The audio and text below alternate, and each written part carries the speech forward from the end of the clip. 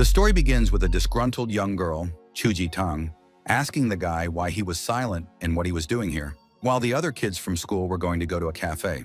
A guy named Ching Li was standing by the car with his head bowed, and Chuji Tang, who was angry, called a fool and demanded to open the door quickly. As she walked to the car, the girl threw her backpack at Ching Li and complained about how it had been sitting on her family's neck for a whole year, urging him to find a proper job. Chuji Tang turned to him and ordered him to listen carefully, telling him to park far away from the school next time so that Ching Li wouldn't be seen by her classmates. After sitting in the car seat with her arms crossed, the girl turned towards King Li and disdainfully resented how he, such a bad husband, got her sister. Ching Li took the wheel of the car, and soon they arrived at the large house where the Chu family lived. The woman referred to Ming Hao as a God-given person, and his aunt was right about that, and he wasn't sure if he would have met Qin Ying if he had gone abroad. They were Ching Li's mother-in-law, Han Ying, and Chu Qin Ying's childhood friend, Liu Ming Hao, who wanted to see Qin Ying, but she was still in her own company. Asking about her fiancé who doesn't talk and stays at home, Liu Ming wants to take a look at him because this guy is interested in Qing Li, and she brought him home. When Han Ying realized that Liu was talking about Qing Li, she told him that he would bring Jitang back soon, and when he arrived, she ordered him to go downstairs so that his back wouldn't break, otherwise he would go straight to his room. Chu Jitang went to the half-open door of Qing Li's room, called him deaf in displeasure, and urged him to clear his ears because her mother was calling him. The still angry girl looked into the darkened room of the guy and began to reproach him, as if Qing Li thought this was his home.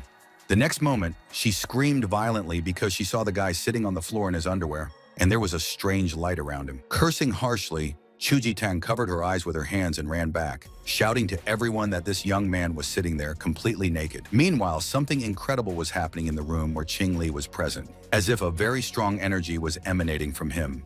Chu Jitang couldn't see the young man's face because he was sitting with his back to her, and at that moment, his eyes were closed, but now the young man opened them. A certain magical glow appeared in Qing Li's hands, while he was thinking that it had already been 10 years. As Qing Li carefully observed this magic, he was secretly very happy because he finally got what he wanted. The next moment, something incomprehensible happened to the guy. He opened his mouth and began to scream, as if he was in great pain. With his hand on his jaw, Qing Li thought about these 10 years where he hadn't said a single word, this feeling that he had long forgotten. He twisted his face when he suddenly heard a loud shout telling him to go down quickly. After getting dressed, the guy already went to the door and was forced to listen to the claims of the woman, whom he forces to swear. In Qing Li's private room, there was a very beautiful flower that could easily become the decoration of any royal palace. When the boy finally came down to the living room, Han Ying's mother-in-law viciously suggested that her son-in-law might be deaf, so he couldn't hear anything. Liu Minghao glanced at Qing Li with an unpleasant grin and chuckled softly at the sight of this guy. Feigning surprise as to whether it was Li King Li, Liu held out his hand, then said hello and gave his full name.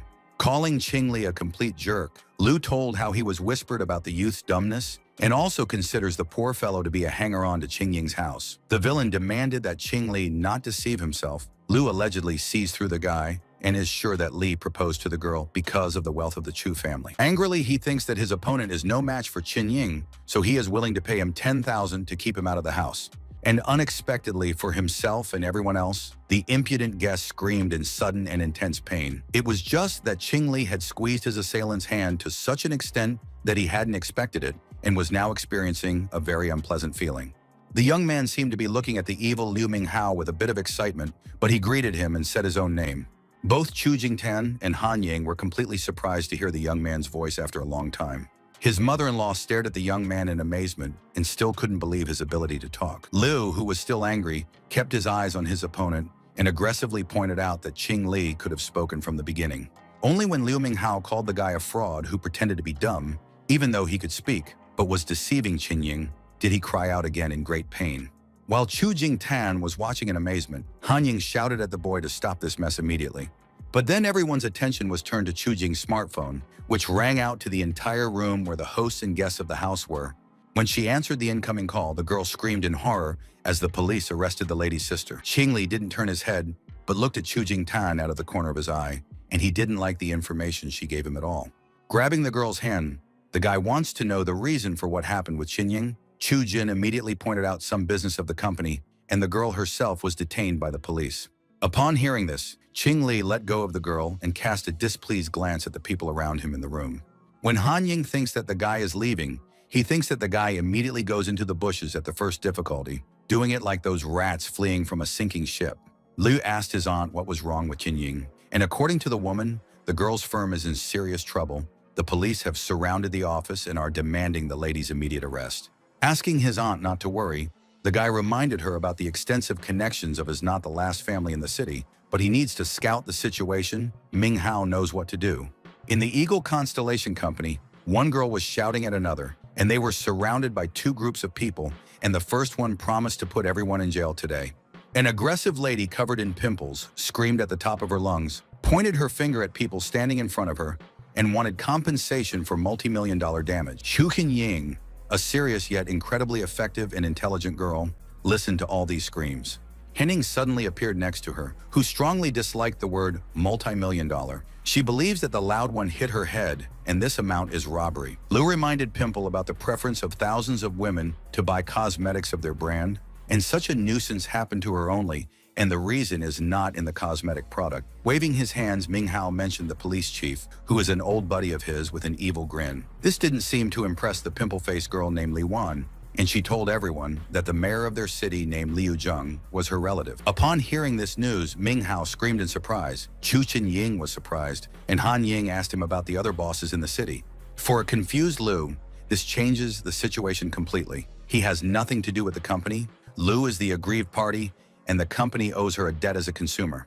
But then everyone was very surprised when Qing Li suddenly appeared behind them and turned to Lady Li and asked her to give them only 10 minutes. With a serious expression on his face, the young man suggested that the rival close the case if in 10 minutes the pimples on her beautiful face will pass. Xu Ying, who was very surprised, turned towards the unexpected savior and asked with difficulty about his ability to speak. Liu Minghao was angry and did not understand why Qing Li, whom he considered a hangover, was twisting his tail here, and he was even more disgraceful to the family. Looking at Qing Li, Xu Ying wanted to know what he was going to do, because she already had enough problems, and here he was with his tricks.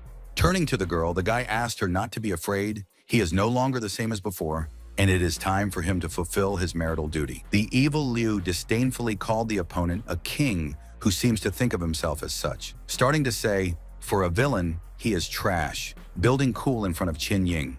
The men remembered Qing Li as a mute boy who had fallen on the neck of his wife and his mother-in-law's pet, treating someone with impudence. The women did not understand where the Chu family was looking. With his hands in his pockets, Qing Li confidently declared to the girl that he knew how to restore the beauty of this evil lady's face. The evil, pimply lady doesn't understand why she should believe him, but Qing Li is willing to take all the risks if Marifei doesn't show up, and the villainess wins anyway. Agreeing with his words, the harmful lady promised the guy to have a very good time on him if the acne did not disappear.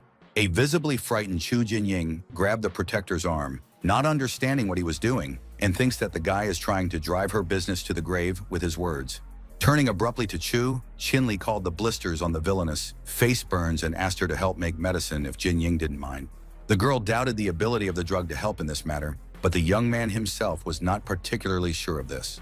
The evil Liu Minghao threatens Qin Li to watch what comes out of the young man's scheme and let him only try to drag Qin Ying into trouble.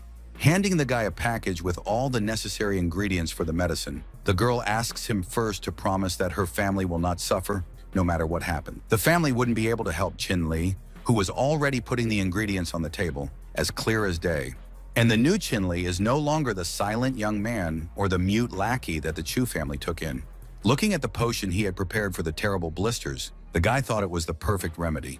Handing the pimply brawler a bowl of medicine, Qin Li announced the end of the preparation and asked her to rub in a small amount of cream. The villainess looked at the potion in disbelief. The girl on the right thought it was an abomination that would make her puke, and the guy on the left grinned at the hot state of the cream. Smearing herself with the drug, the villain expressed the hope that Qin Li was not deceiving her. Otherwise, it would not be good for him if it was worse for her. Approaching the girl, Qin Li took the ointment in his hand and rubbed it succinctly on her face with pimples, asking her not to worry because the broom company does not knit, which she did not expect. The unfortunate woman ran to the exit and screamed from the unpleasant sensations that arose as a result of applying homemade cream on her face with blisters. Qin Li looked at the injured woman in confusion. The other guys grinned and thought that he had dug his own grave. Chu hoped that something could be done about it. A second later, a scream sounded from the women's toilet, and a happy girl burst into the room without acne, thanks to the guy who created the miracle. Startled by what they saw, the men screamed in horror, and Liu Minghao was more astonished than anyone else present. While the boys were talking to the saints, not understanding how the heel, as they called Qin Li, had cured the lady, Chu Jinying was asking him the same question. The recovered girl asked the guy who completed the course of pharmacodynamics about the treatment of other ailments, but first he needs to examine the patient. The pink-haired lady explained about her uncle who was seriously ill and promised to thank Qin Li very handsomely if he could get the patient back on his feet. Unexpectedly, Qin Li gave his consent to the blistered beauty, to the utter amazement of Chu Jinying, who was behind him, who thought he was crazy. She forbids him to go there. The guy's not even a doctor. And the new case is not about removing some pimples. Li asks not to worry. He knows when to stop. Hu is indignant, not understanding who the young man thinks he is. If he is going to get the dead from the other world without 5 minutes, then her family will not help him. Qin Li bowed his head and silently prepared to leave, while Chu Jinying tried to call out to him, but the guy didn't pay attention to the girl. Displeased with the criticism, Qin Li was able to decide for himself what to do and asked the lady to calm down. He wouldn't cause any trouble to her family. It was late afternoon, but the windows of the city hospital where Qin Li went to were lit up with electricity. Yangcheng Mayor Liu Zheng asked the doctor about the treatment method. The doctor pointed out the rapid deterioration of the condition and the risk of complications during surgery is very high. When she went to the hospital with Qin Li, the lady who got rid of the blisters saw Zheng and inquired about his health. When the mayor told about the sharp deterioration of the patient's condition in the morning and the current intensive care doctors, the girl was horrified.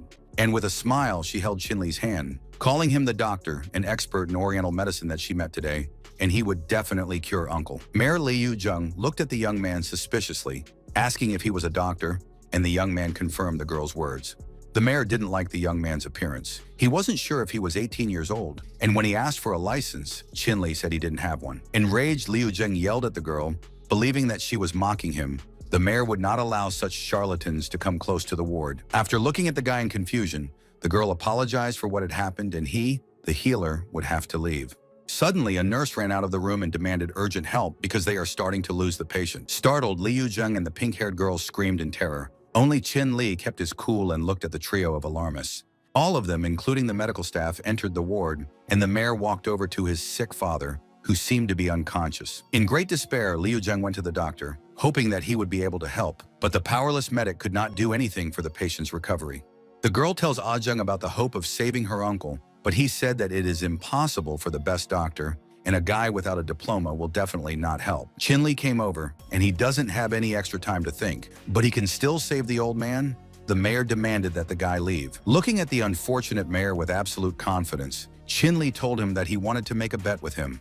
The extremely angry Master Liu Zheng, despite the young man, did not understand what kind of bet he was talking about and thought that the young man was completely stupid. With the same confident face, the guy suggested that the mayor, who was upset about his father's illness, apologize if Li cured him or put him in jail for fraud if it didn't work out. Qin only looked at the girl who was now asking him to leave and at the shouting mayor who was outraged by these conditions. Heading for the door, Qin Li was sure he could help. Otherwise, these people would still blame themselves for not trusting him. As he walked out into the corridor, Chu Jinying, who was standing in the shadows, asked if the young man is satisfied after experiencing such a disgrace. In a demanding tone, she ordered Qin Li to go home immediately before he could do anything else. The guy was already following the girl when he suddenly heard strange sounds coming from the ward where the patient and his relatives were staying. Mayor Lu Cheng, who was screaming in panic, asked the doctor why his father was convulsing, but the doctor did not know the answer to the question of the unfortunate son. Turning to the nurse, the excited doctor demanded to bring a pacemaker to the ward in the hope of resuscitating the patient. On the computer at this time, 0 was shown, and horizontal lines were drawn indicating the physical death of an elderly person lying down. Bowing his head, the exhausted doctor informed the mayor of his medical impotence and expressed regret for what had happened. Astonished, Liu Jing recalled the patient's recent normal condition, as the doctor assured him, but he asked people to accept the loss. Unable to contain his emotions, the unfortunate mayor burst into tears and called himself a son who did not deserve his father's love. Suddenly, the door of the ward where the patient, his relatives, and doctors were staying opened very loudly. Rushing into the classroom with a whirlwind speed, Qin Li, to the surprise of the audience, demanded to get out of his way. He could still save the patient. Closing his eyes and summoning energy, Qin Li mentioned the wandering monk who had initiated him into the secrets of ancient medicine, demanding a vow. Liu Zheng, who didn't expect anything like this, looked at the guy and couldn't believe his eyes. He didn't think to see a strange glow around him. Carefully holding the needle between two fingers, Chin Li recalled how he had been silent for 10 years without saying a word. Having stuck a few needles in the patient's chest, the guy knew that he could heal. Today the vow disappeared, and fate itself led the young man here. He endured all the hardships for this and can finally treat people. After that, the guy lightly touched the needle to the neck of the patient, who seemed to be completely dead. And then, to the complete surprise of everyone in the room, the old man opened his mouth and coughed. Opening his eyes at last, the man turned his head in the direction of his savior, and the girl and the mayor looked at their relative in surprise.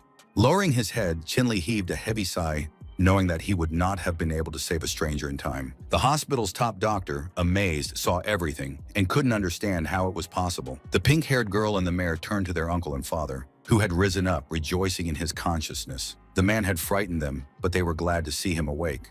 Touching the face of the girl who was rejoicing at her uncle's recovery, he asked her not to be angry with him, the old fool. At this time, Chin Li, who had managed to bring the patient back from the dead, was walking toward the door with a smile on his face, wanting to leave the hospital. Suddenly, behind him, Mayor Liu Zheng knelt down and addressed the guy, calling him master. Chin Li turned to the man in surprise and saw him apologizing for his cowardice, and Zheng said that he had behaved unworthily. The guy noted the victory in the bet and asked the mayor not to take it to heart. He understands his feelings, but most importantly, a loved one is on the mend. After asking healer Chin to accept their apology for today's moments, the girl wants to know his account number. Promising to send $500,000, Li will give it in the evening. When the young man reached the corridor, he stood with his back to the door and listened to Chu Jinying discussing his title as a healer. A disgruntled girl thinks that Chin Li is in high demand today. She did not suspect to see in him a desire to meddle in other people's affairs. Looking at Chu with a disappointed expression, he guessed that she wasn't impressed by what had happened to him. Looming Hao, who was eavesdropping on their conversation, was angry and sure that the opponent was just asking for trouble. Before long, Chin Li and Chu Jinying were walking up the steps to their house where the lights were bright. Han, who was waiting for them, hopes that her precious Jinying is not broken by today's events. She almost went crazy from it. The daughter asked the exhausted mother not to worry because all this is already over. Angry at Li, Han wants to know where he's been and wants to clean up, so Ying tells her mother to go to her room to rest as she can barely stand.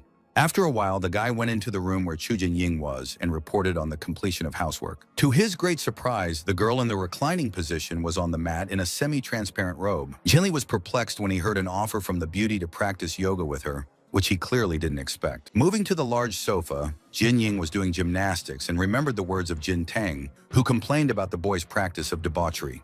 But Li only brought the girl home. He went to change without closing the door, and the girl was smart enough to break into his room without knocking. Deliberately showing off her feminine charms in front of the young man, Jinying allegedly didn't quite believe him. Glancing at the girl's deliberately exposed impressive form, the guy agreed that her sister had just burst in on him. Jinying believes the young man because she knows her sister's character and is sure that Li himself would not have bothered Tan. Today, according to Jinying, the young man proved his strength, and behind him, like a stone wall, he was lucky all day. Since there is a small family party tomorrow, Chu Jinying invites the guy to go with her to this event. Without turning around to look at the girl, Chin Li stared ahead and agreed to attend this family evening with the beauty. Chu Jinying herself spread out on the big sofa and wanted to sleep. She was tired to death today. And for the incredible events of today, the girl expressed gratitude to the young man. Chin Li, who hadn't expected to hear such words from an attractive lady, was visibly surprised. People were walking, and a car was parked near the Grand Royal International Hotel, and the weather was nice and warm. Relatives gathered at the round table. One of the women saw her niece. The man greeted the boner. The girl was happy to see her aunt. Grinning, the head of the family rejoiced at the appearance of everyone. They gathered for the first time this year as the whole Chu family, and now he asked everyone to sit comfortably. While the servants poured out the wine, Chin Li held the glass and looked at the woman and decided to compliment her dress, since this old hag, as he thought of her, was scheming. She, Chu Ding's older sister, Chu Guitian, called Jinying cute and asked when she and her husband would be happy with their offspring. Looking down, the girl was embarrassed by her aunt's question and replied that they hadn't thought about it yet because there was no hurry. Chu Guitian asked Jinying not to put it off for a long time because youth is fleeting, because the girl's father will be nervous. The niece thanked her aunt for the reminder. Smiling, Chu Guitian is happy for his son-in-law Chengwen, who does not bother his mother-in-law about this. His wife decides everything herself, not like others. The guy asked not to make him blush. One of the ladies thinks that her mother-in-law's son-in-law is not ordinary, but Gui agrees. The guy has a good position in the government, not like the others, and she apologized to Jinying again, meaning her again. A mischievous woman, sitting next to her well-established son-in-law, only laughed at other people who did not have a good job. Since they are all gathered for the first time, Chung-wen gives his uncle a gift and asks him to accept. The man is happy, the guy surprised, but he shouldn't have bothered so much. Opening the beautiful box, the man was very surprised because it was a porcelain bowl of the Yuan dynasty. Chung-wen asked not to thank you. He heard about his uncle's passion for porcelain, so he allocated 30,000 to buy a memorable gift, and a relative should appreciate it. Sitting at the table in their seats, the guests marveled at the $30,000 allocated for the gift and the paintings from the Yuan dynasty. The owners of the hospitable house admired Chung-wen's ability to squander money and looked at the precious charm received. Only Chin Li was alone and knew that this bowl was worthless. The guy was infuriated because this is a well-made copy thrown into the tomb. The bowl is not even a fake, it is a misunderstanding itself. Chung-wen chuckled as he glanced at Chin Li and asked him to take a good look at the bowl, since his son-in-law obviously didn't know what it was. Although what is Chung talking about, after all? Li has taken root and is sitting on the neck of his mother-in-law and sister. He can arrange for his son-in-law to work as a cleaner for the gang, even if the salary there is small, because he will soon head the department. An angry Chu Qin-ying demanded that the villain stop. Her husband is also a member of their family, so Chung needs to think about what he says. Still sneering, Wen called Li the only one here who couldn't afford such gifts. Chin abruptly stood up, even though he was empty-handed, but there was one point. While Chung was surprised by the guy's ability to talk, his wife called Chin a talking trash who thought of a gift but didn't prepare it. The young man doesn't care. It doesn't change the fact that the Yuan dynasty porcelain bowl is a fake. Chung-wen believes that his son-in-law is not in his right mind because 30,000 was given for the gift, and Wen's wife accused him of slander, although Li did not earn anything himself. With complete confidence, Chin Li continued to call the bowl a bad thing, and the amount of money spent on acquiring it doesn't matter. Evil Cheng insulted his son-in-law, who would be able to call an expensive gift that way, because he didn't understand anything about it at all. Wen spilled the wine on the table in response to his aggression, and Chin Li grudgingly promised to provide all the necessary evidence. Chu Ding asked his son-in-law to shut his mouth. Gui Tian considers the boy a slanderer. Before he was only jealous of Chung Wen, but now the boy is completely lost. This is too much for Jin Ying. After all, the guy insulted her sister's husband, but Li continued to call the gift not an antique, but a bad thing. Xin Ying doesn't mind that, but he thinks that Chung was doing it with the best of intentions, and it's their family night. Suddenly, Mayor Liu Zheng, who came to visit with a man named Wu Fangmao, heard about the fake and wants to take a look at it. The astonished Chung Wen looked at the distinguished guest and wondered admiringly what fates he had here. Chung never imagined that Liu would honor him, a small clerk, with her presence, and then asked permission to introduce Mayor Zheng to his guests. But the mayor suddenly approached the respected Qin, who was not expected to see here. He does not know how to thank him for yesterday. The guy asked him to stop. At first surprised, but then smiling, Chung is afraid that Mr. Mayor made a mistake, because this is dumb garbage. The mayor didn't like this, and Chung Wen seemed to fall to his knees, calling himself a small-time clerk in a seedy department. The mayor thinks that Qin has a problem with all this, but the guy calmed him down. His wife's relatives are here, and they were arguing about antiques and forgeries. Considering the gift, the mayor does not consider it a Yuan dynasty bowl and asks Venerable Wu, as an expert, to evaluate the item. The man who came along with the mayor chuckled. Many years since he retired, but previously specialized in things of that era. Wu Fang Mao asks to see the colors of the bowl. It looks like the Yuan era, and Chung breathes a sigh of relief. He has poured so much money into the pipe and is wondering what Chin Li will say. Incredulous and frowning, Li asked the master if he also considered the bowl to be an original or not. Fang Mao thinks that Li is questioning his assessment, which means that the guy is sure of the opposite, and Qin now agrees with the expert's words. Patting the guy on the shoulder, surrounded by the owners and guests of the house, the man laughed, and now he understood what Leah liked so much about the young man. Without a doubt, the bowl is a fake. On the products of that long-gone era, you can see the brand if you look closely. All the patterns are applied by hand, although the technique is old, but it is beautiful in its uniqueness. And this bowl is a good fake that has lain in the crypt for a long time. Looking carefully at the dishes that Chung Wen had given Chu Ding, Wu Fangmao noticed the death mark that was placed on such items. After that, the wife told Chu Ding to wipe his hands quickly, and Gui Tian started to make a row with her son for giving such trash to his uncle. But he didn't know anything. Fang Mao praised Qin Li for seeing the flaw in the exact copy of the bowl, and the boy's eyesight is amazing, and then suggested that he come to his department. Rejoicing at the end of the situation, the mayor asked Li to be his guest, and in truth, he did not dream of just meeting him and is ready to chat with the guy on the way. Leaving the house with Wu Fangmao and the mayor, Qin Li waved to his father-in-law and mother-in-law and promised to come back as soon as Chu ate. Guitian thinks that Hanying has surpassed Cheng Wen. Because the son-in-law of the hostess of the house is on good terms with the mayor, she didn't want to talk about it, who knew about Zheng's desire to come to them. After asking the mayor about the topic of conversation, the guy found out about the misfortune of his family, where all its members began to feel worse in 2 months, and the doctor's tests indicated full health. Noting the date in his mind, the young man asked for permission to take the pulse of a high-ranking patient. With ease, Mayor Zheng gave Qinli a hand to examine, and the boy used his energy to feel everything at once. When the mayor asked Qin about the verdict, the guy asked him not to worry, he needs to think about everything, and cancel plans until the evening. After dinner, Li will come. After hearing this wonderful news, Mayor Zheng was very happy and promised the talented doctor to wait for him at home. After dragging Chuding to the car, Qinli heard him admit that the guy had added pride to the man today. Chu Jinying and Jin Tang looked at them in silence. While the drunk man continued to praise the guy, Li asked the girls to go home, and he himself still needs to go on business. The car pulled away, taking the drunk Chuding home, and Qinli picked up a smartphone to plot a route with a final point at Mayor Liu's house. Other people were walking along the avenue, cars were driving, and the smartphone app suggested whether to turn right. After following the system's recommendation, Jinli found himself in a deserted place, but he wasn't alone. Someone was standing in front of him and grinning. Li had to walk 50 meters, but in front of him was Liu Minghao, who had prepared a hellish gift for him in the form of bandits with weapons, with an evil grin on his face. Behind the villain who called Qin Li a piece of feces, there was a group of individuals who could easily kill or maim an innocent person. Showing a couple of fingers, Liu Minghao reminded him of how he had been bullied twice today, but he forgave him. With an indifferent face, Li responded to the words of his detractor and said that he seemed to have crushed the bug, but it still emits an unpleasant smell. With an unkind smile, Liu picked up his tie and told Li not to worry, ready to help him get started.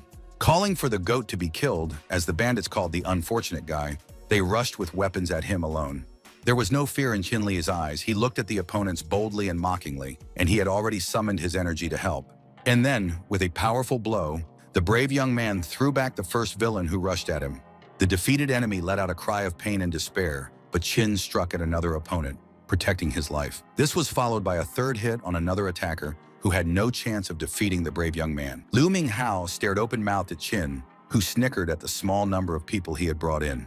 The terrified villain did not understand how this happened, because this is mute garbage, but he immediately changed so much. Beckoning Liu with his finger, the serious Li demanded that this dog, as he called Ming Hao, come to him. But the villain was already running towards the busy street and shouting that there was no way in the world he would approach Li. The winner of the unequal battle breathed a sigh of relief. He remained unharmed, after which he could continue to go about his business.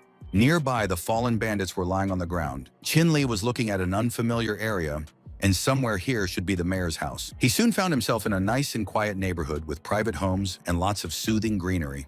Finally, Qin Li came to one of the pleasant stone lion-pillared houses where Mayor Zheng lived. After Li rang the bell, the door opened and the mayor happily said how long they had been waiting for him, inviting him into the house.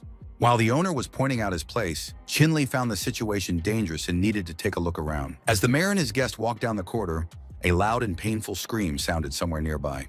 Entering the room, the terrified mayor asked his wife about their baby Dio, suggesting a deterioration in his condition. Grabbing his wife by the shoulders, the mayor looked at what was ahead in fright, and Qin Li was also surprised. Their son was crying bitterly, and as he was lifted into the air and pulled by something terrible and resembling dark clouds, Li couldn't look away himself. The mayor asked the guest to immediately look at all this, but the guy himself demanded not to panic, promising to release the child. And suddenly the mayor's son's features changed beyond recognition. He looked like evil itself, and the demon asked Li to leave and not interfere with him. Using his strong energy, Qin attacked the demon and tried to save the boy, whose parents were watching him struggle. The boy was lying on the bed, smoke coming out of his mouth. His father and mother wanted to know what his condition was, but Li hadn't finished his mission yet. Only now did Qin realize that the demon was entering a point in the middle of his forehead, and with every breath the boy took, he was trying to clear it, squeezing it out. Suddenly, the faces of the mayor and his wife changed. The woman accused her husband of inviting the garbage collector, wanting to doom her son to death, but Liu ordered her to keep quiet. Things were really bad for Qin, and he realized that the owners of the house had been affected by the spirit and that he needed to speed up his rescue work. The evil demonic creature lifted the boy into the air again, and he screamed but couldn't resist. Using magic, Qin Li began to strike at the creature, freeing the innocent child from the evil net. Soon the child woke up on his bed and called his mother. She bent over her beloved son, almost crying with happiness. Standing with his back to the people, Chin asked the mayor and his family to be calm. Everything is behind him. He is looking for the source of the evil spirit and this horrified Jung. Looking under the bed, Lee wants to know if there have been any accidents at home or if someone might have brought strange gifts. The mayor doesn't remember any accidents, but 2 stone lions were delivered to him recently, and Lee was already looking for something and attracted Liu's attention. Finally, the earnest young man found what he was looking for, much to the astonishment of his host. In his hands, Chin was holding a small glowing stone, which was the cause of the mayor's family's illness, which made the mayor very surprised. Every day when Liu Zheng left the house, he would pass by the stone lions, and the stone was directly related to the evil spirit. Over time, it began to infect people, and under the influence of the evil spirit, they began to feel tired and irritated in their daily lives. It would have been all the way to the end, but now Chin Li used his strong fingers to chop up the terrible stone. The mayor's wife was standing in front of the guy and didn't know how to thank him for saving Dia's son, but Chin asked her not to make it up. The mayor and his wife were lucky to meet Li. He offered to give the guy a ride and is ready to help open a clinic for him over time, which surprised the young man. While Chin was thinking about his business, the mayor considered the clinic with Li's name as a small sign of gratitude for him because the young man saved the mayor's family. Li thanked the mayor, saying that the clinic would help people and improve their art, but he would like to find his parents to be proud of him. Sitting in the cab on his way home, Chin Li stared out the window indifferently and suddenly bulged his eyes and asked the driver to stop. The driver instantly fell back on the brake pedal, and his passenger hit his head on the headrest of the car seat. While Chin Li was recovering from the unpleasant moment, the driver wearing dark glasses asked what was the matter. Peering through the window, Chin Li saw Chu Chin Ying on the other side of the street, dressed in a light long dress, who was clearly waiting for someone. While the driver went about his business, Chin stared out the window and couldn't figure out where his wife was going at this late hour. Finally, the driver paid attention to Jin Ying and noted the taste of the passenger, whose lip is not stupid because the girl outside the window is what you need. Another lady appeared on the street in a very revealing outfit, which quickly caused a reaction from male pedestrians. It was the latex-clad lady who had been waiting for her Jinying, but the self-inflating Li had taken her for a friend of his wife's. Unexpectedly for the young man, both girls embraced and, holding hands, began to kiss each other. The unfortunate Chin Li's mouth dropped open, and the driver of the car took out his smartphone in amazement, wanting to capture the girls. The beauties went to the nearest bar, and Li did not understand what had just happened and suspected his wife of non-traditional orientation. The driver, who was admiring the ladies, praised Chin for his good taste, but the sad guy assured him that the driver had misunderstood him. Once inside the bar, the latex-clad lady asked her baby Wu to grab some stronger drinks. She hadn't seen her Pearl in a long time and thought she'd forgotten about her. Chin Ying told her friend about the complete blockage at work, and she reminded her that work is not a wolf and does not run away to the forest. Considering it wrong to think about joyless things on a wonderful evening, the beauty with red hair offered to have a good night. Having agreed on this, Chin Ying promised not to return home sober, and the friends shivered with their glasses. The girls' glasses were filled with a pleasant-looking drink, and several bottles of alcohol were prepared for them in a special bucket. Chin Ying, who was drunk, rejoiced at her friend's understanding, recalled how her family had forced her to marry, and how hard she had endured the gossip of her relatives. A friend with a smile understands everything that is painful. It is very insulting and suggested that the girl have another drink with her in this institution. Raising their glasses, both girls decided to drink to the bottom and then emptied the devices. The volume of alcohol consumed affected the vigor of the beauties. After a few moments, they closed their eyes and almost fell asleep. After hugging each other, Chu Chin Ying and her friend hugged each other. Then they headed out after drinking too much alcohol today. After a while, the red-haired lady helped Ying, who was barely able to stand, up the stairs. The door was opened by a young man partially hidden by a shadow. It was the villain Liu Minghao with his scary smile. Taking Chin Ying by the shoulders, the guy led her towards the round sofa. Her friend stood behind the guys and looked at them. When Minghao laid the unconscious girl on the bed, he smiled viciously again, asking her not to be angry with him. The lady who had been drinking heavily in the bar was lying in her revealing clothes, almost defenseless in front of this terrible man. Liu wondered who had asked her not to marry an asshole, so now she left Ming Hao no choice. The villain's harassment of the unconscious girl was recorded by a camera, and suddenly there was a knock on the door. The guy who had just started undressing Chin Ying turned around viciously at the loud knock, not knowing who it could be. A woman's voice announced a gift for Liu, and he thought of a certain lady who wanted to make some extra money, but it was worth it. Chin Lie was standing outside the door, and he was smiling now. But this emotion didn't do Liu any good. Surprised by the appearance of his opponent, Ming Hao didn't understand how he ended up here at such a time. Seeing where Chin Lie was looking, the villain immediately began to calm him down, because everything is not so true and he did not understand correctly, he decided to take care of the drunk girl. Instead of words, Lee delivered a powerful blow to the opponent, who instantly flew away in the direction of the sofa where the girl was lying. Lu Minghao wasn't feeling well. His face was showing a lot of pain, and now he was coughing up blood after being defeated. Full of hatred, Qin Li walked up to him and leaned down to ask him how he preferred to die now. Falling to his knees, the pathetic villain crawled at the feet of the winner and begged for mercy. He is ready to disappear forever if he does not have time to blink an eye. As Qin stared at the unconscious Ying, Hao continued to plead. He didn't need much now. Coolly, Qin Li demanded that the enemy leave so that he wouldn't be here in the slightest, and Ming Hao carefully thanked the gracious young man.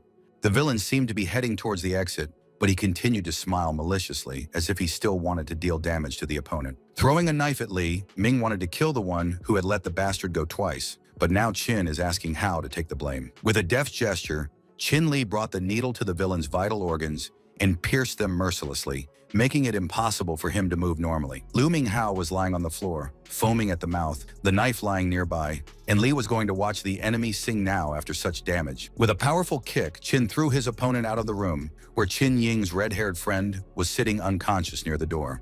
As he closed the door, Li looked over to where his wife lay and was glad of all the accidents that had happened today. Now the guy needed to return to the full creation of his wife, and he again used his magical energy. She had already moved on to Chu Qinying herself, who barely sighed when the young man barely pierced her beautiful arm with a magic needle. Noticing the half-open eyes of his wife, the husband noted the return of consciousness of the lady and asked her how she was feeling, and she said the first words about her health. Suddenly seeing who was in front of her, the girl opened her eyes wide in surprise, as if the guy wanted to hurt her. Chu Qinying slapped the innocent Qin Li's face hard with her hand and called him a dirty brute. Glancing at the lady from under his brows, the guy told how he saved her. But by the end, everything was already mixed up in his head. The lady herself did not really understand his words. Covering herself with her hands, the still not fully sobered-up girl shouted that no one would believe this fairy tale told by him. The unfairly slandered guy had to look down and walk out of the room, even though he really saved the lady.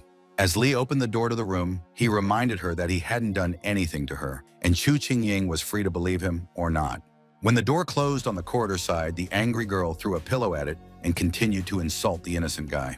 Left alone, Chu Qinying began to whimper, and at that moment, she was captured by a nearby video camera. Turning her head in her direction, the girl looked in surprise at this black gadget fixing her. Li sat down on a street bench, but he wasn't alone. There were several other people nearby, and his phone rang. A female voice was asking Mr. Qin, and he recognized a new acquaintance, Leah Wang, who wanted something from the guy at such a late hour. After reminding Li about the wonderful cream from the young man, the lady is ready to buy more of this medicine. If Qin still has it, it has greatly transformed her skin, making it soft. A smile appeared on the young man's face. He will now return home and prepare something for the girl, but he does not know how much she needs. Liu wants 200 cans and is willing to give 2 million. Qin doesn't need that much. The supplies cost a penny, but the lady wants to spend the money to open the guy's clinic. The young doctor smiled with a cheerful smile and sincerely thanked Lord Liu Wang for his incredibly kind words. Chu Qinying sat proudly alone in her bedroom and looked at the clock that showed 1 o'clock in the morning. It's already so late, and Li isn't here yet. The sobered girl hugging her remembered how much she offended her husband, and he is clearly extremely angry now. Finally, the door opened a crack, and Qin Li, who had received a hand punch from his consort not long ago, entered the room. The silence was broken by Chu Qinying, who asked the young man if he had just returned, but the young man remained silent for now. In response, Li mentioned that he had some business to attend to, and Ying remarked resentfully that he hadn't warned her about it at all. The poor guy looked at the girl out of the corner of his eye with some sadness, but decided not to parry her verbal attack with anything. Realizing the inadequacy of her behavior, Chu Qinying tried to explain herself for her actions today. Today she was a little wrong, as Qin Li, who doesn't turn to face the girl, is sure of. Still holding the pillow as if it was protecting Chu Qinying from some evil, the lady suggested that she had been fired from the company where she worked. Unable to contain her emotions, Ying called Li and Lia Wang an inseparable couple who often worked on new projects, so they would force her to leave. Turning his gaze to his wife, the young man wants to ask her what this has to do with Chu Qinying's dismissal. Evil Ying believes that it is right, because in case of resignation, who will take care of their family? She will not immediately find a new company to work for. Walking over and sitting down on the sofa, Li reminded the lady about the healing of the old man, Mayor Liu Zheng's father, and then his son, and received a gift in the form of his own clinic. Li will be able to earn money by healing the sick, and Ying can help him with the clinic's affairs if he wants, so there is no reason to worry. Overly surprised by the news about the opening of the clinic, Ying immediately assumed that the guy intended to calm her down in this way. Climbing the stairs to the second floor, Li asks his wife to think carefully about everything. The opening of the hospital is very soon. He is not in a hurry. In her mind, the girl thanked Qin Li for his concern. She clearly didn't understand something, but Ying needed to apologize to the young man. The next morning, a certain girl knocked loudly on the door from the house and demanded Qin Ying to let her in as soon as possible. The knock woke up Qin Li, who was walking towards the door, yawning and suspecting that nothing good would happen there. Reaching for the door handle, the guy even suggested that it might be her, the same lady. It was Qin Li and Qin Ying's classmate Tan Ding, her best friend, and she was demanding that the guy who was examining her invite the young lady into the house. Pointing her finger at Li, Tang didn't understand how Ying had married such a clumsy man. It was like throwing a beautiful rose in the dung. This Qin was still far from his wife. Thinking back to her student days when Tang Ding was unbearable, Li realized that it wasn't good for her to be brought here this early in the morning. Standing by the open door, Tang called out loudly for Qin Ying to come down and let them go shopping. Very soon, they were driving in a car over a long and large bridge that connected the city through a water channel. Li sat dejectedly at the wheel. Ying asked where they were going, and Tang Ding was sure that her friend already knew. They soon arrived at the city's tallest tower, according to Tang, where only a select few can receive an invitation to the auction. The tower security inspector was examining the ticket, and Tan pointed out the driver who was also passing with them. For Jiding, the most amazing thing is the blind auction of precious stones. After ordering, you can find out the price, which may be more expensive than the lot, but really lose everything. There weren't very many people in the hall. Beautiful girls were serving wine in glasses, and the host gave the fifth stone to number 3. According to Tang, the entire elite of the city suggested that Qin Li buy a stone for his wife, and the young man decided to follow the advice of his wife's friend. A new lot was announced in the form of a hermit stone, and people began to offer from 5,000 to 10,000 for it. Tan pointed to the jewel, but Li only yawned. Suddenly, the boy saw something that made him very excited, and he completely forgot about the hermit being put up for auction. He was heading towards a large wooden box that contained many gray stones, which was glowing with a light purple light. With his eyes wide open, Qin stared at all this, and suddenly felt the energy of the stone resonate with his own body. The host received an offer to sell the hermit for 200,000 instead of 100, and Tan reminded Ying of just the kind of stone she wanted, so long as Li didn't give her a fake. But if he tried, then Chuching Ying should tell Tang right away. But at that moment, the good doctor's consort suddenly felt cold. Turning to the right, the two girls were surprised to notice the absence of their companion, who should have been nearby. Li asked if it was possible to buy the same stone, and found out from the employee that such a stone costs 100 yuan. It is rejected material, bought as a joke. Running his hands through his pockets, Qin tried to find some small change that he thought might have been lost there.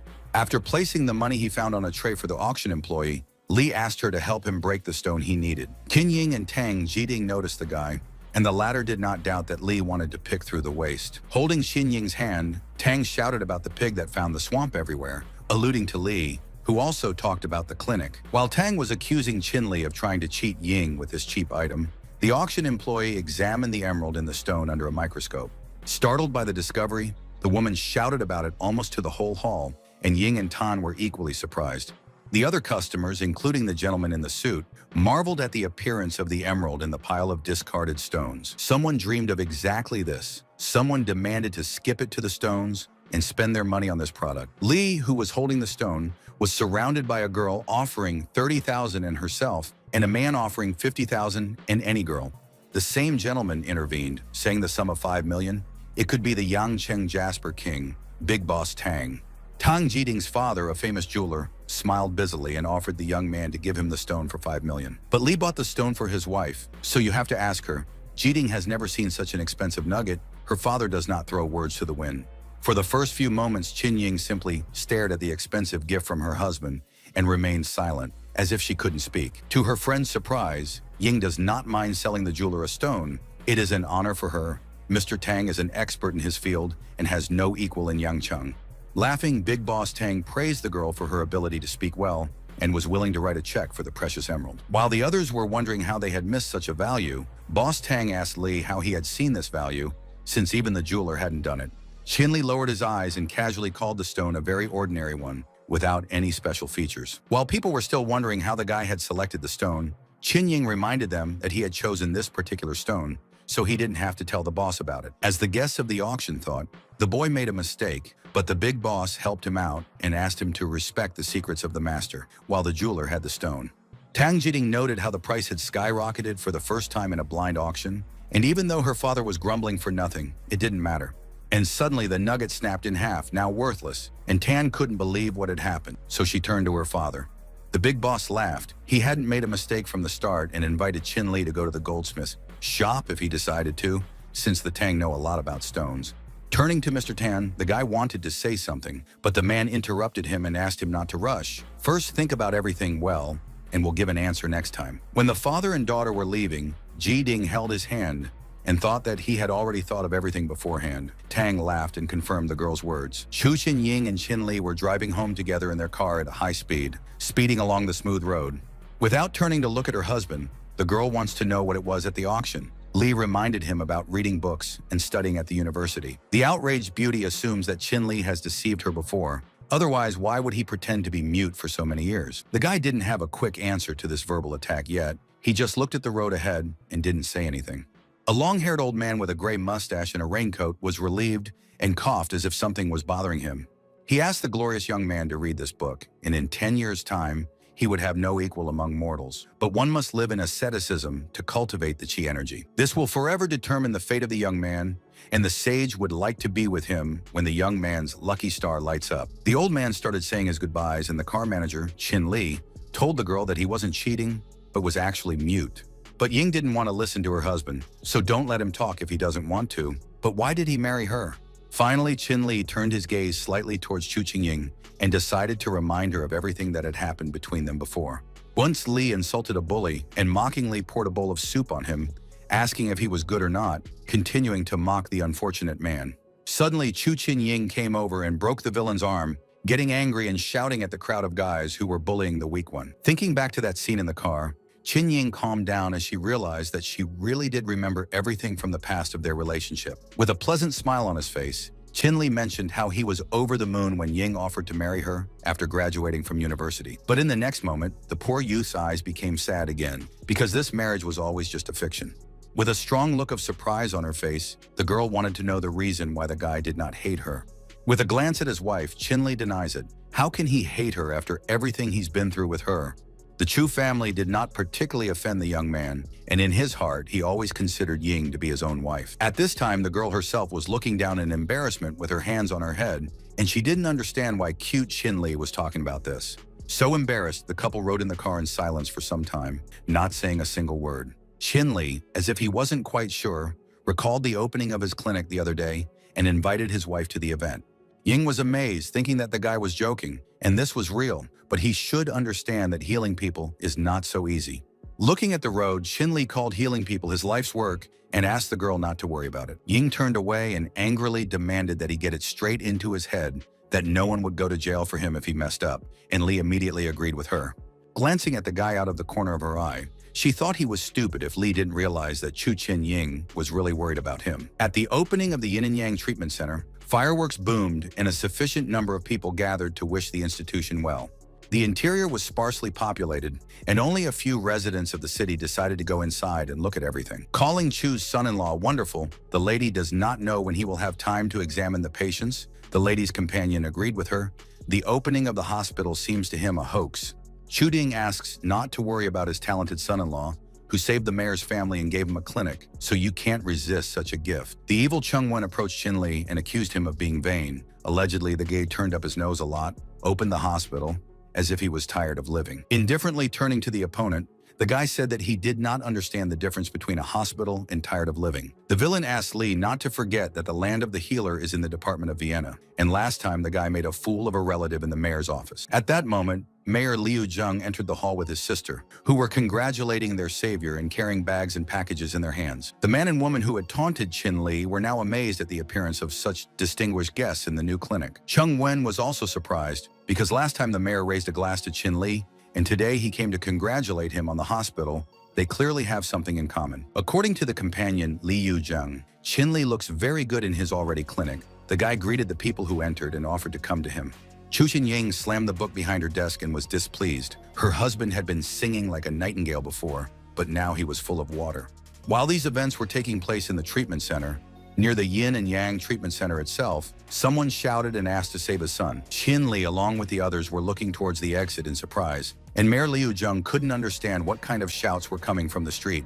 There, surrounded by people, an unhappy father was kneeling on the ground, holding his son Ho Bo, whose face was terribly blue. Qin Li, who was shouting that he was a doctor, pushed his way through the wall of witnesses to the father and son, who was foaming at the mouth. The poor boy really suffered, calling for help from his father and coughing, trying to get rid of the terrible vomiting. One of the women considered it necessary to take the sick boy to the hospital, and the man was not sure of the ability to recognize a strange ailment, because this is not a cold. The girl next to Cheng Wen gloats with Qin Li, who is so well off, and Wen himself glares angrily as his enemy is knocked out of the situation. The unfortunate parent begged the doctor to save his son. Qin Li is ready to do it and asked to take the boy to the hospital. Inside, people surrounded Qin Li, who laid the little patient on the couch where his poor father was grieving. He took the child by the hand and checked his pulse, using his miraculous magical energy to help bring the sick to their feet. Through the tissues of the human body, the energy reached the boy's stomach, from which a black substance was emanating. Raising his head, Qin Li informed the boy's father that the patient was extremely intoxicated and wanted to know his recent menu. Answering the doctor's question about his son's diet, the father scratched his head and remembered the neighbor who looks after the boy when she is free. Earlier, a woman who shouted on the street about the need to bring the boy to the hospital now accused the father of irresponsibility when he gave his son to neighbors. The unfortunate man, clenching his fists, sobbed and talked about the death of his wife and his 2 jobs so that his son could save up for school. Looking at the coughing patient, Li saw a black energy in him, a child on the verge of death, although the symptoms are similar to poisoning. The man with the beard shouted about Qin Li's purchase of a university diploma and the audacity to open a clinic, after which others called him a fraud and demanded documents. Shouting hooligans demanded to let them in immediately and take the unfortunate boy to a normal clinic. At this unpleasant situation for the young doctor, the villain Cheng Wen and his girlfriend only laughed maliciously, rejoicing in the youth's misfortune. His consort looked at Qin Li with some embarrassment, as if she wanted to say something very necessary to him right now. Rising to his feet, the boy's father screamed and accused Li of hiding the alleged truth. He would not allow him to harm his unfortunate child. The young man did not remain in debt and pointed out the very poor condition of a sick patient when every second is precious for his treatment. When the boy coughed up a black substance at that moment, Qin Li looked at him and started to act decisively. Li told everyone to move quickly, and his sobbing father begged Hu Bo not to frighten him so much during this terrible episode for a man. Closing his eyes, Qin Li glowed with his powerful energy and armed himself with several needles at once, using which he treated previous patients. Everything that exists is hidden in the meridians that connect the universe. 5 sense organs ensure the functioning of the body, and 1 protects the energy channels that feed the spirit. One by one, Qin Li released needles equipped with magic energy to bring the unfortunate patient back to life. They hit the acupuncture points of the sun and moon, guiding star Shangxing, Lord of the Sky Time, spheres of heaven, Huagai, and Venus. In the process of therapy, the boy's cheeks were filled with a black substance, and in the next moment, he finally vomited all the filth out. The father hugged his son and asked him for forgiveness, calling himself negligent, and the boy cleared his throat. He is very hungry and ready to eat even an elephant. The man hugging the offspring was happy. Tears flowed from his eyes, and he is glad to hear such words of the recovered boy and wants to buy him something to eat. Li packed the drugs, the crisis is over, and now the father and son can safely go to the hospital and conduct the necessary tests. Clutching his hands to his chest, the crying father thanked Qin Li and called him their savior and healer from God. In the audience, one of the girls perceived Li as a fraud, and he showed this. A certain guy also could not believe it, but the doctor saved the child. While everyone was admiring the boy's treatment, someone slammed his fist on the wall, calling the good Qin Li a sculptress. The evil Ming Hao did not believe that his enemy would pull the patient out of the world. He and his accomplices poisoned the boy in vain, and now Li is glorified. The old man with the beard reminded me of the one who has patience. Let him find it, so let Li flounder some more. A man ran out of the clinic and down the dark street, telling his grandmother over the phone about a real and responsible healer. After opening the back door of the clinic, Qin Li complained of being extremely tired. He wanted to close everything and go home as soon as possible. But something was happening in the bushes near the trees. A strange light appeared there, and the young man turned his attention to it. A certain girl was standing behind one of the trees in a training outfit, holding a bloody sword in her hands. When she left her secret place and entered an open clearing, Chin Li inquired about her possible intention to visit one of his patients. Suddenly, a woman with dark blood spurts on her face lunged at Li with a knife, and he tried to stop her, reminding her of his medical profession. The unknown woman did not manage to cause fatal damage to the guy because she suddenly fell to the ground to his surprise and lay without signs of life. Looking at the woman, Chin Li held his head and thought that he was stuck in his facility all night due to the arrival of a new patient. With careful movements, the young doctor placed the injured woman on the hospital couch, which he carried in his arms from the street. A moment later, a scarred woman with a bandaged arm was lying on the bed, and Chin Li picked up his phone that suddenly rang. Chu Chin Ying, who was lying on her bed at home, heard the voice of her husband who had received a patient from the phone, and the girl wants to know whether to wait for him in the evening. After some hesitation, the talented doctor still asked his wife not to expect him today. He will spend the night in his hospital. Puffing out her cheeks, the girl with an evil expression on her face was looking at the screen of her smartphone, on which she had just spoken with her own spouse.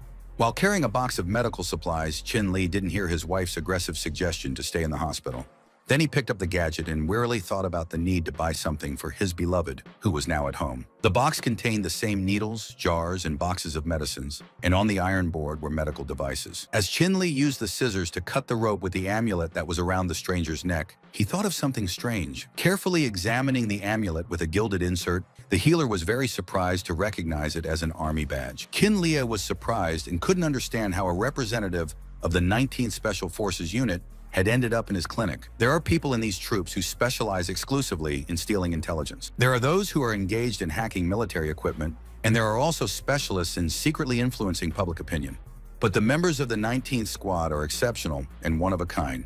Being at the head of a small group of black-clad fighters, a strong girl was on the roof of a tall building.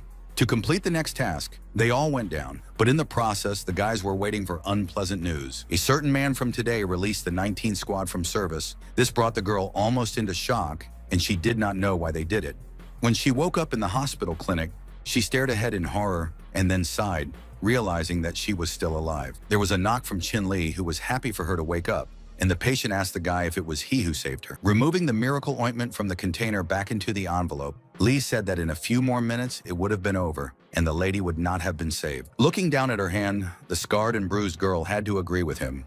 With great effort, she managed to get out of the hospital bed, but she twisted her face in discomfort. While tying up the envelopes, Chin Li wants to know about the patient's next move as she walks towards the exit. Having already left the hospital ward, the girl realized that she had no one to deceive, nowhere to go, because she did not have a stake or a yard. Walking to the curtained window, the talented healer told her about the vacancy of an assistant and asked her opinion about it. With one deft movement, Li opened the curtains and let the room shine with bright sunlight, as it was already a new day. Startled, the patient glanced at the young man and didn't know if he was serious or not. Looking at the streetscapes, Chin doesn't mind hiring a girl, and even if it doesn't guarantee millions, it will be enough for her to live on. As she continued to stare at Chin Li in surprise, she wanted to know the reason behind her rescuer. After all, her fate now belonged to him. An exhausted lady from the 19th Special Forces Squad is ready to do anything to help the healer and is ready to go through fire, water, and copper pipes. While the guy was asking the girl to go back to the ward and recover, a wild cry was heard about the requirement for Chin Li to open the door. Tang Ji Ding, who burst into the room, was excited and held 2 red tickets in her hands, asking Chin Li to definitely go somewhere with her. The healer thought the girl hit her head, but she thinks he's crazy. Dean is here for the opportunity to call a young man on behalf of the family to participate in the Big Jasper Games. Less words and more action, Tan tugging on the guy's tie, and he's surprised by her appearance for the sake of inviting him only to the games. There were many locals gathered in the huge city square where the main blind gem auction was being held. Tang Jiding immediately called out to her father, a well-known jeweler in the city, as she continued to drag Chin Li, who was tired from the night before. The cheerful man laughed again, shook the guy's hand, and didn't even expect him to show up at the event. Holding the back of his head, the young doctor smiled innocently. He didn't expect that Mr. Tang was waiting for him here. Dismissing the courtesy, the jeweler expressed the hope of seeing Chin Li as a columnist at the auction, which should not disturb his plans at all. The healer received a hint from Tang to give him advice. The jeweler saw the young man's abilities with his own eyes. His help at the auction would not hurt. There was a green dragon raffle. Today, the auction was divided into an auction and a sculpture. The winner will get everything, including the most expensive gambling champion stone. Mr. Tang had specially selected Lao Hu, Wang Chao, and Zhao Lin for Li's team, and now he wished them no fluff. Tang Jiding feels that her father is spending a lot of money for the auction, and she is sure that the guys will get rich if they even make it to the top 3. If Qin Li helps Mr. Tang take first place, then the generous man will give the guy 10% of his jewelry empire. In a whisper, Jiding promised to still offer something to the young man. Even if it wasn't successful, she was a friend of his wife, Ji Ying. Qin Li, who seemed indifferent to everything, still promised to do everything possible for him to successfully play at the auction. A lot of people at this time focused on the main hall, where the leading draw of today's event was held. As Li looked at the stone with a smile, Wang Chao ironically doubted his age for being able to choose these cobblestones on his own, smiling in the same tone, as if the embarrassed guy called himself a novice, but very lucky in this case. As Xiaolin handed the gold card to Li, he reminded him about spending a lot of money to participate, and the guy only plays Buryolki. Picking up the map with a more serious face, the young man inquired about the number of millions given to him. Lao Hu grinned, and Wang Chao mockingly doubted whether Li had enough money. 1,000 would be enough for him, otherwise the guy's hands would be raking in. Leaving with the others, Wang Chao believes that this amount is just what Qin Li deserves, and he has no chance today. The young man looked closely at the gold bank card, as if he wanted to feel its monetary energy well in order to gain good luck. When the young man approached the mountain of lots in the form of seemingly unremarkable stones, it was as if his eyes were split by their abundance. Suddenly, the talented person's attention was drawn to a single stone, and Qin Li almost screamed, which might have aroused the suspicions of the other participants. Among the other specimens, a vibrant stone with a band tied with the number 2000 stood out well. While the astonished Qin Li was thinking about such unusual turns, a girl who asked a certain gentleman what kind of stone he wanted to buy passed by. Li stared in surprise at the trio of his companions pushing a cart full of cobblestones, confident of winning quickly and getting at least $5 million for a pebble. One of the sales staff members turned to Qin Li with a big smile, calling him master while the guy was still looking around. As if he had woken up from his beauty's exclamation, Qin Li looked at the girl and quickly agreed to take the stone to participate in the auction. He handed her the same gold bank card with the $50,000 he'd assumed would be enough for this purchase. Mr. Qin was approached by his new acquaintances, which caused him to feel a sense of bewilderment. Wanting to find out what kind of place Li was applying for, Xiaolin noticed a good stone from the guy. This caused a grin from Wang Chao. Lao Hu asked to be careful not to buy a pebble. Breathing in the smoke from his cigar, Xiaolin advised Qin Li to quickly go home from disgrace, as Tang Ji would definitely not be happy with such a choice. The guy does not understand what the problem is, because he bought the stone, and what will take place in the final result, it is not their concern. Mr. Tang himself invited Li. He did not ask for it. As he approached the members of his new team, Jeweler Tan was busily rubbing his mustache and reminding the men of their choice. Speaking to Mr. Tang, Xiaolin expressed his confidence in acquiring the best stone, and he would guarantee that they would be ranked at least third. Finally, the Tang will take its rightful place, and at first glance, according to the jeweler, the stone chosen by Qin Li is very good. With the young lady, the rich man Tian Song came up to Tan, reminding him how last time the winning stone was stolen from under the jeweler's nose, and he was back at auction. Dissatisfied with the appearance of a rival in finance, Tan considers all this definitely not the concerns of the evil rich Tian Song. In response, the man with the gold chains around his neck only laughed, as if he felt a clear advantage over Tan. Looking at Qin Li, Song laughed with Tan, who seemed to be forced to take the first comers to the team, as if there were no normal people left at all. Tian advises Tan to get out of here, so at least he will keep his self-respect. He is no longer welcome in Wuhan and asked to pack up his things and go home. After asking Mr. Tang not to get started, Xiaolin urged them to entrust this matter to him and recommended that the boss say that Qin Lim's boyfriend was simply forced on them. In the big hall, a girl in a stylish outfit performed in front of a crowd of people and asked for attention from ladies, gentlemen, guests, and team members. The charming host of this evening, Fragile Xing, has announced that their competition in the form of an auction is open to everyone present. As she continued to get the crowd going, Sin deliberately asked people if they knew the winner, asking them about their bets because there were only a few minutes left. Mr. Tang was talking to a new member of his team, Qin Li, and wanted to know where the stone that the young man had chosen to bid on was. Approaching the boss, the talented young man opened the box he had brought with him and showed the same stone in a wrapper. The rest of the team members laughed. Xiaolin called the lot a bad thing for 20,000 that can't be shown, and Wang Chao felt bad. Tang is disappointed to spend so much money on buying junk, and the man thinks of Qin Li as too young, even though the jeweler saw it with his own eyes. The host's vision blurred when the first player had a green insert made of glass, and she saw the next stone in the form of an imperial green core. The stunned audience began to name their sums of money, and figures of 35, 38.5 million and more were announced. Shaolin was unpleasantly surprised by what was happening. The game had just started, and the first bidder had given out such high bids at the auction. In the hot bidding, host Xing mentioned the leaders with 42, 52, and 63 million. Then the final contestant, Tang. The host announced Tang's team and their stones, and Shaolin rolled the cart that contained two large glowing stones. While sawing, the man only thought about the green color, mentally hoping that this particular color would be inside the cobblestone. Qin Li, who was sitting next to Mr. Tang, was thinking about the few millions and thought it was more appropriate to just burn the money. The jeweler, Zhao Lin, Wang Chao, Lao Hu, Fragile Xing, and the other people in the audience were all thrilled to see what was happening on the podium. But the exultation was short-lived because the shattered stone, on which there were so many hopes, turned out to be empty. Startled by what he saw, Zhao Lin couldn't believe it. This dummy is worth 5 million, but it's impossible. To the others, it seemed that Mr. Tang's biggest failure was approaching, but if you look at it this way, it was definitely a unique day for him. Even host Sin, disappointed in the unfortunate jeweler and his team, could not have imagined that the stone they purchased would turn out to be a dummy. Poor Tang closed his eyes and put his hands to his head, and already thought that it was all over for him at the auction. Suddenly, the host shouted into the microphone, reminding him of another rock, and Qin Li stepped forward, holding the same box in his hands. Tang, who had lost faith in his own victory, almost cried, and begged the young man not to embarrass himself even more. Without listening to his employer, the talented healer began sawing the last remaining stone in full view of the entire audience present. When Li pointed out the inside of the stone, Xing was delighted with the imperial green color, even though it was an unremarkable-looking stone.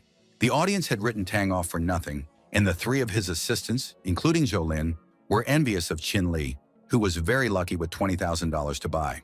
The mustache-tying master jeweler was already regretting that he had not invested everything in Qin Li at the auction at once, because he would have been a champion. After shouting, Xing pointed at Li, who was cutting the stone, thinking that the boy was crazy, and Mr. Tang asked the young man to stop immediately. All of a sudden, the young man's boss was in shock, his face showing extreme astonishment, as if the man had seen something completely unexpected.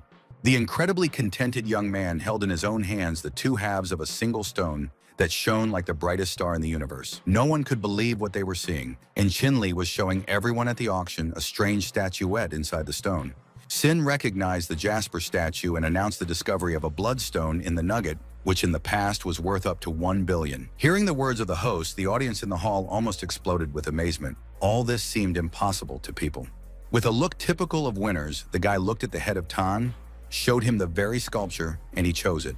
Startled, Xing called it a rare piece of jasper, and it would take thousands of years to form a nugget, and a single glance would tell you that this stone has no equal. Meanwhile, the excited audience in the hall was offering sums of 900 million, 1 billion, and 1,200 million for the stone.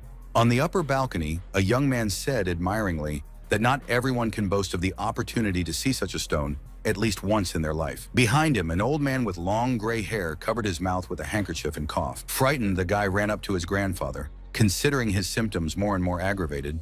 But the old man explained this by the peculiarities of the health of the elderly. It is not known how long he will live. While the grandson was interested in the health of his sick grandfather, a hammer was struck in the hall, and the unique stone was sold for 2 billion.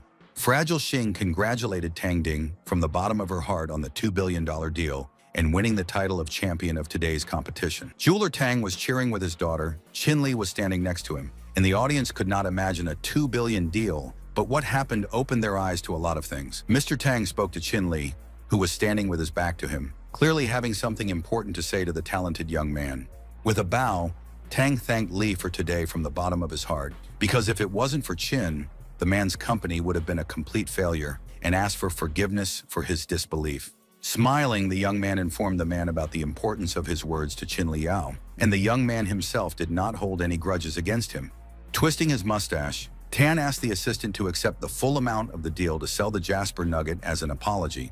The young healer, who had not expected this at all, looked at Mr. Tang with a frightened expression, as if he was trying to refuse such a generous gift. Tang Jiding had declared her unwillingness to accept his objections, and from now on he was welcome. And after the triumph, the glory of the Tang would fly far away, so the prize belonged to Li.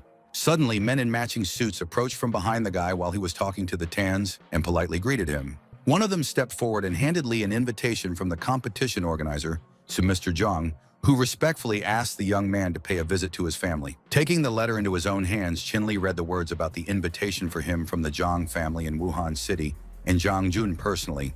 As Qin rode in the car on the way to the hospitable host's house, he read Zhang Jun's name again and couldn't remember it, but they finally arrived. On his way to the door of the Zhang family's house, Tang's victorious Qin was surprised by the luxury, and his guide telephoned to announce Li's arrival. As he walked through the mansion, the guy looked around in amazement, looking at the paintings on the wall, and the guard called him Mr. Qin and asked him to come here. Knocking on the door of the room, the employee announced to the owner and the arrival of the guest who became known. It was opened by Zhang Jun Jr., who had been present at the auction earlier, who was waiting impatiently for Mr. Qin with his family, asking them to pass quickly and make themselves at home in the room. The old man Zhang Jun Sr. was sitting in a wheelchair, and his grandson was delighted with the guest who had performed a miracle at the auction. Li thought it was all a joke. He was flattered by the invitation, but he suspected that the host had something important to do, to which Jun laughed. He had a request out of curiosity. Recalling how Qin continued to cut the stone after discovering the emerald, Junior Jun wondered if the guest knew that there was a nugget hidden inside or not. When Qin first picked up the stone, he felt a special warmth and realized its value, so he continued to cut, wanting to recognize its structure. Jun Jr. understood the young man's motives and was about to invite him to help him find the jasper again, but suddenly the old man coughed. Without replying to the young landlord, Qin face changed and he looked extremely serious at this elderly man in a wheelchair. Noticing how intently the guest was looking at him, the unfortunate Jun Sr. assumed that Qin had discovered something strange about the old man. Without taking his eyes off this man, the healer came to the conclusion that a complete cure was unlikely. The disease was too advanced. With a rueful expression on his face, Zhang Jun Sr. tried to smile and noted the guest's knowledge of medicine, although who would have thought that? After mentioning the recent opening of his small clinic in the city, Qin offered to take the old man's pulse if he didn't mind. The elderly man's grandson is surprised by his medical knowledge, and the grandfather reminded him about visiting all the luminaries of medicine and does not mind being examined by Qin. Using his energy, as in similar cases before, the young man took the elderly patient's hand to examine his health status. Almost in a trance, Qin came to the conclusion that there was a very deep penetration of negative energy into Zhang Jun Sr.'s state. To help the unfortunate old man, the talented healer used his miraculous needles, which repeatedly put patients on their feet. An hour later, Qin was still at the elderly man's side, trying to cure him with his method of applying magic energy. Outwardly, Zhang Jun Sr. even brightened up, and no longer looked like a man living his last days on Earth. Raising his right hand, the man smiled and announced to everyone in the room that he was feeling better. Qin was only able to suppress his illness for a short time, and to fully eradicate it, it is necessary to find the root cause in the master himself. While standing in front of his grandfather's wheelchair, Junior Jin said it was all purely his own concern, and the old man usually doesn't even go outside. After thinking about it, Qin decided to ask a tactless question and asked the host if they had received any expensive gifts recently.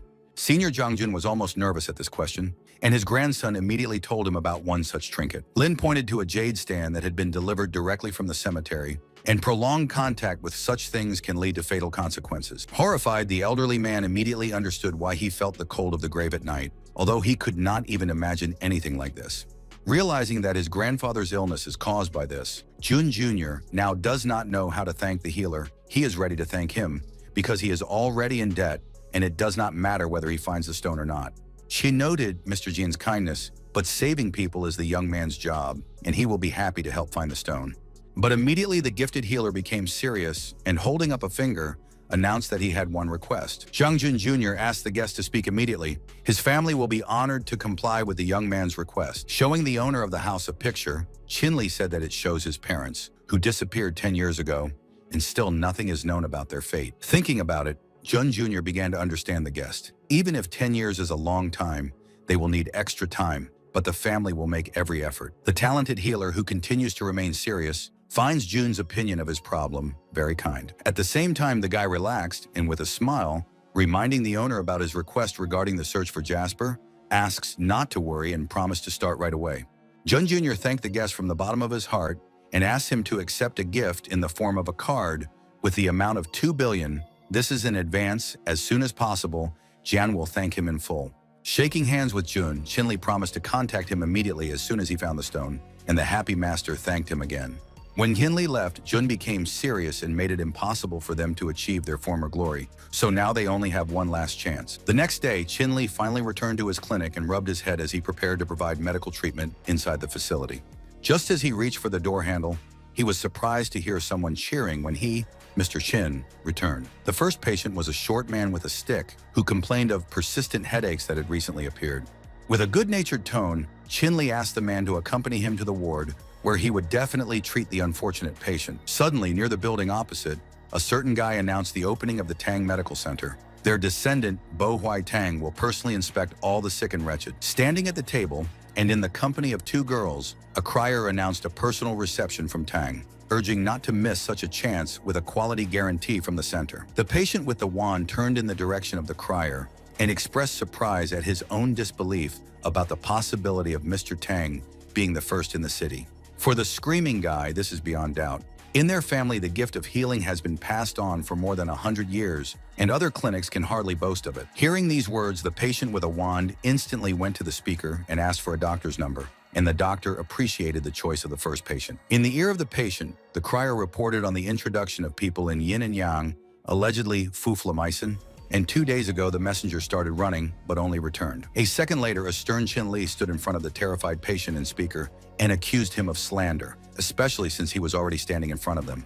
The crier, who screamed out of fear, called Chin the healer and tried to justify himself by saying that he was telling Lee what he had heard earlier.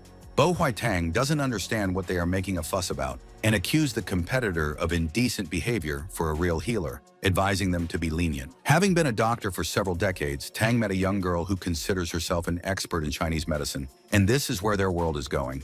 As if not noticing Lee, Bo Huai Tang suggested that the patient go to the clinic. He would try to do something for him. The patient thanked him, although he did not want to bother the doctor. The man pointed out strange blisters on his head and did not know anything about the nature of the disease, but hoped for a healer who would cure him. When Bo Huai Tang saw the terrible growths, he was mentally horrified. He did not understand what it was, since he had never seen anything like it in so many years. But in front of the patient, the healer smiled and assured that there was nothing complicated here. He would quickly cut out the ulcers and make the sick person happy. Raising his hand, Lee pointed out the need to operate on the old man's abscesses only with a fire needle if the doctor did not want to harm him. Angry healer Tang called himself the kind of healer who didn't need the advice of some yellow-cheeked youth and held the needle to the patient's head. A young colleague demanded to stop because a person suffers from a mutating herpes virus and such diseases cannot be removed, but Huai punctured the growth. Blood flowed from the wound, and the unfortunate patient collapsed on the floor, writhing in severe pain in his head in front of his unfortunate doctor. Panicked by what he saw, Bo Huai Tang kept his eyes on the patient and didn't understand what was happening to him. Lee ran resolutely to help the injured man, demanding that the healer quickly get out of his way. Blocking his path with an outstretched hand, Tang called the victim his patient, to whom the Yin and Yang Center has no rights. In response, the brave guy was forced to neutralize the nasty doctor, striking him on the cheek. As Tang crouched on the floor after an unexpected blow, the stern Lee said that patients are not toys, and after his words, it is difficult to count as a doctor. Using the magic-filled needle, the young man spoke negatively about the old fool Tang, who had punctured the place of evil energy. After starting the process of treating the old man with the blisters, Lee hoped with all his might that it wasn't all too late. Studying the human condition, the young doctor came to the understanding that everything is very bad, the virus has penetrated deep into the body, and it will not be easy to cure. In addition, because of the crooked-armed Tang with its needles, a serious illness subdued all the vital forces of the unfortunate patient. In this regard, Lee only had one option left, and that was the burning needle, the only one that could bring the patient to his feet. During the confrontation with the deadly virus, Lee managed to deliver a killing blow, causing the latter to let out an angry yell of defeat. Finally, the poor patient opened his eyes and breathed a sigh of relief, the terrible blisters disappearing from his shaven head. Turning to the side, Lee thought about how he had managed to shame the Chinese medicine luminary moments ago. The defeated Bo Huai Tang at this time felt very angry and aggressively looked at the opponent who saved his patient. As Lee led the sick man to his feet, Tang shouted, calling a stupid boy, asking if he was weak to beat the medic in a fair fight. Lee turned to look at his opponent and asked him again, as if he didn't quite understand what the old man wanted him to do. The famous city healer Bo Huai Tang mentioned the patient rescue competition with the same anger. When the old man suggested that the first person to make a mistake should end his medical practice forever, A strange black substance appeared between the healers. Looking at his opponent indifferently, Chin Li made a deal with him and accepted the challenge to participate in such a competition. The people gathered outside the Tang Medical Center couldn't understand why there were so many of them, but someone told them about the yin-yang competition with competitors. The two women who witnessed this event were shocked and understood the scale of this spectacle. A day passed and a dark evening came, and there were still many people at the entrance of Dr. Tang's treatment center. Bo Hui Tang sat at the table in the presence of the assistant and listened to the gratitude of another patient for her treatment. The healer then saw a crowd near Qin and Yan, with one guy remembering the effective Li needles and the other admiring the doctor's divine treatment. Stroking his beard, Tang thought back to his 30 years of bending his back at work to heal at the level, and the young rival started yesterday and still no complaints. Closing his eyes, the disgruntled old man coughed and continued to pull at his beard, while his assistant watched in silence. Pressing his hands to his eyes, Bo Hui Tang called for the next patient from the huge queue outside his treatment center. The doctor was very surprised when he greeted another patient with exactly the same disease as the elderly shaven-headed man. It was a lady in a red dress, surrounded by others who were eager to get help, complaining of dizziness and chest tightness. Sitting down on a chair in front of the doctor, the patient asked the doctor to take his hand and start the examination as soon as possible, as she felt unbearable.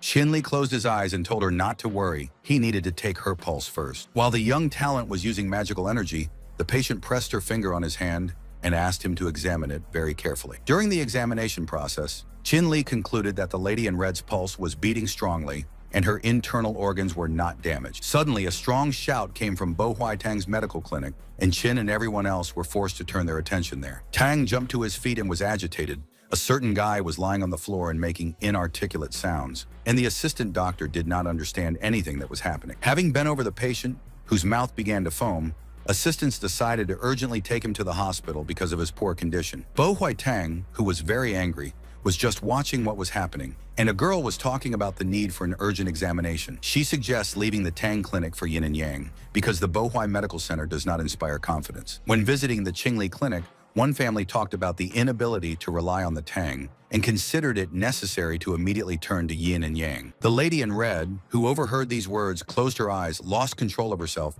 and continuing to complain of pain in her head, began to fall down. In the next moment, the unfortunate patient collapsed on the floor, unconscious, and people around her demanded that the doctor look at the lady. Bo Hui Tang, who ran into yin and yang, was furious and shouted to Li that he was enjoying himself too early. The old man then reminded the young opponent if he couldn't cure the red-robed girl properly, then there would be a draw between them. Opening his box of medical instruments, Qin Li saw that there were many of the same needles that he had been working with. Thinking about using the largest size, the young man came to the need to carefully examine the unconscious patient again. Otherwise, if he pricked the wrong spot, he could leave the patient with the faintest smile on her face, crippled for the rest of her life. In reality, the lady heard and understood everything, mentally counting down from 3 to 1 and watching the doctor's actions through closed lids. Then she jumped up and called herself not a bit sick with an innocent face, laughing as she told how the Tang sent her to the clinic to see Qin Li. As the girl began to cry, Qin Li turned to Mr. Tang with a serious face and declared him the loser of their competition. Bo Hui is outraged by the words of his rival, because the old man considers himself the most famous doctor in Yangcheng, and Liu Zheng himself bowed at his feet. Emphasizing the mention of the famous doctor, Qin Li asked him why Bo had decided to commit such meanness. Turning his back on the losing opponent, the young man considers him unworthy of the title of doctor. The vicious Hui Tang brandished his fists and promised the talented youth to remember all of this and ask for this humiliation when the right day came. When Qin Li came back, he took off his white coat and suddenly heard a question from a girl who wanted to know his opinion about her willingness to start working. Recognizing the woman's voice, the young man turned his head in his direction and inquired about the condition of the lady's earlier injury. She asked you not to worry about this, thanking you for your concern, but can be useful. Let only the boss say, and so the lady is ready. Looking gratefully at his new assistant, Qin Li asked her to start settling in slowly. Holding up a finger to focus on the question he needs, the guy wants to get help from the assistant in one case in the near future. Qin Li's mobile phone suddenly rang, and the guy started to take out a gadget from his pants pocket. After answering the phone, the young man heard a female voice who greeted him politely. A lady called about Mr. Jun's errand regarding the stones, and they expect a large shipment to arrive in Yangcheng after the weekend. But there was another matter, but it wasn't for a phone call. Qin Li's own interest was taken into account, and the girl hoped that she had managed to intrigue the guy. After hearing all this, The talented healer agreed to meet if the lady so ardently insists on her offer. A red-haired girl in a revealing outfit, after receiving the guy's consent, promised to send him the exact time and place on the phone. And in Bo Huai Tang's house, the TV announcer was talking about the medical arts competition between the great healers yesterday afternoon. After hearing about the Tang's defeat, their chief healer being forced to give up his practice, and being criticized by the hospital's medical staff, Bo Huai clicked on the remote. Furious, the old man broke his coffee cup, much to the horror of the staff, and demanded that the damn TV be turned off. Suddenly, someone outside the door apologized and asked if Healer Tang lived here. Dissatisfied with the recent defeat, Bo Huai flatly rejected it, saying that he did not live here and ordered the guest to get out of here. The man in a suit who was standing outside the door expressed an offer to help the losing old man and take revenge on Qin Li. Immediately getting up from his seat, Tang opened the door and looked at the newcomer in surprise, recognizing him immediately. While handing the owner of the house a piece of paper, the evil Liu Minghao pointed out that there was a plan in it and only Bo Huai Tang could carry it out. Amazed by what he read on the piece of paper, the elderly healer took this information as a recipe. And Qin Li had already offered the girl from the 19th squad that he had rescued to walk with him, which was the most important thing for her entire rehabilitation after her injury. Turning to his assistant, the young healer reminded her that there was a small matter that was meant for her. Pulling the hood over her head, the girl thanked Qin Li for his concern, but she is perfectly well and ready for any errands. Smiling sweetly, the guy good-naturedly informed about the need to just look after the apartment and nothing supernatural. At first, the boys were walking between the stalls in the city market and looking at the goods. Qin Li was more interested in this than his companion. Then he spoke to the girl called Liang Qing, and she turned her head to the side. Without looking at her companion, the doctor wants to know her age, from which she started training and asked if the military are her parents. Liang Qing had been living in a training camp since she was 3 years old, and then she sadly admitted to her parents' absence. Imagining the assistant dozing against the wall with a knife in her hand, Qin Li felt sorry for her, who had been forced to be in the camp as a small child and had suffered a lot of grief in her life. Looking at Liang Qing with a kind expression, the guy consoled her with the fact that she wouldn't have to sleep on the wet ground anymore, which she agreed to. At that moment, the guy looked at the counter they were passing just now. Something there aroused his noticeable interest. There were knives of various shapes, a box, a fan, and some bottles on the vendor's rug, but an unusual dagger caught Li's attention. This weapon was found by a merchant in an excavation, so the price for it is at least 500, but Qin Li is willing to buy the item he likes.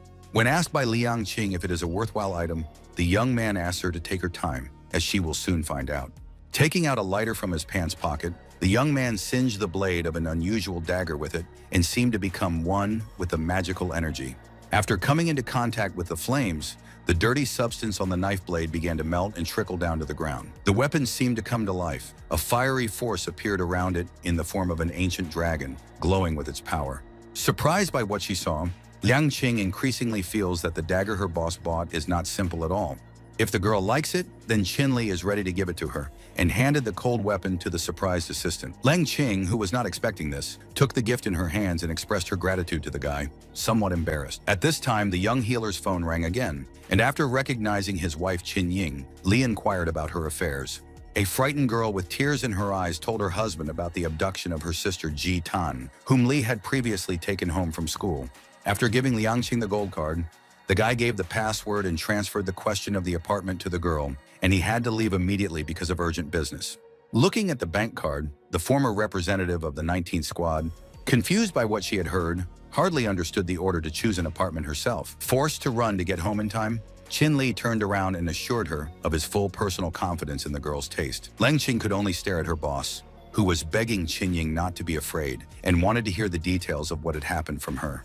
Cars were parked on a racetrack outside the city, and young people were sitting around them, drinking drinks and talking to each other. A bully grabbed the beaten Shu Ji Tang by the hair, insulted her harshly, and demanded to call himself guilty if she wanted to accuse anyone. Tang Fang's ex-boyfriend Ji Yao, who told him to follow him, demands not to make her look innocent.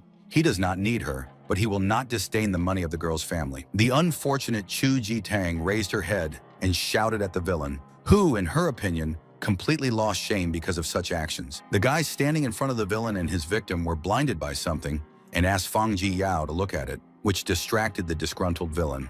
A car stopped near the sadist and his accomplices, from which a man got out, holding a gray suitcase in his hands. It was Qin Li who was reporting the ransom for the unfortunate girl with a stern expression. Smiling maliciously, one of the villains told Fang Ji Yao that this was the real Qin Li. The battered Chu Ji Tang isn't entirely happy with her sister's disabled husband's appearance here, not understanding why he's here since he can't do anything.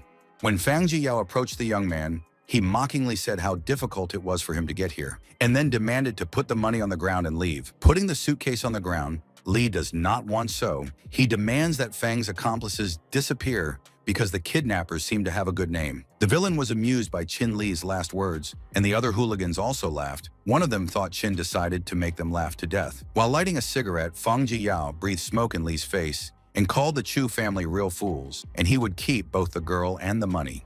With a snap of his fingers, the self-confident intruder ordered one of the subordinate guys to take the money Qin Li brought in the suitcase. Taking the suitcase in front of Li's eyes, the bully suggested that the young man leave and called his arrival at the circuit in vain. After calling Chu Ji Tang obscene words, the villain promised to send her home after they had all had enough of playing with her, as they loved her.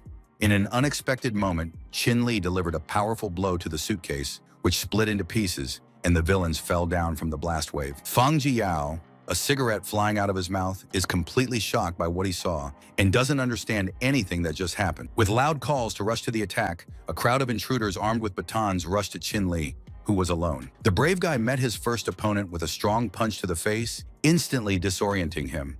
The next villain was easily knocked back as Qin Li leaped up in the air and kicked him. Their comrades could only stare at the two fallen fighters, who would not immediately be able to get back on their feet. Suddenly, another bully appeared behind the brave Qin Li, wanting to kill the youth with his sturdy club. With a couple of deft moves, Qin Li went behind the bully's back to neutralize him in this battle. It was followed by such an incredible blow from the guy struggling alone and the fall of his opponent that the ground cracked from below. While the others were running, Fang Jiyao looked at Qin Li in horror and took the opponents as the devil after his exploits on the battlefield. Now it was his turn, the ultimate villain, and Qin Li charged towards his opponent. Chu Ji Tang's relative grabbed Fang Jiyao with lightning speed and began to throw him to the ground, and the villain immediately began to cry out in fear. Fang's eyes bulged with fear, and he screamed, but no one could help him, because all his accomplices had fled. Qin Li, filled with vengeance and energy, raised a fierce fist at Fang, who begged him not to touch his face during the punishment. Without listening to the enemy's requests, the young man used his powerful fist to beat him, and soon Fang Jiyao's face lost its beautiful features. Chu Ji Tang, who was watching the unequal match with great surprise, couldn't believe that her sister's supposedly disabled husband was doing all this. Finally, all the enemies from the extortionist gang were defeated. Qin Li was standing over them, surrounded by energy magic, and Tang didn't understand when he became so bold. Letting out a sigh of relief, Qin Li began to untie Chu Ji Tang's hands and talked about their urgent need to leave. The domestic places are not found. Having done his job, the guy clapped his hands, wiping off the dust, and his wife's sister stood silently a little behind. Suddenly, the girl called out to the guy as if there was a new trouble, and he turned in her direction, asking what had happened. Speaking about the family day that will be held at the school next month, Chu Ji Tang asked if he might want to attend. She just wants Li to go with her. Don't let him think anything out. Don't let Tan be afraid of trash, and don't let anyone else try to tell her anything. Mentally, Tang Li took the words positively because the defeated villains knocked out an invitation to family day for him, but he promised to go to the girl if he was free. When Qin Li arrived at his clinic the next day, Liang Qing was waiting at the door with a bandaged leg and a khaki jacket.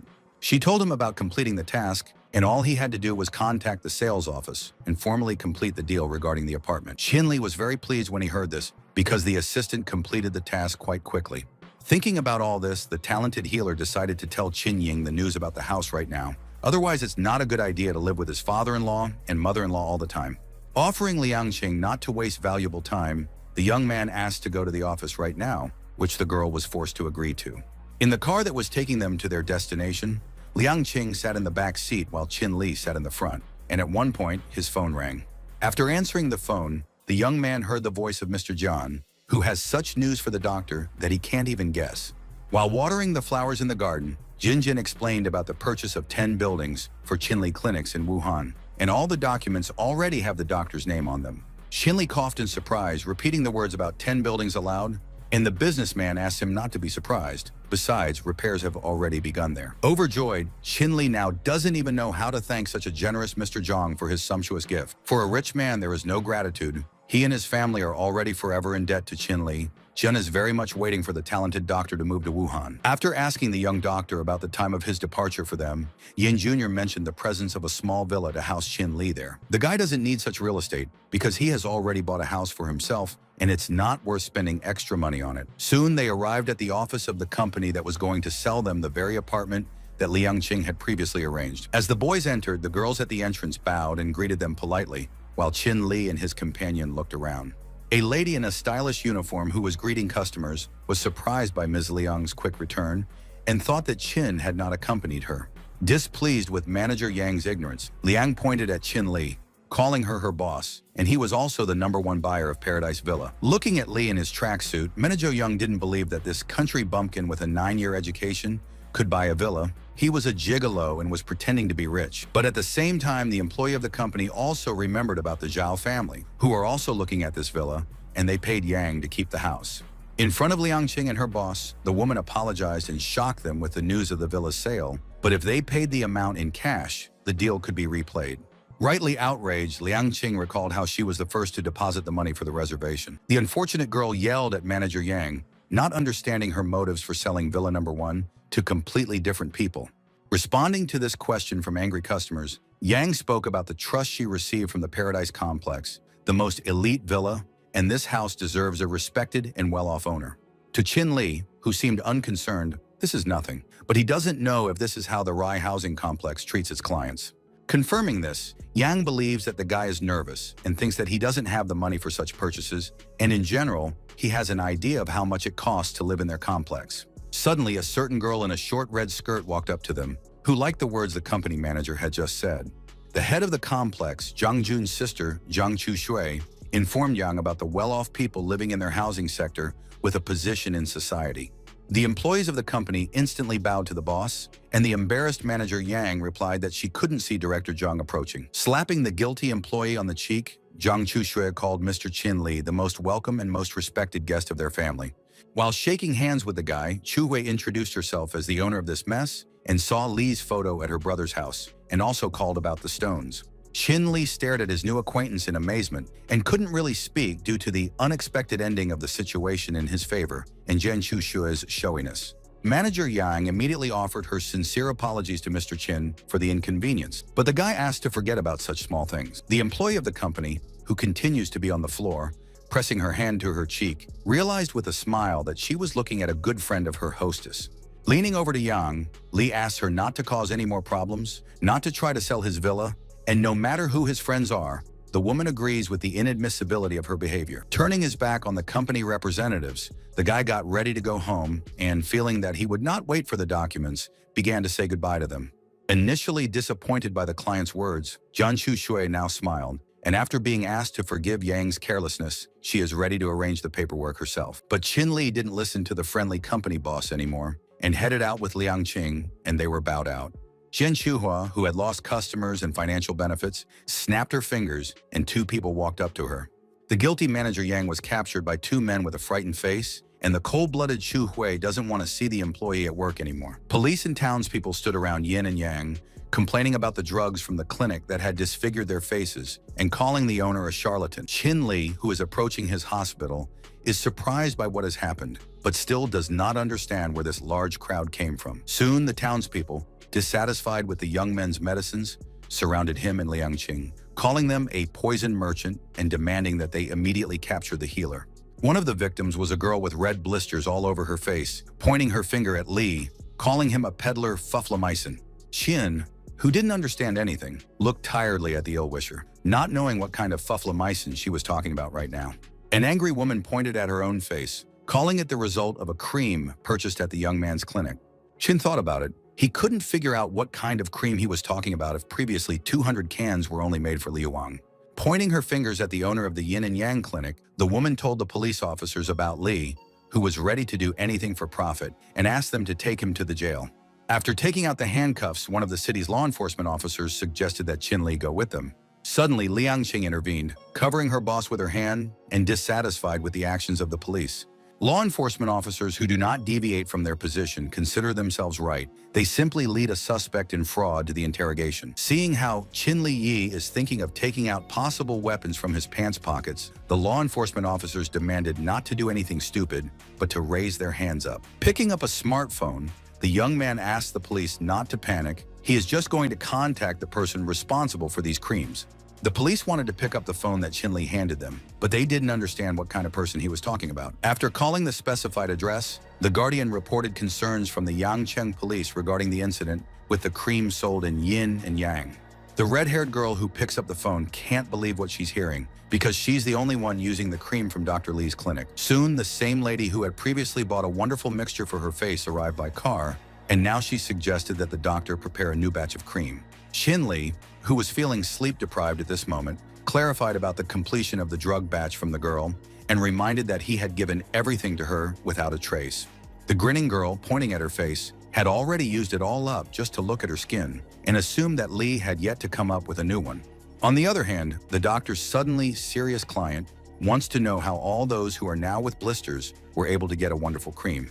A police officer who previously spoke with a cream fan on the phone is interested in her ability to confirm her words. Handing him her own business card, the girl called herself a respected lawyer, and her personal position is responsible for her words. Turning in the direction of the disgruntled public, the police officer wants to clarify everything and wants to know about the presence of those who cheat because they can be well sued. The owners of the blisters were instantly afraid, not wanting to be behind bars or go to cut down the forest somewhere in a deserted place. Unable to restrain himself, the law enforcement officer shouted and demanded that the injured and already frightened women finally confess to what was happening. The lady who had first started accusing Chin Li ran up to the police officer and asked him to write her down as the first person to confess. According to the woman, the prescription was given to them by one of the Tangs and asked to talk about the purchase of the drug in yin yang, paying 10,000 each. Chin Li only listened carefully to the woman's story and realized that he was once again facing Bo Huai Tang, who wanted to take revenge on him. At this time, a board game was being played in Healer Tang's house, during which a loud check was made. Calling Liu a chess master, Tang is confident of outplaying his opponent Chin Li in no time with their chosen strategy. And for the villain Liu Fengmao, the victory goes to the best. They made the cream within half an hour and now they got the necessary result. The two men's merry laughter was interrupted by a sudden insistent knock on the door, which made Bo Huai Tang look back in displeasure. The unexpected guest continued to knock insistently on the door, and the old healer got up from his seat, heading in the direction of the source of the sound. The healer was only trying to see through the peephole, who was so determined to see him urgently on this beautiful day. All of a sudden, Chin Li knocked out the door of the room with a heavy blow, and Bo Huai Tang flew to the other side of his room, where he was playing chess.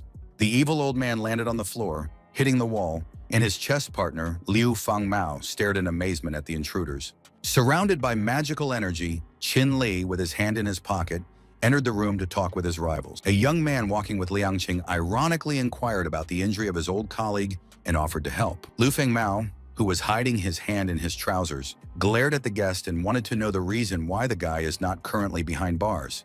Calling Liu Mama's schemer indifferently, Chin Li attributed his absence from prison to the quick discovery of the mastermind of the charge against him. Suddenly pulling a pistol out of his pocket, the villain pointed the weapon at the guy and mockingly asked how he managed to guess this, confirming his words. At this moment, Liang Qing, who had been silent for a long time, shot out and raised her fist over the unsuspecting opponent. In the next instant, the brave girl slapped the face of the unarmed man who raised the gun. Liu Fengmao landed next to his friend, old man Bo Huai Tang, a second later, and the chessboard flew away. If the villain has decided to play games, then Liang Qing is ready to play with him. She looks sternly at the two malevolent people and clenches her fist. Bo Huai Tang bowed his head and remained silent, and Liu, who was afraid, pressed his hand to his chest, wanted to know what else his opponent was up to. Crouching down beside the intruder, Chin Li indifferently asked Fang Mao not to worry. He was only making sure that they didn't run away.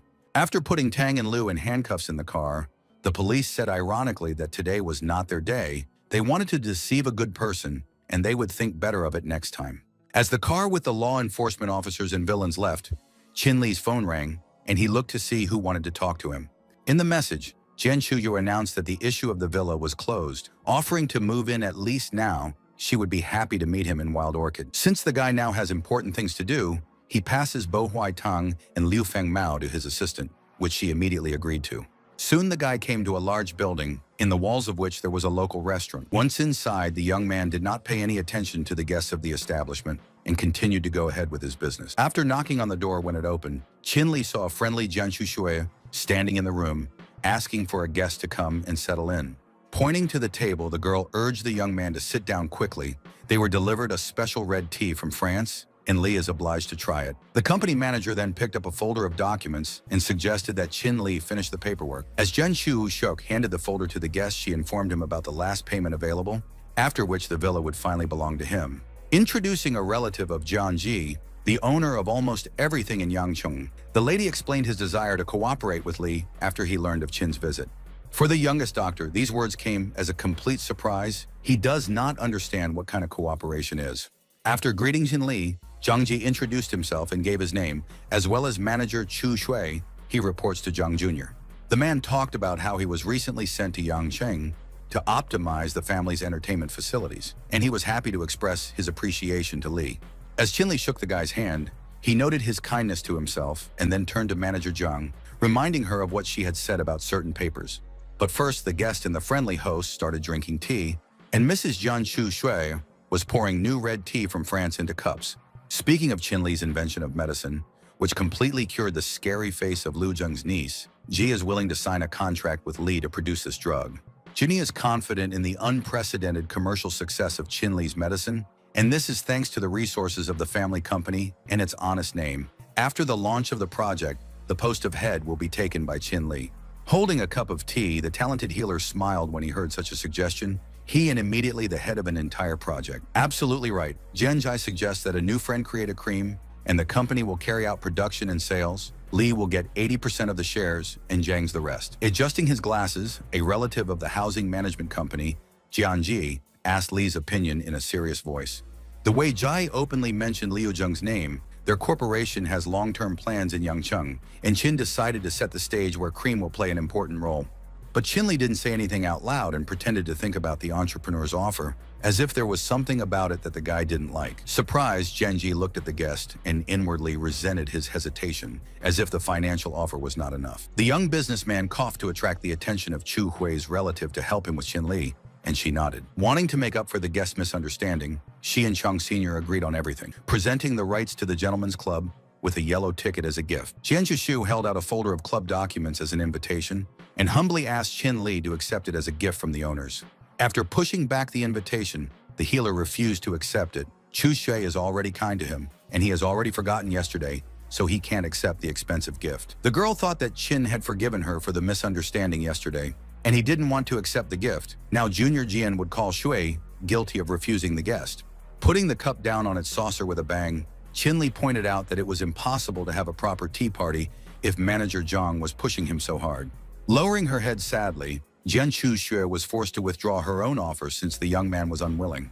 If this is the case, then Jai wants to give Li a gold card, which is valid in their family's entertainment complexes and exempts them from paying for services. Accepting the gift from Jai, the young healer modestly expressed his gratitude to such a generous host. After that, both manager Chu Shui and her close relative heaved a sigh of relief, as if they had completed an important mission. Jianjai obligingly poured the distinguished guest a cup of red tea and asked him to think carefully about the contract for mass production of the cream.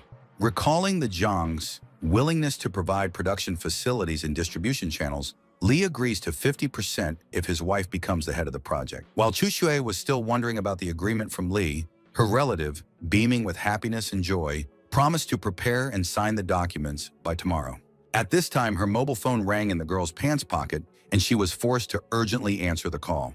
In a cheerful tone, Chu Shui informed Mr. Qin of the stone supplier's intention to stay at their apartment complex if he was interested. As if not hearing the girl, the young doctor got up from under the table and announced the need to take his leave. Shui immediately agreed. The guy is in hot demand today in general. Later, when Qin Li was in the warehouse, he received a QR code from the employee, and after scanning it, he praised the person for doing a great job. Qin Li picked out a wooden box with gray stones and prepared to work, sighing heavily. The clock in the room read 11:38 and continued to tick loudly. Sitting down at the table, the guy began to deal with numerous cobblestones, trying to find in them what he found in previous copies. Using various tools, Qin Li sawed through a large stone with green fragments and was deeply focused on the work. Finally, unable to restrain himself, the tired youth leaned back in his chair and shouted in anger at the difficult work, deciding to find another way. Chin Li had closed his eyes in exhaustion as he thought about his work and had to do it if he wanted to find the rarest jasper. Turning to the side, the unfortunate hard worker saw many other boxes with the same gray stones. All of a sudden, Chin Li remembered something that he had been thinking so hard about. How could he forget? After all, it was like this last time. Now the young man doubted whether it was possible to feel something or not, but decided to try it anyway. The abruptly generated energy was flowing throughout the stone room where Chin Li was working, and it should help him with the problem. Finally, the energy line pointed to the very rock that the guy was looking for, turning it red. Satisfied, Chin Li held the necessary stone with the rarest jasper in his hands, rejoicing in the solution of this task as well. Shu Jiying was sitting in her room with her parents, hoping for Chin Li to return home if he deigned to, and it was already getting light outside the window. The next moment, the doors opened a crack and Li walked in, his eyes closed and his hands in his pocket. After taking a look at the people in the hall, Chin couldn't say anything, while his relatives looked at him with unkindness. The researcher of expensive stones didn't seem to understand what was happening here and just stood innocently in front of these people. In a surprised voice, the guy asked them why they were not sleeping, because it was already quite late, not noticing the contents of the coffee table. With her arms crossed, an angry Jiying mentioned a certain hospital girl, calling her a flattering lady who got her way. Holding his head, Chin Li didn't understand who his consort was talking about right now and looked at her tiredly. In response, the angry girl demanded that her husband look at the table where there were some images. The mother-in-law, who got up from her chair, is dissatisfied with his choice. The mistress could have been prettier, then began to drive her son-in-law so that he no longer dared to disgrace their daughter. With all his attention, the young man looked at the pictures that his own wife pointed out to him. In one of the photos, he was present, and next to him in a t-shirt was his new assistant and former employee of the 19th Squad, the Liang Qing. As the young man stared at the images, Chu Ding, his wife, and their daughters glared at him angrily. Chu Jitang looked aggressively at her sister's husband and addressed him by his first name, inquiring about his intention to tell them something about it. The young man had no time to ask the family for the origin of these photos when Jitan interrupted him and demanded to tell him everything, but they didn't ask him about the pictures. Sitting down on the sofa, Chin Li explained how this girl came to him with a serious injury. She doesn't have a roof over her head, so he offered her a job at the clinic. Right now, Li called his assistant on the phone and held it out so that those close to him could see that he was right. After a few wordless rings, Liang Qing's voice finally came out, and she thought about the boss's problems, much to the amazement of her mother-in-law and the girls. 10 minutes after making this call, Chu Jitan visibly calmed down and accepted the situation. According to Chin Li, the girl in the photo is called Liang Qing. She is a complete orphan. She was trained in the military from an early age, and he was the only one who helped her. Chu Jiying reproaches her husband and thinks that he could have explained everything to her earlier, and his wife would have understood everything perfectly. The guy's mother-in-law smiled. They all dared to doubt him, although the situation was delicate, but expressed hope that he would understand this. Lying comfortably on the soft pillows, Chin Li smiled and tried to calm the woman down, because nothing is scary at all anymore. Chu Jingying grabbed her husband's hand and ordered him to go upstairs immediately. Because of him, she did not let her parents sleep half the night. As he walked up the steps, he didn't hear Jitang's demand that he hide a torture bag with various devices for himself. Chin Li suddenly remembered something and wanted to tell his wife and other relatives about it. Turning to the people below, the young man announced the Zhang Corporation's desire to open a joint business with him. Tomorrow they would come to settle the formalities. His wife Chu Jiying was very surprised by this news, because where they are and where is the Zhang Corporation, and could not believe in the establishment of a joint venture. The next day, Zhang Jie sat on the sofa in the hall of Chin Li's house and suggested that Lady Chu sign all the documents he had right now. Jai congratulated Ying on her position as executive director of the firm, expressing hope for fruitful cooperation, and she promised to work hard, but also torment with questions. Mentioning the advantages of Chu Qingying that Li had told him about, Ji spoke non-stop, saying how the girl's husband had insisted on her candidacy. With a certain amount of sadness, the lady looked at the young entrepreneur opposite and realized what she was like in his eyes. She muttered softly to herself, thinking of Chin Li's husband who went to Wuhan today, not knowing if it was related to the firm's business or not. According to Jai, Li recently found a $1 billion blood jasper with a small bid, and the company asked him to look for such nuggets, and in a couple of days he found the stones. At that time, a passenger plane was on the runway of Wuhan Airport. As Chin Li was walking through the airport building with his hands in the pocket of his jumper, a man called out to him, raising his hand in the air. Two girls walking behind the healer were whispering to each other, one suggesting that he was one of their group, the other thinking that he was just meeting someone. While clapping his hands, Zhang Jun shared his joy that he couldn't imagine Chin Li finding the stone so quickly. It wasn't that difficult for a healer. Near a large building, a large SUV with huge wheels was parked under the roof of one of its buildings. Putting his arm around Qing Li's shoulders, the guy told about his relatives, who asked to invite the doctor to visit to express gratitude. They do not accept refusal. They entered the room according to the owner. They had not prepared so thoroughly for the reception of guests for a long time, and Qin hopes that the nugget will not disappoint people. Jun's father, Zhang Liming, holding a container of tea in his hands, is happy to see the same healer, Qin, who saved their grandfather, but he imagined the guest to be older. Speaking to Mr. Zhang, the young man hopes that he is joking, because he only knows a little about Chinese medicine and everything. A box was placed on the table, and Zhang Jun, with a worried face, asked his father not to delay and tell them about the stone. Closing his eyes, the man did not even know how to say everything, because Qing Li handed over such a nugget, the equal of which the owner of the house had not seen for a long time. This is an emerald pearl.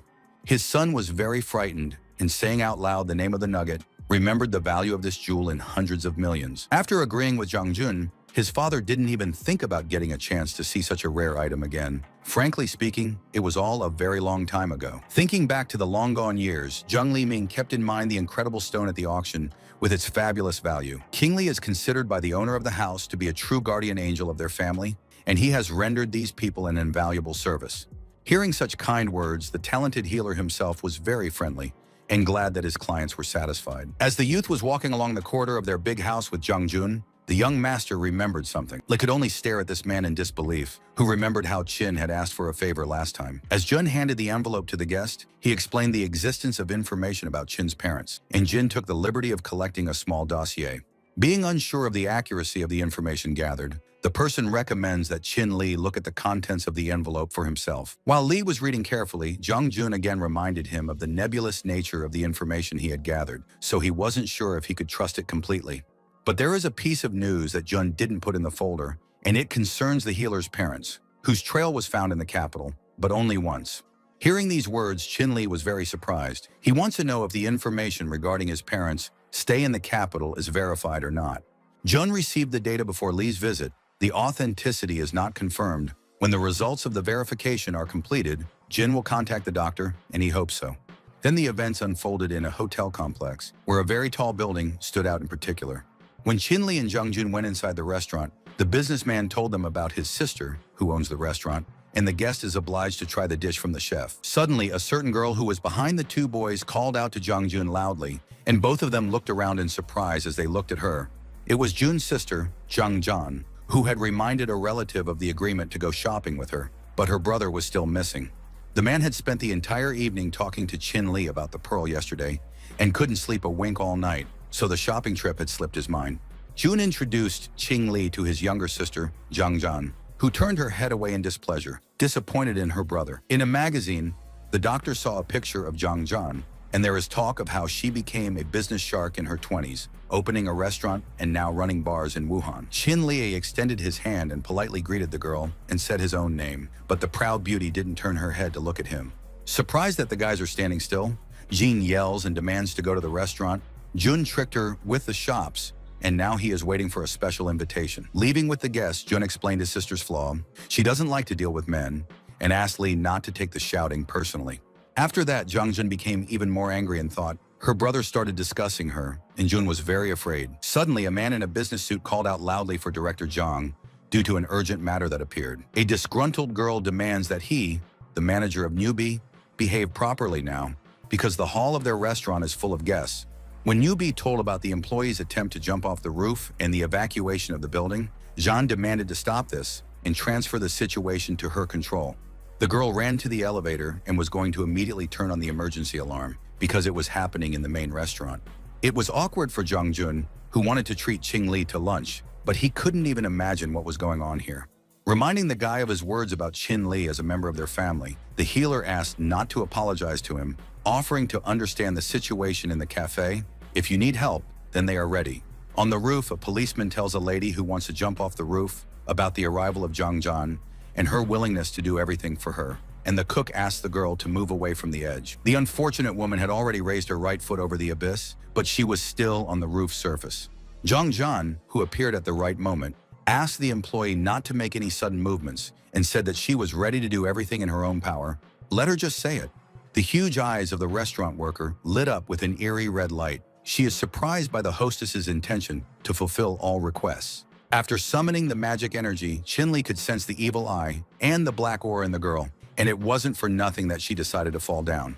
Running up to the unfortunate woman, Zhang Zhan asked not to jump off and move away from the edge of the roof, and Qinli screamed in horror that the owner of the restaurant should not approach her. As Jean approached the mad woman, the latter deftly grabbed her arm and, with a demonic face, rejoiced at the capture of the businesswoman. The infernal-looking restaurant employee rushed down, dragging Zhang Zhan, who was trying to help her, with her. The villainess looked contentedly at the unfortunate captive, who screamed and looked up, as if help might still come from there. Seeing what had happened to his younger sister, the unfortunate Jun screamed in horror, and Li took action. Rushing to the edge of the roof with lightning speed, the yin and yang healer managed to grab the two girls, hands in time. With great effort, Qinli held Zhang Zhan and the employee of her restaurant suspended in the air. There was one swift and forceful movement that sent the guy crashing to the floor, and the two ladies soared up and tumbled in the air. The sister of his new acquaintance, Jingjun, suddenly found herself in the vicinity of the savior himself, who was looking at the girl in embarrassment. Finally, the injured landed safely on the roof of the building, and Zhang Zhan fell right on top of the unexpected Qinli. The demon-infested employee threw herself from behind at Qinli as he was looking at Zhang Zhan. Zhang Zhan screamed in terror, as did restaurant manager Niu Bi and the nearby police officer who had tried to save the employee earlier. But the healer had already armed himself with his needle and was about to strike at the attacking villain with red, monstrous eyes. With a quick kick, he made it impossible for her to move, and Zhang Zhan clung to her rescuer in fright. After inquiring about Lady Zhan's condition, Qinli didn't see how embarrassed she was at this moment. After demanding that the boy remove his hands, the girl quickly moved to the side, as if she was afraid of him, and Qinli asked her for forgiveness in a puzzled manner. Overjoyed, Zhang Zhan congratulated the young man on a successful landing on Earth and noted his talent to perform even such fearless actions. To Li, this was nothing. He just quickly understood what was going on, so he was prepared for this turn of events. But the surprised siblings did not understand what their guest was talking about. When the young man began to explain everything, he assumed that the building had been put under a spell by an expert in the Black Doctrine, and so the staff began to go mad. Skeptical of such speculations, Qinli, the owner of the restaurant, considers the versions about spells and dark teachings to be a joke. The healer held his head and said in frustration that it wasn't, and this building was still capable of killing people. In Zhang Zhan's mind, even though the young man had saved her just now, it didn't give him the right to talk such nonsense about the beauty's restaurant. Astonished, Zhang Zhan tried to understand what kind of evil this was, since there was nothing like this here. No dark adepts. Running up to the fallen employee on the roof, Qin asked Niu about her condition, and when he mentioned a normal fainting spell, she ordered to call an ambulance. Jun asks Qinli not to worry and promises to pass on the words spoken by the healer to the right person, but he was thinking about something of his own. For a businessman, it's lucky to have a healer nearby. Otherwise, his sister might not have been saved, so her family is now deeply indebted to Li. Throwing a berry into the ground with a plant unnoticed by Jing, the guy cheerfully asked not to discuss such a trifle, especially since the entrepreneur helps him. As they walked away, they didn't see the strange berry begin to pulse with the energy used by Qinli in his operations. 5 minutes later, outside the hotel, a tall man was talking to a neighbor in an orange robe about an incident with a young woman, and in connection with this, he called him. Asking Mr. Zhang not to worry, the man in orange will find a way to solve everything if something is found. First, he needs to look at everything. Suddenly, the man stared ahead with wide eyes, as if something extremely strange had caught his attention. In his eyes, the tall inn building was suddenly covered in a red glow, as if it had been consumed by fire. It became clear to the man that this was not a matter for a simple spellcaster, but he knew only 2 people who could do it. Zhang Zhan was talking to someone on the phone about being ready to collect expenses when the results of the survey come in, and she didn't immediately notice her father calling for her. Surprised by his appearance here, his daughter found out from her parent that something was wrong at the hotel, so he and the master immediately came here. The orange-robed master immediately managed to find the jade pumpkin that Qinli had placed there a few minutes ago in the soil with the plants. While the man was looking at the pumpkin, restaurant manager Niu Bi remembered in amazement that it was dropped by the gentleman who came with Master Zhang. At that, Zhang Zhan immediately thought of the young man who had saved her on the roof of their hotel complex. If it hadn't been for the pumpkin, the orange-clad master thought there would have been no deaths, and Jean remembered a quack who would have been kicked out if her father had been here. Jen Sr. does not understand what the master he invited is talking about, and the latter, while examining the pumpkin, pointed out to the owner of this thing that he helped with the disaster. After asking her daughter where Ching Li was, she told her that he had gone somewhere with his brother, but she didn't know exactly where he was. In a serious tone, the man demanded that the disgruntled daughter quickly call the guys who had gone somewhere. Picking up the smartphone, Zhang Jian started to call the guys, but no one answered the phone, and this greatly surprised the girl. When Yin Jr. returned with Qin Li and asked his father what had happened, his sister pointedly turned away. The parent called the greatest feng shui master in Wuhan, Cheng Taiyuan, to deal with the problem in the restaurant and learn something from Qing Li. Clenching his hand into a fist, Cheng told about his inspection of the energy hole at the site of the establishment, and here the matter is not clear.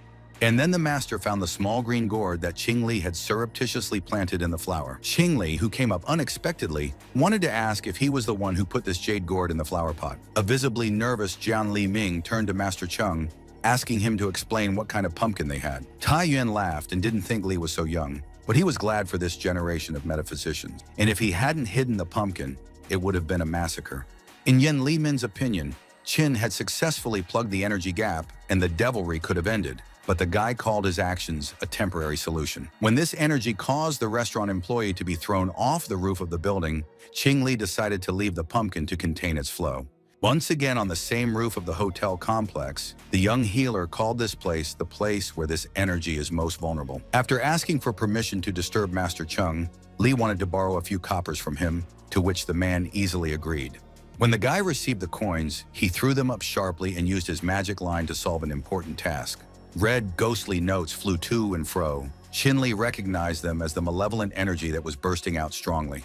Zhang Jun, his sister and father, as well as feng shui master Cheng Taiyuan, silently watched the young man's magical actions. After only a few moments, the red streams significantly increased and took on, frankly, terrifying forms. Jin Li Ming and Master Cheng looked on in awe, and the latter didn't understand how the energy was being released with such devilish force. Qin Li, who was reading the situation correctly, grabbed his dagger and stabbed it into the ground with a strong blow. Li Ming thinks this is impossible, because in a matter of seconds, a real hurricane has broken out. He wants to know about the power that Qin is resisting. All of a sudden, everything went quiet. The powerful vortex disappeared as if it had never existed, and Qin Li sighed and was glad that it was all over. Once again becoming resolute, the guy demanded to call the hospital, where the employee who tried to jump down is lying. She should pass the fog. Cheng is fascinated by Li's techniques. He knows what to learn from the young man, and Jian Li Ming is happy. His family is lucky to have Li around, and who knows what would have happened to the restaurant without him. Qin Li, who had once again saved the Yin family, was approached by Jila Jr. and asked him to quietly not take his sister's annex personally. Looking away, the healer immediately agreed with Zhang, because he understands everything perfectly. Jinjin had already been unable to thank Qing Li properly for 2 days, so he brought him to the perfect place, the Ming Ting Palace. Entering the room, the young businessman praised the local manager, who always has everything at the highest level, and hopes for the readiness of their room. Surprised by Jianjun's sudden appearance, the manager bowed and told him how uncomfortable it was, but there were no seats available today. The palace was completely rented. An angry Jun does not understand how the house is rented, and there are supposedly no empty seats. The manager is clearly mocking him. While the poor man was calling Jun the most precious guest that he would never deceive, a certain guy in high boots walked into the room. It was Zhou Wei, the head of the eponymous family from the capital, and he recognized the guest as what he thought was the all-powerful Zhang. When Yin saw Zhou, he couldn't understand why there was such a moth here that the entire palace could be served to him, and it was him, Zhou Wei, who was now reacting to everything with a smile. Wei was smiling, and he called Jun's actions muddy schemes, which is in the guy's repertoire, but for a small city, but the capital may not be up to it. Frowning, Jun sees his opponent as someone who thinks a lot of himself, and now wants to know how long ago the Zhou family gained the status of the capital stars. The grinning Wei demands not to involve his family. They are not the last people in the capital, and the Zhangs did everything to get a warm place, but returned with nothing. An angry Jun demands to repeat everything that the villain said, and reminded Tom of how last year Wei was hospitalized after such chatter. Qin Li looked at Zhou and knew that he looked tough, so he couldn't understand how Jun could beat him up, but he can be very good in a fight. Zhou, who was still grinning viciously, raised his foot to strike at the opponent, and let the opponent not consider him the same weak person. In the next instant, Wei hit the opponent hard, but the opponent deftly parried his lunge with his own hand. Jun still had to move back to preserve his strength and be able to continue fighting against the enemy. The man's hand turned red after the blow, but he didn't think to give in, and Li was dumbfounded as to how he could have become so strong. The two competitors rushed towards each other, and Zhou Wei snidely told Zhang that it was not too late to fall on your knees and call him daddy. Deftly dodging Jun's punch, Wei gloatingly reminded him of how he was chased out of the capital by his grandfather, and Zhou himself would not recognize such a grandson. Today, the villain is going to beat up every Zhang that comes his way, and with insults, he intends to do this to this opponent as well. But in the next instant, something happened that the overconfident Zhou didn't expect, and he flew away with a battered face, smashing the furniture. Zhang Jun, who hadn't expected this, looked in great surprise at Li, who was standing next to him, brimming with energy. The young healer actively moved his hands as if he was fighting an invisible opponent and radiated a strong energy. Jun stared in amazement at the comrade who was fighting Wei at the time and knew him as a doctor, marveling at his ability to fight. The defeated Zhou was angry at Zhang Jun's brash friends, and he had the strength left in him now, like a soldier after a march. The battered Zhou glared at the victorious Jun and shouted about his support today. It's like being born under a lucky star. Getting to his feet, the villain headed for the exit, but threatened not to say goodbye to Zhang Jun, while the bruised winner silently watched him go. Jun hugged Li in joy. If it wasn't for him, the businessman would have been beaten up, and Qin couldn't watch him get beaten up, hoping it would all end in a verbal argument, and they started fighting. Smiling, Jun suggests not to talk about it and offered to eat. Otherwise, his friend and savior will be late for the plane. Thinking of his sister who had decided to go to Yangcheng and Mr. Friends, Jun bought her a ticket on Li's flight and asked him to look after her. In the cabin of the plane, the flight attendant walked between the rows and offered numerous passengers soft drinks and light snacks, thanking them for choosing their airline. Xin Lie was sitting on a chair with his left hand in his pocket, calmly reading a magazine. When Zhang Jun passed by, Yili quickly covered his face with a magazine, but the girl didn't have time to pay attention to him. Then the guy showed his face and remarked with a smile, since he hasn't seen Mrs. Zhang in ages, she believes that wherever she goes, she sees him everywhere. After a brief conversation with an old acquaintance, the girl was heading on when she attracted attention from another passenger. After showing indecency to herself, Zhang Zhan turned to the man in horror, and the frightened flight attendant wondered what had happened. The injured lady pointed her finger at the unshaven man and told the flight attendant about how he dared to touch her with his hands. The attacker began to deny these accusations and tried to convince the flight attendant that he just accidentally touched the girl, not seeing anything terrible in the act. The captain of the plane who came up called the victim their respected passenger, demanding an apology from the man, otherwise the airline will put him on the blacklist. A man with a hood pulled over his head, pointed a gun at the captain, and the terrified pilot wants to know about his next actions. The villain praised the partner who was touching Jian Zhan for his good acting, and the one armed with a gun expressed the same to him.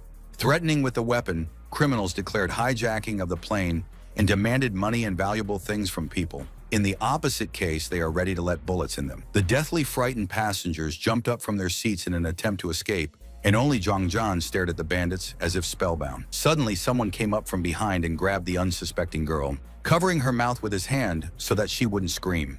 It was her recent savior, Qin Li, who had strongly demanded to keep quiet and follow him to successfully escape from the villains. In the corridor of the plane, one of the bandits ordered them not to deceive them, to prepare money for passengers and hand it over to intruders.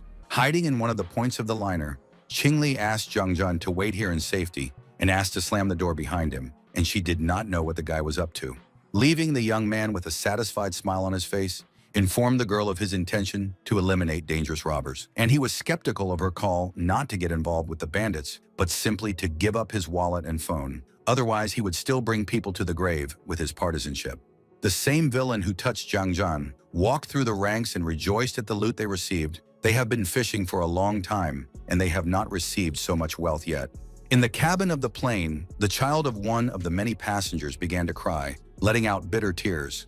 The angry bandit demanded that the unfortunate child be silent, otherwise threatening to shoot if he heard another squeak. Qin Li, who had jumped out of nowhere, threw a strong punch at the villain and he fell down, not expecting such a turn. To the amazement of the passengers, who did not have time to escape, the attacker was disoriented and could no longer take the passengers' property. The terrified accomplice, still holding the captain of the plane, looked at the fallen villain and unsuccessfully called out to him. The criminal desperately looked around and wanted to find out who had done this to his comrade, but his eyes did not find anyone. Requiring an invisible enemy to come out for a repeat of this, but with him, the villain did not see Qing Li, who was hiding and wanted to save the hostage from the threat of being hit. Summoning all his strength and determination, Chin Li charged from behind his hiding place at the unsuspecting bandit at that moment. While bandaging the guy, Yan Zhan recalled his words about eliminating robbers and rescuing people, criticizing the guy for it with displeasure. The flight attendant who came over politely remarked that if it wasn't for young man Jian Zhan, they would all be dead by now. Embarrassed but trying not to show it, the girl flatly rejected the flight attendant's words about her relationship with Chin Li. After a while, the plane, in which the healer and the sister of his friend were in the cabin, landed at the final point. Chin Li led the way down the ramp and was already heading towards the airport when Zhang Zhan, who was walking behind, called out to him, wondering where he was going. Turning back, the young doctor announced his intention to go home, because when you almost manage to catch a bullet, you really want to go back to your family.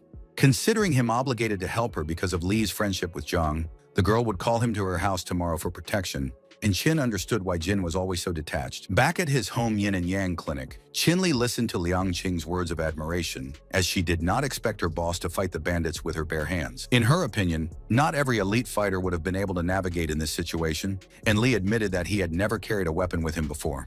Putting on the shirt, the guy asked the assistant if she thought about the future of her colleagues. Liang might try to find them. But the girl did not understand what he was talking about. Qin Li is ready to try to find out how the life of these fighters turned out if she wants. Putting her work aside, a surprised Liang doesn't know if she can actually find them, but Qin Li doesn't know for sure until they try. The girl still had some information about her comrades, and Qin Li realized that under the mask of the Steel Lady, there was a fragile and vulnerable girl hiding. Opening her suitcase, Liang Qing told her about certain leads she had saved, even though she didn't expect to use them again. Taking the folder from her hands, the guy promised to do everything possible to successfully search for Liang Qing's people, and Liang Qing sincerely thanked her boss. Leaving the Yin and Yang clinic, the young healer went to his home, where he lived with his wife. Xu Jinyang was currently sitting on the sofa, working on her laptop, waiting for the people close to her to come home. Noticing Qin Li's appearance on the doorstep, the girl was overjoyed and turned to her husband, who was still in the hallway. Considering all the details, Li promises to cope with everything and asked about the burden of responsibility before opening a new place, noting her fatigue. But Qin Ying is doing great, and she just wanted to share some good news with her husband about launching a new project. Handing Qin Li a laptop, the girl asked him to take a look at what she was doing before he returned home. Pointing at the display of the gadget, Qin Ying speaks about a big hype, although they are just starting to unwind. Li called her a guru in the world of cosmetics promotion, and the girl considers him the one thanks to whom she can run the company, her own business. Tomorrow afternoon, there will be a general meeting of the cosmetics business representatives in Yangcheng, and Qing Ying called the director from her previous job. She doesn't want to see him. Answering Li's question about her desire to go there, she said that she wanted to, because at this meeting you can establish connections that are not superfluous. But if the girl goes there, it means that she will go along with everyone again, and this worries Chu Qinying. Li laughs. She definitely thinks that everyone there is trying to frame her, so Li's wife is not really worried about Zhang's company, but is still worried about her old job. Looking at his wife, the husband immediately decided everything and is going to go with her to the upcoming event. Outside the window, it was still a bright day when Qin Li was left alone in his room, feeling the wound he had received earlier. When the same energy began to radiate from the place of damage, the young man suspected something unusual with his damage. Suddenly, the door opened and Xu Jingying walked in, looking at her husband in amazement. Running up to him, the girl was worried that her husband was injured, and he tried to calm her down, calling it an ordinary scratch. Leaning over her husband, Jingying called him overly focused on his business, and at this rate, her parents will not have time to babysit their grandchildren. Qing Li seemed startled by these words of the girl.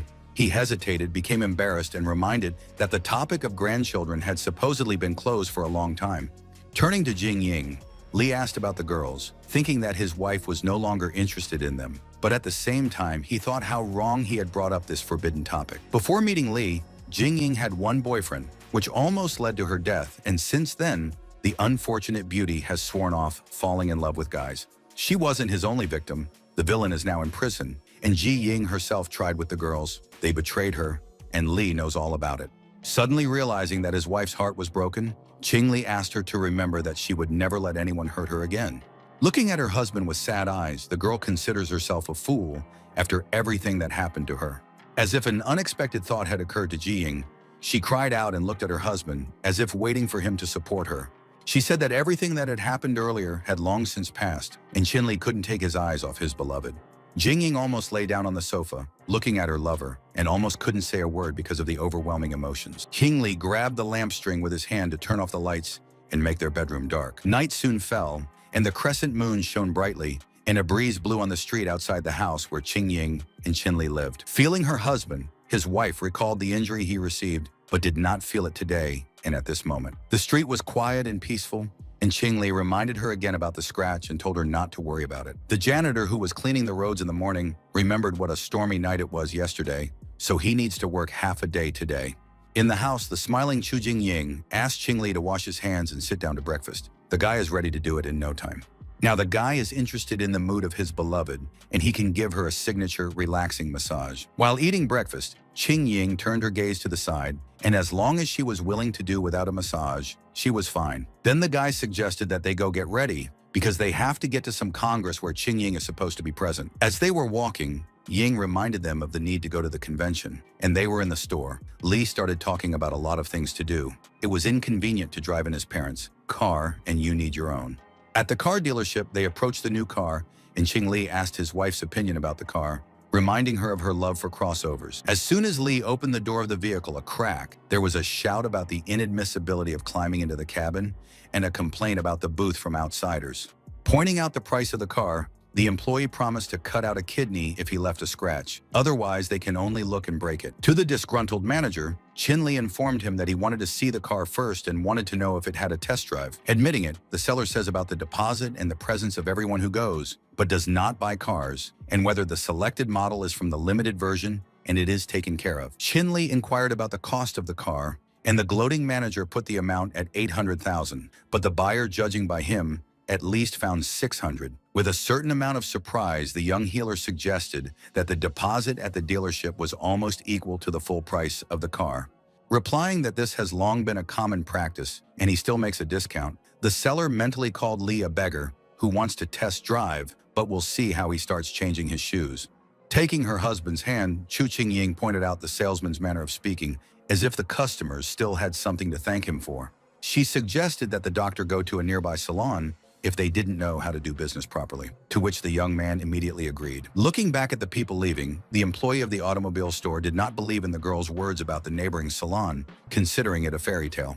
While he was laughing at Qing Ying and Qing Li's looks, comparing their clothes to those of the homeless, colleagues reported visiting these customers at a nearby salon. Startled by what he heard, the man turned to his companions and didn't believe their words, as he didn't think that beggars like he thought of Li and Ying could go there. In the new Borghini showroom, a polite salesman told Mr. Qing Li the model of the car, the price starting from $8 million, and the willingness to prepare a test drive. The malevolent manager from the previous salon, who ran into the salon, does not understand why Van shows these beggars such expensive cars. After talking about the visit of a couple of his salon, the man pointed out that it was impossible for the guys to buy a car even for 800,000. But for Van, every customer is important. After listening carefully to Manager Wang's last words, Qing Li expressed the hope that he wouldn't change his mind, even if they didn't end up buying anything. Deciding not to take a test drive, Qing Li held out a gold card for payment and is willing to pay the full price of the luxury car. A smiling Wang would happily go through with the paperwork, asking the buyers to take a break in the break room, while his angry colleague was overjoyed. As Wang escorted customers to the lounge, he promised to arrange everything quickly, and his colleague was angry with himself for missing out on such a fat customer. Vaughn almost forgot something as he turned to a frustrated colleague and expressed his deep gratitude to his friend for such a good client. When Qin Li arrived at the Imperial Palace, he praised the way Jing Ying dressed him up, and she also noted the outdated clothes of her husband, who should have bought new ones long ago. Suddenly, the young man's phone rang, and he reached for the gadget in the pocket of his new trousers. Taking out his smartphone, Qin Li saw that his friend wanted to talk to him and was mentally angry with himself for forgetting about her. Clutching the gadget to his chest, the healer informed Chu Qingying of the need to leave her to answer the phone, which caused her to have doubts. As Qin Li walked away, he picked up the phone and started talking to the caller, while his wife watched him go in silence. Once in the bathroom, the guy told the person who called him about his stay at the Yangcheng Business Congress and asked about the affairs of the person with whom he was talking. Standing near the mirror, Qin Li listened to the indignation of the person who was not invited to this event and about the Zhangs as people who are not the last in the business. Li Man is silent even. Sighing, the young healer, wanting to stop the grumpy man, suggests that he come to the Congress in the Imperial Palace of the city. Seeing Manager Zhang surprised by his presence at the convention, Li asked for help regarding a meeting with a certain person, but he doesn't know much about the building. The girl doesn't know who she's talking about, but Qin is sure she knows the person, because it's Zhang Zhan. She's staying in the palace on the second floor. Agreeing with the guy, the lady mentally wondered about Zhan's appearance in Yangcheng and her stop at the palace, wanting to know those who also knew about Zhan's stay here. At this time, Chu Qingying, who was left without a spouse, heard a surprised female voice about her invitation to this event. A fat woman with green hair hears the smell of a dog coming from somewhere, hinting at Qingying, and thinks that the girl is so full of perfume for the sake of finding a good groom. In the villain, the girl recognized the manager Liu and found it necessary to wash her mouth with soap after such conversations. The embittered woman immediately walked up to the frail Jingying and swung a punch at the unfortunate beauty's face. Pointing a finger at the injured Yin, Liu insulted her and threatened to kick the girl out if she tried to teach her. After reminding Chu about the dismissal from her organization, Liu doesn't think that everything is possible for her now and recommended that the girl take care of herself. Qin Li, who had returned to the hall without understanding anything, saw his wife's red cheek and wants to know what happened to her face. After looking at Jing Ying's husband, the villain called him flawed, but she hopes that he will be able to learn here how to teach his wife to be smart. When the guy asked Liu if she really hit his wife, the manager mockingly confirmed the fact of beatings, thinking that he would not do anything to her. Qing Li's next move was to land a powerful punch on the vicious Liu, causing her tongue to pop out of her mouth. The blow was so powerful that the impudent villain flew away to the great surprise of all the other guests present in the hall. With a cold, unfeeling look, Qing Li promised to give everyone who dared to lay a hand on his consort what they deserved. Liu, who had fallen to the floor, screamed in fear and harshly insulted Qin Ying, calling her husband a flawed person who allegedly beat up respectable people. An agitated man in a purple suit ran into the hall, not understanding anything of what was happening. The manager is holding her bruised cheek and is happy for Mr. Chen's appearance. She complained about Qing Ying, who allegedly set her husband on her, and he beat up Liu. An angry Chen, pointing a finger at Qin Li, was indignant as Ying allowed her bad husband to spread his hands, demanding to apologize. A disgruntled Qin Ying is surprised by the demand to apologize because the only one who should do it is Liu, who first attacked the girl. According to Chen, if Ying has found a new job, then it's like everything is allowed, but he has a contract with the Jings, so Ying and Chen are in the same boat, so she doesn't have to resent it. Zhangjian, who has arrived in time for the conversation, is startled by this man's words and demands to know how he is going to pull it all off. Manager Liu, along with Mr. Chen, don't even know who it is, and they think the girl is too young to get involved. Manager Zhang, who was walking behind her, pointed out to these two doubters that the girl was one of the main shareholders of the family corporation. Startled, Chen and his accomplice stared at Ms. Zhang, not understanding what she had forgotten at this event. The villainous Liu Xiuqin immediately changed her tone and politely greeted Manager Zhang, introducing Mr. Chen, the director, who was standing next to her. After sternly reminding the evil woman of what she had said about young Miss Zhang, the manager heard that it was all a simple misunderstanding. Pointing at Qin Li, Liu described herself and Chen as decent people on the forum, while her companion pointed out the villain's rumpled face and alleged criticism from the Linajians. When the manager asked the couple in the same stern tone about their work at the cosmetics company, they confirmed it with a smile. Lady Zhang decided to stop cooperating with these people and promised to pay the penalty. Startled, Liu thought it was a joke, and Director Chen refused to accept the penalty, not understanding what the girl was talking about. With a sweet smile on her face, Manager Zhang declared her utmost seriousness at these words. Pointing at Zhangjian, she reminded him how the headmaster and administrator had dared to insult a member of her family. The lady did not forget about Qin Ying and Qing Li, calling her the second most important shareholder in Yangcheng, with whom the couple also ruined relations. Speaking about the healer and owner of the Yin and Yang clinic, Ms. Zhang accused the villains of hurting the dearest friend of their family. Chen, who did not understand this, remembered Qing Ying as his former assistant, and now she is a shareholder in the Zhang Corporation. He would not have gotten involved in everything if he knew about the patrons of the guy and girl. Outraged, Zhangjian is shocked that this is the first time she has ever been so insulted, so she hopes that Zhang Chuxue will take the necessary measures. Waving her hand toward the door, the manager sternly asked the brutes if they could leave on their own or with the help of the guards called by Zhue. With a wink at Qin Li, Zhangjin noticed that she had not come to the event for nothing, and the joyful guy thanked the girl. But if the healer is truly sincere in his words, then it is better to bring a glass of water for the lady, as she wishes. In no time, Qing Ying is ready to go for water, especially since she was saved today by girls from the Zhang family from evil detractors. After listening to the still unknown beauty, Zhangjian wasn't sure who she was talking about when the lady said about saving her. Qin Li invited Chen to meet his consort, who was standing awkwardly nearby, and gave her name. Ying thought of Zhang as a March cat looking at Li, and Zhang thought of her brother's words about his new friend's wife standing in full view of her. To her new acquaintance, Jung Jan identified herself as Lee's friend, and nothing more, wondering why his wife was so clinging to the glass the girl was holding. King Ying now called Jung Jan charming and direct with a smile, hoping to replace her husband for a while to help with the water. Looking at his wife and the beautiful Jung Jan, Chin Lee himself had a strange premonition and decided to leave here. Raising his hand, the healer signaled the need to leave, but to his surprise, both girls resisted this desire of the guy. Lowering his gaze, Chin Lee hurried to reassure them. After all, he only needed to go to the washroom for a moment. After leaving the hall with the guests, Lee held his head and thought that the girls would definitely take out the whole brain, arranging a serpentarium, and at this time, someone asked what was bothering the young man. It was Zhang Chushue's manager, and Lee told her how everything had started out well, and then how the rains had gone down. Smiling, the girl assumed that it was because of Chin Lee's very attractive appearance, who only crossed his arms and remained silent. And in the next moment, Chushue became alert when the young man asked her to give Zhang Jie a simple message. Passing the flashcard to the manager, the healer said that it was necessary to check the addresses of a couple of people, and if necessary, Lee will answer all the questions of a friend. The location of these people is kept secret, but whether it matters to Lee, Chu Shui thanked him for his trust and promised to give the map to her brother with her own hands. Now, in the girl's opinion, they need to go back, to which the healer agreed and hoped for an opportunity to escape unnoticed. As the couple drove back home in their car, Qing Li asked her what she had been talking about with Zhang Zhan for so long. According to his wife, they talked about various topics, for example, how he infuriates young Zhang, and the healer does not understand how his wife withstood this stream of delirium. Ying called her husband's words a joke. For her, this is a beautiful lady who believes that Li owes her dinner, and she understands that Qing likes this beauty. After explaining that John was going to Yangcheng to meet some friends, her brother asked her to keep an eye on her, but Qin Li himself could not imagine that it would be tiring.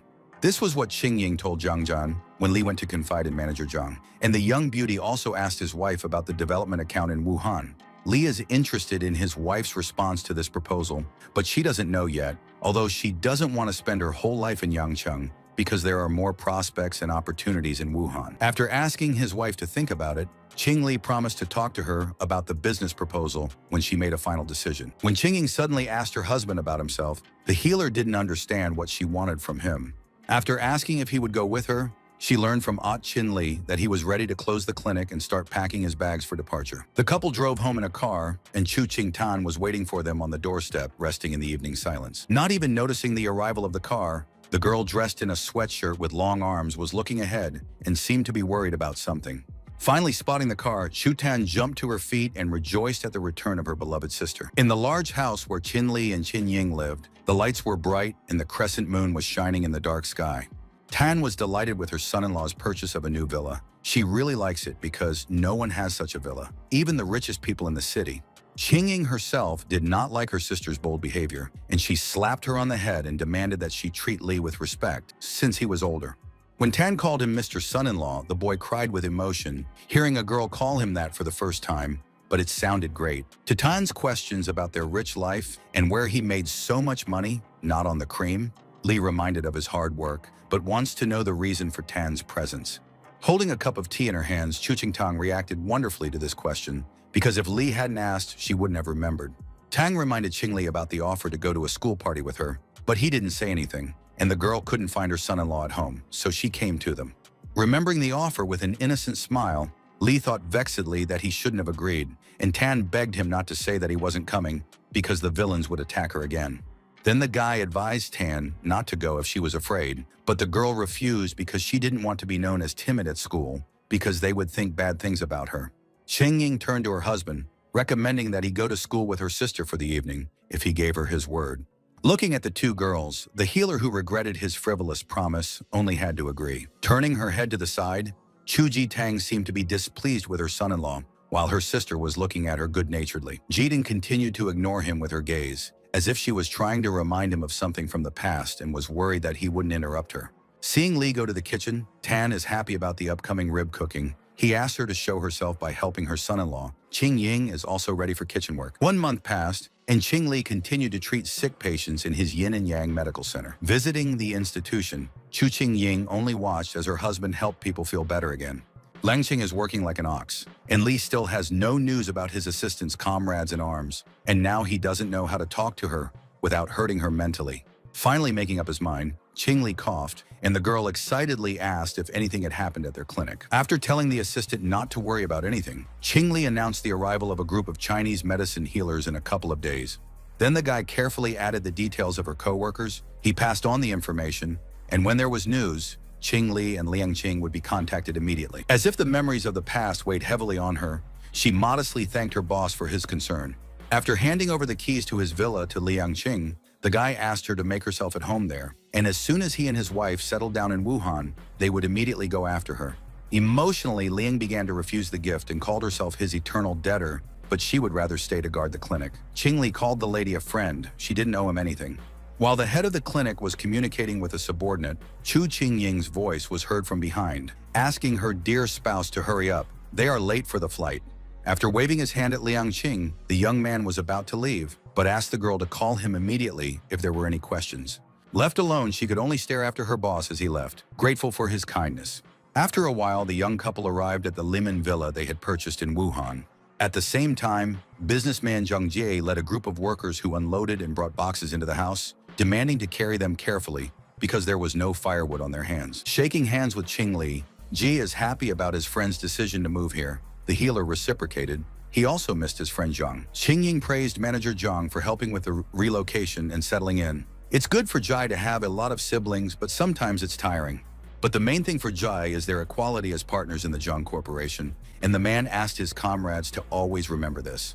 Now that Li knows who to contact in Wuhan, Zhang Jie laughingly called the guy almost a brother and asked him to continue without any conventions. Qing Li was worried when Ji announced that he was going to meet a colleague of his friends today, and he wanted to introduce them. Turning to Qingying, the young healer informed her that she needed to go out on business, and if she had any problems, she should make a phone call. In the palace, Mingji talked about his friend soon getting a degree in Chinese medicine. His fame is booming in Wuhan, and on his return, this genius opened a clinic. According to Jai, Qing Li also wants to open a new hospital. He has a great interest in traditional medicine. He will get acquainted with this scientist, and maybe something will come of it. When Zhang Jie wanted to add something, his companion became nervous and wanted to clarify what he just wanted to say. Jie recalled how the man had courted his sister, and she had refused to return his love because of Qing Li, and this caused the healer to be astonished. Asking the guy not to think about it, Ji conveyed the words of his sister, for whom Li is an ideal and idol, and if the boyfriend wants to win her favor, then let him become like Qin. A moment later, they entered a room where a man in a suit and a bored lady were sitting at a round table. The girl who was happy about Qing Li's visit hadn't seen him for a long time, and he hadn't seen her, Mrs. Zhan. Finally, he turned to the guest, Tosu, the healer Li, who had conquered their dear Zhan, and the boy greeted the man with a modest smile. The man in the suit had imagined Qing Li to be much cooler, but now he seems like an ordinary village simpleton. While Zhan was still indignant at her suggestion to take Qin Li as a partner, the healer himself was grinning as he wondered what she had said to the angry man about him. After all, the guy can't figure out what Zhang Zhan had to tell this obnoxious person, because it's probably nothing good. The man told about having a doctor's degree in Cambridge. He completed many courses in medicine, but it is not known what will confirm Li's qualifications. Earlier, the man cured one of the most dangerous diseases, a polycystic tumor, in the head of the United States, but Jean does not understand the thoughts of a friend that Li is not a match for him. Zhongjin then tried to ask the boastful white-haired guy if he thought it was possible to study outside of Cambridge. Hearing such bold words, the man rose to his feet and screamed in great anger. The phone rang, and picking up the receiver, the arrogant medical specialist reminded him about his day off today. On the phone, someone asked him, Dr. Xia, to urgently go to the hospital because of the sharp deterioration of the patient from the 903rd ward. The doctor's already leaving. With a smile, he bowed out to Zhang and Milazhan because of the need to check on the patient, and Ji and the others understand everything. After all, this is a medical duty. The girls suggested that Dr. Xia go to the clinic with him, see if they can do something to help him there. If Li isn't afraid, Xia doesn't mind his trip. Zhan is ready to admire him if he succeeds in the clinic, and if he fails, let him forget her number. Somewhat confused, healer Qin Li mentally asked them to stop and not involve him in this matter. At the hospital, Qin Li followed Dr. Xia in the lead, demanding to know about the patient's condition and asking for the protocol of medication administration. Outside the ward, they were met by a man in a suit and a woman who was panicking and talking to Dr. Xia about the patient's deteriorating health by the minute. The man next to her referred to Xia pejoratively as the doctor who finally showed up at the clinic. The men in suits surrounding the pair suddenly started grabbing Xia's hands, which caused him to be indignant. A distraught gray-haired man screamed, remembering the owner on the verge of death, blaming the doctor who supposedly goes somewhere. The person recalled his words about the patient's recovery, and he believed him. The doctor asks to calm down. He did everything according to the protocol. There should be no complications, but we need to see. The old man, who didn't want to hear anything, raised an angry hand over the terrified Xia, intending to teach him a lesson for not being at the clinic. Suddenly, someone grabbed the evil old man's hand and demanded to stop the hooliganism. Xinli doesn't see the benefit of a crippled doctor for the owner of an indignant old man, and it's better for grandfather to take the medic to the patient. The vicious old man shouted out in indignation, calling Xinli the doctor's protector and ready to slap him in the face. Not allowing the old man to grab him, Li held his hand and told him to pay attention to the possible consequences when the bully demanded to let go. Li told the old man that the patient's condition was not fully diagnosed, and it is not known whether the grandfather is ready to guarantee that the crisis is not a sign of recovery. The startled hooligan pondered over the guy's words and took Li more seriously now. The man then let go of the terrified Dr. Xia, who was about to beat up a moment ago. As Xia straightened his tie, he didn't understand how Li had managed to subdue this bully, since this was not a situation you could wish on an enemy. But the villain turned on the doctor again and demanded to bring him the good news, or they would pick up where they left off. Then the angry man watched in some confusion as the two medics worked in the patient's room. Li looked at the sick man and Dr. Xia, concluding that a poisonous substance had entered the unfortunate man's body, but he couldn't feel its life force. Realizing that he was missing something, Li kept glancing at the unconscious boy and decided to take a closer look. Knowing the presence of the evil giant behind him, Dr. Xia hoped that he wasn't mistaken. Otherwise, a small oversight would be tantamount to his death. Xia mentally asked himself to concentrate, but they didn't prepare him for this kind of intensity either, demanding that he exhale, get an injection, and calm down. Before he could begin, the doctor screamed in fright when someone behind him demanded that he stop. Seeing Li, Ya is indignant and kindly accuses the young man of wanting to cause the doctor's heart to break. The healer took his colleague by the hand and, in the presence of a gray-haired thug who was constantly watching them, called the injection to the point where Xia wanted to apply it, certain death. Li then pointed out a large dark red tumor on the sick patient's neck and asked Xia to take a look at it. Angry Xia does not understand when a huge growth appeared. He did not expect such a development of the disease, and now almost all organs need to be transplanted for treatment. Suddenly, the patient woke up and uttered something unintelligible, to the amazement of both medics present nearby. Enraged by Xia's stupor, the old man demanded that he save the patient by doing something, but Xia thinks they are too late, and he is powerless here. Li, who was working at the time, asked for quick help and secured the person's hands and feet on the couch. The old man did not understand Li's steps. His master is not a test subject of this doctor, and Xia is sure that Qing is trying to throw dust in his eyes because he sees everything and understands everything. Suddenly, the guy screamed and demanded to shut Xia's mouth and let him do the job of rescuing the patient. Night fell, and Li used his healing needles to treat what appeared to be a hopeless patient. One by one, Li used the needles to save the unfortunate person. He worked tirelessly to remove the terrible tumor. After performing the operation, Li reported that the patient would soon return to consciousness. He would leave the medicine, but there should be no more problems. The old man stared wide-eyed at the medic, and the astonished Dr. Xia looked at the indicators that were normal and did not believe it. Finally, the patient opened his eyes, but he does not know where he is. The tearful old man is glad to see him back, and then he no longer hoped for it. Then, after announcing their stay at the Wuhan Central Hospital, he pointed his finger at Dr. Li, who had saved his master. The patient turned his head to the healer and asked the astonished Li how he came to be in this place. The surprised healer looked at a patient he didn't know and asked him if they knew each other. After apologizing, the patient simply confused Li with someone he knows from the capital and asked the young man not to think about it. But the mention of the capital made Li uneasy. The old man told Qin about the removal of the disease from his master, and Li asked him to give him the person's medical history to make his recommendations. Handing the document to the boy, the old man apologized to the young healer for his slowness. Not remembering his family, Li decided to search for a solution in the capital, and Xia invited him to work, because the clinic had long been looking for such a specialist for the post of deputy chief physician. Turning to Xinli smilingly announced that the Yin and Yang clinic was looking for an employee for the same position. Dr. Xia immediately spat, clearly not liking the suggestion from his talented colleague. Since the patient's life was in Li's hands, the patient wants to thank him after being discharged, but the healer doesn't need it. He is already lucky enough to meet such a person. The recovered boy asked the old man, Mr. Ganga, to help him and book an apartment in the Paradise Complex for 3 days. After receiving the chief's order, Ganges bowed and accepted it for further execution. The patient hopes that Li will not refuse his gratitude, and the doctor asks him to use it completely because he did nothing of the kind. In the car, Zhangji asked Li if he knew who he saved, The guy can't call the patient a simple person. This is clearly a higher status. According to Yai, the guards call him Xu Xiao, and given the capital's dialect, he clearly belongs to the famous Xu clan, which excited the guy.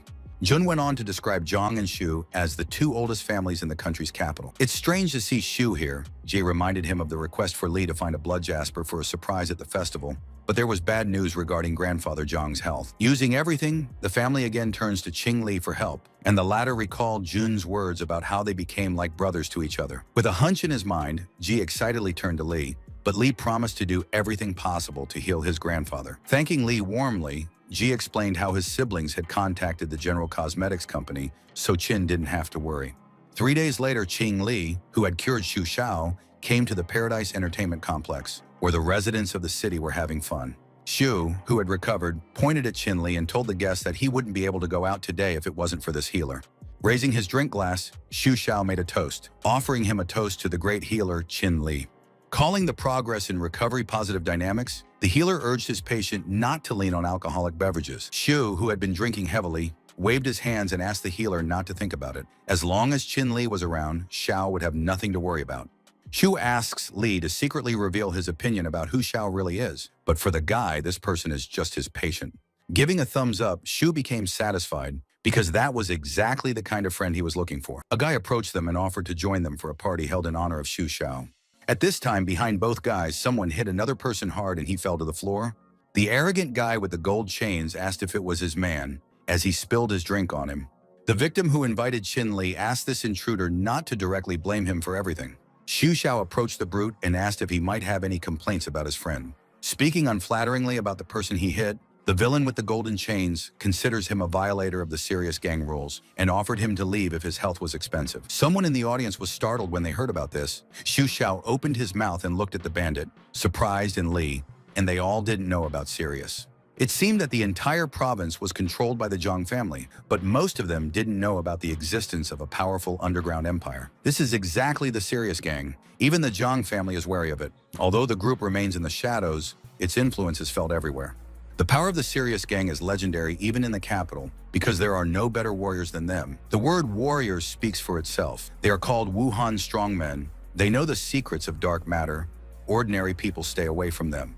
One of the guests started to run away, while the other one turned to Xu Xiao and informed him of his departure. He had enough parties for today. The injured guy asked not to carry the bar and is ready to cover the losses, but he just accidentally overheard the conversation of the villain from the gang. This won't do for Xu Xiao. His friend can pay for the inconvenience, and he will also add up, so let the person from Sirius name the amount. The villain and his gang members looked at Xu and were silent, as if they were considering his suggestion. They then laughed out loud at Xiao's idea that they only needed money from Xu and his companion. Still laughing angrily, the leader of the group is willing to consider one option for Xu if he wants to help a friend. Nervously, Xiao asked what the bandit meant, and the latter offered to forgive the beaten guy if Xu could withstand one blow from the villain. Without taking his eyes off the bully from Sirius, Xu thought that he was just mocking him. Xiao turned around in surprise to see Qin Li standing behind him, who was beginning to take an interest in Sirius. Wanting to be hit first, Li hopes Xu doesn't mind it, and Xiao was surprised to think that the healer ran away with everyone. Coming forward, Li asked him to trust. Xu asked the guy not to consider serious, simple faces. They do not do show-offs. With a smile on his face, Qin Li asked Xu to calm down. They would settle down a bit now and not make things difficult. Coming out to a group of self-confident bandits, the healer cheerfully informed them about the readiness to take a blow. The villain with the golden chains called the guy's words empty and, raising his fist, demanded to get ready. To the villain's great surprise, Qin Li deftly dodged the blow and the fist missed him. Startled by what he saw, the villain immediately assumed that his opponent was getting acquainted with the secret of dark matter.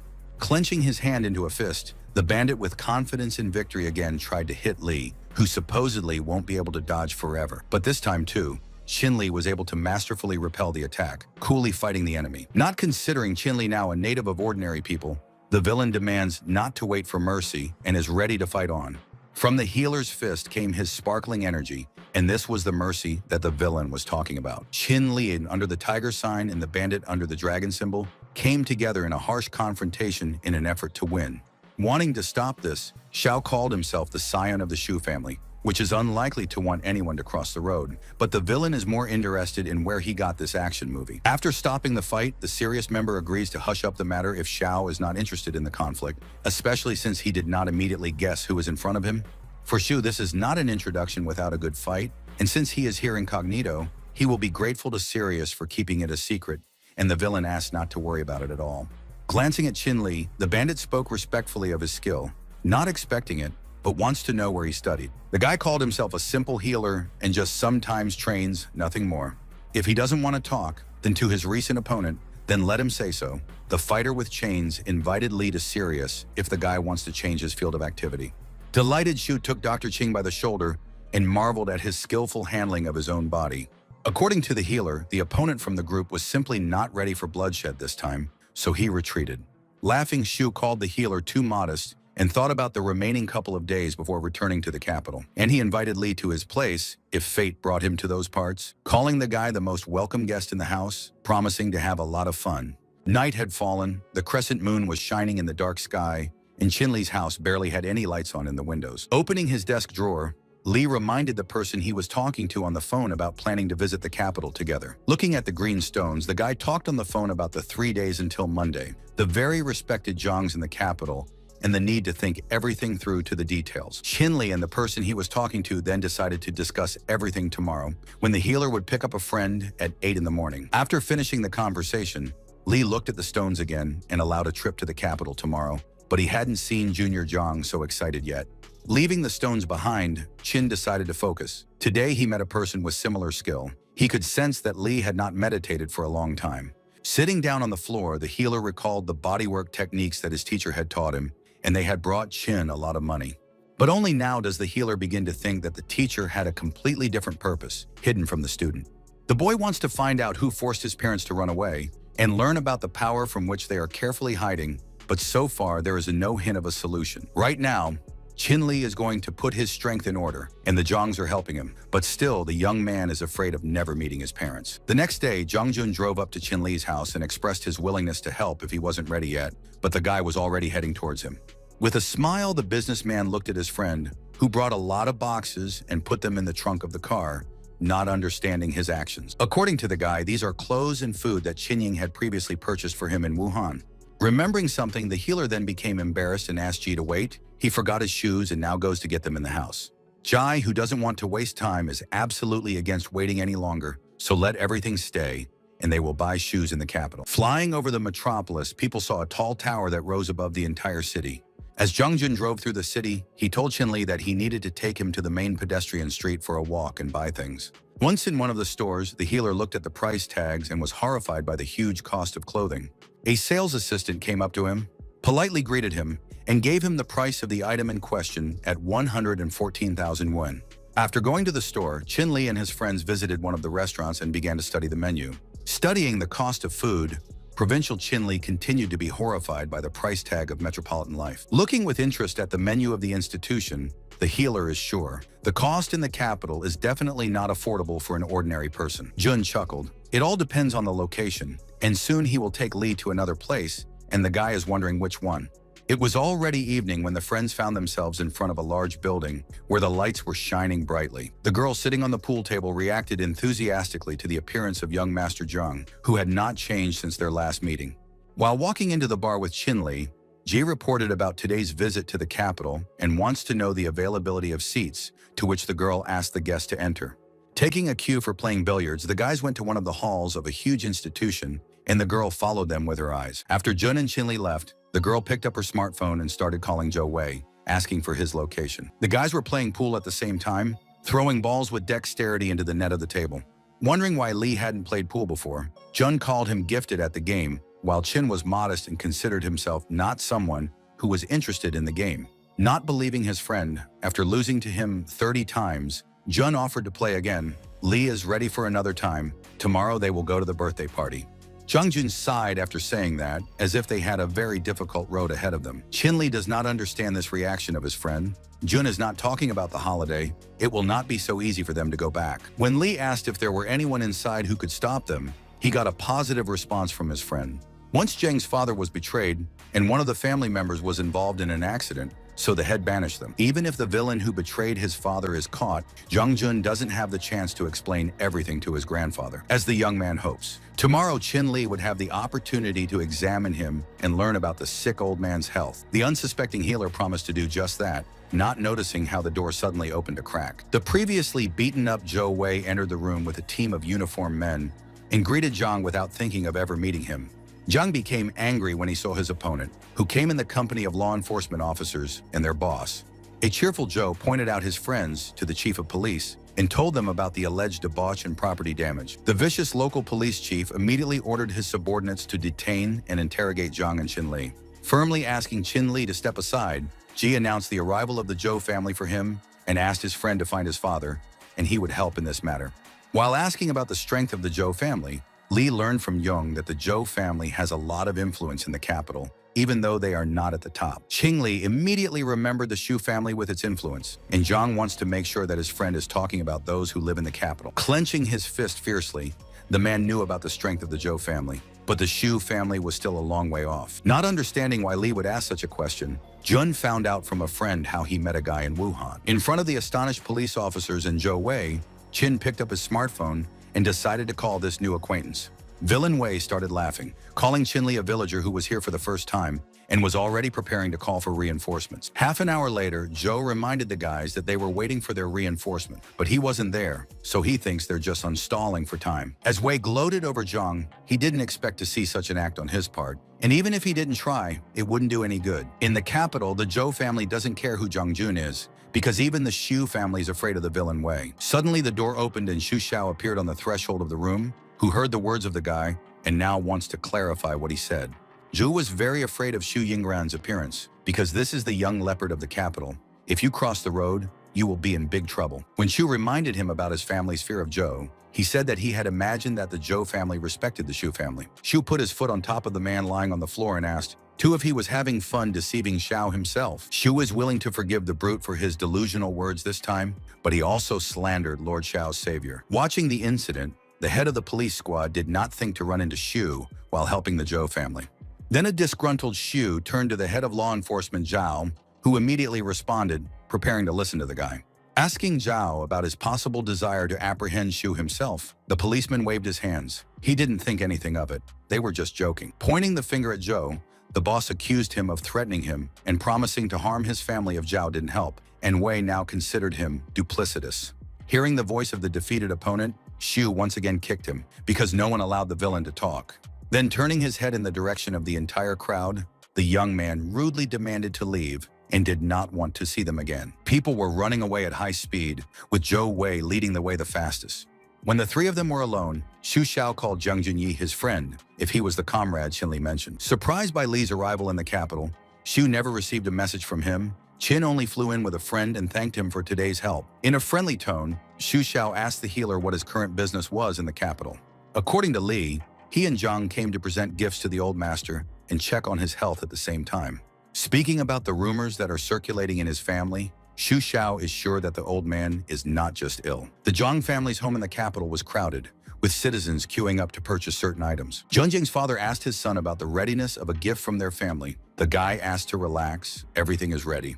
As Jun left with his father, he talked to Qin about coming in soon and the need to act on the situation, and Qin agreed. The young man who greeted the guests invited them into the house, and the presence of important people is already an honor for the Zhang family and a valuable gift. Then he saw Jun, who was holding a certain box with both hands, and his friend Qing Li approaching. Jun placed the box on the table in front of the woman who was receiving the guests' belongings. Standing in line right behind Jun, the guy with the fur coat was smiling maliciously as he looked at the guests of the event.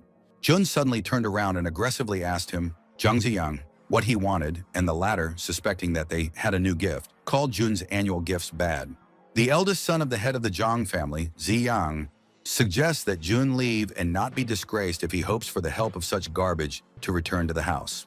Jun had heard outsiders refer to him as someone who was kicked out of the house 10 years ago, but this guy is still part of the family and can participate in the celebration. After placing the box with the gemstone inside on the table, Qin-li thinks it's more appropriate to look at Jun's gift first.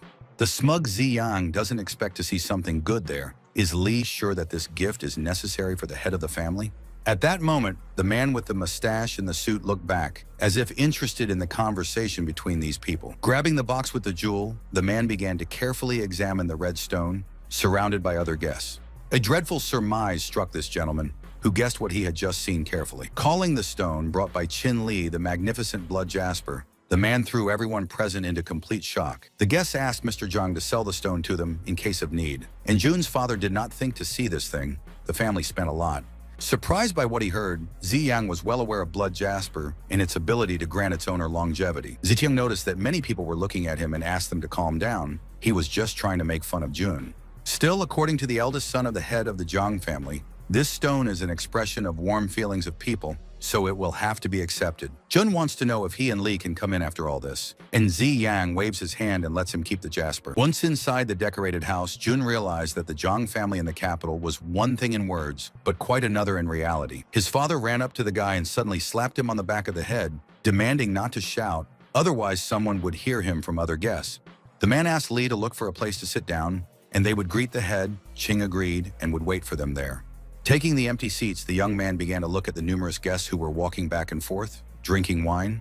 The Zhang family's connections in the capital were strong, with each member holding positions in the military, government, and business, and controlling the major clans in the country. Clenching his fist, Qing Li pondered and came to the conclusion that it would be difficult for Jun to return to the house of the head of his family. Suddenly, Li heard a familiar voice calling him brother and had been searching for a talented healer for half a day. Raising his head and looking towards the guests, Qing Li saw his new acquaintance, Xu Yingrang, who he had recently been relaxing with at the bar. By asking how Xu came to be here, Li found out about the cooperation of the friend's family with the Zhangs, so Xiao and his brother were sent to convey congratulations to the head. Considering their meeting at this place a good one, Xu suggested that his rescuer from the clinic go with him to meet his brother and sister. When they entered one of the large halls of the huge Zhang house, Xu Xiao introduced Qing Li to his sister and brother, whom he had already told them about. Xu family's second daughter, Shi Yi, holding a glass of wine, looked at Dr. Qing, who had saved her brother, asking if it was him in front of her.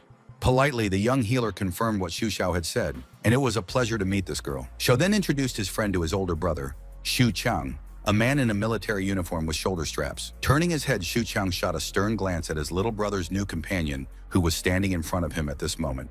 Then the man, noticing how the guest was looking at him, asked him what had happened, perhaps something on Xu's face. Qin Li apologized for his tactlessness and explained his own behavior as a professional habit. Highlighting the last word the guest said, Xu Chang suggested that Dr. Qing thought he was a sick person. Continuing to look at Xiao's older brother, the healer thinks that he just recently returned from a mission. After agreeing with the young man, Xu Chang, who was clearly interested in communicating with the healer, asked him to continue the dialogue. Xu was surprised to see his friend, who had positively evaluated his brother's energy, but the accumulated injuries had increased the fire element in his body and caused him to become ill.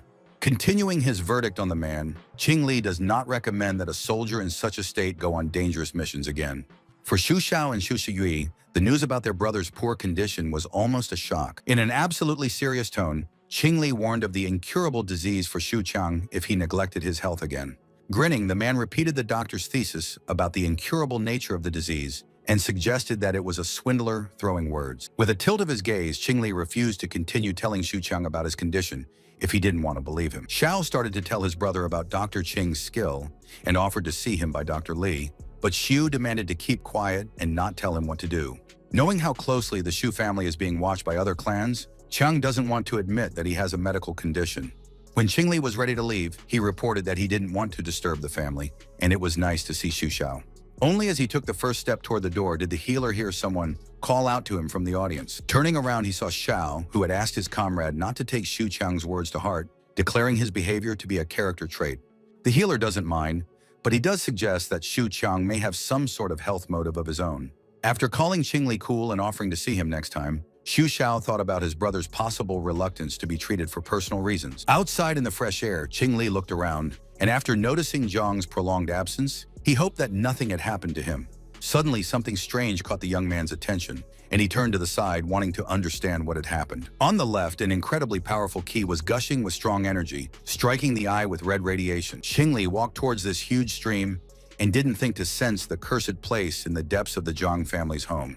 As Qing Li walked to one of the building's doors, he thought about dark energy again and saw the door jam created from Sephora.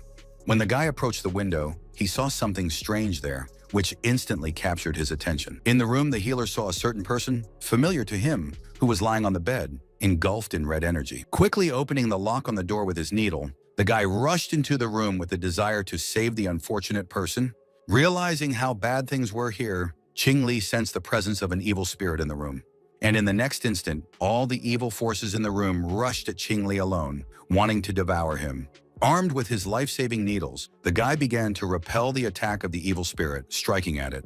The healer's magic tools affected the demonic power and robbed it of its former power. It was surprising for Qing Li to realize how similar this energy was to the one he had encountered in the inn last time. As he continued to fight this terrifying force, the healer was horrified by its continued pressure on him. The boy remembered the words of his old mentor, who said that everything that exists obeys certain rules. Fortunately, Qing Li had learned how to hack such things from the old man and was now ready to use them against the power of evil. The demonic spirit was already nearby, and it was a crucial moment for Qing Li to face the evil spirit. Fending off the red energy, the guy rushed forward where the hell demon was waiting for him. Determined to fight evil, the healer used pure energy and prepared to fight the demon. Qing Li waved his hand, and a bright light appeared near his fingers, glittering with small lightning bolts. The evil spirit experienced the last moments of its existence and understood that its fate was sealed. Only one healer remained at the scene of the confrontation. The red, infernal energy gradually dissipated, and the evil disappeared. Rubbing his forehead with fatigue, Qing Li praised the strength of the one who did all this. The guy himself is glad that he prepared before leaving. Looking at the man lying under the blanket in the room, where the battle with the spirit was taking place, Li didn't understand how he had fallen under the influence of such a powerful evil. Taking the unconscious man's hand, the healer was glad that he had discovered it in time. With the help of a miraculous needle, the young man began to bring the person back to life, giving him an injection in the forehead. The man's face suddenly lit up, his mouth opening slightly, as if life was beginning to return to his nearly dead body. At that moment, the man opened one bleary-eyed eye and tried to say something. Noticing the man's awakening, Qing Li was overjoyed, and the unfortunate patient looked at the healer and wanted to know who he was. Li described himself as a simple doctor who came to a festive banquet, and the man sitting up considers himself almost dead on a personal holiday. Jing recognized the victim as Mr. Zhang, and the latter, calling himself quite old, did not think that he would be destroyed by the person he chose himself. When the healer expressed a lack of understanding of the old man's words, Mr. Zhang remembered his son, because if it wasn't for him, the patient wouldn't be in such a state. Qing Li told him about Zhang Liming's family, who had asked him to heal the old man, but the old man did not expect this, because not only do they not hate the man, but they also care about him. Aside from healing Zhang, these people were hoping to return to their family, and Qing Li had to agree that this was something that couldn't be hidden from the old man. While helping a healer who wanted to get out of bed, the healer learned of the healer's desire to allow Li Ming and Jun's bloodline to return. Sitting down on the bed, Mr. Zhang chuckled and assumed that his rescuer had already noticed the old man's condition. In Qing Li's opinion, the evil energy caused the nervous system of the leg to become necrotic, but you can try using 9 kinds of fuxi needles. If the old man wants to regain basic sensitivity, it won't be difficult for a talented healer. The startled man even considered getting up again, but the young man doesn't think so. Sadly, the unfortunate Zhang confessed his strong hope for recovery, and even the famous doctors were helpless. When Qing Li reported on the possibility for the old man to move freely like an ordinary person, the old man was greatly surprised. Old Zhang was even more puzzled after receiving an offer from the young healer to make a bet. Pulling a set of needles out of his pants pocket, Li suggested that the old man should be allowed to return to Zhang's if he recovered. Otherwise, the young man would accept his punishment. The patient found this proposal interesting and decided to respond to the proposed dispute. After standing with the needle at the old man's side, Qing Li heard from the old man about the need to settle some things if the young man wanted the Li Ming family back. The Zhang family clan meeting that had been called was attended by many of its representatives, sitting at a long table. The son of the family head was angry at old man Zhang Chengzhou's awakening and Li Ming's invitation to the meeting. An elderly man who got to his feet informed everyone present about their gathering for the sake of making an announcement. The head of the family made the decision to let the Li Ming family go back to the main family. Outraged, Yang Ziyang got up from his seat and turned to his grandfather, thinking that he had forgotten what had happened, which was to blame for the illness that had clouded the old man's mind. Turning in his direction, the disgruntled man pointed out the tone of Ziyang's conversation with his own grandfather. According to the man, the grandfather of a cheeky guy cannot allow a stumbled person to return so easily. The person sitting at the table agreed with this argument. There were no such precedents in the Zhang family yet. The head of the family asked Li Min to explain what had happened, and the man responded to his uncle's request.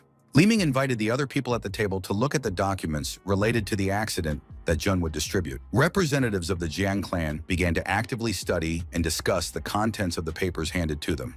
The document was also read by the son of the head of the family, who had a strange smile on his face after reading it.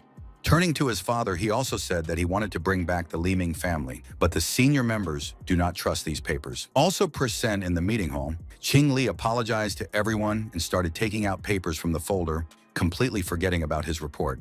While an angry Ziyang was shouting who the guest thought he was, the guest ignored the villain and showed the report for the chapter from Mr. Jiang Jun. Sung Chengze looked at the guest of the meeting and made sure to study this new report from Qing Li. Healer Qing Li's response to this verbal attack was the usual silence. As he rose to his feet, the man reminded him of the Jiang family meeting, where outsiders are not allowed to attend, and wanted to take Li away, but the old man resisted. The head of the family, trying to get to his feet, declared a purposeful desire to leave Dr. Qing here. Surprised, Jiang pointed out the injured leg to his father, but the old man answered his puzzlement by asking if his son could always see his father in the wheelchair.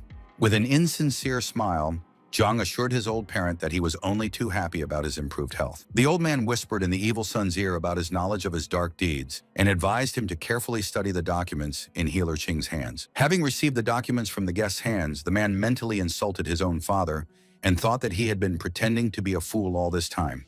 The head of the family, Chengze, turned to his relatives and decided to get their opinion on the report from Li Ming. Holding the documents in his hands, his son grinned imperceptibly and mentally guessed the course of the old man's thoughts. According to the person, the Li Ming family has the right to return back, but not everything is so simple. In a stern tone, he informed the family of the need to provide one warrior.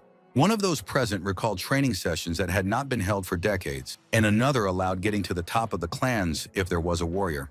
According to the woman, Li Min is still responsible even if his family was treated unfairly, and her neighbor is sure that Minwu will still be on everyone if he has a warrior.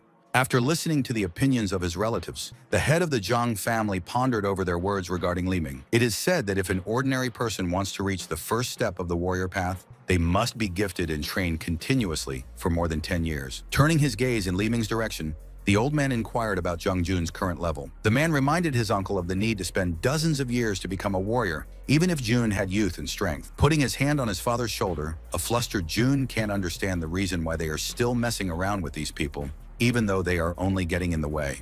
Clapping his hands, the son of the Jiang family had issued his verdict that it was impossible for Jun to return to the family. Disappointed by the development, Li Ming lowered his head and sighed heavily, admitting that they would never return to the capital. After the meeting ended, Qing Li, Jiang Jun, and Li Ming went to the designated room. While holding a cup of tea in his hands, poor Li Ming shared a thought with the guys that he didn't expect to hear from the head of the warrior class. Turning to his father, an agitated Jun wants to know about other options other than the warrior. The thoughtful healer Qin Li also thought of the warrior, but he didn't know if they were talking about someone like that serious gang guy or not. Turning his head in Jun's direction, the healer asked his companion about his introduction to the serious gang. The frightened guy does not understand now why his friend suddenly asked about this group. When Qing explained how he had exchanged a couple of blows with the bandits in the bar, the father and son were surprised, but they hoped that Dr. Li was all right because he had fought with warriors. Qing is fine, otherwise he wouldn't be sitting with them right now, and Jun happily held his head, agreeing with his companion. Rising to his feet at the speed of light, Li Ming made a terrible assumption about Qing's warrior status. But the young healer himself could not have known the meaning of the term that a frightened man implies. Jun had been told by a friend in Shanghai that there was a special group of people in the world who lived outside the rules. Divided into 9 levels, warriors of the lowest category are proficient in martial arts. Of the 3rd level, they split boulders, and of the highest, they move mountains. When Jun heard about all this from a friend in Shanghai, he thought it was just empty words. Jun wants to know, the bandits from Sirius are as strong as he just described. Qing Li replied that they are much stronger than an ordinary person. Turning away, the boy considered his companion's answer, as if the information he'd received might be useful. Jun then smiled and asked if Qin Li had the ability to split a boulder with his bare hands, but Qin Li didn't try it. However, if a friend wants to reach such a level, then according to the healer, it is quite possible. An excited Li Ming thinks Qing Li knows how to help them, and the guy himself is willing to try if the head demands. At night, Jun yawned when he woke up and left the room in his pajamas to sleep on his own. Suddenly, the young man caught a strange smell that interested him very much. With half-open eyes, the guy saw a light in the kitchen and did not understand who could be there when it was night outside. Qing Li was standing in the kitchen at this late hour, using some dishes and examining the chocolate-colored lumps.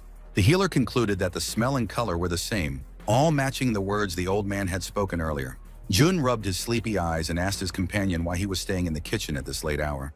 Turning in his friend's direction, the healer showed him a black bowl and invited him to look at the contents. As Jun picked up the dark lumps, he couldn't understand what they were, but he looked at the strange things. After carefully examining the lumps, Jun even allowed them to be produced by Qing's body, but Qing completely denied this assumption. Then the young man decided to sniff these strange lumps, trying to solve the mystery of their origin. Feeling the unusual aroma, Jun turned to the healer and asked him to reveal what kind of lumps are in front of him, and Lee reminded his friend of his desire to become a warrior. Koima told him about his teacher, who gave him these bone marrow purification pills before his asceticism.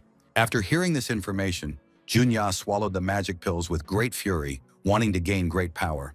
For NGOs, they also seemed delicious, but this behavior of the friend greatly surprised the manufacturer of the unique tool. When Qinli turned around and asked his companion if he had eaten 2 pills at once, the latter indifferently assumed that he had also swallowed a medicine ball. Putting his hands on Qingli's shoulders, Jun laughed and told him not to be greedy, as he was already supposedly strong.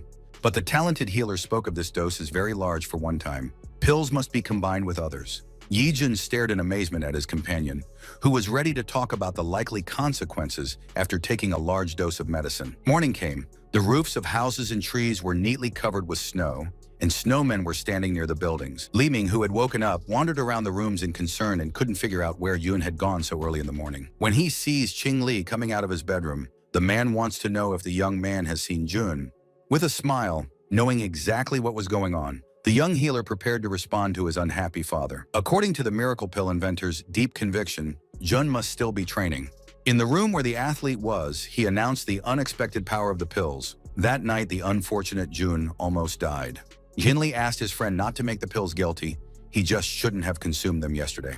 Standing outside the door, Li Ming could hear his son talking about not being able to hold on and asking his friend to be careful with his body, which was still hurting. Barely restraining himself from anger, the man heard his son blissfully telling his friend how good he was.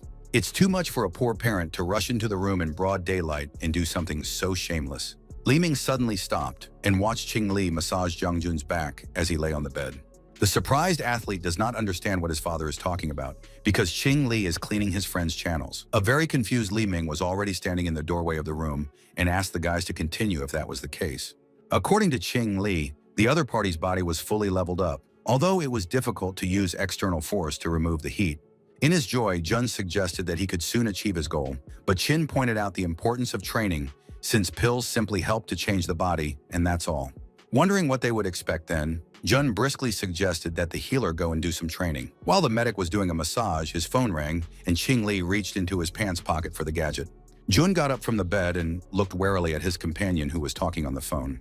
The caller was a recent acquaintance of Healer Shu, and during the call, Qing Li expressed his gratitude to Healer Shu for doing something. Assuming that Shuka Qin Li had some business to attend, Jun learned from a friend that the medic had been invited to attend a military banquet that would be hosted by Shu Yingreng after lunch. Startled, Jun asked Li again about his invitation to the Shu family's military banquet.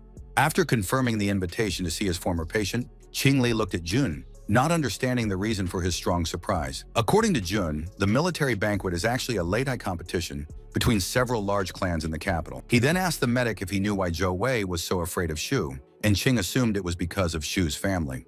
Jun immediately responded negatively to his friend's suggestion by naming Shujiang because it was him that Zhou was wary of. In his early childhood, Shujiang became not just a commander, he is also a warrior champion of 4 consecutive competitions. If Qin went to this banquet, Jun did not rule out the possibility of crossing paths with warriors of well-known clans, which Li was noticeably surprised by. Outside the Shu residence, the townspeople were rushing back and forth, and healer Xin Li, who was invited to the military banquet, went to this place.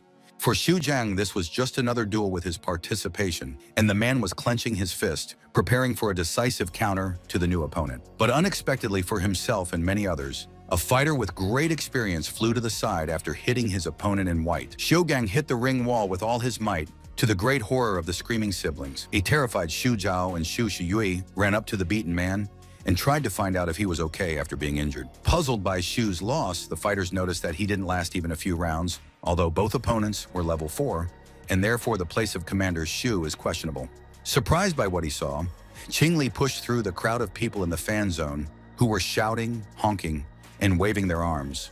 Then he saw sister and brother Xu pulling Zhang, who had lost the battle, on their shoulders, asking him to be patient until the doctor arrived. When the relatives got too close to Qing Li, he asked in surprise what had happened, and Xu Zhao was delighted to see his companion. According to the boy, his brother was inadvertently injured in the battle and asked Li to examine the victim if he could. Xu Zheng, who has regained consciousness, is absolutely opposed to being examined by a healer, as he only has a minor injury. Shoujo asked his brother not to argue because they don't have time for this, and urged him to let Qing Li examine him. Xu himself knows about his talent. His sister agrees with him. As the healer began to examine the injured fighter, he saw an explosion-like wound on his strong chest. Finding the wound difficult to heal, Qing believes that before everything would have been fine with rest, but now all the channels are damaged. The astonished Xu thought that his brother was already struggling with the wound. Startled, Xu Cheng asked Yingzhan to keep his voice down because he didn't want everyone in the audience to hear about the fighter's old wound. When Xu Zhen tried to contradict his older brother, the latter pointed out the importance of having the will to win, not strength. While the relatives were bickering and figuring things out, Qing Li kept his own eyes on the injured but strong warrior Xu. Finally, he held out one of the pills in his palm and offered to try a substance that could help with Xu Chang's wound. Xuzhou looked at the pills he didn't know in surprise, while his older brother was wondering where the doctor got the cleansing pills from. The victim had heard about the rapid recovery of channels due to pills. Among the warriors, this is a top-quality product. Xu had come to the capital to search for them, but he could not find them. Xu, who did not expect Dr. Li to be able to prepare them, called him an outstanding master, and Qin would write him recommendations since you can't just take pills. Surrounded by his siblings and subordinate soldiers, Commander Xu Chang thanked Dr. Qing Li for his medical care. Xu Cheng's rival Qing Mu Si wants to know the name of the next one to be executed, as he said, or they will admit defeat, but maybe there is not even one decent warrior in the family. The bold words sounded like a challenge, and Xu Chang, who was instantly angry, bared his teeth and considered Qing Mu Si to be the one who was maliciously mocking him. Stepping forward resolutely, Xu Shiyi is ready to immediately engage in battle with this arrogant opponent. This isn't going well for Qing Mu Si. He's afraid that the small and fragile Miss Xu won't be able to handle even one of his attacks. Laughing, the villain said that after the first blow, he would break through the heart, and after the second, he would send the opponent to the forefathers. Enraged by what she heard, Xu Yi raised her foot to strike down the opponent, who mockingly called the Xu family's daughter the flower of the military forces. Grabbing the bold lady by her leg, Qing Mu Si looked at her face and advised her not to engage in any deadly battles. The unpleasant expression on this fighter's face only indicated his vicious nature and desire to harm his opponent. After promising that otherwise he wouldn't even look at the woman, the villain knocked Xu Yu down in the ring with a strong punch. The unfortunate girl collapsed on the floor of the ring and was in great pain, screaming to the whole hall. In this victorious moment, Qing Mu Si felt completely triumphant as he swung his strong fist to finish off the lady. Xu Ziyi stared at the fiend's rapidly approaching fist, and it seemed that nothing could save her in battle today. At that moment, Qing Li burst into the battle with lightning speed, stopping the mad opponent's attack in time. In surprise, she looked at the youth who had deflected Qing Mu Si's fist and called the opponent someone who was fighting meanly. Having insulted the healer, the evil fighter does not understand where he came from and thought that Li fancied himself a hero for the beauty. Having found a more comfortable position in the ring, Qing spoke about his desire to learn how to use the Musi technique, seeing its greater strength. However, if he wins, Qing Li demands that the opponent apologize to Miss Xu, who was standing at the side and heard the guy's dialogue. Madly looking at the honest young man Qing Musi and laughing at the words of apology, he is sure that the opponent can't wait to die. A worried Xu Shiyu will come to her senses in an appeal to Dr. Qin, because Musi is not his rival in the ring. One of the soldiers asked Mr. Xu about the energetic guy he invited, and he called Li Zhao a friend. He is a doctor, and Chang doesn't know anymore. The one who asked Xu about Qing Li is confident that the guy has the knowledge and courage to fight Mu Si, and hopes that they will choose the right person. Angry Qing Mu Si demanded that the opponent stop talking. It's too late to retreat, and today the villain will show the healer everything. Wanting to show off a true warrior, Mu Si clenched his fists and prepared to engage in a new confrontation with the healer. The villain was already running towards the enemy, and Qing Li only watched his movements indifferently, as if he didn't want to fight. A second later, Mad Mu Si was at the healer's side and raised his strong fist to strike at the poor guy. But the villain missed, his evil carrying hand flying past Qing Li's face, who entered the fight with complete composure. Considering Qing Li to be unable to keep up with his speed, the laughing Mu Si perceived the guy as nothing, even if he was slightly strong in front of the strongest Sai. The mad fighter's next move was to kick the opponent, but Qing Li once again skillfully dodged. Then with a deft move, Mu Si hit the ground, causing a crack to appear and sending shards of dirt flying out. This is the real power, as the overconfident Ching Mu-si assured his opponent and continued to insult Lee.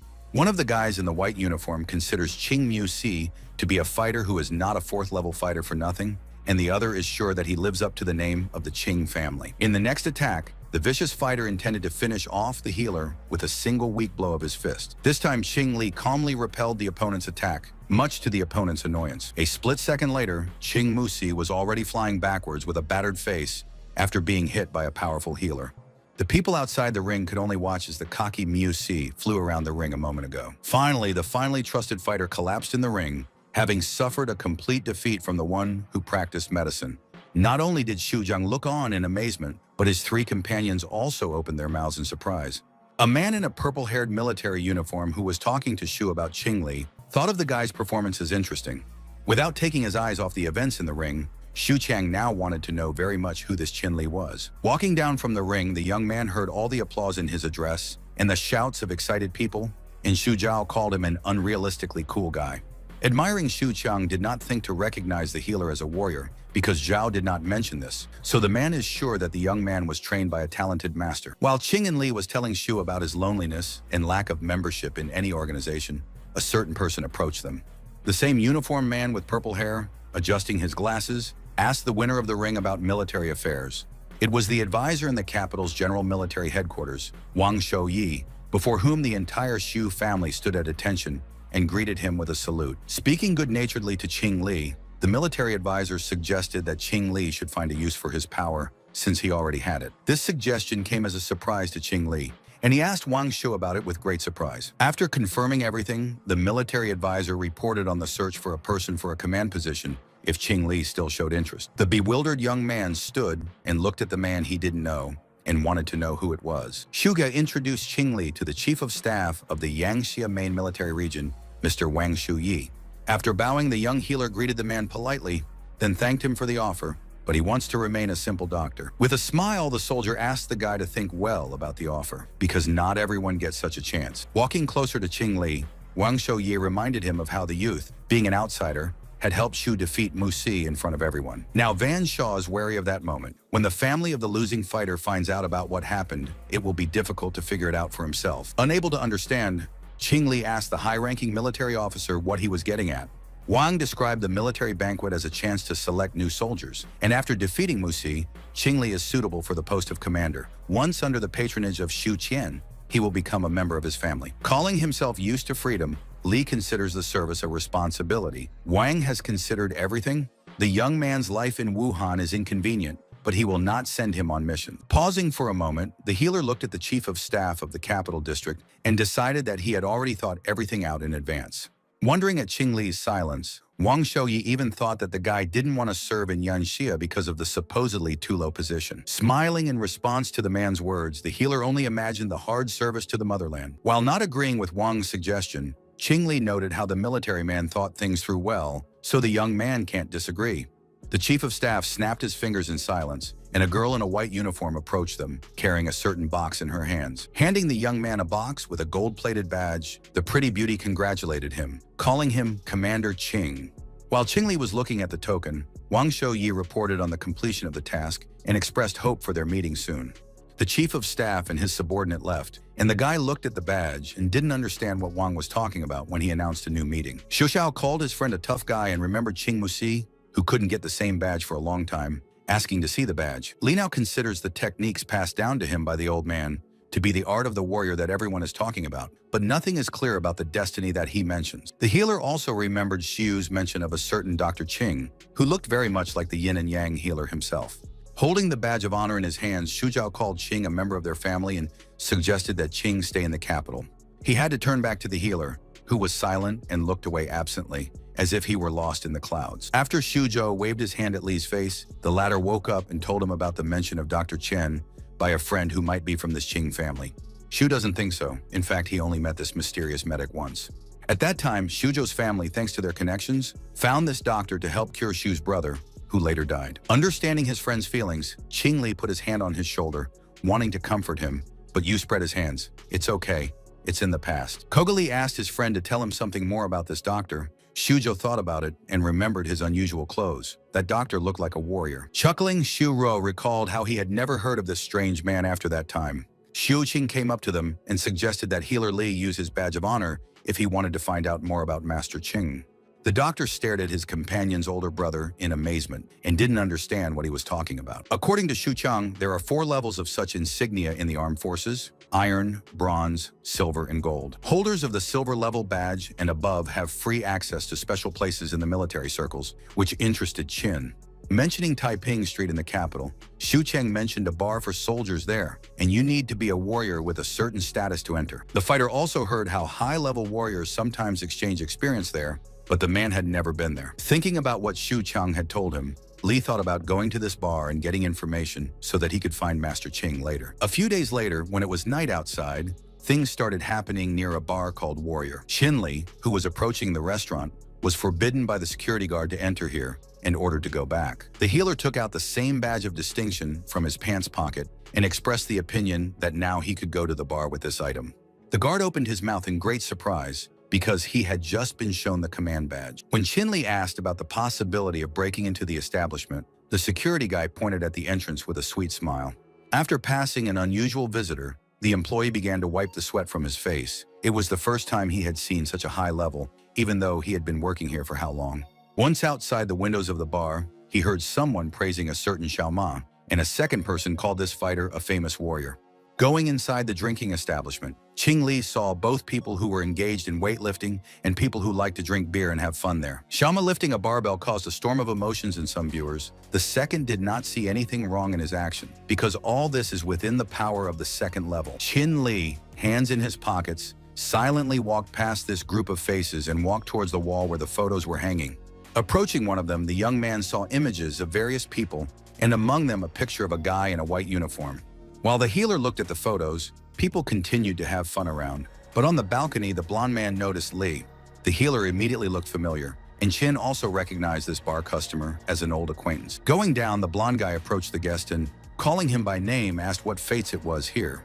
Holding a glass of beer in his hands, the man grinned and suggested that Qin Li also liked such places.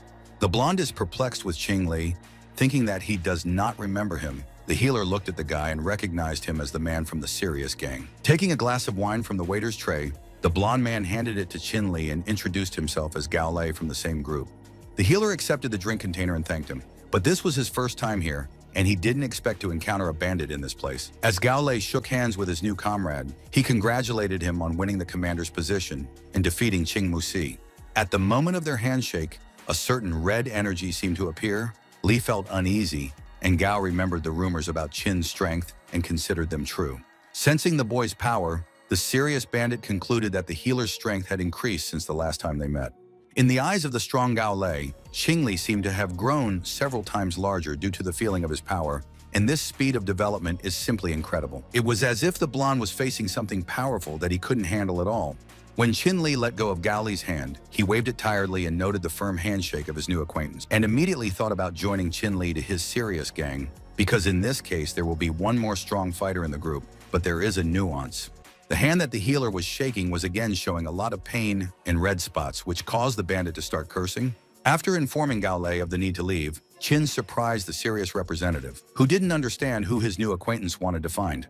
Gao Lei sat down on the sofas in a separate lounge area and told Li about a certain person, knowing only that his surname was Qing and that he was a warrior, but he did not appear anywhere. There is little data, but the healer intends to find this person.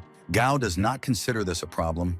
It is more difficult if the person deliberately decided to hide without leaving any traces. But the situation is not hopeless, according to the bandit Sirius, because he knows someone who can help, maybe. Gao Lei got up from the table and headed for the exit, calling for Qin Li to follow him if he trusted him now. When they reached the elevator, Gao Lei pressed his device to the touchscreen screen, and the system instantly responded with a sound. When Qin Li asked where they were going down, the bandit said that he wanted to introduce him to a certain person who was engaged in collecting information earlier. While they were already in the elevator, the guys continued to talk about an important topic, and Gao suggested that it was possible for his friend to get help from this person. What Li saw below wasn't a warrior bar at all, and Gao Lei told him that what was above was part of a larger place, where the bar was only a fragment of it. Walking up to the tablet with the huge door, Gao Lei mentioned the oldest serious gang. They built this. There are 10 floors below, the lower the more strength you need to access. As he tapped the appropriate combination on the tablet, the bandit reported on the warriors from the 6th floor and below, who had expanded to other locations. Finally, the massive doors opened to reveal an auditorium with computers and large monitors, and Gao greeted Li at their main base. Looking around, Qin Li was completely surprised, as he considered the serious gang to be just ordinary criminals, but they were clearly much more powerful. Walking up to the white-shirted man at the computer, Gao Lei pointed at Qin Li, and this is the one the bandit was talking about. Hearing the boss's voice, the guy jumped to his feet, leaving work at the computer, and Gao Lei asked him, Xiao Feng, to help his friend. After greeting Xiao Feng, Li told him about the search for a certain warrior in the Qing family. They are the same height. This is all data, and the guy will be happy to help. Xiao Feng looked puzzled at this new person who is also looking for a warrior with the surname Qin, which can't be a coincidence. Picking up a piece of paper and a pen, Xiao asked Li to name the places where this mysterious warrior appeared or tell about any incidents related to him. Thinking of the places and incidents, Qin Li recalled how the Shu family had invited this person to treat the late young master. After sitting down at the computer, Xiao Feng is determined to verify this data, and Qin Li is hoping for a chance to find traces of it. Who he's looking for. The healer was standing by the monitor, waiting for a verdict from Xiao Feng, who was working on his case. Noticing the token lying under the folder with a piece of paper, Qin Li thought that this token looked so familiar to him. While Xiao was working, Qin Li asked him for permission to look at the programmer's token. With a polite apology, Xiao instantly grabbed the item, calling it a personal item that was best left untouched by outsiders. The doctor looked at the token, which was filled with hieroglyphs, a wolf, and a few numbers. Xing Li had an incredible idea and asked Xiao if he was a member of the 19th Squad and if he knew Liang Qing. Gao Lei was surprised by their acquaintance, and the programmer, an agent of the former Duan Xiao Feng Squad, knew the only lady of their group, Liang Qing, but she died. Not agreeing with Liang Qing's death, Qing Li informed Xiao about how his assistant was looking for a fellow squad member, which surprised him greatly. Showing a photo of the wounded Liang Qing on the smartphone, the healer told the guy about her getting into the clinic with wounds, and now the lady is helping Li with management. Xiao Feng, who smiled for the first time since the beginning of their acquaintance, was thinking hard, but it turned out that his colleague had good luck. After mentioning his promise to the girl to find out about her co-workers, Li was busy with his own business and didn't expect to run into her co-worker here. After putting his smartphone back in his pants pocket, the healer asked Xiao Feng the reason why he was looking for other members of their squad. After hesitating, the programmer reported a good attitude from the boss, so Xiao is uncomfortable talking about other things. Gao Lei asked his subordinate not to worry, because Qing Li is his friend, and he found Xiao's co-worker, so Fei can tell him everything. Clutching the token rope in his hands, Xiao Feng excitedly decided to start talking from the moment that happened 2 years ago. Surrounding the house, a member of the 19th Squad hoped for the accuracy of Feng's data. The wanted person was hiding in different countries, and now he should be in one of the rooms. Before pressing the button of the device, after which the explosion occurred, the same wanted villain rejoiced in the destruction of the 19th Squad.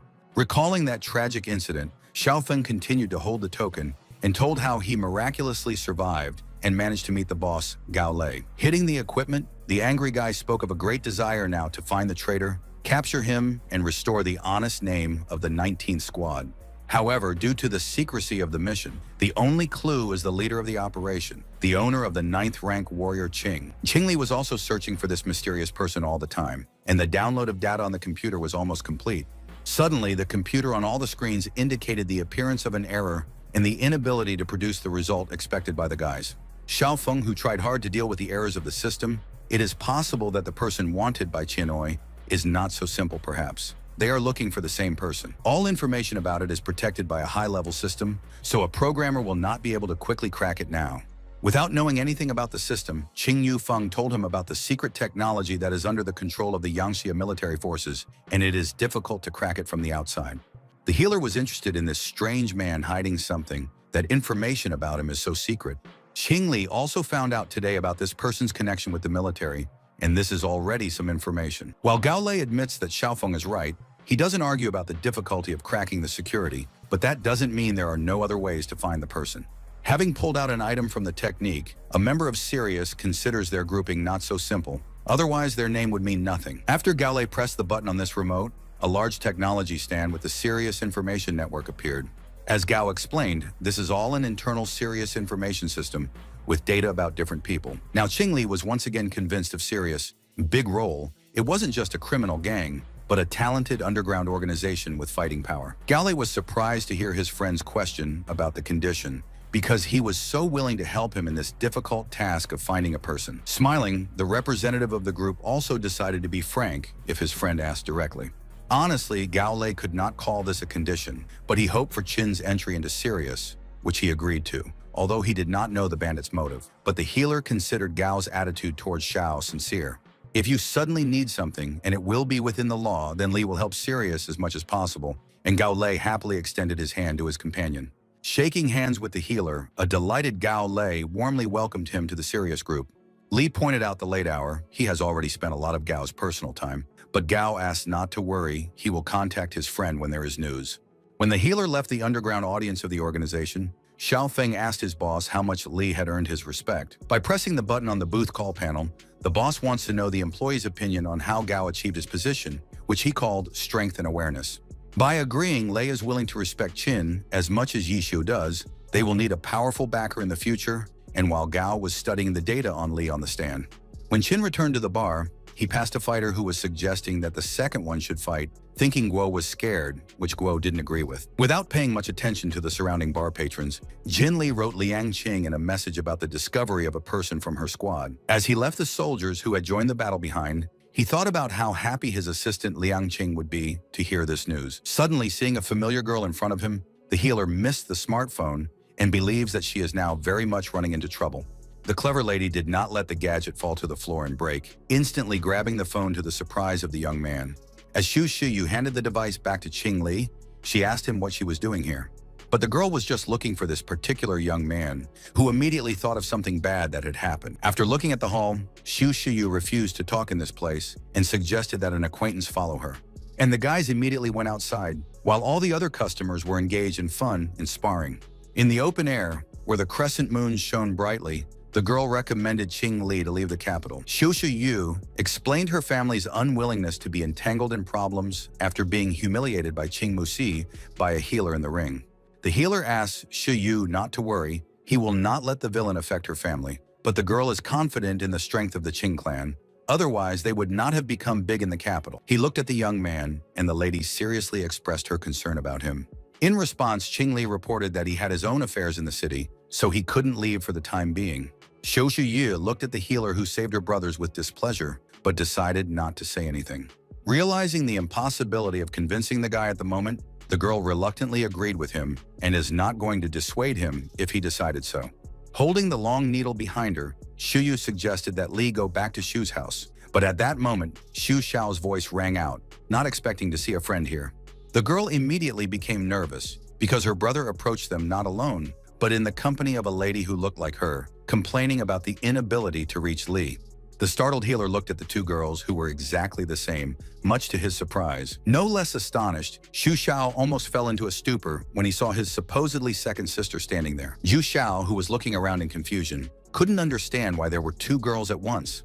After asking the Xu Qing Li was talking to why she came alone, the sister who came with Xiao called the clone a fake and believes that it is a warrior with a reincarnation technique. The lady who came to see Qing Li considers these attempts of the other lady to deflect suspicion and calls herself the real one. She is here discussing the incident at the banquet with the healer. For a self-described Shiyu, it's hard not to recognize this, and warriors with the technique of reincarnation can quickly become anyone, and there is no one in the world whom the imaginary Shi has not turned into. Watching this, Qing Li, while assessing the situation, recalled the warriors from the Sirius system who had the reincarnation technique. He is interested in the goal of the imaginary girl, who is clearly not a simple warrior if she got to the banquet, and Li decided not to act rashly in this regard. Xu Xiao, who was clearly confused, began to suspect the real sister of the lady who had come to Qing Li's bar. When Yu decided to remember her brother defecating in bed when he was 7, Xiao was afraid, asking her not to say it out loud. But at this time, the nurse who came with Xiao reminded him about the biographical records of family members, where everything can be found, which Qing Li was forced to agree with. Then the two ladies recalled how their brother had suffered not because of exams, but because of the girl who had left him, how he had smashed a statue at his grandfather's feast, and how he had fallen from sunstroke. Unable to bear such unpleasant memories for him, Xu Hao collapsed on the ground, senseless, and was morally depressed. The first Shi Yu, glaring aggressively at her opponent, didn't expect her to study the Xu family well.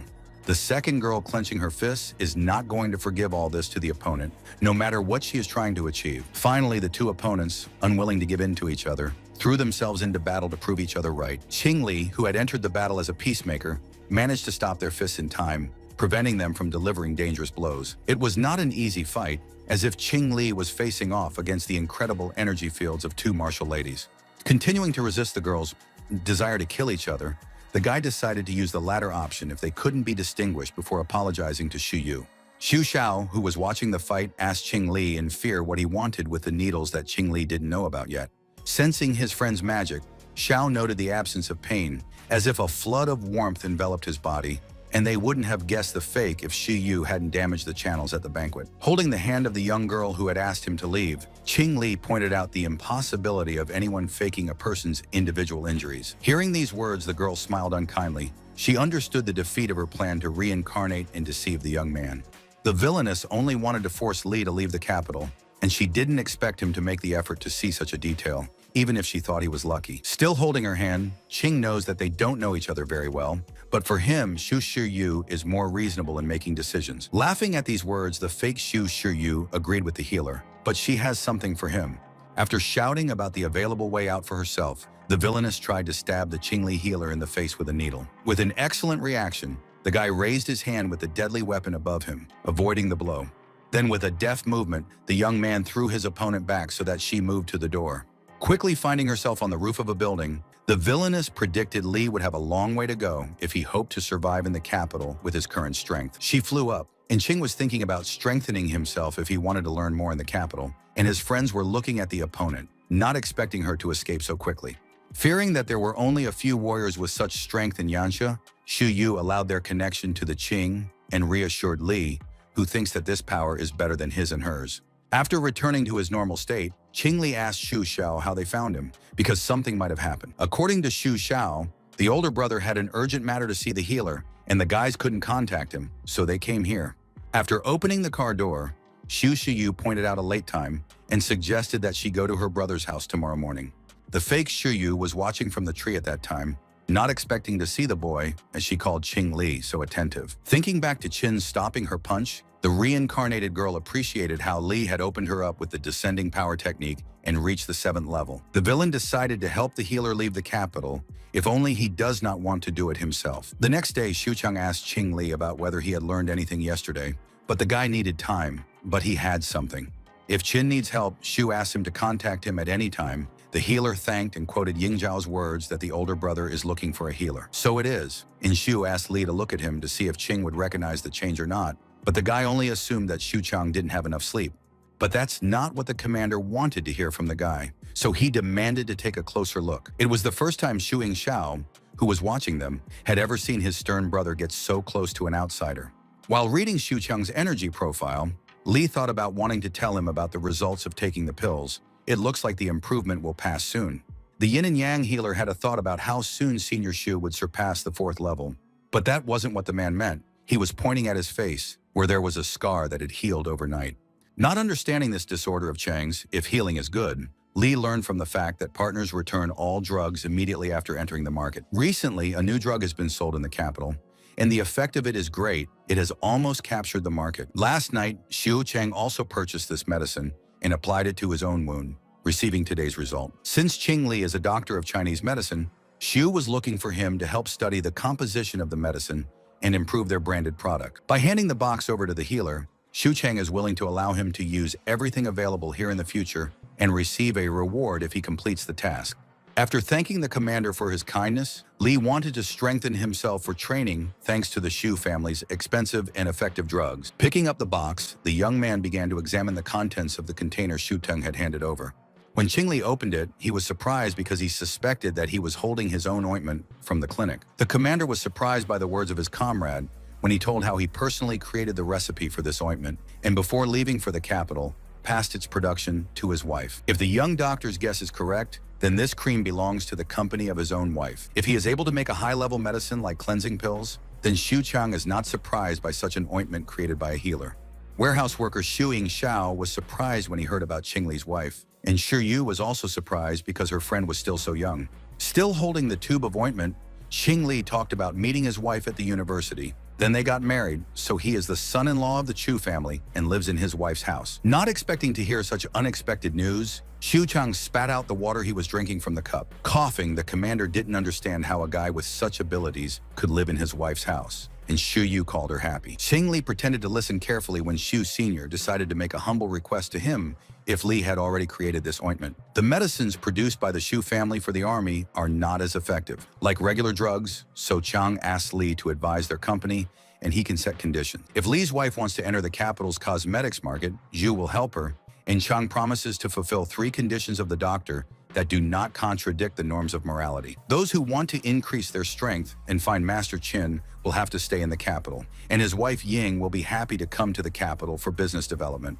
Xu decided to lure Qin to his side because this is a warrior with unpredictable strength and excellent healing skills. You cannot become his enemy, but Li is ready to listen to the offer. Commander Xu Chang stopped thinking logically and responded to his new comrade's words. When Qing Li was already at Zheng Jun's house eating, his mobile phone suddenly rang. After looking at the display of the gadget, the healer saw a message from Duan Xiaofeng, who was notifying the boy of his arrival at the scene. A certain young man in underwear walked down the steps and greeted Qing Li with a good morning. Turning around, the guest of the house saw his master and was stunned, not finding the right words to express his own surprise. Zhenjun stared at his companion with a bareheaded expression, as if he didn't understand his companion's reaction. While trying to cover up his body, Jun confusedly mentioned the pills that Li had created that gave him so much energy that he was suffering from the heat. Taking his friend's hand in an attempt to comprehend his energy, Qing Li decided to reveal a few secrets of the martial art to him already. Jun Jian was very satisfied. This day had finally arrived. He had been waiting for it for a very long time. Showing a friend some hand-drawn maps, Qing Li asked him to make his choice. Afraid of losing his mind by training with all this, Jun hopes his friend is confident, but Li asks him to relax and keep exercising. Jun looked at the cards with fear and strong disbelief and promised his friend to try to continue training. There was a heavy knock on the door, and when Qing Li opened it, he saw a familiar face and then asked how he got here. A guest with a cap and a closed left eye ironically asked Mr. Qing about his alleged reluctance to go together to a meeting with a comrade in arms. He then opened the car door and invited Qing to get in, while Li was puzzled as to how the man knew where he lived. They drove along an unpaved road, past bleak and old houses that looked like ghettos. For Qin, this is not like the road to the airport. He knew about the location of the air station on an open plain, and here there are mountains everywhere. The guy with the blindfold on his left eye, who accompanied him, called it a shortcut, but Qin didn't believe they were going the right way. Turning away and looking out the window again, the healer asked the driver about the new information about Master Qin. The guy driving the car called the information about this person well hidden. There are no leads yet. Perhaps he is even no longer alive. While the driver was talking about a useless lead, and Qing Li was talking about a warrior changing his appearance after meeting him earlier, there was a person lying in the luggage compartment. The driver who had encountered them earlier had heard about the absence of such warriors and did not expect Li to meet one of these villains, saying so when the prisoner woke up. Looking up, the man with his hands tied and his mouth taped shut assessed the sounds from the cockpit and recognized Qin and the one who had hit the captive who was pretending to be him. The agitated prisoner cursed inwardly. He did not have the strength at all and did not understand what this villain had done to him. Inside, the driver of the car turned to Mr. Qin and asked him to pass him the eye drops. Lifting up the door of the small cabinet on the car's dashboard, Qing Li saw a pink air substance start to come out. Waving his arms as if trying to resist the advancement of an incomprehensible energy, Qin Li came to an understanding of what it was in front of him. And if the driver thoughtfully pressed a life-saving handkerchief to his mouth and nose, but the unfortunate doctor, who did not have this, soon lost consciousness. After a while, they came to the ruins of a building, near the walls of which the driver put the unconscious Qing Li. Ripping off the mask that covered his left eye, the motorist stared at the healer he had brought here. The poor young man was sitting against the wall with his back to it, showing no signs of life. Sitting down next to the healer, the worried man asked Li not to blame him. In the future, he would understand that it was better for him. In the next instant, Qing Li woke up, immediately grabbed the man's face, which turned out to be artificial, and pulled him towards him. King was holding this mask in his hands, and its former owner quickly jumped back and held onto his own face. Being opposite Qing Li, the villain didn't expect that the opponent would suddenly recognize his reincarnation technique. Throwing the mask on the ground, the healer explained how after meeting the bandit, one immediately felt the similarity of his inner energy with that of the fake Xu Shiyu. Clouds were gathering in the sky, and Li assured his opponent that Duan Xiaofeng was unable to come to the healer's home. Just like that, and without any reason. The opponent with the white long hair was grinning viciously and calling himself careless, but he was willing to say something. Thinking Chin was still very weak, the culprit rushed towards him with lightning speed, and Lee, who was afraid due to lack of time, did not have time to attack him. Once near the guy, a person with a reincarnation technique drove the unfortunate man into the wall of the house with all his might, as a result of which fragments of stone flew. Grabbing the poor young man by the throat, the white-haired intruder asked him not to be offended, because Lee himself did not follow the advice. Not giving up, Chin made excuses, pointing out that there was no need to listen to advice and prepared to strike at the villain with his wonderful needles. The healer does not want to follow the advice of such an arrogant type, injecting him with needles in the right hand, holding the guy by the throat. The bandit stepped aside, waving the injured limb, and the healer knew that he would not be able to use it for a while. Unexpectedly for the brave young man, the villain raised over him the very hand that he thought was wounded. And in the next moment, the criminal struck a powerful blow at the healer, as a result of which he flew to the side. This idea, even if it was a good one, wouldn't work on a bandit, and Lee hit the stone wall again with all his strength. Crouching on the ground and wiping the blood from his face, Chin Lee is struck by the opponent's incredible strength as it grazes the vital points on his arm, and the opponent continues to use it. Accumulating his powerful energy, the owner of the reincarnation technique, seeing Lee's stubbornness, decided to stop playing with him and move on to a serious fight. With great force, the warrior summoned a vortex of energy that moved faster and faster towards Ching Lee's feet. Struggling to stay in place, the boy covered his face with his hand to avoid being targeted by the rock fragments and was horrified by the powerful energy of the villain. Looking at his mortal enemy, Ching realized that there was too much difference between them. He couldn't pull out a direct fight, so he needed to think of something. The guy began to look around, and the place where he was now led him to certain conclusions. After carefully considering everything, the healer came up with the right solution for salvation. Knowing about the presence of places of accumulation of dark yin energy here, Chin Lee immediately rushed to the old graves where this energy was concentrated, and the villain suspected him of trying to escape. Even as he reached the crypts, the healer could hear the warrior's shouts calling these places his own, doubting whether he would be able to escape. Once in a safe place, Chin Lee began to launch energy attacks on the criminal who had not left him alone. He deftly avoided shots and, with a smile of the winner, asked the opponent not to overestimate himself in this confrontation. The healer continued to attack the warrior, but the warrior quickly moved away and skillfully avoided the magic attacks in his direction. When Ching stopped without hitting his opponent once, the opponent did not notice the needles behind Lee and considered him tired from the battle. Confident of his ultimate victory, the warrior charged at Chin Lee, unaware of his secret weapon. Letting the enemy get closer to him, the healer threw the needles to the ground with all his might, summoning the energy of resistance. At the place where the warrior with the transformation technique stopped, demonic hands began to rise from the ground, reaching out towards him. The spirits of terrible beasts tried to devour the villain, surrounding him from all sides in the place of dark matter. Not yielding to the great power, the warrior remained unperturbed and continued to resist the otherworldly creatures. Seeing the creatures encircle his arms, the man realized that the opponent had gathered the dark energy of the metal and awakened the evil spirits. And then the man realized how Chin Lee had attacked him with the silver needle, wanting to force him to this dangerous point. Using the terrain, the healer was able to make up for the difference in strength, so the warrior no longer considered Lee a stupid guy. Fortunately for Chin, the opponent didn't notice his trick, as Lee personally saw, which is why the young man managed to do it all. Still surrounded by demonic forces, the warrior admitted that he was wrong about underestimating Chin. Deftly grabbing one of the infernal creatures, the warrior wanted to announce one important point to his opponent on the battlefield. After destroying the evil spirit with his hand, the red-eyed man told Ching Lee that he had also underestimated him. As the medical doctor and his warrior caste opponent fought in the dark energy pool, their car continued to stand near the ruins. The prisoner in the luggage compartment had not heard anything for a long time and suspected something unpleasant had happened to Mr. Chin.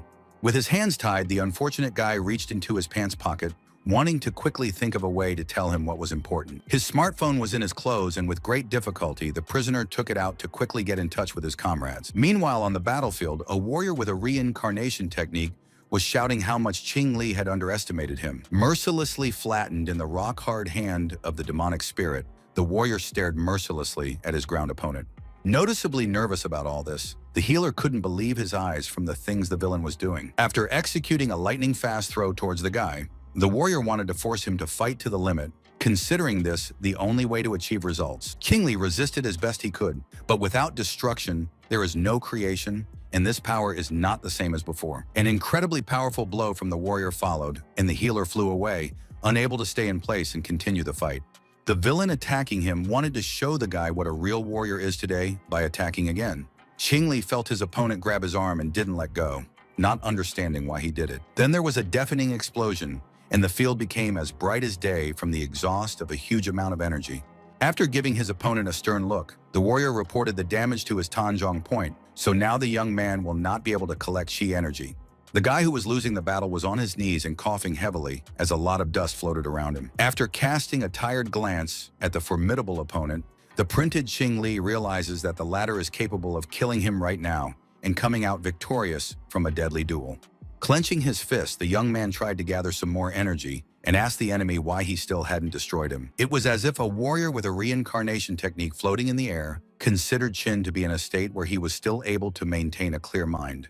The warrior then directly informed Li of his goal to damage the healer's channels and then force him to leave the capital. After hearing about the man's desire to force him to leave the capital and degrade the guy's technique, Li suspected that the enemy was sent by the Qing family. Rushing at Li again, the villain wanted to give him a final blow and hope for his stamina. Otherwise, the warrior would have to destroy the unfortunate man. Suddenly, a strange man's quick footsteps were heard on the battlefield, and a red-gloved hand hurled down a knife. The sudden appearance of an outsider disturbed the warrior, and in his excitement, he was forced to look away from hitting Qin. Stopping the deadly movement towards the young man, the villain looked at the one who prevented him from killing the opponent. Right in front of Li, the masked girl demanded that he leave as soon as possible, which the warrior did not like, because she had ruined his business. The situation was escalating, and the lady who had come here to rescue Qin took a quick glance back, sensing danger there. There was a warrior at the back, but the brave Amazon tightly blocked Qingli, who only watched helplessly. The villain, who did not stop before this, struck a strong blow at the guys and they flew away like light fluff. A minute later, the doctor from the clinic and the unfortunate girl collapsed on the ground, screaming with fear and indignation. When Qingli landed, the first thing he did was ask the lady who was trying to save him if she was okay after such a turn. The guy looked at the girl with an astonished look and immediately recognized her as his assistant Liang Qing from the clinic. The approaching warrior was confident that they would not be hindered from fighting further, and the suddenly stern Qing agreed. The exuding healer had a red eye, and as he rose to his feet, he signaled a desire to test his strength in battle. The excited warrior called Qin a nugget because of his ability to exude such powerful energy with a heavily damaged Tanjong point. The two men entered a new phase of their incredible confrontation, with demonic creatures all around them like seconds. With the main power concentrated in their hands, the warrior and healer threw themselves at each other, and only one of them could come out victorious. During the battle, the warrior with the reincarnation technique told Qin that he had actually made him change his mind about him. But time ran out, and the villain raised his hand over the head of Qingli, who was very exhausted from this difficult struggle against the enemy. Qingli lay unconscious on the ground and glowed with a yellow light as the warrior walked away. This is all he can do for the opponent. Everything else depended on him, the healer of the Yin and Yang clinic, now lying on the cold ground. On the territory of a large house with a swimming pool, a person practicing doubted the training methods from Qingli. The position looked strange. Zhen Jun, who was swinging his arms and legs, was holding a book of instructions and didn't know how to properly practice the move he was looking for. Trying to make sense of the case, the young man looked at the book again and assumed a different pose, but he didn't know if he was doing the right thing. Jun, who was tired, decided to go to his friend Qin Li and ask him about his training. It had already been 7 hours since Qin Li had started meditating, and Jun didn't understand how he managed to stay still for so long. The healer was sitting on his bed meditating, surrounded by strong energy. Thinking back to the recent confrontation with the warrior with the reincarnation technique, Qin thought that the latter wanted to kill him, but unexpectedly, the villain transferred energy to him. While making movements with his hands, the focused Qing was pondering and couldn't understand the recent opponent's goal towards Li. If he couldn't clear that energy now, he probably wouldn't be able to find the answer to that question. The dragons that emerged from the streams of energy were floating in the air around the healer, who was trying to make sense of what had happened. The door opened and 2 girls entered the courtyard, one of whom was the daughter-in-law of Zhang Jun, who was still training. The girl who was carrying boxes and bags with her remembered the doctor's words that Qingli was fine, but she was still worried and bought something just in case. Taking the boxes from her hands, Jun praised her for her good preparation, and she expressed her hope for Qin's good health while she was away. Jun told his sister-in-law about his observations of his companion as he walked towards the house with his purchases, but the latter didn't make any sounds. Suddenly, incredible energy flows burst out of the windows and roof of the house where they lived. Jun and his friends, who were loaded down with their new items, were walking towards the door at the same time, and they were amazed at what had happened. Looking around in fear, the young man assumed the appearance of an earthquake, and the girls looked around helplessly. Looking up at the window, Jun concluded that it had all happened in Ching Li's room. As they waited for the worst to happen, the three of them immediately rushed into the house, wanting to know if their Ching was okay after the explosion. The healer sitting on the sofa assured them that nothing serious had happened to him, but he was wondering why Qin Ying had moved to the capital. The wife wanted to move to the capital in a few days and surprise him. Their new medicinal ointment sells well here, but Liang Qing called her last night. Xing Jun, who was standing next to Liang, raised his right hand and chuckled as he started to say something to Qin, but he didn't finish.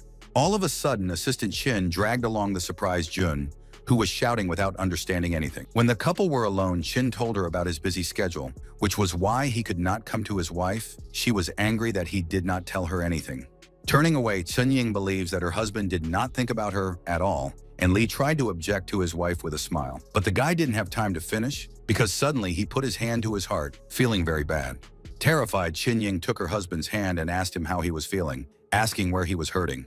Finally recovering a little, Qing Li asked his wife not to worry.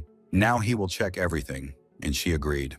It turned out that the previously broken energy was not completely purified, and if Li wanted to subdue this power, he had to find the power artifact that the teacher had mentioned. After reassuring Ying, Qing called it a normal thing. He just overdid it, and the girl said that she was scared. She thought that she was the cause of what happened. After mentioning that her husband has raised Mr. Zhang to the level of a warrior, Ying also wants to start training, which surprised her husband. Chun Ying recalled her status as the physician's consort and expressed her hope that one day she would stand by his side.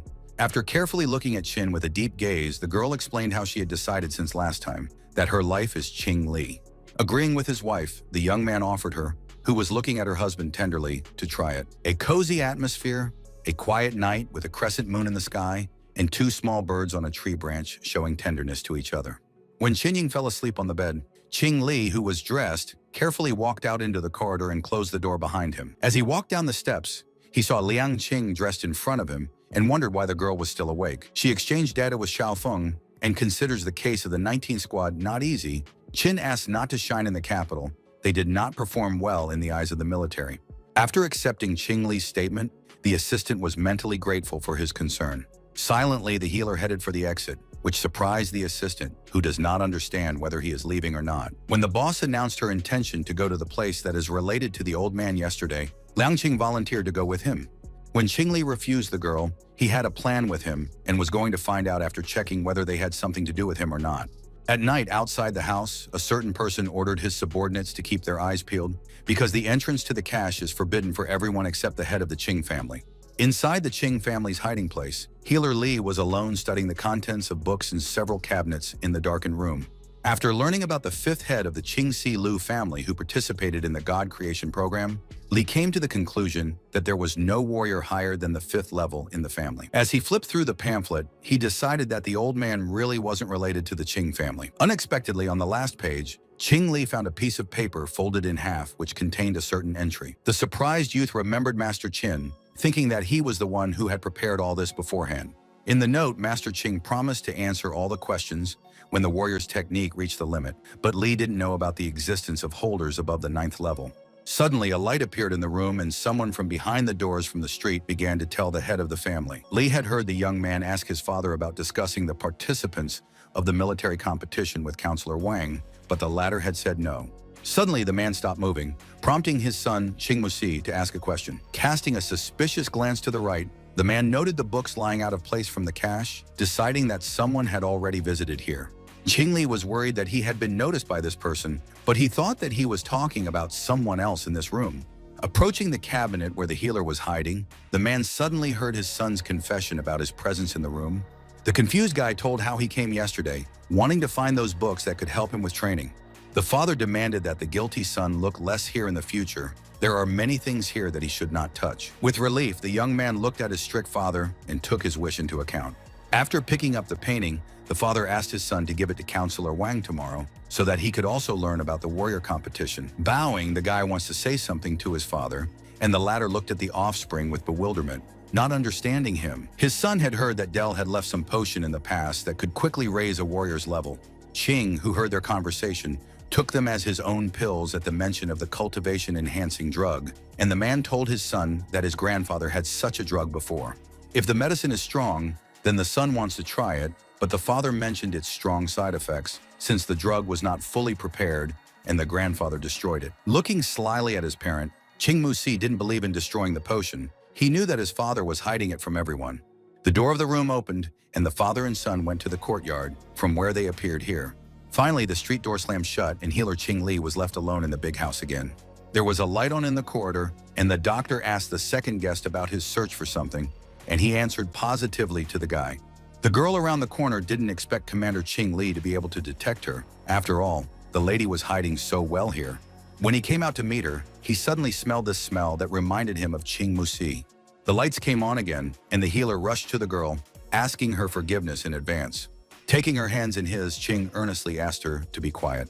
To make sure, the guy pressed his hand to the girl's mouth, otherwise they would just get caught. From their dark hiding place, the two of them watched the same Ching Mu-si, who had been there with his father, and was now looking for something in the cupboards. Pushing several books forward on the shelf of the cabinet at once, the villain rejoiced at the long-awaited deliverance from his father. Suddenly, an open space appeared at the back of the cabinet, and in it was a jug with strange contents. As Ching Mu-si picked up the container, he thought unkindly of his own father, who seemed to want to deceive his son by saying that the medicine was destroyed, but he found it. If Miu-si increased his strength, then he wouldn't pay attention to the side effects, because his grandfather could have made it up because he wanted to become stronger himself. Uncorking the jug, the young man greedily began to drink its contents in order to gain great strength. Then the boy's eyes turned very red, his face became ugly, and the unfortunate man was very hot after drinking the drug. As if something otherworldly and terrifying had taken hold of Ching Mu-si, he was beginning to change before his eyes due to the impact of this red power. Terrible black claws began to grow on the young man's fingers, as if he was turning into a wild beast from the underworld. The eerie entity was already rapidly taking over the body of the unfortunate person who wanted to become stronger. Dropping to his knees, Mu-si watched helplessly as he grew sharp giant claws, and his body changed to that of a terrifying creature. Watching the recent opponent in the ring, Ching Li didn't know about such a drug. He was thinking about the genes trying to manifest in Mu-si. Suddenly, the smartphone in the girl's pocket started ringing when a person turned into a demon a few meters away from them. Healer Ching Li only looked at his companion dejectedly, as if it was her fault. Miu-si, with red, creepy eyes, was exulting at how soon he was able to experience the effects of this potion. The frenzied warrior rushed forward and showed a willingness to help the boys answer the call. Ching Li, who did not want to reveal himself, took the girl by the hand and ran down the street with her, while Miu-si tried to catch up with them, trying to kill the guys. Remembering how the old man had asked her to leave a note in the Ching family's bloodline so that she wouldn't be found, she didn't think that such a thing would happen. Still unable to catch up with them, the mad Ching Mu-si demanded that the boys stop and threatened Ching Li, assuring him that he would not leave. Finally, the guys managed to run around the corner of one of the buildings, trying with all their might to escape from the villain who was chasing them. Then they ran down a long alley along small houses, trying to break away from the bloodthirsty pursuer. At one point, the girl caught her foot on an inconspicuous rock and fell down to the ground. They couldn't avoid it today. She remembered Father Shaw's words about getting this guy so that she could improve her cultivation in a short time. When Lee helped the unfortunate lady to her feet, she complained about his great speed and her inability to keep up with the guy. In response, the healer looked at her seriously and reminded her that he wasn't the only one who was so fast here. Suddenly, Ching Mu-si landed abruptly half a meter away from them, like a meteor falling from the sky. Seeing Ching Li in front of him, the warrior seemed surprised by his presence. The healer did not cause him any problems, but he decided to present himself on a platter. The girl was surprised at how quickly Mu-si caught up with them and connected it with the drug eaten by the guy, and the villain thought that this lady was sent here by Councilman Wang. With the entire capital in the hands of the counselor, Ching Mu-si decided not to offend Officer Wang's staff right now. To the surprise of the boys, Mu-si began to look around and talk about a certain person who was just here, but disappeared somewhere. In the girl's opinion, the villain didn't see them. It might have been one of the side effects that the Ching family head was talking about. Ching Li's companion smiled, having an interesting thought that might save them now. Taking a couple of steps towards the confused Mu-si, she caused a commotion. The villain wanted to understand who was going where. With a deft movement, the girl slapped the villain on his cheek, causing him even more disorientation. Mu-si, who did not notice anyone around him, was angry and tried to figure out who would hit him, and the girl concluded that he had no pretense.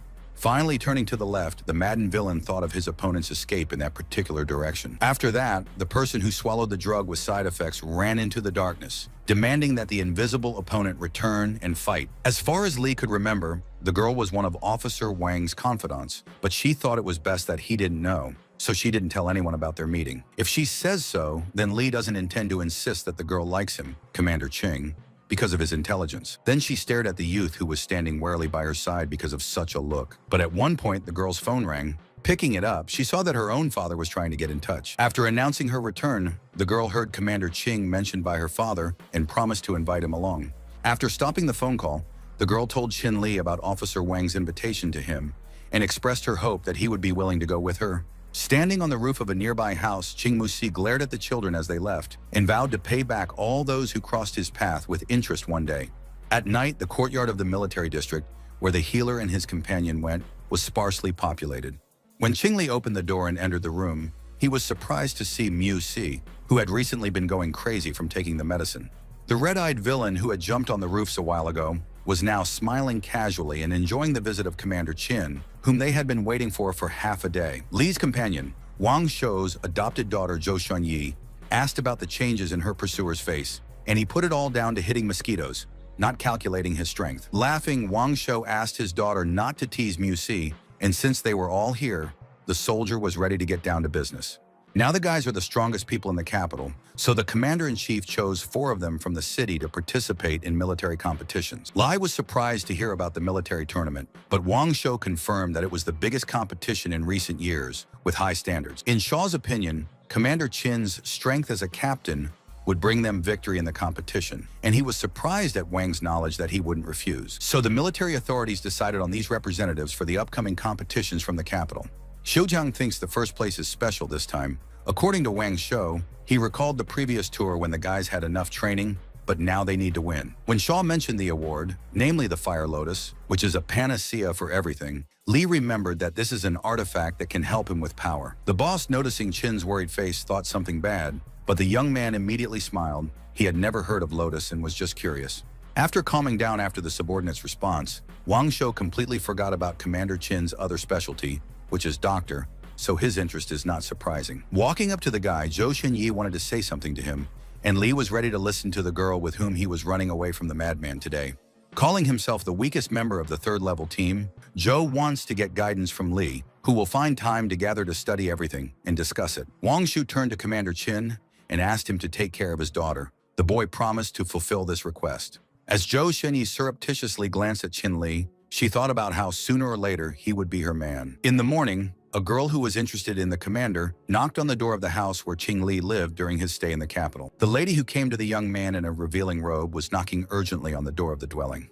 Lang Qing, who was staying in the house, reacted excitedly to the unexpected guest, wiping a sharp knife with a handkerchief. Placing the cold weapon on the table, the girl immediately went to the door, which was still being knocked on. Seeing someone approaching the door, the guest only wanted to say hello to the commander, but froze when she saw a strange girl who was wondering who she was visiting. Liang Qing led her into the house, and once inside, Liang Qing asked if Commander Qing lived here.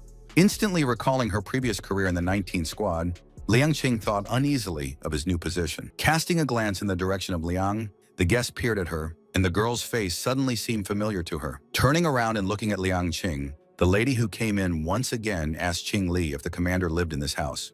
Suddenly, the two girls heard a voice from above calling out to Qing Li and asking him to take it easy. Pleased that the commander was here, Zhou Zhuanyi noted the positive features of the guy because it was not for nothing that she liked him. Unusual voices and sounds that praised Qing Li came from outside the door of one of the rooms in the house.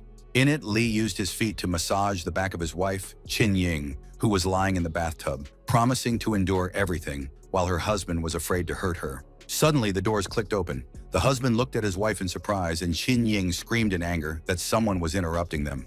Zhou Xuanyi stood in front of the bathroom door with amorous eyes while Liang Qing just watched her guest with a reddened face. Leaving his wife to sit in the tub, Qing Li asked her to have a good rest. The water would ease her fatigue, and he would go down to do some business. When Qin Ying was left alone, she sighed heavily and felt an unpleasant pain in her body. Seeing the captain, the guest in the revealing clothes was very happy to see him released, and Li wanted to know what she was talking about. Only now did the healer see who was visiting him and look questioningly at the girl who came to him. When the guest showed the young man an ambiguous sign with his hands, the embarrassed guy said that this was not what she thought, and his wife was already calling him. Qing Ying, who was coming down and dressed, was carrying some papers that he had left in the bathroom before he left. Zhou Xinhui looked at Qing Ying, who was standing next to her, and she couldn't think that this was the kind of girl her commander liked. The extremely embarrassed guy clumsily held in his hands the very papers handed to him by his wife. The unfortunate youth turned towards Qing Ying, who was secretly pinching his back, wanting to know about this lady and revealing clothes nearby. Rubbing the back of his head, the healer smiled guiltily because he had forgotten to tell his wife something. Introducing Zhou Xun and his wife Qin Ying, the young man also signed a decree to Liang Qing, with whom he studied together, and now she works in his medical practice. The guy talked about Zhou as a representative of their group, which will represent the capital in a military competition. Thinking of a married man capable of getting a divorce, Zhou doesn't understand why the captain would hide a beautiful wife, but Ying called him modest and not fond of expressing love. According to Qing Li, his wife had previously handled the company's business before joining him in the capital, so she didn't see anyone here. The two girls exchanged glances, and it was as if an invisible energy line had passed between them. Qing Li, who was still confused, explained the definition of training plans, and depending on Zhou's personal situations, it was better to read them first. When they all went out to the courtyard where the training equipment was located, Qing Li reminded them of the half-month remaining until the start of the martial competition. For Zhou Xinhui to quickly reach the 4th level of a warrior, Assistant La Qing and his wife can train like Li himself and test their strength. Continuing to talk about his own wife, the guy reminded her about the girl's lack of a base, so she needs to practice the basics more. Qin Ying is doubtful about the reality of such physical exertion, and the healer's assistant is sure that it is impossible to go up 2 levels in half a month. They only need to follow his plan, and everything else is not a question, because during the training period, Qing Li will not make leniency to anyone. An hour later, a noticeably tired Liang Qing could barely lift the bar in the bench press, and the coach asked her to breathe in time with the movements and use the strength of both hands. For the Zhou barbell girl, he suggested getting up and squatting slowly, since the strength of the lower abdomen is important for the whole body.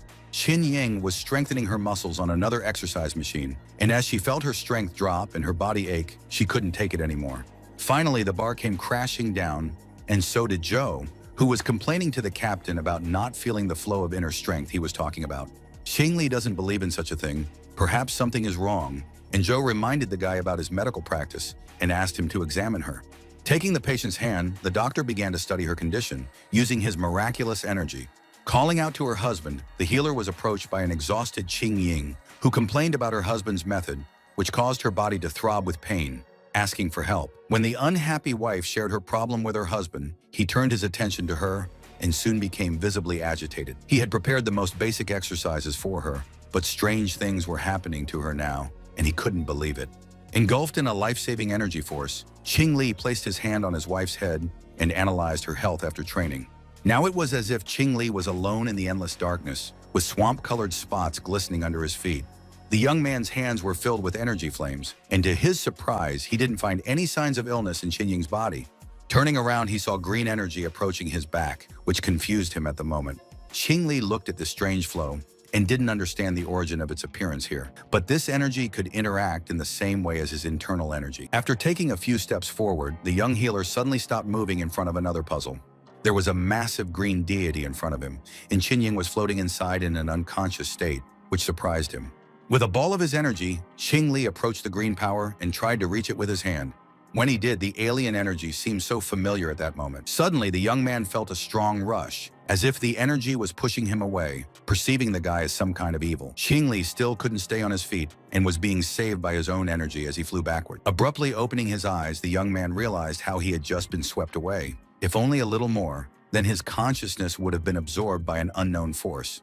When he woke up and heard Qing Ying's question about her body problems, the healer thought that she was unwell because of that thing, but he didn't know anything about it. After calming his wife and asking her to rest, the guy considered what he saw to be the one that had been in Ying's body for a long time. It was revealed due to training. Previously, my wife did not complain about anything. Smiling sweetly at his wife, the healer concluded that his strength wasn't enough to resist the thing inside Qing Ying, so he needed to increase his cultivation. Jun, reeling in circles, asked his friend why he couldn't feel the results of the training book Qing Li had given him. The healer tried to explain the lack of results from his friend's training by explaining the continuity of Jun's training, so he didn't feel any changes in his body. Qing Li turned to Jun and advised him to run another lap, which caused him to grimace in surprise. Closing his eyes in a stern voice, the mentor repeated his order to run another circle around the clearing. As Jung Jun prepared for another race, he was tired and tried to figure out what Qing Li was thinking when he issued such orders. At the start, the guy picked up a huge speed and rushed forward with all his might, as a result of which a large column of dust appeared in the clearing. Qing Ying then turned to her husband's side and announced her intention to continue her physical training. A sudden gust of wind almost knocked the boys off their feet, and the reason for it was Jian Jun, who ran past them at lightning speed and stopped nearby. The excited athlete stopped moving, looked back and called his friend Qing Li almost a god. Feeling the power of the pills, Jun wanted to get it from Li, but Qing noted the ability of the drug to transform the body, but a large number of drugs will not have any effect. Qing reacted with surprise to the guy's words about cleansing pills, but she didn't know anything about this medicine. Pointing his fingers at Qing Li, Jun called his friend the manufacturer of these pills. This is a great medicine that can make a warrior out of him. Zhou Xuanyi went over to the guys, and when she heard about such a high-grade medicine, she asked her captain and herself for one. The healer held out his hand with the lumps on it and offered Zhou and Liang Qing one at a time, since he didn't have many of them left. Tuko Jun asked Qin Li if it was likely that girls would sleep like this because they felt hot after taking pills, as he had before. Looking at his companion, the healer pointed out that it was a feminine trait to be stronger in this regard, so it was unlikely that the same thing would happen to them as with Jun. While Liang Qing was looking at this precious medicine with enthusiasm, it was bitter to Qin Ying, who had swallowed the lump. Unlike the other girls for Zhou Xuanyi, the captain's pills were very sweet and literally melted in the mouth. The perception for Qing Li gradually became stronger after the last time there was a large amount of power in the body. Now he will try to find out if he can use the principle of collecting dark energy to concentrate it in order to help the children with training. Qing Li enthusiastically took up the task, and soon energy surged in the room with a powerful flow. Now the healer was completely satisfied. Everything was finally ready to support his subordinates. By squeezing the energy in his fist, the young man could not only speed up his cultivation, but also make it twice as easy for others to train.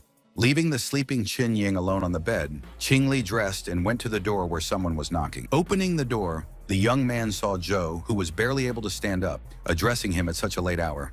The girl seemed to be out of her mind. She talked about the deterioration of her condition and asked to be saved. Startled, the young man immediately moved to the door and looked at the ward, who needed him so badly right now. Unable to keep her feet, the lady sat down on the floor, almost scratching her elegant fingers. Reclining on the floor, Zhou Xuanyi spoke to her captain with a reddened face about how it was burning right now. With a stern look at the girl, Healer Li demanded that Miss Zhou not go beyond the bounds of propriety in front of him right now. A plainly dressed lady spoke about her efforts to dress up for the captain and can't believe that her appearance does not cause him any feelings. As a response, the young man thanked the girl, but reminded her about his marital status as a married man. But the adopted daughter of Van Shaw does not want to take these words seriously and talks about the possibility of divorce at any time. Rising to her feet, Zhou mentioned the rumor she had heard that when the captain entered the Chu family, they didn't give him anything in return. As he was about to close the door, Qing Li reminded him once again about his marriage to Qin Ying, whom he loves, but Zhou just doesn't know anything. He had asked Miss Zhou to go to her room, but she wanted to become his mistress, because there should be more than one girl next to such a gorgeous man. But Qing Li mercilessly closed the door right in front of poor Zhou, who was left alone in the corridor. Returning to the room, the healer glanced at his sleeping wife out of the corner of his eye and promised himself never to betray her. But the girl was not asleep at the time. She lay with her eyes open and perfectly heard the entire dialogue between her husband and Zhou, who was trying to become his mistress. Xuanyi, who was standing by the door, told the captain that she was sincere in her personal request, but the young man asked her to leave and hoped that there would not be a next time. Having heard the guy's refusal, the persistent girl could not refuse their potential relationship, which she wanted to achieve. A month later, Qin Ying accompanied her husband to the plane and asked him to take care of himself in Tianhai, and he smiled and agreed. Behind him, Zhou Xuanyi asked Sister Qin Ying not to worry and promised to take care of the captain instead of his wife. Realizing that the girl was doing this on purpose to spite her, Ying promised aloud that she would be the first to thank Zhou on behalf of her husband. Jianjun and Qin Ying waved goodbye as the healer and his companion left for the flight, but it was already time for them to return home. Noticing Liang Qing's absence, the healer's wife became worried. Jun was also afraid to recall how the assistant had just been here. As Qing Musi strode through the plane cabin with the other members of the capital team, he felt as if someone was watching them. At this time, a young athlete passed by a dark-haired girl who seemed not to pay attention to everyone and buried her face in the newspaper. As the group moved on, Liang Qing put down the newspaper and looked in their direction, making it a point to follow her boss. As if he didn't notice anyone, Qing Musi passed by Zhou Xuanyi's side, looking intently ahead. And then the recently reincarnated, almost demon guy slightly touched a beautiful girl in the cabin of the plane. The villain managed to get what he wanted, and the unsuspecting girl fell down on someone's chair. The unkind act of a teammate wasn't overlooked by Qin Li, who cast his gaze at the incident. And the self-conscious Zhou, who was dressed in a smart white robe, landed on a certain person in a protective uniform. Looking at Qin Musi's helpless expression, she yelled at him, "Because of his blindness, you can hurt people too." Placing her hand on the captain's chest, Zhou hoped that she hadn't heard him, expecting to see this particular person in front of her. All of a sudden, a completely foreign voice spoke to Ms. Zhou and counted, and confused the person much to her surprise. Raising her head, the girl looked at Xu Qiang, and Qing Li, her captain, was at her companion's side. Coughing as if to break the lady out of her daze, Xu Qiang asked the girl to get up from his lap. Lai recalled Officer Wang's words about the capital's lack of victories in large-scale military competitions, and Xu confirmed it because they were facing high-level warriors. Hearing the words about the enemy's high level, the healer thought about how much he himself was missing until the 10th level. As the plane flew along its route, Qing continued to think about whether a warrior with a level higher than 9 might be his opponent. After a while, the plane was already flying over the big city of Tianhai, and Zhou was tired during the journey. When they arrived at the airport, Zhou called out to Qian, who was slightly behind, and pointed to the check-in counter in the right direction. The guy walked through the Avigavan and saw through the energy of people. The world of warriors seemed to him more complicated than he thought before. At this time, a female voice spoke to a certain Ji Wen and reminded her of the need to touch other people here. Shengli saw a girl with an unusual hair color fall to the airport floor, and a voice asked what they would do for him. As he watched, several girls in identical uniforms instantly ran up to the fallen lady, hoping their captain was okay. Asking not to forget the organizer of the tournament in the person of the Tianhai military, the captain of the Shiwen city team pointed to the commander, his older brother, and the fallen lady spoke to the second about breaking the rules. Laughing at the mention of rules, Ziwen called himself the law, and a girl who restrains her colleagues must either serve him at night or leave. Ziwen's teammates agreed with him, and one of the men is sure that the participation of a female team from the hinterland is decided only by the word of their associate. Not wanting to hear such obscene speeches, the previously injured girl tried to kick the villains, trying to silence them. But Ziwen deftly dodged out of the way of his opponent, sarcastically remarking that they would have plenty of time to get to know each other better at night. Unwilling to give up, the girl continued to fight against the malevolent opponent and sent him to hell. Shiwen, looking at the beauty from under his brows, noticed how she was still not in the best shape, as she wasn't fit enough, judging by her shape.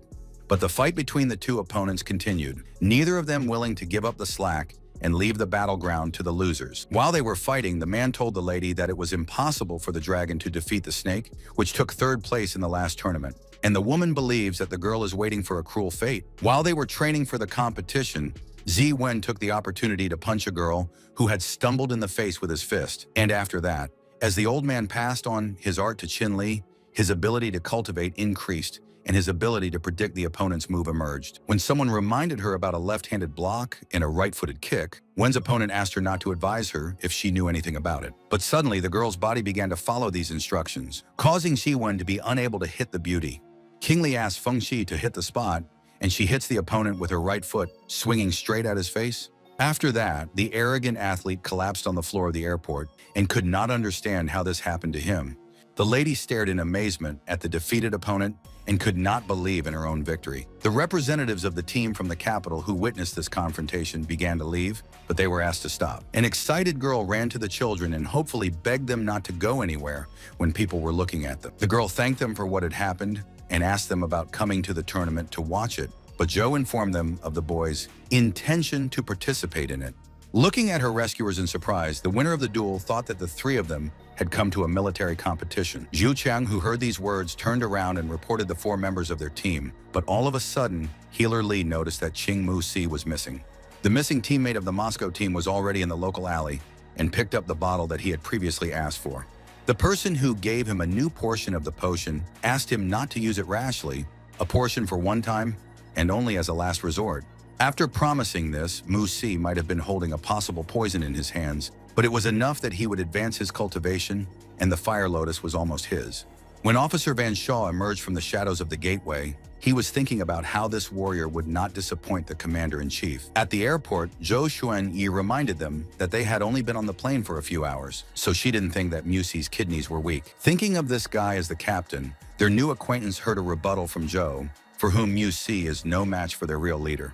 Qingli finally introduced himself to the new girl and said something, but she didn't hear anything, thinking that not all guys were disgusting like the ones in Yanhai.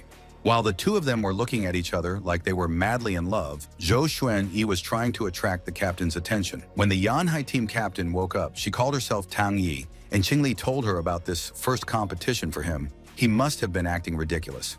The defeated Si Wen didn't understand where Qili came from and wondered why he hadn't met this guy in the city before. When Officer Van Shou finally found the boys after searching them everywhere, he handed Li a gold card that would help them stay comfortably, and Li thanked him. Zhou Shenyi, after receiving this gift from her foster father, somewhat embarrassingly asked him not to worry. Xi Wen now understood who the person who had helped his opponent was. This guy was so lucky, and Wang Shouyi's attention was drawn to him. Casting a glance in Xi Wen's direction, the purple-haired associate asked if he knew the Xing Li. When evening came, the man in black was approaching a large house 3 stories high, near which lanterns were burning. Wearing underwear and a housecoat, Qing Li thought of the guy who had finished third in the previous competition, and he was interested in the one who was first. Zhou, who was resting in the bath, thought that her father understood what she was thinking and arranged everything, but he didn't understand the captain if he liked people like Qin Ying. After hearing suspicious noises outside, the girl thought discontentedly of a fool who would bother people at such a time. The uninvited guest rang the doorbell, and an unsuspecting Qing Li went there to open it. Wei Wen was standing near the entrance with a rose in his mouth, brushing his hair, hoping to win the girl's attention with his charming charisma.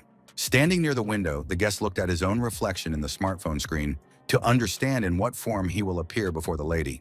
When one of the residents of the house appeared in front of him, Xi Wen turned to Zhou Xuanyi and said that she still remembers. But Qing Li was in the window, and he was sure that the guest had not come to him, and Xi Wen was angry, not knowing why he was here. Unable to contain his emotions, Xi Wen yelled at Qin, grossly insulting him, being displeased by the guy opening the door, because the guest came to Zhou Xuanyi. Qing Li responded by silently closing the entrance to the unfriendly Xi Wen, who slammed his head against the door in a fit of aggression. Covering his reddened face, Wen could hear a woman's voice asking the captain who had come to see them. After opening the door, Xi Wen burst into the house with a rose in his hands and pointed at Zhou Xuan and himself. With a wave of her hand, she saw little brother Xi, who happily confirmed his identity, but he didn't think that the girl remembered him, and he was here to apologize. While thinking about his desire to apologize, she didn't notice the bath towel on her body slide down. What Z wanted to do was apologize to the lady for missing out on her attention this afternoon at the airport. Barely able to cover her chest with a towel, Zhou heard the cavalier's complaint about the presence of strangers in the room. Wen puts his arm around the girl and wants her permission to stand closer and cover her body. Looking at her charms, Xi Wen didn't think that the beauty would change so much in the past year. Lowering her head slightly, Zhou Shenyi confessed that she also didn't expect him to be the same after so long. Calling the guy a lustful dog, Zhou gave him a strong kick, and the villain flew back, risking losing part of his teeth. Xing Li was brushing his teeth with icy calm nearby, and Zhou waved at Xi Wen and reproached him for trying to disturb her with her presence. While the newly injured Zi was sitting on the floor, Zhou looked at Qin Li and pointed at him, saying if only Wen could become like her captain. To Xi Wen, this young man was just someone from the village who didn't understand. Why does a girl compare the two of them? So different. In Zhou's mind, it wasn't up to Xi Wen to decide, and he wasn't even worthy of the attention of her level 5 warrior captain. Xi Wen sneered viciously after hearing about this information and thanked the girl in his mind for knowing about the 5th level of his opponent. Slowly rising to his feet after receiving a solid punch, Xi Wen headed for the exit, promising the enemy retribution. In a well-lit ring, the host greeted the esteemed warriors in Tianhai, where they had come for a warrior tournament. The first to enter the ring was the captain of the host city of Tianhai, Xie Wen, and representatives of his team. The team from Jinshi, led by Captain Chao Sheng, is next in line to appear in front of the audience. Then the host of the warrior competition invited the only female captain in the tournament, Tang Yi, and her team into the ring. After announcing the team from Shangjing with Captain Xu Zhan, the host realized what a mistake he had made, and after apologizing, called Qing Li the captain. The audience present in the hall exchanged glances with each other and asked each other who this Qing Li was, but no one knew this guy. When Qing Li's work as a doctor was revealed, some of the audience laughed, thinking that things were really bad in the capital if they had such a participant. The tournament will be held in a one-on-one arena defense format. The first team will be determined by the captains. The The group that draws the wand starts, and then other team members take turns challenging. The one who becomes the king of the arena will become the champion, and the winner will use precious medicines for free for a year and receive the greatest treasure, the Fire Lotus. Those who did not believe in the existence of the lotus spoke about its ability to cure hundreds of poisons and help a warrior overcome the limits of cultivation. After asking the host to make their choice, the captains of the 4 teams picked up the sticks in the box. Tang Yi was very surprised when she pulled out number 4 and looked at the item for a while. Kang Li had the second number, Jiwen had the first, and Chao Shen, with the third number, was looking good-naturedly at the captain from Tanhai. Throwing away the number 4 wand, Tang Yi concluded that the warrior competition was about to start. Quickly jumping into the ring, the brave girl announced her intention to become the first representative from the Yanhai team. Her 3 colleagues only looked at the lady, and Xiwen called her a really brave captain in admiration. Jumping into the ring after Tang Yi, the captain of the number 1 team reminded her of yesterday's hint of a couple of moves. Wrapped in green energy, Ziwen looked at his colleague with an evil grin and was sure that no one would help her today. The villain asked the girl not to hope for the same luck that she encountered yesterday, and Tang Yi had already taken a fighting stance to fight. Tang Yi, who was serious, knew how difficult it was to defeat Jiwen, but she also had no right to lose. Armed with the gloomy green energy, it was as if the opponent was becoming a wild beast and wanted to see how poor Tang Yi would get out now. One of the uniformed spectators is confident in Xiwen's performance today after being angered by Tang Yi yesterday, and his companion was already feeling sorry for this beautiful girl. Thanks to the green energy, Xiwen noticeably increased his own speed and immediately attacked the opponent. Tang Yi, who had not expected this, was surprised by the phenomenal speed of the opponent, who was at her side in an instant. The villain threw a strong punch, and the terrified Yanhai captain lost her balance and almost fell into the ring. With his next blow, the villain lifted the girl up and enjoyed his own triumph in the battle. After bouncing off the wall, Ziwen once again hit the opponent, and she began to fall down with a pitying cry. Another forceful lunge at Tang Yi, and she hopelessly crashed into the ring with a heavy crash, shouting to the entire hall. Xuqing didn't expect to see such a change in Ziwen in a year, and judging from the faint silhouette of the scorpion, it had reached the energy transformation stage. The Tianhai captain they were discussing, who was equipped with green energy, was actually controlling a certain scorpion in the ring. Turning towards his teammate, Qing Li asked if not all warriors were able to transform energy. Zhu doesn't think so. This is something that only warriors with the 6th level and above can master, so it will be difficult for the capital's teams to win. As he continued to watch the fight, Qing Li made a promise to try his best to win the competition. At this time, the unfortunate Tang Yi once again collapsed on the floor, screaming at the top of her voice in extreme pain. Approaching the girl, Ziwen suggested that she admit her own defeat, because she had no chance of winning. The panting lady glared at her opponent and burst out laughing at his unacceptable suggestion. Remembering earlier years, one day her father called Tang Yi a useless girl, and everything in the house belongs to her older brother, and she said that she won by herself. When the girl left, they laughed at her desire to become a warrior and demanded not to return back if she decided to leave the house. Rising to her feet in the ring and clenching her fists, Tang Yi aggressively denied any intention of admitting defeat. Using the 8-point attack technique, she rushed to attack the vicious opponent in order to deal maximum damage. Xiwen had a very difficult time at such times due to the incessant blows from the advancing opponent. The bold lady then slammed Jiwen into the ring with a single powerful punch, causing him to almost fall apart. Xuqing instantly rose to his feet and shouted, suspecting the death of a person at the scene of the battle. The rest of the audience didn't understand how Tang Yi used this technique if she was a level 6 warrior. After all, this skill can only appear at level 7. Qing Li, who was watching the match, silently reacted to his colleague's victory, but he didn't think that Wen would be beaten like this. Finally, an exhausted Tang Yi emerged from the dust cloud, barely walking on the rubble of the ring and holding on to her left arm. Falling to her knees from wild fatigue, the girl modestly noted the fact of her victory, but she barely used this technique, and now she needs time to recover. Suddenly, an evil voice sounded from behind. I asked her not to be happy too soon, and Tang Yi's eyes widened in shock. It was Jiwen with no visible injuries, as if he hadn't been severely beaten by his opponent a few minutes ago.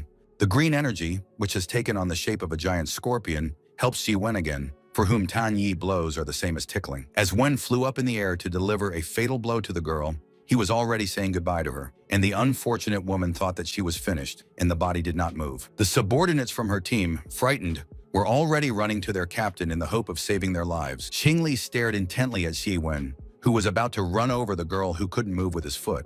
When Yiwen heard about the approach of Tang Yi's wards, he ordered them to be silent in an angry whisper. After the enemy's reinforcements arrived, the guy turned around and tried to attack again. But his strike wasn't aimed at Tang Yi, but at her female assistants, whom the villains were also ruthlessly trying to beat up. The girls were scattered to the corners, writhing in pain, and Jiwen was swinging his legs and getting angry at their intent to attack him from behind. The villain's special attention was drawn to one of the ladies who was right in front of him after falling into the ring. Blood was running down the warrior's face, but he ignored it, keeping his eyes on the female beauty in front of him. Although Jiwen has a level or two difference with Xu Qian, but Qing Li saw the difference in strength, so his companion's excitement is not surprising. Suddenly, someone called out to Li and he turned his gaze back, wanting to see who, at this moment of intense passion in the ring, wanted to see him. Zhou Xunyi approached the captain and offered to send her next to the battlefield with the enemy. After asking the girl in surprise about her desire to represent Shang Jing in the first match, Qing Li received a positive response from the fan. Li was afraid that Zhou's strength was small compared to Xiwen's, but if she managed to land a punch on the spot on his leg, then she would have a chance of winning. Leaning over to the captain, the girl tried to get him to agree, and Qing didn't mind, but he asked her to be careful and do something. Wen, who was looking arrogantly at the other people in the hall, was punching his fist and laughing, no longer expecting anyone to dare step into the ring. Zhou Xunyi clapped her hands and was delighted with how the captain of their team had thought things through so well. Wen looked back in great surprise when he heard someone challenging him in the ring. After hearing Zhou be more lenient with her, Wen couldn't say no to the girl calling him brother, but it wouldn't be his fault if he fixed her face. But it's not yet clear who will mess up who, according to Zhou. Reminding the guy of his pain yesterday infuriated Wen. Rushing towards the new opponent, the villain promised to play her once if she decided to play with him. In the audience seats, Xu Cheng was hoping for Zhou Xunyi's ability to hold on for a while, losing beautifully. But the beautiful representative of their team didn't hear any of this, but she was able to deftly turn away from Xi Wen's powerful punch. A serious confrontation broke out between the guys, and Zhou again managed to avoid the opponent's blow in time, jumping up. Tanhai's captain tried to hit the girl again, but she dodged the air-slicing fiend's fist. Seizing the moment, Zhou Xunyi tried to strike at the area between the villain's legs to disorient him and win the battle. The haughty Xiwen was afraid of offending Officer Wang, but the girl suggested it of her own free will, so Xi doesn't consider himself guilty. But his face immediately changed when he felt a terrible pain between his legs where Zhou Xunyi had hit him. And the next moment, the villain screamed at the top of his voice to the whole hall, as if he was in hell, where he experienced the devil's torment. Xiwen hopped around on one leg, talking about how much pain he was in, while his opponent looked at him with mock regret. Amazed by what they saw, the audience, including the military, watched what was happening and did not understand anything that had happened. Suddenly, she heard Xiwen's voice asking for her opinion on his acting. Surprised by the lack of damage to the villain's right leg, Zhou stared at the guy who was enjoying this unexpected reaction of hers. Jiwen had already completed the work on the leg bones and would soon become a level 7 warrior, enough to withstand the opponent's attack. As the girl flew off to the side, Ziwen rejoiced in his triumph. After all, he was only playing along with her. Once again, Xiwen from Tianhai's team had successfully defended the arena, and it was interesting to know the name of the one who would challenge next. Qingli placed a glass of drink on the bench and was about to go out on his own, but suddenly someone nearby asked for permission to enter the ring. Shuking wants to achieve a breakthrough in cultivation by fighting in real blue, and Qing doesn't mind, but asks his comrade to be careful. After that, Xu entered the ring, where his colleague from the capital team, Zhou Xuanyi, was already present. Approaching the girl, the man did not take his eyes off her, intently examining the stunning beauty. When Cheng was already behind her colleague's back, she announced another clash between the Xu family and the Ji family at this competition. Hearing Zhou Qingli's words, he was visibly surprised, and in the lady's opinion, her captain just didn't know it. She explained how in the past few competitions, when Xu Chang was the team captain, he was defeated by Jiwen. Although the Xu family and the Yi family are military personnel, their relationship cannot be described as good. Cheng Wen called him a loser but not broken, but no matter how much Xu tried, Zi would beat him like always, and the blonde asked him to stop talking. Not wanting to listen to his opponent's chatter, the enraged Xu Chang charged at him with his huge fists clenched. Attacking again and again, the blonde man threw a series of eulers at the opponent, but Ziwen crossed his arms and fended off all the attacks directed at him. Siwen's eyes lit up with a hellish light as he deftly stood on his feet, parrying the blows and preparing to counterattack. Having quickly entered the enemy's rear, the villain called him a bad warrior, who even after a while did not manage to improve at all. One powerful hand struck to the back, and the unfortunate Xu Chang, spitting out blood, lost his balance and began to fall down. After damaging the floor, Xu Chang finally fell, and his opponent mockingly doubted the enemy's ability to achieve the strength and invincibility of a level 7 warrior. Siwon was watching the defeated opponent with a malicious smile, while Chi Li was disappointed to see that the can of drink was empty.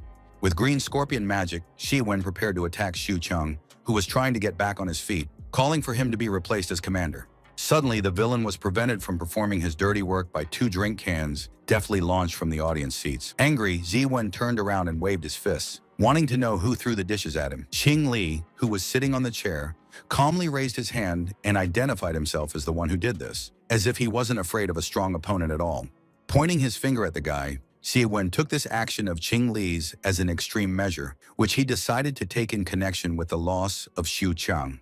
Qing Li pointed out the winner and loser that every battle has, and it wouldn't be a big deal if Xu Cheng, with his current strength, lost to Wen.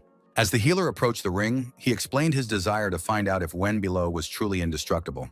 These words left the arrogant warrior confused, as if he didn't understand what the other team's captain was talking about. Sensing something down there, Siwen looked up in bewilderment and saw a long needle being launched at his leg. After calming down a bit, Ziwen stared at his opponent with a stern gaze, as if he was trying to understand his opponent's motives. And in the next moment, Wen crossed his arms nonchalantly and laughed and praised Dr. Qing's acupuncture technique.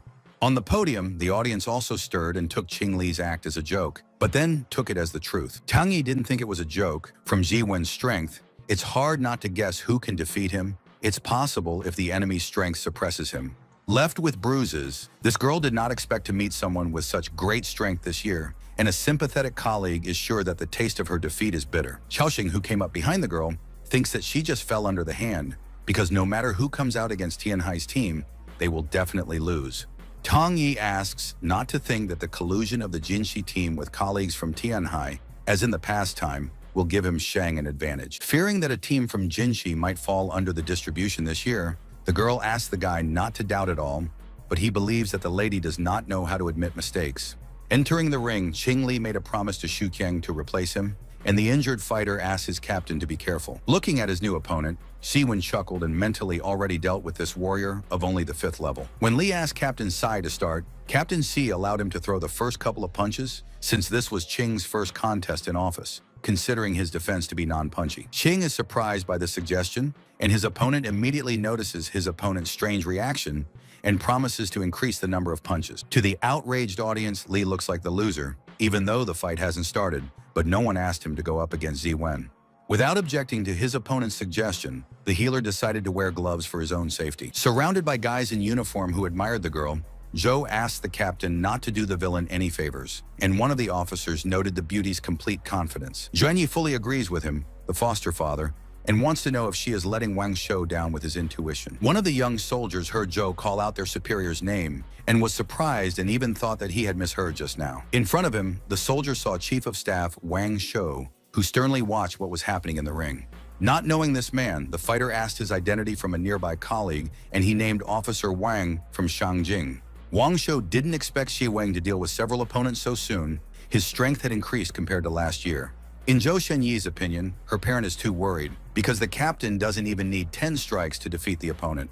And now the girl who fervently supports her pet is sure that her father is also waiting for Qing Li's triumph in the ring. In response, the high-ranking officer only smiled enigmatically, not really saying anything to the girl. In his mind, Wang already wanted to see if Qing Li was really strong in words, and Jie Wen would correct the opponent with a single blow and let Shang Jing feel Tianhai's strength. Ji Wen himself, determined only to win unconditionally, stood in front of the newcomer and demanded to attack already. Confidently, he promised to stand here, and if the opponent manages to move the fighter half a step, then Wen promises to call it a victory for Qin Li. Wearing boxing gloves, the healer is ready to start, and Wen mockingly wanted to call the young man a talker and nothing more. Before he could finish speaking, the arrogant man received a heavy punch to the stomach from an opponent he had underestimated. The thrust was so powerful that Zi Wen was thrown a considerable distance away from Qin in the ring and could barely stand on his feet. Unable to stand it, the villain still fell to his knees and bent his head down, breathing heavily, spilling a little blood. Siwen was angry, grinning with indignation, and realizing that Qing Li had broken through his defenses, even though it seemed impossible. Continuing to think it was unbelievable, Siwen looked up and glared viciously at the person who had defeated him in battle. Then from his bosom, the villain took out a small red container and uncorked it, getting rid of the wooden plug. Explaining that it was the use of a large amount of power, Wen swallowed a few lumps from the container, promising that Li would regret it again. Watching Wen's actions, Qing now understood the reason for the Tianhai team's constant advantage in the tournament, since they were supplied with pills. Thanks to the effective auxiliary substance, Siwon immediately got to his feet, and the floor almost cracked under him. Wen's evil grin and eerie eyes stared at the enemy and demanded to repeat his attack once more. She, who was surrounded by green magic, suggested that Qin try hitting him again if the youth was so capable. Unexpectedly for him, Qing once again hit the opponent hard, almost knocking out his teeth, which Wen did not expect at all.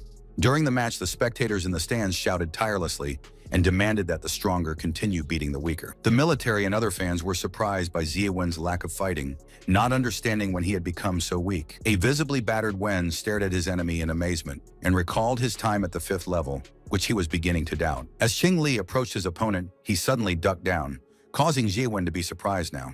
The captain of the enemy team, who was injured in the confrontation, with a guilty smile, asked Li not to hit him, admitting defeat. Qing just wanted to look at this pill, and Wen immediately promised to give the opponent as much as he wanted. He has a lot of this stuff. There was only one thing about the villain that he was just about to tell Qin, who wanted to try the pills. It all depends on Qing Li being able to take this drug alive from a mad rival.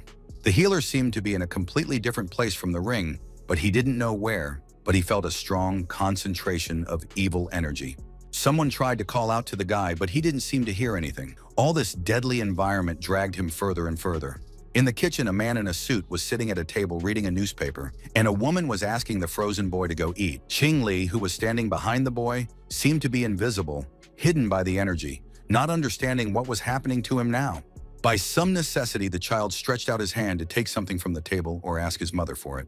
Suddenly, his palm was covered in blood, even though nothing terrible had happened to the boy in the kitchen. At some point, the room became dark, all the furniture turned upside down, and large bloodstains could be seen all over the perimeter. And in the center was Qing Li, with a bloody hand. Then he was transported to the cemetery, standing in the rain, and in front of him, many people with umbrellas surrounded the grave and resented the people associated with the Qing family. People were talking about the witness that very day, and the whole apartment was covered in blood, feeling sorry for the unfortunate child. Qing Li, wearing only a t-shirt, broke through the crowd of people, causing embarrassment and discontent among them. When he finally saw what he'd come here for, his eyes widened in surprise. On the monument were photos of a young man and woman, and an inscription indicating the burial of the Qing couple. Suddenly, a certain girl called out to the guy as she approached him, and when Li turned around, he recognized Qin Ying. No one else was there. Lightning flashed in the distance, and a tearful girl asked her husband for forgiveness for her tardiness. Taking the boy by the head, Qin Ying asked the unfortunate man not to be upset, even if his parents have left this world. She has an explanation for this, and it's as if the girl is trying to say something not entirely good to the young man right now. Having raised the knife over the head of an unsuspecting Qin, the lady promises the guy to join his parents soon. With a quick and sharp movement of her hand, the villain plunged the dagger into the neck of the poor guy who had lost his unfortunate parents. The incredible thing happened, and Qing Li deftly dodged the blow without suffering a mortal fate, much to the killer's astonishment. Qing Li, who had clenched his fists and jumped back, pointed out the stench that even her disguise couldn't hide. The mad fiendess rose up in the air and laughed viciously as she looked at the surprised Qin Li standing below. A sharp and fearsome dagger, its blade glinting against the silent graves, was flying down to the ground. The rain continued to fall, green energy swirled in circles in the dark sky, and the boy stood in amazement, watching the magic. Without taking his eyes off the sorcery, the young man came to the conclusion that it was necessary to absorb the green energy as a way to get out of here. Dropping to one knee to pick up the fallen dagger, Qing Li decided to use it while the guide wasn't around. After a quick manipulation, the young man, armed with a cold weapon, began to fight off the energy, which took the form of snakes. The guy stabbed a knife on the tile that was paved with the territory of the cemetery where his parents were buried. The 7 kills battle formation was now facing off against the powerful green energy. It almost completely swallowed up the area where Qing Li was, and only a small area remained unoccupied. A young man with glasses appeared in the thick of the terrifying energy and began to recite a curse. Several of these identical people immediately surrounded the confused Qing Li on the platform, and they all chanted a call to destroy Qin, who was back in the ring, and the latter only looked at the attempts of these demons with bewilderment. Without thinking twice, Qing Li landed a heavy blow on one of these strange creatures, instantly disorienting it. The mysterious man with glasses fell down not far from where Qing Li had hit him, flailing his arms and legs. Although this guy's strength is inferior to Xi Wen's, but his ability to control evil energy is enough to rise above ordinary warriors. The energy in the form of a magic dragon hovered around Qing Li, and he even considered giving in to the loser if that old man's strength wasn't left. The referee came up to the loser, Chao Sheng, and declared Qing Li's victory, but he wanted to know how anyone else was willing to challenge. The people on the podium, including Ji Wen, were astonished at Chao Sheng's defeat, considering it a complete collapse. As soon as the referee solemnly gathered, and there were no people willing to continue announcing the champion of the military competitions, he was asked to wait. This one was Qing Musi with a cheerful face that reminded him of how he hadn't entered the arena yet during the tournament. Surprised by what he heard, the referee looked at the guy and recalled his previous victory, and therefore he does not need to be in the ring again. According to Musi, even though Shang Jing's team won against other teams, there is no rule prohibiting teammates from competing in the tournament. One fan thought it was right to end the competition now, the other didn't mind, but the Arena King will get the award, and the Fire Lotus will be awarded for winning the tournament. The confused referee asked Captain Qing about his thoughts on this matter, and he suggested that we do it according to the rules, if there are no restrictions on the tournament. In a solemn tone, the referee, having received the consent of Captain Qing, invites the team members of Shangjing Musi to the arena. As the competition began, numerous spectators in the stands continued to chant their militant slogans, calling on their favorite to beat up the other. Admitting that he is not a match for the captain, Qing Musi sees fit if Li is sure to be lenient with him. After crouching down, Qing Musi lowered his long-clawed hand to the ground, and energy seeped through his body, just like the last time he met Li and Zhou on the street. The red lines of energy caused by the warrior floated all over the arena, and Musi covered herself and spread her hands to the side, as if trying to eliminate the opponent. Yingli thought back to the situation when he and Zhou Xinyi confronted Musi, and the atmosphere was exactly the same as last time. Shaking his fists, Musi looked at the opponent with demonic eyes and promised his captain not to hold back. In the same second, he took off, but he was instantly gone, and Qing Liyish looked at the empty arena with dents in his eyes in bewilderment. And all of a sudden, Musi, with a creepy look, seemed to come out of the ground and charge at his opponent, and Li realized that he wasn't pretending not to see anyone. Qing calmly didn't move from the spot. With one hand, he managed to stop the attack of the opponent, who was hanging in the air. Before he could ask Musi why he did this last time, if he could see him now, Qing whispered that Li wouldn't have lived a day before today if it wasn't for Zhou. After thinking about Miss Zhou's mention for a moment, the healer immediately thought that it was all because of Officer Wang. The guy didn't think that the medicine Musi had eaten back then still increased his strength, and the villain talked about everything so that his opponent would understand it before he died. Xing Muzi only charged at his opponent, but Li instantly stopped the enemy's advance with a punch to the stomach. To Musi's great regret, the same pill jar fell out of his collar, giving it a double strength. The container containing miracle drugs shattered on the floor, and its owner fell on his back after being hit by Qing Li. The healer looked questioningly at the green bottle, from which only one chocolate-colored lump had fallen. Qing Li knelt down and reached out for the pill, wanting to understand the purpose of this mysterious item. A startled Qing Musa screamed as he saw the captain of his team grab his medicine and pull his hand towards it.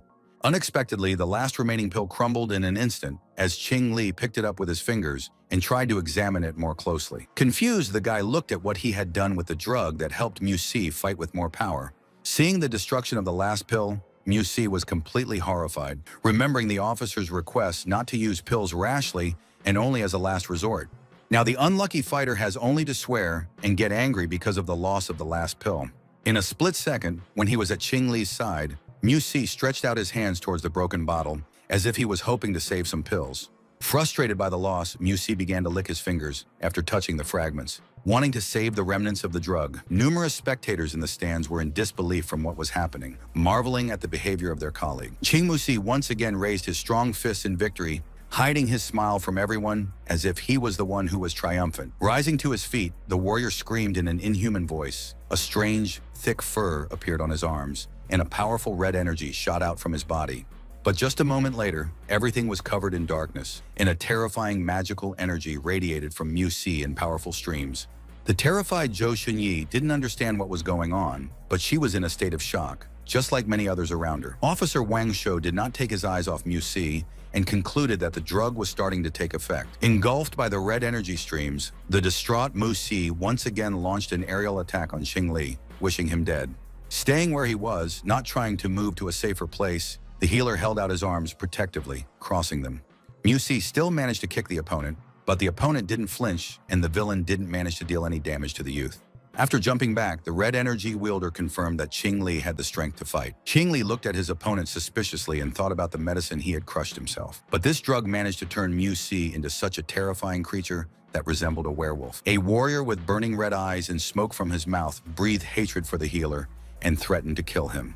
After making a jump, Mu Si once again charged at Qing Li, who didn't even try to avoid the monster. The monster almost grabbed the poor youth with its terrible claws, but Li quickly intercepted these claws. Qing Li's cold gaze was almost boring into the villain, and now the healer is not going to stand on ceremony with someone who intends to destroy him. Summoning a large magic dragon to help, the healer is also ready to use another of his abilities. Mu Si's energy was many times greater and stronger than the one Qing Li was protecting, so the doctor's victory was now in question. The hell spawn like Mu Si hissed, gray smoke coming out of his mouth, like a fog obscuring the opponent's mind. After taking up a jumping position, the crazy villain was about to attack Qing Li again, as red energy surged from his body.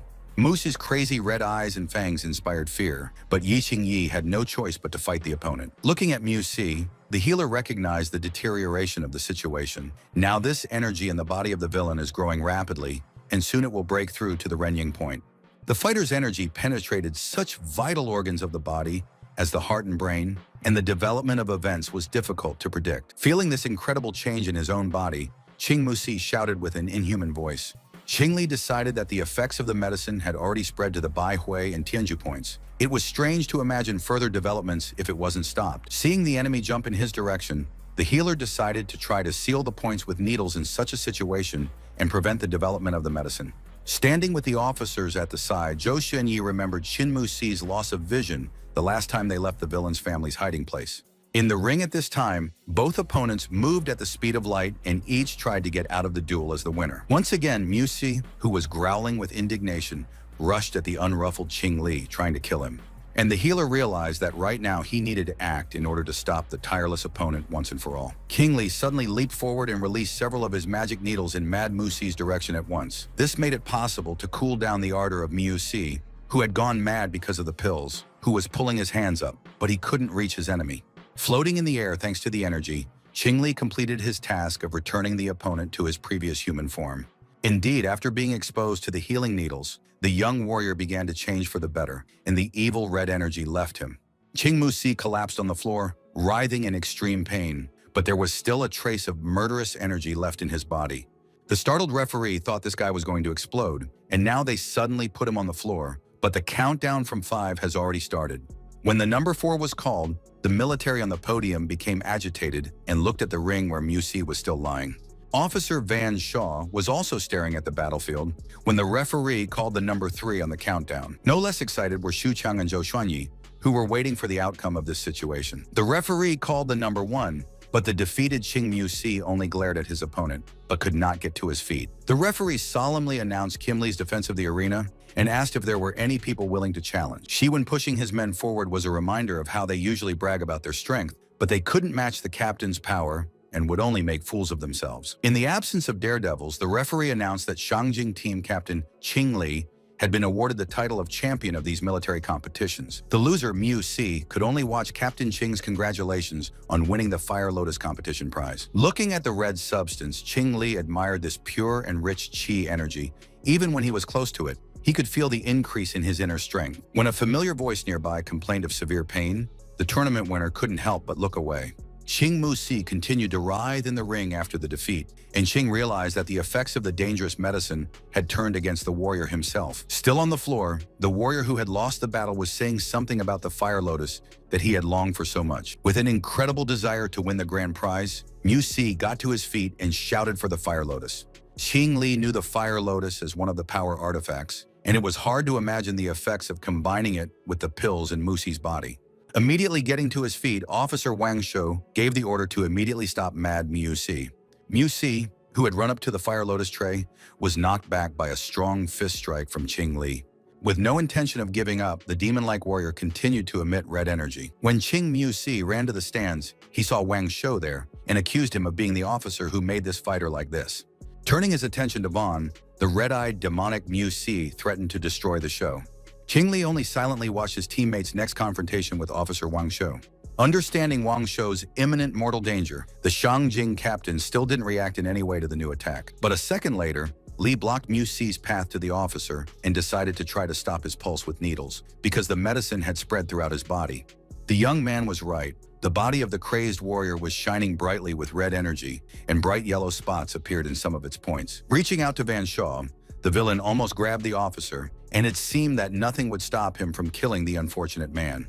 And all of a sudden, Mu Si froze in place, his crazy red eyes showing an indescribable surprise. In the next second, the villain collapsed on the floor, showing no signs of life, which surprised Wang Shu, who did not budge. To make sure that Mu Si was conscious, Zhou Shenyi tried to touch his body. Startled by the result of her test, the girl reported the death of a team member from Shangjing, much to the astonishment of those present. Xing Li stared at the defeated opponent and was surprised at how quickly he had entered a state of suspended animation. Sitting down by the body, Li decided that his needles had worked, and Wang Shu asked the captain not to worry. It happens in the arena. He will inform the Qing family and Mu Si will be buried with honors. The officer then ordered one of the subordinates behind him to take care of you, Mu Si, first. When the soldier left to do his errand, Wang Shu solemnly congratulated Captain Qing. Without saying anything, the guy decided to fully understand the situation. He can't allow the death of this officer, as well as the death of Mu Si. After the end of the competition, Qing Li walked alone on a dark city street where no one was around. Suddenly, the young man stopped moving and stopped, asking Liang Qing to go outside. When the healer's assistant appeared on the avenue, she stood behind him and apologized to him.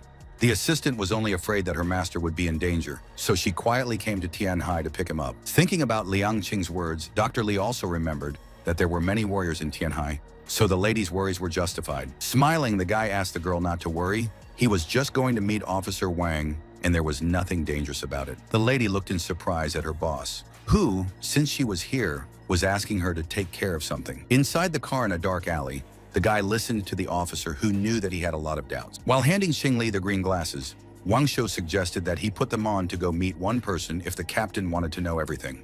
Taking the strange glasses, Li still didn't quite understand Officer Wang, but he asked not to be offended, because this is such a protocol.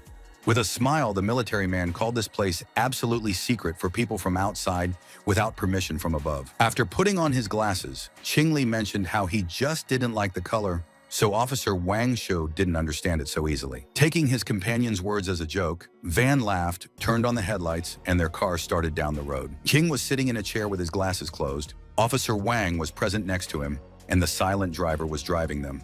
They had been driving for quite a long time, and Li didn't know how Liang Qing was doing, nor did he see the driver who had lit a cigarette start to swirl with purple energy. Although Liang Qing has been working in the healer's waiting room for a long time, with her strength following the instructions of the acupuncture boss, the girl must save Mu Si. At this time, an assistant in the room was engaged in restoring the injured warrior to life, while two guards lay unconscious on the floor.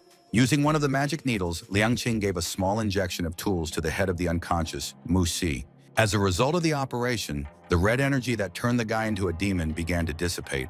Suddenly, he opened his eyes and stared blearily at the place where he found himself after losing the fight in the ring.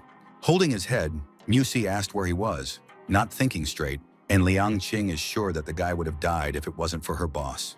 Turning in the direction of the girl who had healed him, the exhausted warrior wanted to know the name of her superior. When the girl called Qing Li, Mu Si was completely horrified, immediately remembering the captain of his team in the military competition. In the car at this time, Officer Wang Shou was asking Captain Qin about any possible questions he might have. Crossing his arms, the young man allowed their presence, but he wasn't going to ask anything right now. Thinking about the group of soldiers training, Qing Li was sure that he would be told everything when they arrived at the place they were going to. In the boy's opinion, the pills taken by these fighters have a limit on increasing their strength. Otherwise, they wouldn't be able to be on Ziwen's level. The car with Qin Li and his companions drove through the open gate into the territory of that very secret place. Then the car moved to a special elevator and began to descend, where the long-awaited meeting was to take place. When the car arrived at the scene, Officer Van Shaw reported this to the captain and offered to go outside by opening the door. Xing Li was supported by two uniformed men, while Officer Wang Shou saluted the chief and announced the arrival of the person requested by the chief. Barely turning his head, the head of the organization allowed the guest to remove the blindfold that the guy had been wearing since his trip. Commander Qin was approached by Chief He Ding Hong, who holds the position of head of the Yangxia Military District. Holding out a round ball of red substance, he hopes that the guest will be able to determine the composition of this drug, and Li stated that it contains strong energy. The composition is similar to what Mu Si out in the arena, but it is not the same. This drug has a similar effect. It briefly increases the strength after taking it. As soon as the guy wanted to tell him about Miyusi's medicine, he agreed with him and called those pills a new version of the current medicine, but it wasn't expected that there would be such events. Thinking back to the old days, the head of the Yangsha military district mentioned Qing Li's parents, who had paid a heavy price to create this drug. He Dinghong's words thundered like thunder in the sky for the guest, and he cried out, wanting to know more. Qing Li's parents used drugs to create a large number of highly qualified personnel for the military district, which made them a target. Huge metal doors opened in front of the guest and the head of the military district, and darkness yawned ahead. In He Dinghong's opinion, if the guest's parents were still alive, the strength of the people in the base wouldn't be limited to this. They entered a large room with many monitors where special employees were working. Qing Li found himself in front of a portrait of a young man in a suit and a woman working in a lab that hung on the wall. Turning around, he saw He Dinghong handing him a folder of research materials left by the healer's parents. When the drug study was nearing its end, the research institute was attacked by foreign agents, and many scientists were seriously injured. The location of Qing Li's parents was unknown after the attack, and this laboratory was the last thing left of them before they disappeared. Looking up from studying the UDA materials, Qing Li wants to learn more about his parents from the head of the military district. The man looked at the young man seriously and announced the presence of such important information for him. He Dinghong then asked the boy to do something for him if he wanted to learn more about his parents, which surprised him. There is nothing illegal here. All you have to do is escort one person to America in 10 days. According to the head of the Yangsha military district, this same person is also closely connected with the research of the young man's parents. On that fateful day, after a terrible attack, the institute lost a lot of people, so the drug development process almost stopped. Continuing to think back on those times, He Dinghong reported making a breakthrough after several years of hard work. However, at this moment, there were those individuals who were monitoring the result and even sent assassins to stop the research. Qing Li only wanted to say that it was the one he needed to accompany, but the head of the military district interrupted the guy, agreeing that it was one of the authors of the drugs. Being sure that the organization has many strong warriors, Li doesn't understand why he was chosen. He Dinghong didn't think that the guy would guess. Considering the guest astute, the head still brought in the former tournament champions, but their strength is increased by drugs, and the effect of those is limited by time. But otherwise, the chief of the Yangsha military district wouldn't be able to help Qing Li either. Previously, Li's parents created pills for warriors, and there is something wrong with the energy in them. But Qin has no other ways to find out about his family, and he wants to learn more about that incident. Closing the folder with the documents, the guest gave his consent and expressed the hope that Hai wouldn't forget about their contract, and the man promised to remember. After shaking the guy's hand, He Dinghong called him someone nice to do business with, but almost forgot to say something else. As he handed over the pill bottle, he asked Qin to take it, as it might be useful to him in case of encountering a warrior with a power close to the elite. The head agrees with the guest that these are warriors above the 9th level. Their combat skills are incomparably strong, and that attack on the enemy's side was one such person. Looking at the bottle, Qing Li thought about the need to work on the energy that was inside him. After informing him about the production of these pills according to Qing Li's parents' designs, the head of the military district asked the guest to use them calmly. The man asked the young man to simply not eat these medicines, too much medicine at one time. Night had fallen, and a strong purple energy was emanating from the window of the room on the top floor. As Li took the fire lotus, he remembered Master Qing's promise to tell him everything when he reached level 9, and he might be familiar with Commander He. While the fire lotus was absorbing Qin's energy, the guy allowed the master to appear with him in advance, arranged by Chief He. And then there was getting a military rank, participating in military competitions, and winning a Fire Lotus, all of which seemed very consistent. As the Fire Lotus absorption continued, Qing Li decided to finish cultivating as soon as possible if he wanted to learn about the events of the past. With the healer performing certain movements with his hands, a golden ball with long rays was formed near him. When morning came, Qing Li continued to perform the hand movements, not thinking that the time would pass quickly, but he cleared the energy and the body became much lighter. During an important procedure for the young man, his mobile phone suddenly rang throughout the room. Forced to stop meditating, Qing Li opened his eyes in surprise and looked at the caller ID. And unexpectedly, the guy noticed that he was in the air and not on the couch next to which lies a smartphone. Not understanding what was going on, the young man looked around in fright, finding himself in an unusual position. Finally, the guy fell on his bed, but so loudly that Zhou Xuan could hear it from behind the wall. Listening to the mysterious sounds, the surprised girl thought that her captain was using some strange methods for training. After answering the phone, the young man recognized Qin Ying and asked what was the matter, but the girl asked her husband to return as soon as possible. The girl, who was in the hospital in Wuhan, told about the accident that her parents and Jitan were involved in, and the latter's in very bad condition. Startled by the news, Ching Li promised his wife to come home as soon as possible. Getting behind the wheel of the car, the young man stepped on the gas pedal and drove off to visit his relatives. Driving away from the house at high speed, the car that the healer was driving almost crashed into two other cars. As Ching Li watched the road, he remembered how everything was fine, but suddenly there was such a serious accident. Out of the corner of his eye, the young man noticed a huge SUV approaching him from the left side, resembling a military pickup truck. Someone else's car had moved to the other side and was already passing Ching Li's car on the right. The driver glared angrily to the left, the abnormal movement of the SUV starting to infuriate him. Unexpectedly, a foreign car crashed into the left side of Ching Li's car, nearly killing the young man inside. To save his life, the healer struggled to turn the steering wheel to the right, wanting to prevent a fatal outcome.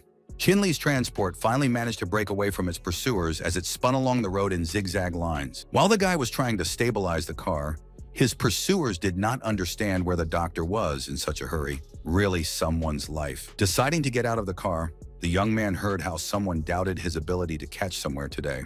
The healer's path was blocked by a crowd of hooligans and numerous cars, but they praised Li, calling him a flint who even rammed everything. Answering Ching Li's question, who they are, the shaven-headed man with red energy called them the ones who will beat up the doctor. Realizing the need to linger, since they are not weak, Li promised to respond to the threat of being beaten by 1,000 people to harm them. Suddenly, two masked men appeared on the roof of the guy's car, and the bully with a baton mockingly greeted these daredevils. The Liang Qing-like lady on the roof of the car had asked her boss Ching Li to leave, and she and her partner would take care of it themselves.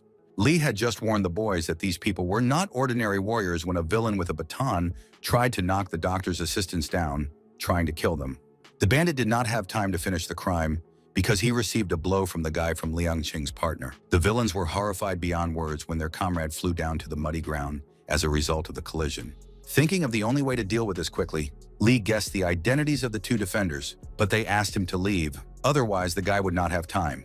The beaten bully held on to his face and ordered his comrades to get each of the guys, and they rushed as one at the trio of resistors. Liang Qing's partner, seeing the huge number of attackers, turned to Ching Li and asked him to leave quickly, promising to deal with the bandits, even though there were a lot of them. Throwing the pill bottle to the protector, Ching Li asked him to use the contents only as a last resort. The latter grabbed it, but asked him to talk less. Then the brave anonymous warrior turned to face the group of bandits and offered to stretch out if they were not afraid to die. Outside the huge Wuhan People's Hospital, cars were parked and people were hurrying about their business. At the clinic, a man in a white medical coat apologized to a crying woman with a bandaged arm and her neighbor, but he did his best. Ching Li, who broke into the room, recognized his wife, Qing Ying, as a neighbor of the girl with a cast and asked about the situation in the hospital. The unfortunate girl who had endured the torment repeated Jitan's name and tried to tell her husband about her sister. The blonde doctor Saya told Li about the quick arrival at Zhang's request, but the patient's injuries are severe, and in response to Qing's question, Jitang is not considered a resident in this world. Looking at the entrance to the ward, Ching Li could sense the presence of energy here, but he didn't understand why it was so dark and strong.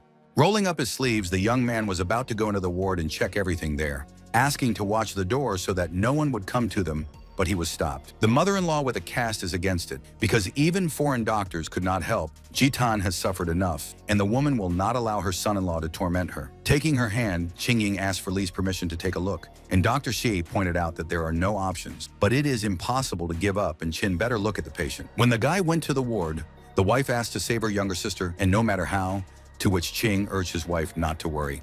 Opening the door a crack, the young man witnessed a strange energy developing over the body of the unfortunate Jitan.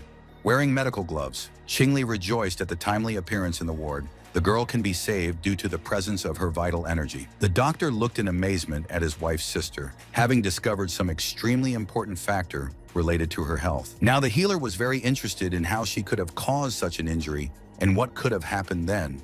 Looking at Ji Tang, Li assumed that the Shenfeng point had been destroyed, but there was still a place where the injured girl was injured. If treated with needles for rapid recovery, then Jitan should be stripped of her outer clothing, and when she finds out, there may be a risk of conflict. But there is no other way. Qing Li has no time to worry. He first needs to save a person. With deft movements of his hands, healer Qing Li removed the relative's clothes for the operation. Soon, Qing Ying and her mother were overjoyed when they allegedly heard the voice of their unfortunate little girl. Only Dr. Xia reacted with fright. The truly awakened Ji Tang slapped her savior in the face, just as he expected, with questions about what he was doing. Pressing a hand to his reddened cheek, Lee explained that he had saved her life because Tan was the one who was injured in the accident, but she didn't seem to know about it. Confused by her son-in-law's words, the girl looked at him in bewilderment and held the blanket to hide her body. Jidong blushed and demanded that Ching Li turn away, but the boy had already done so long ago and asked the lady to get dressed if she was already fine.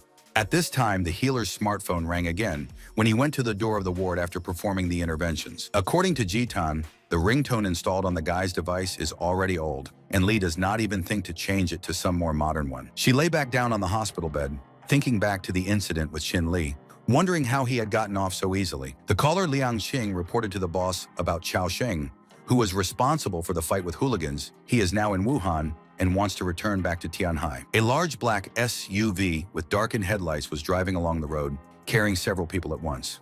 The villains in the car were telling Chao Sheng about the accident involving the younger sister of Qing Li's wife, and she was on the verge of death. Chao Sheng had just taught Qin Li a little lesson and would show this healer what to expect when he crossed a fighter's path. Suddenly, the villain and his neighbor in the next seat were horrified when a familiar voice asked if Chao's words were true. Qing Li, who had torn open the roof of the car, viciously asked his enemies about what was waiting for him in the end. The surprised bandit admitted that Li had even more strength, and the car was going fast, but he asked aloud what Qing needed now. The healer sternly looked at the recent opponent in the ring, wondering how Chao attacked people, and immediately decided to run away. When Qing Li pulled Chao Sheng onto the roof of the car, he was startled to remind him of his military status, so the opponent couldn't do anything bad to him. As Qing Li threw the enemy into the road at full speed, he reminded Chao of how he had taken revenge on the healer's family while being a military man. As Chao Sheng collapsed onto the asphalt, he was in extreme pain as he screamed for the entire area, and the car smashed into the fence in front. Sprawled on the roadbed, Chao Sheng grumbled at Qin Li, calling him a worthless commander who dared to attack him. The villain struggled to get up and angrily decided to ask his opponent if he knew who Shen really was. The healer who suddenly appeared in front of him didn't care who Chao was. If he dared to raise a hand against the healer's family, he would pay for it. Afraid of such an attack, Chao tried to cover himself with his hand and promised to pay compensation to the enemy. Qing Li, who was frozen for a moment, was interested in the amount of the cash payment. Chao Shen is willing to give him 1 billion yen. The healer took the words of a recent opponent in the ring as an opportunity to put a knife in him and then pay him compensation. With a startled smile, Chao Shen immediately started to refute it. It's just that the healer misunderstood everything. Unexpectedly, the villain pounced on the unsuspecting young man in an attempt to deal fatal damage to Qin Li. There was a rift in the man's body, as if the ribs near his spine had cracked. Chao Shen rose high into the air after being hit by his enemy, who clenched his fists and continued to fight the villain. In the next instant, Qing Li leapt up and raised his hands over the body of the weakened Shen to deal a complete defeat. At this moment, Chao's face was filled with indescribable hatred for his opponent, but there was nothing he could do about it. Clenching his fists, the healer retaliated against Chao Sheng and slapped him hard across the face, breaking his glasses. Chao Sheng had no chance to win this fight, and as a result of this blow, he flew far down the track. A black shadow emerged from the dust cloud, and a voice protested at Qing Li's concealment of his power earlier. Trying to get back on his feet, Chao described himself as the junior master of the country's best underground acacia mercenary organization. In great pain, the villain declared that there was no point in living if what he had achieved was destroyed by Qin, so they would play big. Beaten and almost distraught, Chao Shun threatened Qin Li for revenge from the Acacia organization. It was no surprise to the healer now that his opponent was willing to break the law, since he had had connections at this level all along. Something unexpected appeared in front of Qin Li, and he looked at it in surprise and was amazed. From the ground, the guy picked up a certain object that was surrounded by such a strange energy, similar to that of Qin Mu Si. This mysterious thing radiated red energy, as if it was an object from another world. A sudden realization dawned on the young healer, and he realized what he was really holding in his own hands. As night fell and the full and bright moon shone in the sky, Qin Li returned to his home. On the young man's sofa was the same magical find that he had discovered earlier on the battlefield. It was a ring, and Li thought about its contents inside, not expecting Xiaoxing to have such incredible treasures. Looking at the large amount of gold bars, the healer now understood the reason why his enemy was offering 1 billion Winton. Everything was hidden in the ring, but Qing Li didn't need the money yet, so let the gold stay here, and he would take care of it later when the time was right. Suddenly, the guy was forced to break away from his thoughts and turn his head to the side because someone called him. Xin Ying, who opened the door to his bedroom, called her husband to dinner, but when she didn't see him at first, she looked around, trying to find him. Quietly approaching his wife from behind, the healer put his arm around her, which frightened the unfortunate woman, who almost screamed.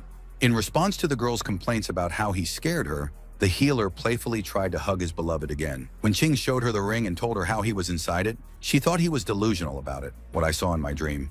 Having called his wife along, Qing Li is also ready to show her everything. But in the girl's understanding, her husband is not doing well. He is clearly overworked. At this moment, the ring began to undergo a strange metamorphosis. The resulting red energy seemed to draw the children into its own world. Once there, Qinying marveled at this place where there was so much gold, and Li repeated about being in the ring, and this storage is without other functions. Looking at the item in her hands, Qinying was struck by its incredible strength, which is very surprising for a lady.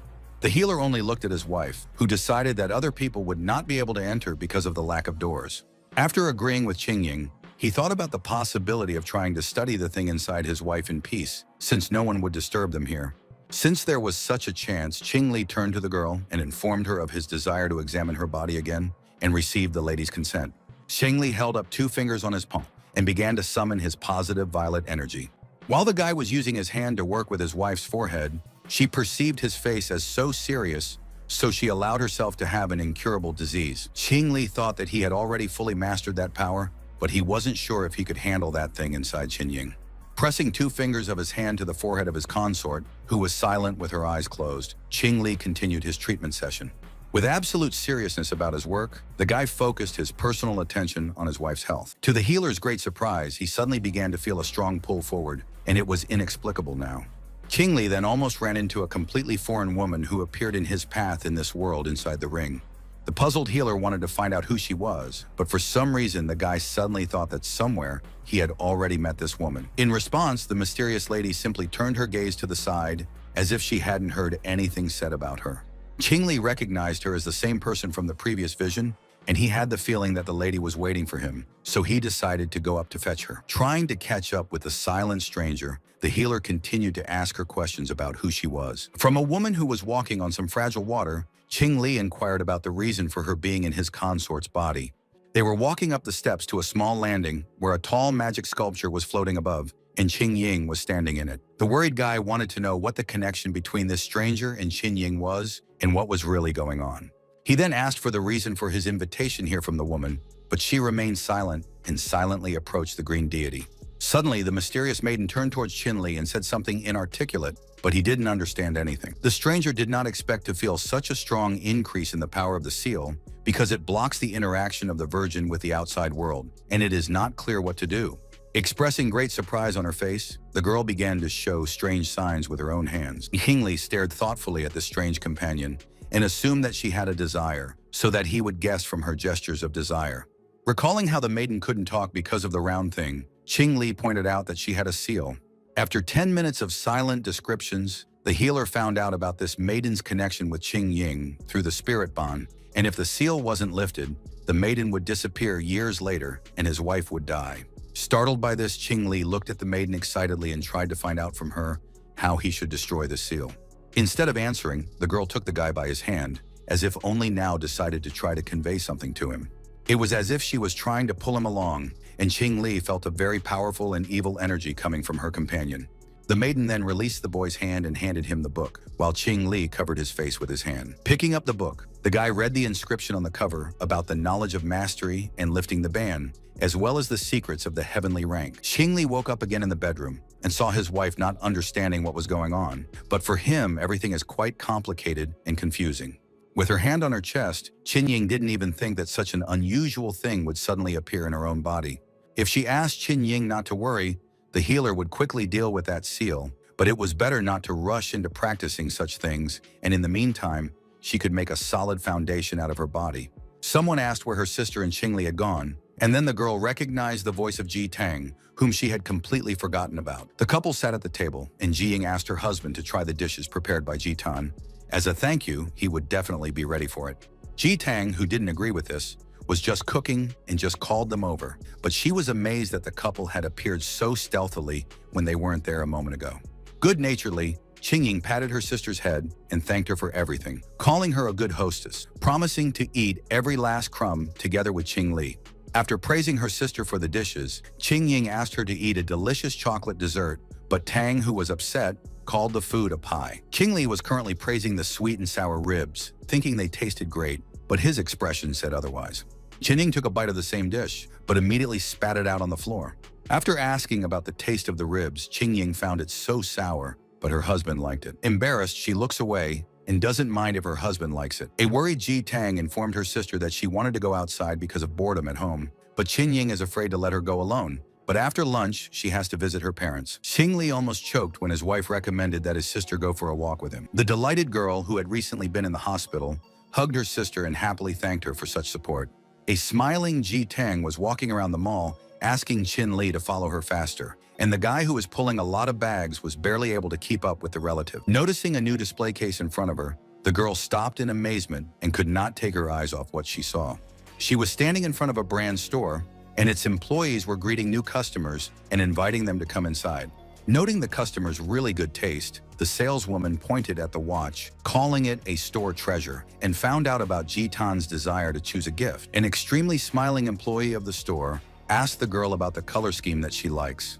Ji Tang picked out the item she liked and pointed at it, wanting to get a better look at it. Calling the choice remarkable, the seller reported the presence of 12 diamonds and glass from the jewel in the watch, with 7 calculation options. Confused by the price of 260,000 yuan and the cashier's words that it was her boyfriend, Tan denied it and continued to look at her watch. After apologizing to the customer, she had already received a bank card from Ji Tang, who asked her to pack the goods. After promising to do everything, the shop assistant held the store's black VIP customer card in her hands, intending to hand it over to Ji Tang.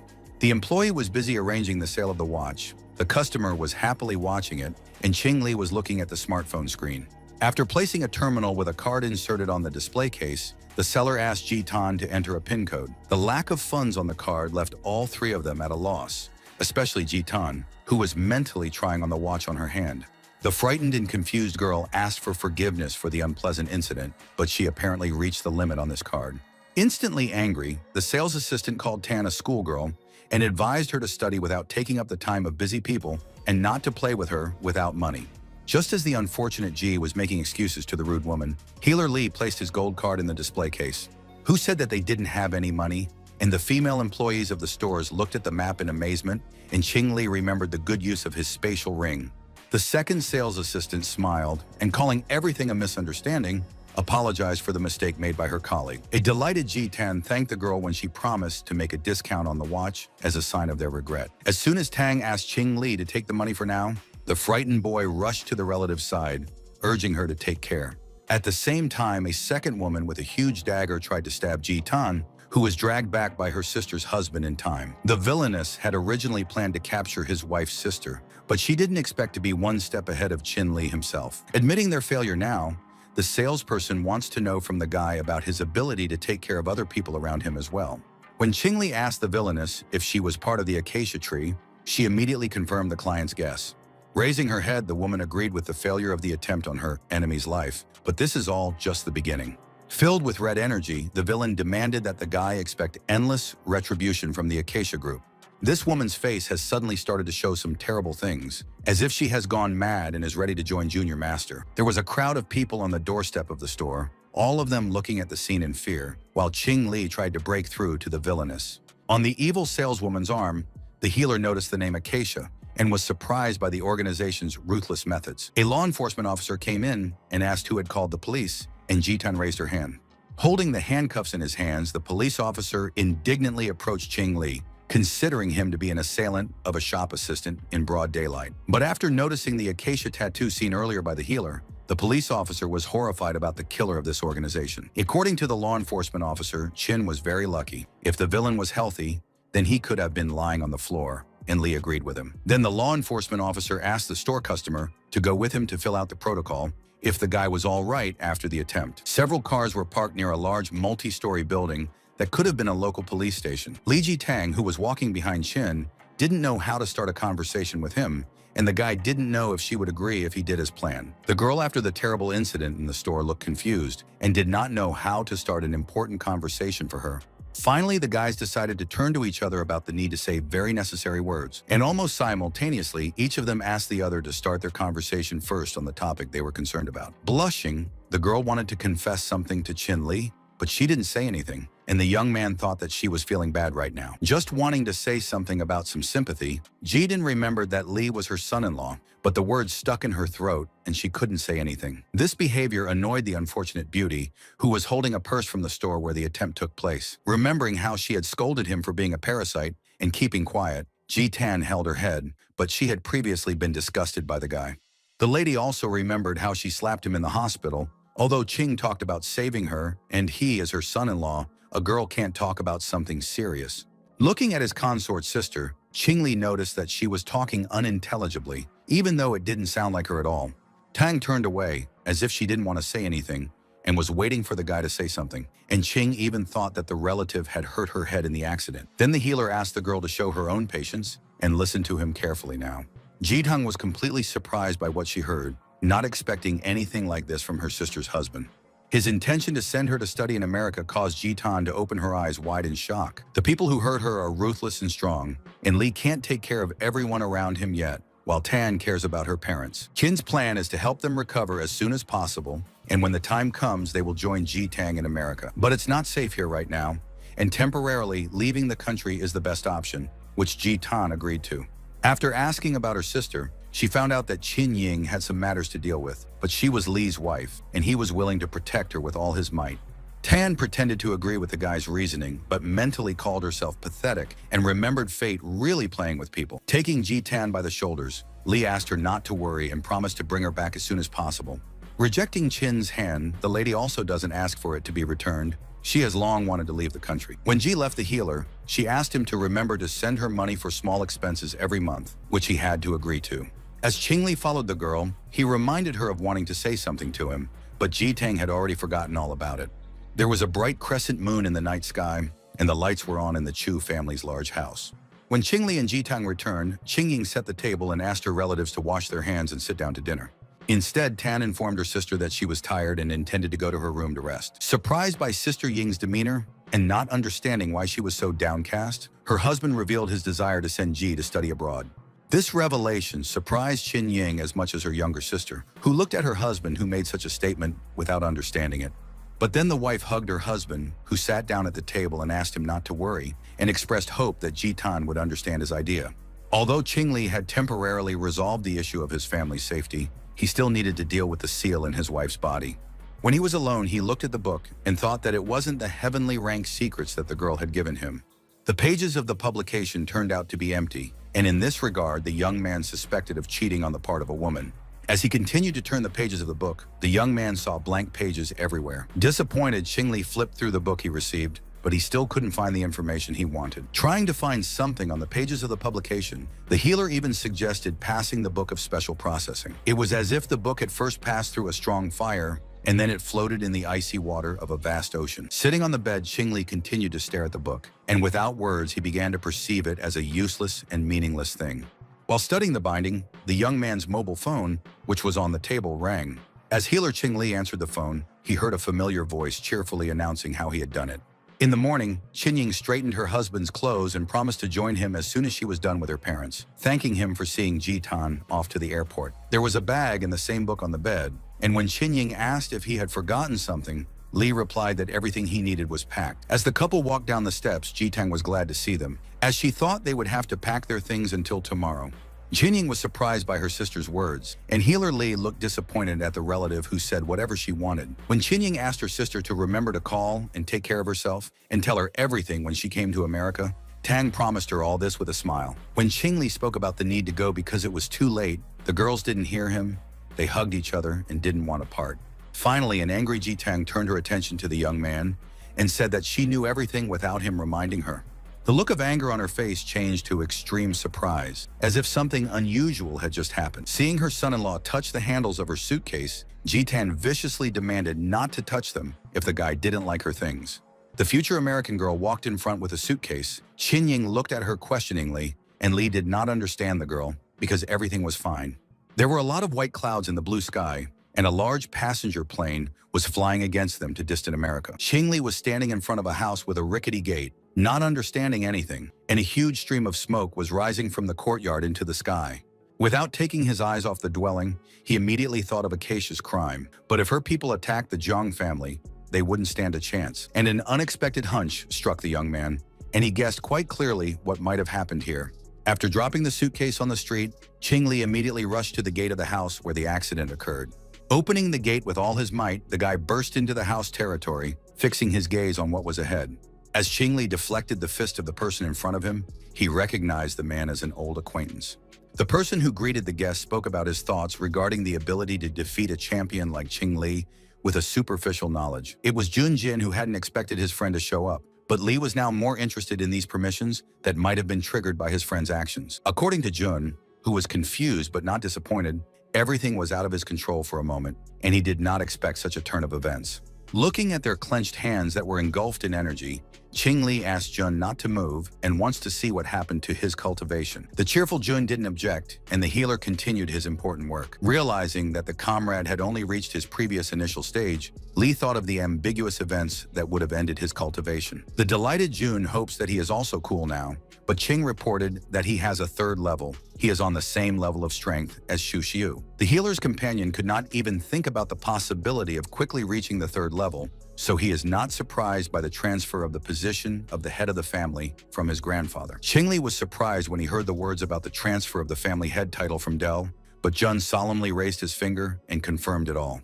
The memories that came back to me reminded me of a meeting where my family disagreed with Jun, who didn't understand their affairs, and it wasn't his turn in seniority. Considering the inside of the Jiangs to be rotten, the grandfather said that the way Jun became a warrior in a short time is proof of his strength, and the management of his own company is impressive. But more importantly, Jun has Ching Li's protection, and everyone in the capital is now trying to lure him away. Considering this matter settled, the old man suggested that all dissenters leave the Zhang family, and the man next to him rejoiced at this long-awaited day.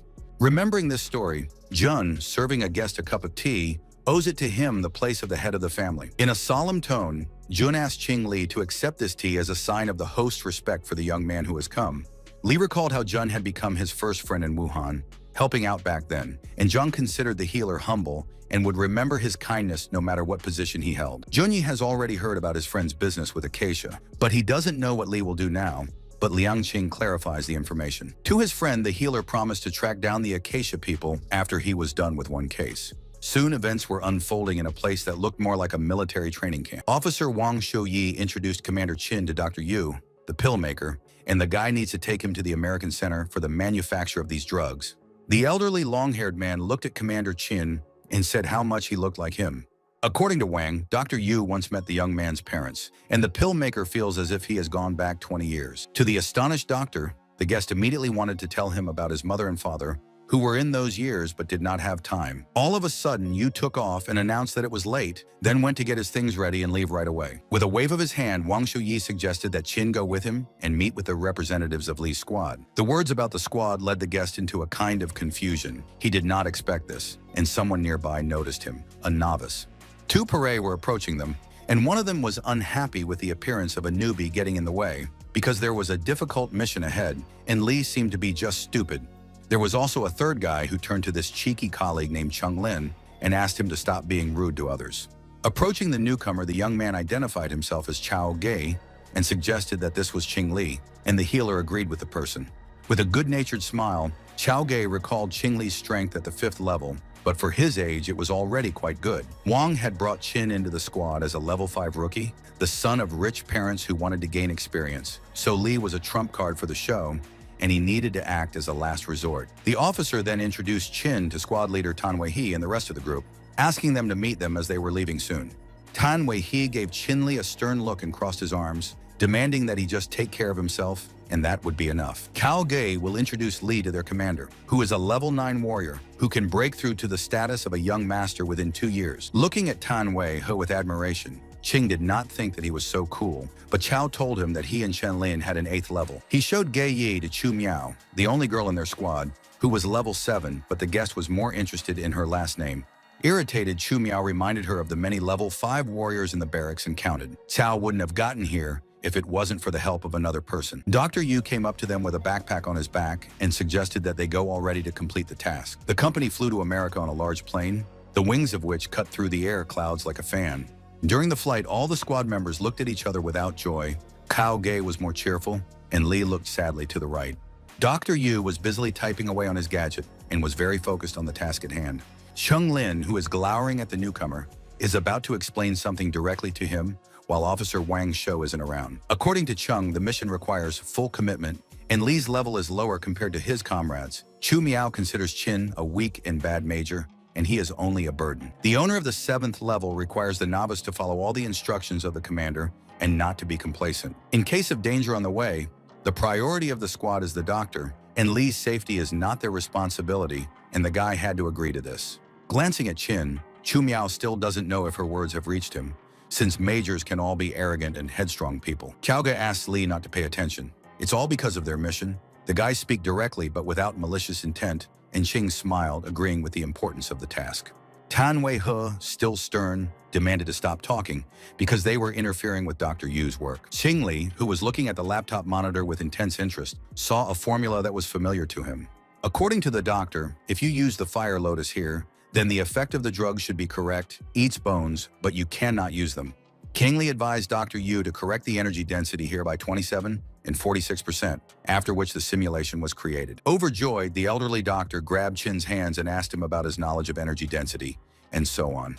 Because it was in Qin Li's parents' diary and he remembered it, but an ordinary person wouldn't be able to make out their unusual writing style. After asking if Raz Li knew about the energy density and how to use it for rapid cultivation, the doctor considered him to be the son of those two people, so the guy might know something. Tan Wei-he is sure that the newcomer is lucky, but Li himself smiled and called it a guess, and thought of the doctor as someone who knows about his parents and needs to talk to him.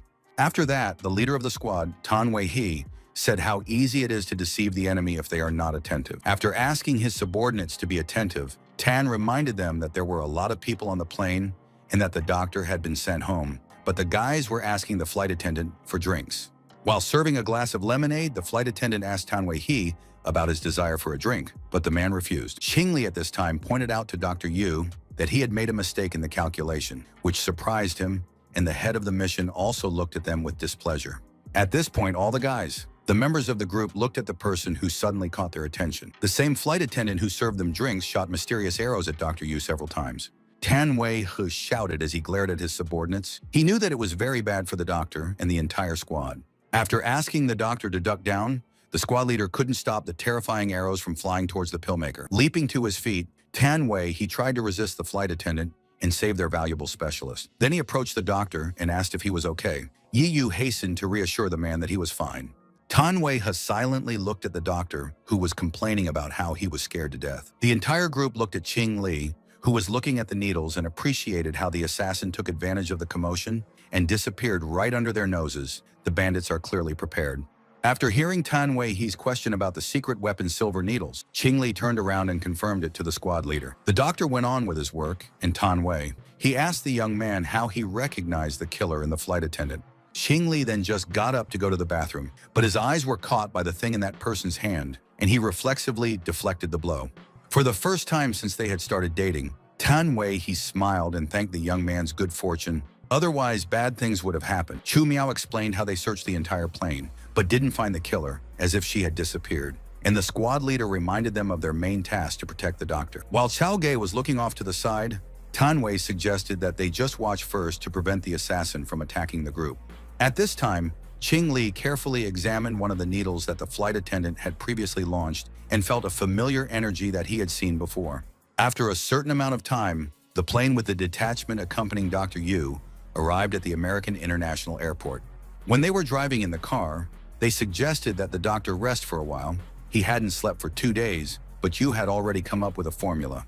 When the doctor asked Qin Li to look at the letters and numbers, he only received a request from his companion to calm down. This reaction surprised Dr. Yu, who continued to think of Li as the son of those two people, and he definitely knows something about this research. Looking out the window, Tan Wei-he noticed the black cars nearby and ordered his subordinates to hold on tight and protect the doctor. The children's car came to a dead end, almost crashing into concrete rings. Tan Wei demanded to slow down quickly, although 2 cars were catching up with them from behind.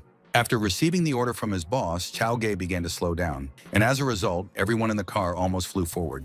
As the group began to go outside, a man emerged from the car of the pursuers that had stopped, calling Dr. Yu's road difficult. It was Liu Yan, a level 9 warrior, and he and his colleagues are now going to guide the specialist further already. Tan Wei-he didn't expect the rumors to be true when he saw Liu Yan, but Li didn't know anything about it and wanted to know what was going on. As Tan Wei moved forward, he told them that many of the attacks on the institute were coming from Yanxia, and the squad suspected that there was an organization working with other countries to capture it. After snapping his fingers, Liu Yan kept his eyes on the squad and snidely congratulated them, being confident in his own abilities. Realizing the complexity of the situation, Tan Wei ordered his men to protect the doctor, who was still working on his laptop. With a smirk, Liu Yan called them insignificant warriors with 8th and 9th levels, while he had everything with 8th and Tan's squad had no confidence in protecting the doctor. It was unexpected for Qing Li to see all these people selling their souls and helping foreigners while killing their own countrymen. Finally, the villain pointed his finger at Tan Wei-he's squad and ordered his henchmen to kill the guys guarding the doctor. Frowning at the intruders, Qing Li wanted to know if the parent research team had encountered a similar attack. Xu Miao rushed at the intruders, looking at them aggressively and wanting to eliminate these dangerous people. Facing a relentless battle, Tan Wei fought Liu Yan, Cheng Lin fought another opponent, and his comrades fought other enemies. Seizing the opportunity, the leader of the bandits dealt a powerful blow to Tan Wei, and the latter's position turned out to be extremely dangerous. Xing Li just glared at the incident with their squad leader, and Dr. Yu continued to work on his laptop behind him. The others were still fighting, and Tan Wei collapsed on the ground, turned to the healer and ordered them to run faster, taking the doctor away. This suggestion from the squad leader didn't sit well with Qin Li, who wasn't used to retreating in situations like this. Qian Li's incredible energy was making everyone barely stand up, and he was sure that the traitors to his nation and the murderers of his own people would have to run away. Li, who took to the air with the power to summon a huge magic dragon, is dissatisfied with the way the beautiful Yanxia raised ungrateful individuals. Tan Wei-he and Liu Yan both looked at the young man in amazement and even called him half-master for his incredible talent. Rising high into the sky like a god, Qing Li saw the villain Liu Yan in front of him and wanted to destroy him now. A huge number of purple needles flew in the direction of the attacker, and only a miracle could save him. Finally, Liu Yan fell to the ground after being hit by the deadly weapons and receiving multiple injuries from the needles. Tan Wei was truly surprised. As Qing Li defeated the enemy with a single blow, Chao Ge was also astonished. The villain who lost this battle didn't expect to see such strength from the person who defeated young Master Chao. When he recognized the bandits in Qing Li, it was no surprise to him that Officer Wang Shou had concealed the healer's identity. The healer turned to his colleagues and hoped they were okay, but Tan Wei, Chao Ge, and the others were shocked that he was a half-master. Chuckling as if he was out of business, the guy admitted that he had such a status, and he doesn't know for sure, to be honest. The site of the recent battle was deserted. Someone said that his pain was gone, and in 2 days, everything should heal. Previously, the squad was biased towards Qing Li, but now Tan Wei apologizes to the newcomer on behalf of everyone. The healer reminded that they are one team, but there was a small misunderstanding.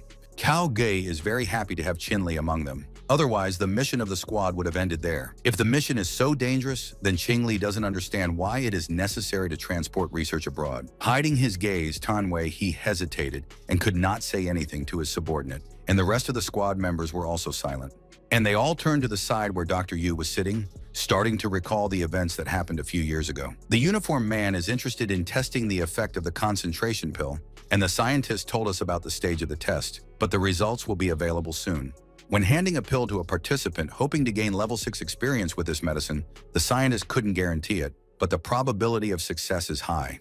Trusting Mr. Yu, who was conducting the research, the experiment participant swallowed a small pill.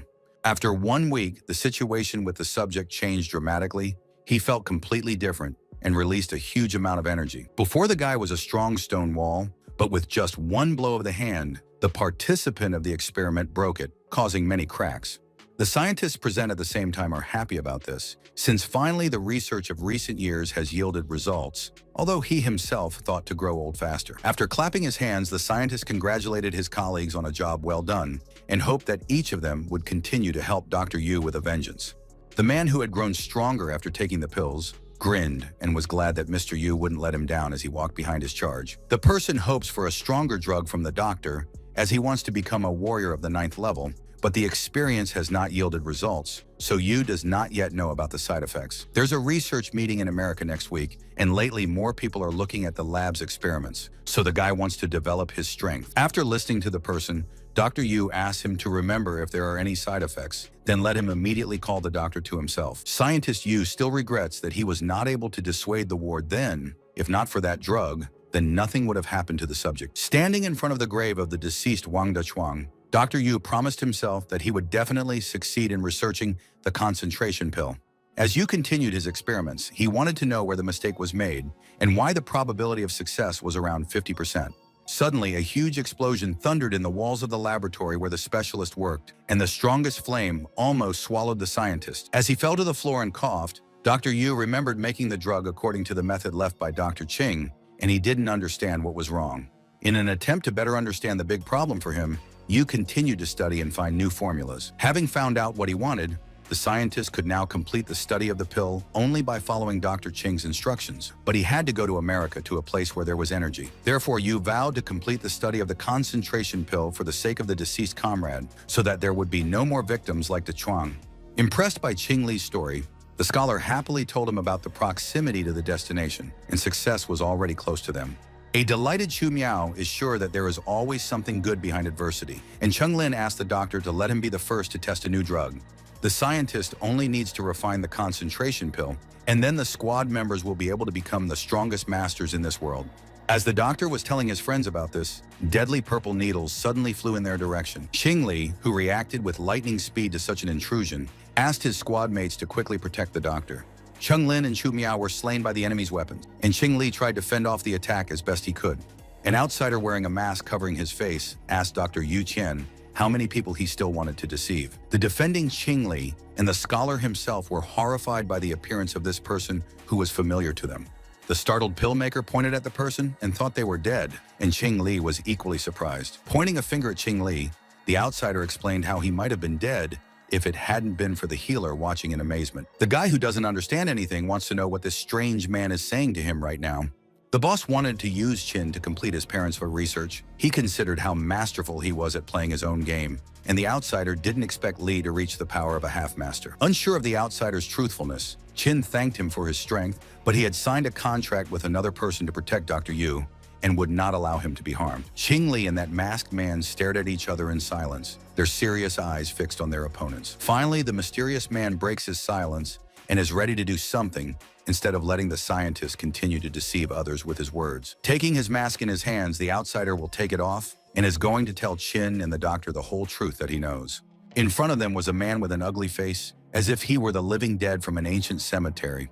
Dr. Yu asks the man what happened to his face, but he demands not to play the fool because it is thanks to the scientist. If the person hadn't consumed the concentration pill, they probably wouldn't have become what they are now. But thanks to the drug, they were able to survive that explosion. Calling his words nonsense, Yu never gave the man a concentration pill, and he, Qing Badao, is a military rebel, so Qin Li needs to destroy him. Upon hearing this name, Qing Li screamed in fright and cast a startled glance at the doctor standing next to him. The young man asked the scientist to repeat the name he said a second ago, and the surprised doctor repeated Qing Badao. Thoughts of memories of his old teacher who had fed him and taught him martial arts appeared in Qin's mind. Qing Yi recognized the man with the terrible face as his grandfather Ba, who lowered his head and confessed that he hadn't expected to meet him under such circumstances. A visibly frightened Dr. Yu bit his nails in panic and finally came to the conclusion that these two people were grandsons and grandfathers. Thinking about the ugly man's possible intention to kill him, and then his grandson might be in league with him, Yu headed for the exit, wanting to escape. But the door closed on the doctor to his horror, and a voice behind him reminded him that they hadn't finished speaking yet. Turning around, the doctor heard the stranger remind him of the words he had said about deception and asked him to come here and look at something for himself. The man showed Wang Dazhuang's token, which greatly surprised the scientist, who does not understand where he got this thing. Without taking his eyes off Dr. Yu, the ugly man is ready to tell him about the secret if the drug maker so wants. Wanting to find out about the disappearance of Qing Li's parents, the man decided to find out what he needed from the military. But in the laboratory, he heard a conversation between her head and assistant. After asking a colleague about his desire to do great research, the head announced his intention to resume the deification project. Doubting his abilities to study concentration pills, the scientist recalled the strong side effects of high-quality products, and it is unlikely that anyone will agree to such an experience. Playing chess, the head asked his colleague not to worry. He will find a way to find him excellent fighters on which the scientist can test the drug. Qing talked about the function of pills to increase strength, but they have side effects. At best, you can live for 3 years, and at worst, you can die quickly. There is no evidence of a connection between the drug and the disappearance of the couple. It seems that in order for the masked man to learn more, he needs to infiltrate the group with his new acquaintances. 1 month later, the same guy who was Wu Yu's test subject took a pill and thought about the importance of fighting in order to earn the recognition of scientists. As soon as the drug developed by the doctor entered the body, strange changes began to occur in Wang Dazhuang's body. The use of concentration pills made itself felt. The young man participating in the experiment felt an unusual effect. Standing next to Yu, Wang pointed out the oddities in the drug, but the doctor asked the guy to wait until he reached the 9th level. Dazhuang lay in his grave, and Yu told the head about this, the 12th failed experiment, but promised not to give up if there was even a small chance of success. Having given his consent to continue the dangerous experiments, the head did not know how the hands of the deceased Wang moved at that very moment. The unfortunate man opened his eyes and looked ahead with the understanding of how close it all was, but he still did not pass away. If he hadn't sealed the main channels with Fuxi needles, he would have actually lost his own life as a result of the experiment. After using such an effective needle, Wang Dazhu calmed down and closed his eyes again, allowing the tool to operate. The grave that the young man was buried in suddenly lit up with light and started to beat with powerful energy as a downpour rained outside. On the monument was a picture of a guy who looked like he was smiling, and the energy continued to radiate violently from the depths of the earth. Finally, there was an explosion of incredible force, and the monument flew up into the air, splitting into thousands of pieces. As Wang Dazhuang stepped back onto the ground with his white sneakers, he was glad to be released, and he almost suffocated under the ground. The man was walking on the ground in a rush of energy, but suddenly he felt something strange about him that he hadn't felt before. The participant in Dr. Yu's experiments clutched his face, and now he looked more like a scary dead person who had come to life. The heavy rain continued to fall, and there was a ruined grave behind them. The unfortunate Wang Dazhuang was clutching his head and shouting in an inhuman voice. You didn't think it was Wang Dazhuang, who didn't know anything about Qingli's parents, but he was afraid that the scholar would do something to them, so he told him about the cultivation methods. The angry man also didn't think that after all these years, because of these pills, the doctor would lose the last drop of his conscience. It wasn't until Van lunged at the scholar with the goal of destroying him that he heard Yu shout that the guest couldn't kill him. Dazhuang flew towards the doctor with the needle and threatened to stop time, and there would be no one to stop Yu.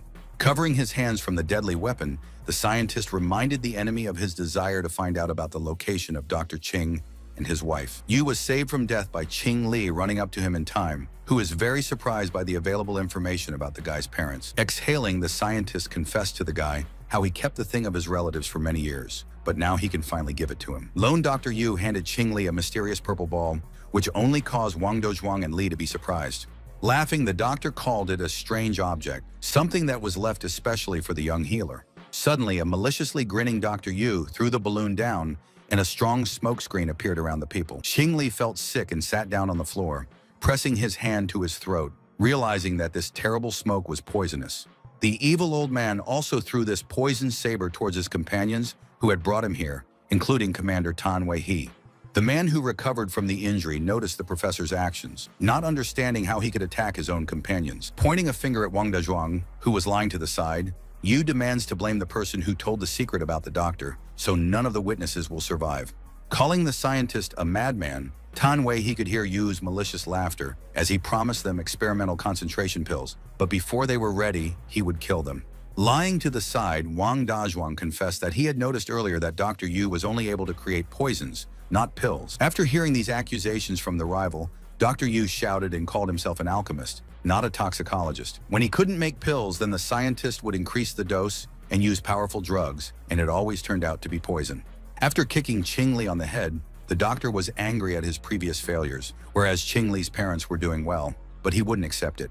The crazy professor doesn't care anymore, because his opponents are long dead, and he's still alive, and now the most valuable alchemist in the organization. Qing Li lay on the ground and managed to hear the words of the evil doctor mocking the death of his parents. Then he got to his feet and in a low, terrible voice asked the doctor to repeat all the words he had said about the boy's parents.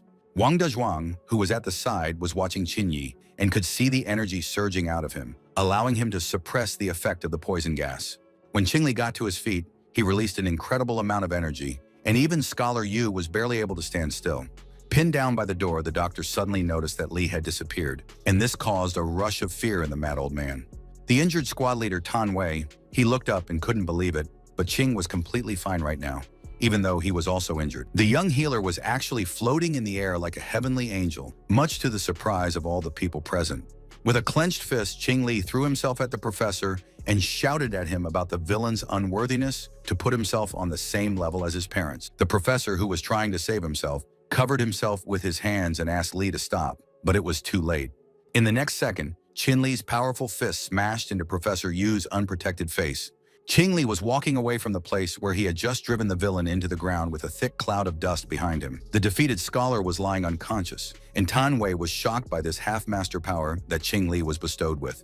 The healer helped the squad leader to his feet, and he felt fine. The poison was not a problem for his health, but he did not expect that they almost died from the one they were guarding. As Li struggled to leave the place, he thought of Grandpa Ba, missing again. But he always comes without warning and leaves without saying goodbye. While marching to the door, he was talking about the end of the mission and returning to the headquarters to report, and behind the wall was Grandpa Ba, who Ching was thinking about. Later in the headquarters, the leader was surprised that he did not even suspect Yu Qian of doing such terrible things, admitting to a mistake about the villain.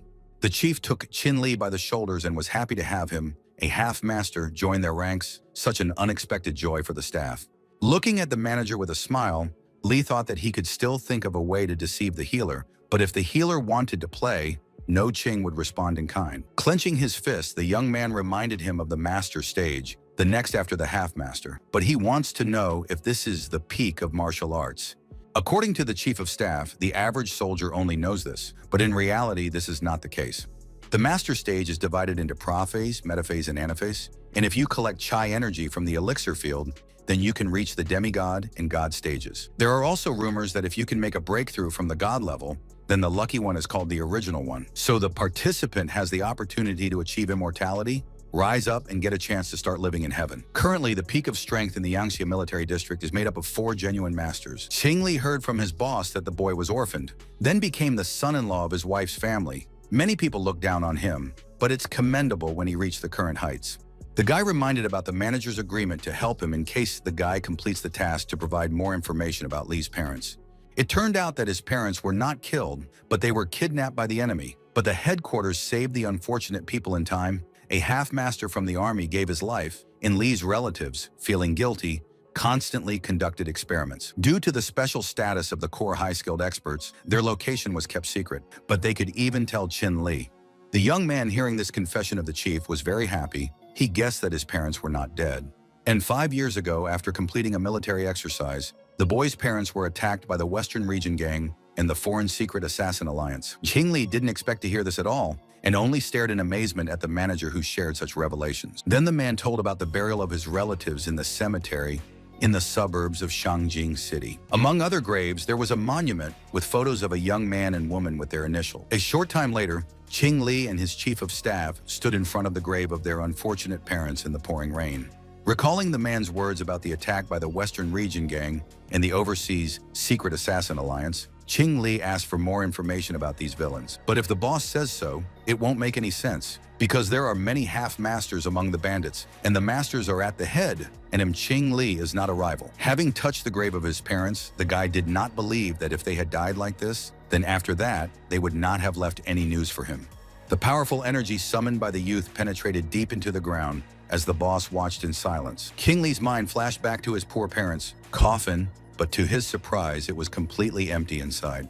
The ignorant chief of staff asked Li not to worry, because the people who killed his parents are also enemies of the military district, so they will take revenge together. Ching Li held the monument on the grave of his family tightly and shouted with all his might, as if he had something difficult to do right now. Taking a deep breath, the young warrior raised a huge stone slab above him, and the chief looked at the young man's actions with horror. The man immediately demanded that the young man stop all this, considering him crazy. Ching Li was now standing by the ruined tomb and was about to start what he had gone to the destruction for. As he lifted the lid of the coffin, the young man realized that his behavior now could not be called respectful, but the guy needed to make sure of something.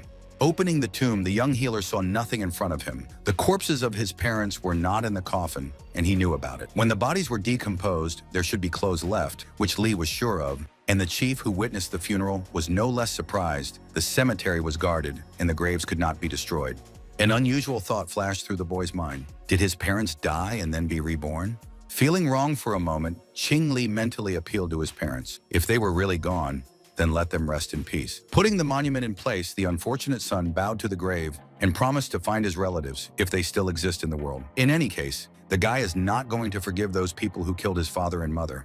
Night had fallen and the lights were bright in the Chu family home where Qing Li had returned from his adventures. Qing Ying didn't think so much would happen in one trip, but what surprises her most is the tangled past of her husband's parents, and the husband might already put his wife in danger because of himself. Turning to his wife who was giving him a massage, Qing Li suggested that she go to Wuhan or Yangchen to take shelter there. While hugging him, Qin Ying called her husband's fear stupid. Even if it was more dangerous, she would still be with him. Anticipating his wife's intention to stay, the young man decided to help her handle the case at Mr. Zhang's. Handing Qing Ying the folder he took from the table, the guy asked the girl to carefully read the order. As Qin Ying read the document she received, she immediately understood what was in front of her, but the information surprised her. After a while, Zhang Jun greeted the crowd of people at the Zhang Corporation meeting and raised his glass, hoping for their support in the future. The guests considered him the head, kind, and asked not to worry, hoping for opportunities for cooperation, considering how lucky the Zhang family was to have such a leader. The young man thanked people for their kind words and promised to appoint directors of large branches of the company to those who have become his main support. Jun first named Ms. Chu as Qin Ying, who will take up the position of president of the Zhang Group Cosmetics Company. Xu is surprised that Qing allowed his wife to become part of the top Zhang Group, but the husband asked him not to worry, because the villains better think about sabotage, given the strength of the Zhangs. While people were admiring the new president's beauty, Qing Ying herself heard about a proposal regarding a certain project that they want to discuss with her. Zhang Corporation's largest shareholder, Jin Kesi, believes Jun is blind and protests against a hasty promotion to some newcomer to the company. He recalled Qin Ying's work as the Zhangsheng Cosmetics Company when the profit was 100 million yuan, so making her the head of the branch was the right decision. After thinking harshly negatively about Zhang Jun in her mind, Casey didn't want to listen to his words anymore, so she just snorted. Suddenly, the people present in the hall were alarmed by the appearance of a villain with a dagger in the air. He had already raised his weapon over Jun, but there was also someone who couldn't reveal his power too early on a day like this. The criminal couldn't finish his terrible task, because with a deft blow, he was disoriented by Qing Li, who appeared from behind in time. As a result, the villain who attempted to kill the young entrepreneur Jun collapsed to the floor with his sharp dagger. Considering this impossible, he tried to look at Qin Li as he approached the one who dared to attack his men in front of him. Healer Qing Li rubbed the hand that he had used to stab his opponent and wondered if he was tired of living if he was doing this. Some people didn't understand anything that had happened. Others suspected the guy with the knife was a mercenary, and still others admired how Qing Li disoriented him with a single blow. The shocked Jin Kexi remembered the villain talking about himself as a level 7 warrior, and the average passerby dealt with him so easily. Getting to his feet, the bandit called himself too careless and didn't know that the Zhang family had a master like Li. Qing stood with his arms crossed and a stern look on his face, now demanding that his opponent explain who had hired him for the assassination attempt. Instantly on his feet, the alien screamed and tried to reassure Li that he couldn't get anything out of him, that he wouldn't spill the beans. Calling himself Wei Dahan, the attacker promised to take revenge on Qin for today's humiliation and destroy him if he touched the villain's family. Li smiled and realized that it was the Wei family who had sent the assassin, and the villain who had disappeared a second ago had confirmed everything. For Jin Kexi, today was just the perfect time to deal with Jin Group, but things didn't go according to plan. The situation was escalating, so she decided to leave. When Jun arrived at the door to the room where he was already expected, he immediately thought of Casey, who had clearly sent that bandit Wei Dahan. The Wei family holds shares in the Zhangxiar company, and Casey is a member of that family, and it seems to Jun that they don't want to promote him, but only remove the guy and take his business. In the past, the Zhangs were divided, and when Jun took over, everything was back on track. The Wei family turned against him, so Li is interested in their level of strength. Sitting down on the sofa, the disappointed businessman remembered that in addition to a couple of families not included in the current deals, there are 4 families at the top of the pyramid, and Wei is one of them. The most frightening thing is that the head of Wei is a master of the highest level. Xu calls him greedy and hungry for power over all the great families. After thinking about the true master, Qing knew that such families had connections with military groups, so he needed to learn more about it, because he wanted to find out about his parents. The Wei family is capable of attacking Jun and his comrades at any moment, so Qing Li suggests not wasting time in doing everything to strengthen their forces. Handing a friend a few bottles, the healer asked to take the potions prepared by him. According to the recipe from his parents, this technology turned out to be more successful and convenient. Jun, who was looking at the potion, recognized it as a bundle of aura and foundation pills, and Shu is delighted to receive a real treasure from his comrade. After reminding him how Lee saved his life and helps him cultivate, Shu is determined to live up to his friend's expectations and become his right-hand man, so his whole life belongs to Chin. No less excited by such emotional moments, Jung Jun clenched his hands into a fist and was also ready to hand over his life to Qing Li. King Li is confident that they will be fine as long as the Wei family doesn't encroach on Jun and his friends. Otherwise, they shouldn't complain about the boys' impoliteness. After the event at the Zhang Corporation meeting, Qing Li and Qin Ying returned home. The girl who was resting on the bed was simply exhausted and interested in the beneficial properties of cultivation. This is because of the thing inside her body, as Qing Li pointed out. He can help the lady, but he has to let the aura inside the beauty. But now the girl wants to make sure that the guy isn't cheating. She wants to know if it's just because of the seal that this double cultivation is happening. Suddenly, Qin Li's smartphone on the table rang, and Qin Ying informed the guy on the blaring ringtone. When his wife asked him why Miss Shu was calling him at a late hour, Li replied sheepishly that he had no idea. Qing Li didn't have time to promise to put it on speaker if his wife wanted to listen, when the speaker started talking about bad things. Miss Shu, who called the healer in the middle of the night, shocked him with the news of Xu Xiao's accident. Greatly surprised to hear the words of a familiar girl, the healer couldn't believe her, but he was already thinking about the Wei family, believing that they decided to act quickly. The injured boy was taken to the main city hospital, where lights were on in some windows. Once in the room where Xu was lying, Qing Li asked the doctors to calm down and took his friend's hand, wishing to take a look at it first. The patient's sister doesn't understand how this could have happened, because the unfortunate man was in a good mood at today's meeting. They hadn't forgotten yet that Xu was looking at the pills that Li had given him cheerfully and was planning to become a great martial artist in the future. Xu Chang asked his sister not to take the words of a relative to heart. He didn't think anything bad would happen to his brother. After coming to the conclusion that Xu was poisoned, his spiritual channels were damaged, and he couldn't help with acupuncture, Li realized how important it was to cure his friend within a few days. After hearing about the deadly poison, Xu Cheng was horrified and started to deny it, not understanding how it could have turned into such a serious problem. Chang, who was worried about his brother, continued to whisper about the impossibility of poison, but his sister asked him to calm down, because Li could not make a mistake with the diagnosis. King Li is ready to heal his friend now, but he needs the heart of a spirit beast for this. He heard about it from his spirit, but the patient's sister did not know about it. Beasts that have managed to survive for 1,000 years have serious spiritual power, and their hearts can heal the wound on the spiritual channels, so the guys need to get this for Xu Xiao. In the past, unfortunate Xu's relatives had already encountered a monster that was similar to the one Qing described in the Liangsheng mountain range near Shangjing. The girl handed the young healer a smartphone, and on his display he saw a photo of the monster. Qing Li recognized it as a giant three-headed snake. Unfortunately, the Xu family had lost enough troops fighting against this monster, which might indicate its strength was comparable to that of a level 7 warrior. As Qing Li left the ward, he resolutely prepared to go to the Shanjing mountains to search for the snake and asked his friends to take care of Xu Xiao. Still worried about his injured brother, Xu Chang leaned over him and begged him to hold on for a little longer.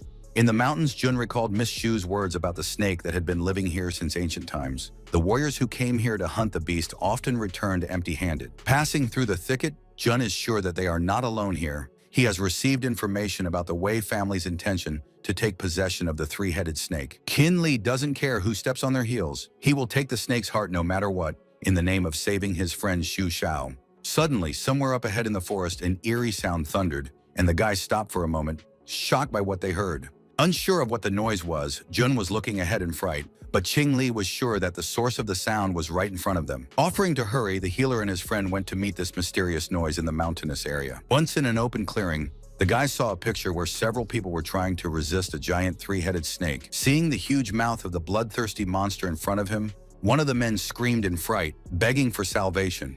But no one could help him. A split second passed and the terrible creature swallowed the poor man. Seeing that their attacks didn't harm the three-headed snake, the people started to run because they couldn't handle it. Rushing in different directions, the two men caught sight of a man standing coolly between them, a long sword slung across his back. It was Wei Jingluan, the master of the Wei family, who was here to destroy the monster, and everyone else had better not interfere with him on the battlefield right now. Raising the sword up as if sending a signal, the warrior turned to Chen Lujiang and asked him to give him the strength to successfully destroy this monster. The energy force launched by Wei Jingluan shot straight at the giant three-headed snake. Overjoyed by the presence of the master of the Wei family, people consider themselves saved. From one of the four great families, the monster will not live. Encountering unexpected resistance from a true master, the monster screamed in an eerie voice, terrifying people with fear. Jun is sure that the snake has now been angered more, but Lee thinks that its strength is higher than that of a level 7 warrior, and it is likely that the master will not have the advantage in this battle. Master Wei Jingluan points his sword at the monster that has fallen into a frenzied rage and asks Mist to find a safe place to hide. Asking not to worry, Wei Nuanuan tells the man that she is here just to see the monster. The lady will not distract the warrior, and he needs to take care of his protection. With the sword of Chen Lujing, Master Wei Jingluan, who is determined to win, is not afraid of any monster, even if it is above his level. Everyone present in the clearing was asked by the master to leave if they didn't want to be spattered with blood as a result of the battle. Bold Master Wei Jingluan quickly rushed up, trying to reach the heads of the huge snake that he wanted to destroy. Parrying the man's attack, the monster began to counterattack him with unusual tools in the form of its own scales. As a result, one of the scales hit Wei Jingluan, and the man who received unexpected damage could no longer fight the snake. The master collapsed on the rocky ground, causing a crash in a huge dust curtain after being defeated by the three-headed monster. Jun called the snake's scales a valuable material, considering it stronger than steel, and Lee realized that the 1,000-year-old monster thinks better than a human, but the old man is very careless. Overjoyed, people snatched up the scales they had come for and were now about to leave, thinking the old man was really strong, but he was just a loser. Rising to his feet, the injured warrior Wei Jingluan held on to his wounds and indignantly called the fleeing men scum. Sensing something was amiss, the warrior turned his stern and hateful gaze back to the giant three-headed snake. The man turned to Miss Nuanwan and asked her to help him, because the unfortunate warrior, after an unsuccessful confrontation, is not able to move fully. Running up to the man, the girl tried to drag him by the hand and begged him to get up faster, but the old man suddenly asked her for forgiveness. Raising his strange gaze, Wei Jingluan promised the young miss that she would be a snack for that terrifying snake. To turn his terrible idea into life, the old man masterfully threw the unfortunate lady in the direction of the monster. In the next instant, Wei Nuanwan was right next to the giant snake, which was watching the sudden prey with all its heads. With a sharp movement, the monster's head opened its terrible mouth and rushed towards the girl, wanting to devour her. The unfortunate Miss Wei Nuanguan was screaming in fear at the top of her voice. The infernal monster was already very close, and it seemed that nothing could save the girl. Flying at the speed of sound, a mysterious, sharp circle severed the monster's neck, and one of its three heads could no longer harm the captive. The rest of the huge snake's head saw Qin Li flying into the sky below them, armed with a sharp dagger. With just a few masterful moves, the other two monster heads separated from the neck and crashed down. Li Nuanwan, who was watching Qin's battle intently, was truly shocked by how the young man eliminated the creature in just a moment. Thinking about how much there had been talk about the terrifying three-headed snake, Qing Li stood beside the fallen monster and stared at its corpse. Thinking about whether he had cut off the heads along with the heart or not, Qing remembered that no matter what, he had to find the organ that was important for Xu Xiao's treatment. Imagining how much trouble he would have to deal with the snake's corpse, Qing Li didn't see Wei Jingluan running up from behind, waving his head. While swinging his sword, the old man recognized the young man who had casually lowered his disciple Wei Dahan, which caused the warrior to be criticized by his family and demoted in rank. With wishes to burn Qing Yu Li in hell, not forgetting to viciously insult the guy, the old man prepared to eliminate the guy with a single blow of his sword. Unexpectedly for the vicious Wei Jingluan, Qing Li didn't turn his head and parried the sword with his dagger. This move of his opponent was completely unexpected for the viciously attacking person. The grandfather bulged his eyes at the guy in surprise. Whirling around and swinging his dagger, Li was struck by the habit of his rival's family setting traps and attacking from behind. Released by the healer, his famous needle struck down the aggressive old man on the spot, and he no longer had the opportunity to come out of this duel victorious. Wei Jingluan then collapsed to the ground, just like a while ago, after being defeated by the three-headed snake and its terrifying power. Calling Li a sucker, Jingluan threatened problems for him from the Wei family because he injured her member, demanding to help him, as the old man can save the guy from death. Miss Nuanwan shamed the ungrateful grandfather with dementia by demanding that he stop talking nonsense and just die, which caused a storm of hatred from him. Finally drawing his last breath, the elderly warrior who lost to the giant monster and the young opponent today dropped his head to the ground. In Jun's opinion, if Wei had been careful with his language, he would still be alive. But Qing Li knew that his grandfather deserved such a hard fate. A smiling Wei Nuanyuan came up to him, greeted him affably, and introduced herself, thanking the healer for saving her. Li doesn't ask him to thank him. He wanted to kill the snake, not save the girl, although she seems innocent, but the guy doesn't want to get involved with the Wei family either. Finally, after a while, the young people still got to the huge snake heart for which they came to the mountains. Heaving a sigh, Zhang Jun wiped his sweaty forehead and rejoiced at the removal of the heart from the monster's body, even though it was very difficult. To his surprise, Qing Li came over and wrapped a purple magic film around the snake's large body, along with its heart. The guy who defeated the monster pulled together magic streams with one of his rings, which more than once helped him to fight with rivals. After completing all this, the healer told about the snake's jeweled body and offered his friend to take it home completely whole. King Li was elated and delighted with his discovery, while Jun was disappointed and accused his friend of hiding such a ring because he was doing such a nasty job. The dagger used by the boy was only suitable for close combat, but he wanted a better sword. And this old man's weapon is not so bad. Li clarified whether it is called Chen Lujin or not.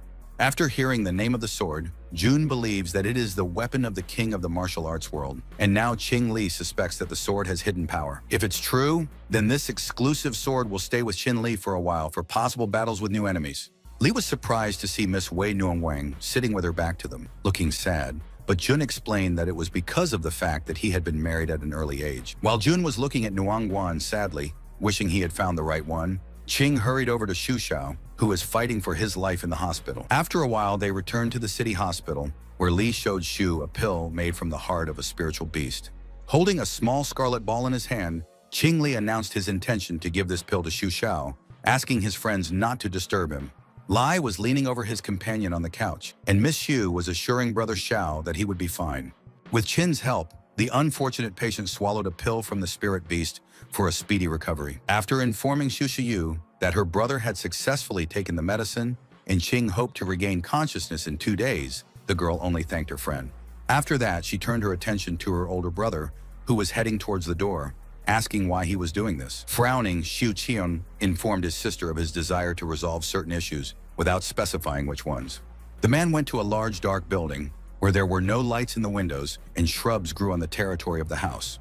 Opening the door with a bang, Xu went into the study, where a man was sitting at a desk, and he demanded a reasonable answer as to why his brother was poisoned. The cloaked man reminded him how Xu Qiang had previously asked him to give him a couple of pills to stop his brother's cultivation, so he fulfilled this wish. Xiang, who cherishes his brother, does not want him to practice martial arts and end up like Xu, so he asked him to limit his cultivation so that he could live like an ordinary person. Grabbing the cloaked man by his clothes, the unfortunate Xu Qiang accused him of passing on the deadly poison that almost killed poor Xu Xiao. Chuckling, the man asked Xu not to get excited and called himself a man of principles, and if Xiao is in danger, then he will save his life on behalf of Chang.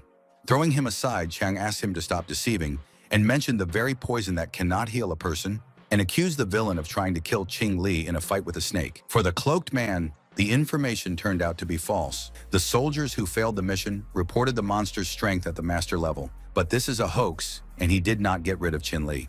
Knowing nothing of the man's feud with the healer, Xu recalled his high opinion of the boy before, which was true for the cloaked man. And then he found out that Li was the son of 2 scientists. Now there is no turning back for the cloaked man, and all the debts owed to him by Qin Li's parents must be paid in full.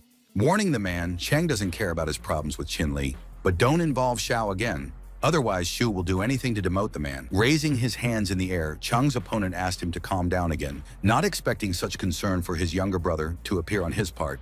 Before leaving here, Xu Chang promised to forget about today's incident for the sake of their brotherhood and advised the man to keep an eye on all his affairs. Left alone, the man adjusted his glasses and thought that Xu Chang had asked for it, unwilling to obey in any way. After contacting someone on the phone, the man sternly demanded to take care of a certain person, clearly referring to Qin Li or Xu Chang. The man who received the order grinned angrily and promised to complete the task with pleasure. The next day in the city hospital, Xu Xiao, who was there, finally opened his eyes after being unconscious for a long time. The unfortunate patient stared in front of him, but couldn't figure out where he was right now. Xu Xiu, who had roused him to her feet, was glad to see him wake up, as she was worried about her brother, and Li told how Xiao had slept for several days, but the pill from the beast's heart had helped him. Unable to contain her emotions, the girl hugged her brother, who had so scared her, and Xu asked her sister to be careful. It hurts now. Xiao wasn't completely unconscious, but he was able to hear some part of their conversation, and if it wasn't for Qing Li, things would have been bad. By telling the patient about his sister, who reported his brother's illness on time, Qing Li might not have saved his unfortunate comrade. Remembering the Qing pill, Consumed together with Junjian as Xu Cheng saw it, Xiao wants to know where his older brother is. Reminding his sister and friend of Xu Qing's constant presence with his brother, the patient wants to know why he is not here at such a moment. Suddenly, Xu Yu covered her face with her hands and almost cried, and Xu Shi, who was terrified, ventured to assume that something terrible had happened to her brother. Presumably, according to Li, returning home, Cheng lost control due to fatigue and fell off a cliff. The car crashed and he died. Xiu Xiao, who had just regained consciousness after a serious illness, listened to this from a friend and couldn't believe such terrible news. Xu Chang, who was described as a remarkable soldier and commander who deserved to be remembered forever, was buried in the cemetery. Standing near the grave of the unfortunate colleague, Officer Van Shaw read the text from a piece of paper and asked everyone present to honor the deceased with a minute of silence, bowing his head in reverence to the memory of the Chief of Staff, who congratulated Qing Li after completing the mission in America. The poor sister of the deceased Xu Shiyu covered her face with her hand and wept freely. I didn't see anyone around Xu Xiao, who had vivid memories of his childhood when he was playing with his beloved brother. Xu Xiao did not forget the time when the rapidly maturing Xu Qiang wanted to see his brother as an ordinary person, promising to protect him as long as he lived. Bitter tears rolled down Xiao's cheeks as the unhappy young man stared at nothing and continued to think about his brother. Xu mentally shouted and called out for his brother, and in front of his eyes was his grave with a photo of Xu Chang, who died in the accident. Wang Shouyi came up to him, took him by the shoulder and asked him to accept his sincere condolences on the family tragedy. Suddenly, heavy battle cannons thundered behind them, firing volleys after volleys. Wang took the firing of the guns as the highest military honor in the army. His superior agrees with this. The guns opened fire to honor Chang's contribution to protecting the people. This was how Officer Wang took it, who would never have thought that death could make Xu Chang a hero. After calling on Shaw to choose a new candidate for the position held by Hu Qian, the boss was worried about big families, but Wang had prepared everything. Zhenjun looked around among the other people and couldn't find his brother Qin Li. The soldier on duty at the cemetery noticed the appearance of a stranger who was going to enter the territory of the complex. Raising his hand, the soldier demanded that the outsider stop, warning about the prohibition to enter the cemetery without permission. In response, the fighter received a punch to the face from a stranger, accompanied by a strange green energy. The villain who hit him was grinning with a snow-white smile, and rejoicing came to the conclusion that another pile of dirt was being collected in the cemetery.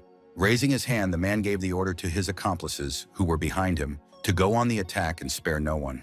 A large group of villains rushed forward to destroy the soldiers. While striking at the first fighter, the criminal became frustrated with his lack of interest in killing such newcomers. Inexperienced guys in uniform, having received injuries, fell down in suffering, and the villains who had been waiting for this day for so long rejoiced. One of the soldiers was lying on the ground, having received excessive damage, but the main group was notified of the enemy attack. After claiming that the Acacia people were killing soldiers, the commander did not understand how the bandits dared to choose this particular day to attack. Acacia villains shouted for their opponents to be killed, smashed graves, and fought warriors. Using their energy in the fight against intruders, the soldiers of the government army struck at the bandits and received fists in response. Surrounded by villains along with her brother, Xu Yu spoke to Xu Xiao about the difficulty of fighting the enemies due to their numbers, but he urged them to fight. Pointing out that the situation was getting out of hand, Wang Shouyi ordered the soldiers to go and help the others without worrying about himself and the boss. Encouraged by their commander, the soldiers rushed forward into the thick of the battle, where their comrades in arms were already fighting with a group of bandits. The guys were met on their way by the same man with a smile, who was only happy to help the guys disappear in this place. Only now did the commander look closely at the leader of the Acacia crime group and recognize him as Wen Tiansheng. The villain ordered his accomplices to kill the military, and in such an incident, when Shouyi's father was eliminated, Wen was responsible for the murder of Qing Li's parents. Upon seeing Wen Tiansheng, the commander of the soldiers was in disbelief at how suddenly he had appeared here. The commander was also thinking that the villain had found out about the real identity of Qin Li, who was driving in a car on the road near the rocks. Behind the wheel, Li saw a car in front of him and two people in it who looked familiar to him. In the transport that was traveling on the highway ahead, his own parents were there, the young man thought. Qing Li already knew that they hadn't died before, but currently he wasn't sure if they would be able to recognize him. Unexpectedly, the car Qing Li was driving made a sharp move to the left, where there was a deep chasm. Breaking through the weak fence, the black car crashed down at full speed, and no one saw the driver, whether he managed to get out or not. Standing near the cliff were the same young man and woman in the front car who had considered their mission accomplished. Suddenly, unknown people approached them and covered their mouths with their hands, silencing them. The Acacia twins who did this pointed out a half-master who wouldn't be able to escape death if it was ordered to them. The 7-level Acacia warrior Shu Taihu thought that the guy should die at his hands, and so did Shu Chang, but everyone took it as a simple accident. Below, on a pile of huge boulders, lay the wreckage of a black car driven by Qin Li, who was now presumed dead. After that, Shu Taihu radioed his superior about the completion of the task. Wen Tianzhen still flashed a snow-white smile and praised his subordinate for doing a good job. Grabbing the unfortunate Shu Shiyu by the throat, the criminal gang leader bragged to his assistants about completing the job on the battlefield with the military. Shu Xiao, who had used up a lot of strength, held on to a piece of the monument and demanded that Wen Tianzhen let go of his sister. All the hideouts and operations of the organization were kept secret, so the head thought about preparing Acacia for an attack. This is not a coincidence, and there is a spy among them. Officer Van Shaw, who had been silent before, immediately agreed with his superior, and the latter anxiously asked who this person was. Abruptly grabbing a large knife, Wang Shou gave them a treacherous blow to the boss right in the stomach. As if distraught, Wang brandished his dagger in front of the defending chief. The man covering the heavy bleeding now only wanted to find out the reason for such a betrayal on the part of a subordinate.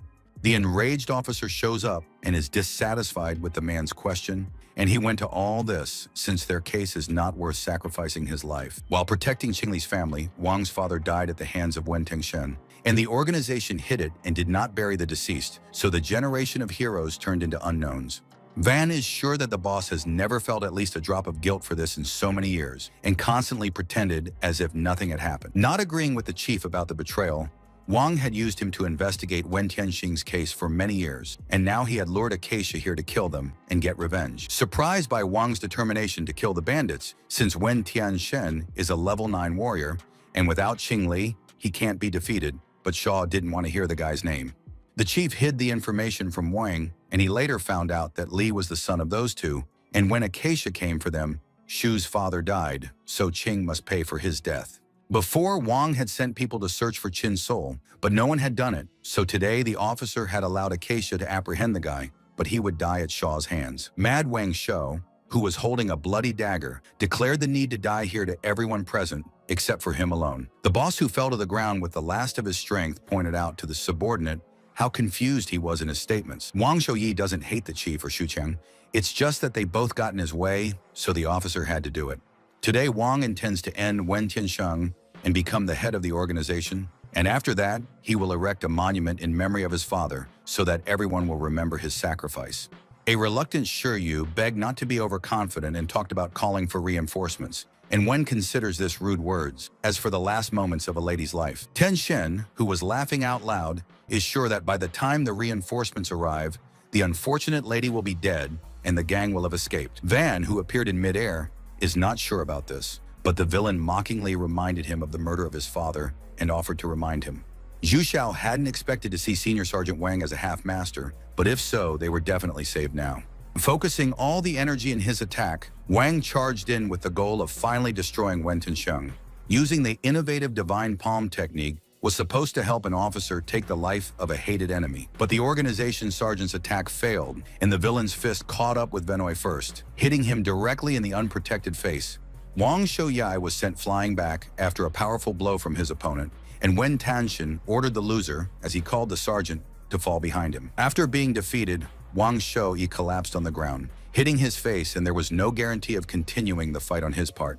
Wen Tianxin, a skilled green energy manager, forgot to tell his opponent about his status as a half-master. To Van's surprise, the villain reminded him of his absence in real battles and the officer's shortcomings. He is a half-master in words, but in practice he is useless. Taking out the small container previously obtained from Qing Li, Shou wanted to drink its contents and didn't believe the opponent's words. But even here, the show failed because of Wen Tiansheng, who came over and knocked the brown bottle out of the officer's hands. The attacker laughed at the attempt of his enemy to become stronger with pills when he cannot cope with a stronger opponent. Calling the defeated opponent a non-entity, Wen Tiansheng kicked the unfortunate man's head. After asking Wang if he really thought he had hidden his identity from Acacia, Wen said they had known him for a long time as a traitor.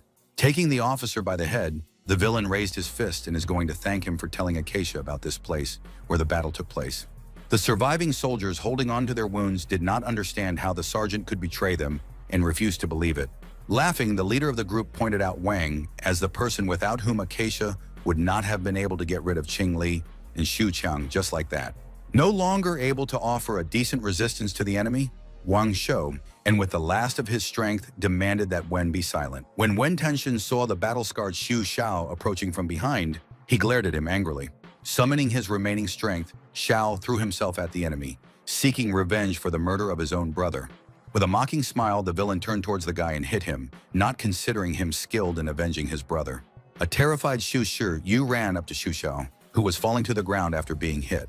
Holding the unfortunate Xiao by the head, the girl looked at the criminal with great hatred, speaking unflatteringly about him. Laughing, Wen did not believe in the ability of the guys to take revenge on him, because Qing Li is dead and there will be no help from him. But suddenly he himself responded. The intruder, who hadn't expected this, turned back in exasperation, wanting to see who was doubting his words. The healer and fighter Qing Li, who was floating in the air, was approaching the leader of the Acacia group, Wen Tianxin. Holding Xu Xiao's hands, Shi Yu and his brother looked at their friend, who had come to rescue them from the mad assassin, with joy. The startled villain kept his eyes on Qin, wondering how he was alive and suspecting his men of failing the mission. Li looked good-naturedly at his opponent and asked him for his personal opinion on what had happened. After the accident with the car, Shi Taihu, who was sure that Qin Li was dead, reported to the boss about completing the task without seeing what was behind him. A healer floating in the air with his hands behind his back nonchalantly asked the bandit if he had finished speaking.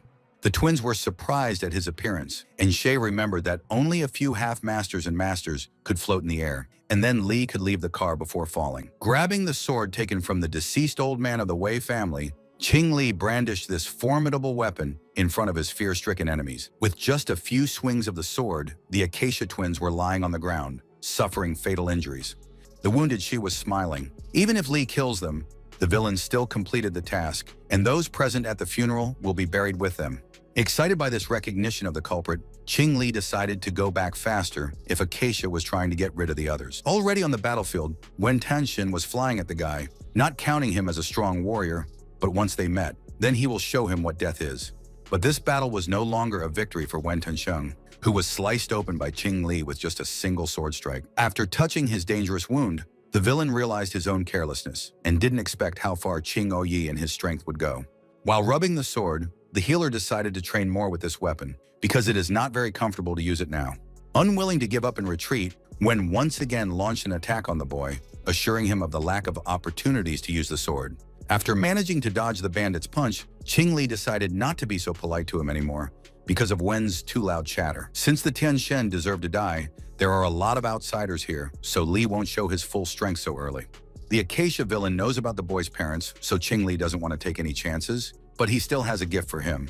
To deal damage to Wen Tianxin, the young man swung his sword a few times but didn't kill him. After Qing Li cut the clothes on the intruder's back, mysterious red lines appeared on it. As he sheathed his sword, he was pleased with the elegant work he had done with his opponent. Wen Tianxin, who was covered in green energy, showed off his back with strange characters that looked as if they were written in blood.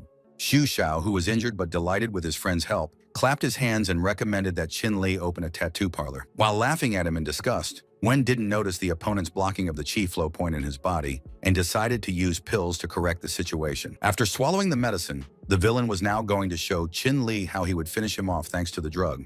The young man looked at the opponent and assumed that his strength would soon increase, so it would be difficult for him to deal with him now. Taking the pills significantly affected Wen Tianxin's power, which caused his clothes to tear and his muscles to grow.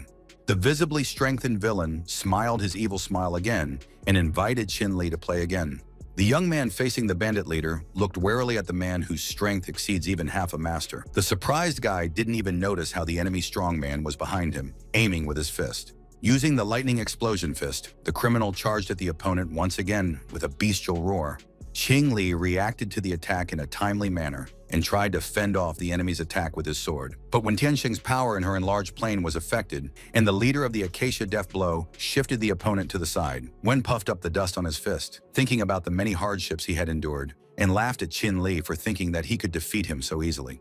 The group members present nearby cheered for the boss and asked him to quickly deal with this boy after finishing the battle. Struggling with the bleeding, Li couldn't move after being injured, but he had to find a way to get rid of the intruder. Wen Tianxin approached him and told him with a grin how he initially thought Li was a strong warrior, but didn't expect that this was his limit. As he continued to grin, the bandit remembered his opponent's parents, who had begged for mercy just like beaten dogs 10 years ago. The young man's eyes were filled with hatred as he looked at his enemy, who dared to say such a thing out loud. In response, Wen Tianxian only laughed with Qin Li's possible desire to avenge his own parents. As Qin Li struggled to his feet, he thought of his opponent as a pawn and reached into his pants pocket, wanting to get something out. After swallowing the advanced pill that gave great power, Qin Li now expected to definitely deal with the villain. The response of the medicine instantly affected the young man's body, and he instantly felt a great power in himself. But Wen Tianxian didn't stand still and already charged at the guy, not intending to give him time to fully recover. He failed to hit Qin, but the young healer quickly repelled the opponent's invasion, delaying his blow. Extremely angry, Wen couldn't find an explanation for this and allowed Li's cultivation level to increase. Being engulfed by a powerful energy, the youth might have agreed with the opponent he was currently fighting against. Jin's eyes turned completely white from the overabundance of huge energy in his soul and body, but his cultivation level might be different. For a guy who has been searching for his missing parents for a long time, the main thing is that today his enemy must die. With that, Qin Li swiftly charged at Wen Tianxian and delivered an incredibly powerful punch. For the first time in a long time, a terrible villain suffered a crushing defeat from a younger opponent. Qin Li asked Acacia's leader, who was lying on the ground, not to blame him, since the criminal himself was looking for a deadly ending. While still in a fighting stance, the young man remembered using the 2 pills he had left. The organization's survivors, Shushou and his sister, rejoiced at their friend's victory and demanded the bandits' arrest. The Acacia soldiers who had surrendered after the defeat knew that everything was over for them, and the traitor Wang Shouyi was also struggling to stand up. Qin Li collapsed on the ground and could hardly move due to the very strong properties of the pills, which have a very harsh effect. Suddenly, a very familiar voice reminded them angrily, telling them not to think that everything was over. Wen Tianxian, who had risen to his feet, showed off his bulging veins and promised to take everyone present with him to the next world. Li realized how bad their case was. After all, a seriously injured Wen can't contain the qi energy inside him. He's like a walking bomb right now. While the guy was thinking about what to do next, someone ran past him, demanding to get out of the way. Wang Shu suddenly burst forward and grabbed the villain, who didn't understand what he was doing at all. The malevolent officer promised the enemy to kill him. What else could he do to him? And then laughed. Startled by this unexpected turn of events, the healer asked Sergeant Wang to release the bandit with raging energy. Turning to his companions, Wang apologized to Qin, Commander Hidinghong, and everyone else. But the explosion had already sounded. Qin Li, who was crouched on the ground, now only watched the crater formed after the explosion, from which smoke was coming out. Officer Van Shaoyi's glasses, which had fallen in half after the explosion, were lying on one of the plots of ground. 2 soldiers led the wounded Hidinghong to the crater, and the latter bitterly called the deceased sergeant a fool, but buried him with his father with honors. A few days later, at Qin Li's house, one of the guys was bragging about raising his rank from 3rd to 5th after consuming all the pills. Unable to understand how Xiao got the 7th level without a base, Junli told him about the blocked spiritual channels that Shu couldn't cultivate. But after their discovery, Xiao began to progress at an accelerated pace. This is similar to the rebirth of the Phoenix and is called the spiritual channels of Nirvana. Shui boasted about his martial arts skills that surpassed Jun's thanks to the spirit channel, unblocking pills, but Jin only sighed. Ever since he was a child, Shu Xiao couldn't cultivate. He was considered a disgrace to the family, but he didn't even think that he would be rewarded for the years of misfortune. King called his friend the future head of the family after the death of his brother, and he needs to improve to prove to everyone that he is worthy of this title.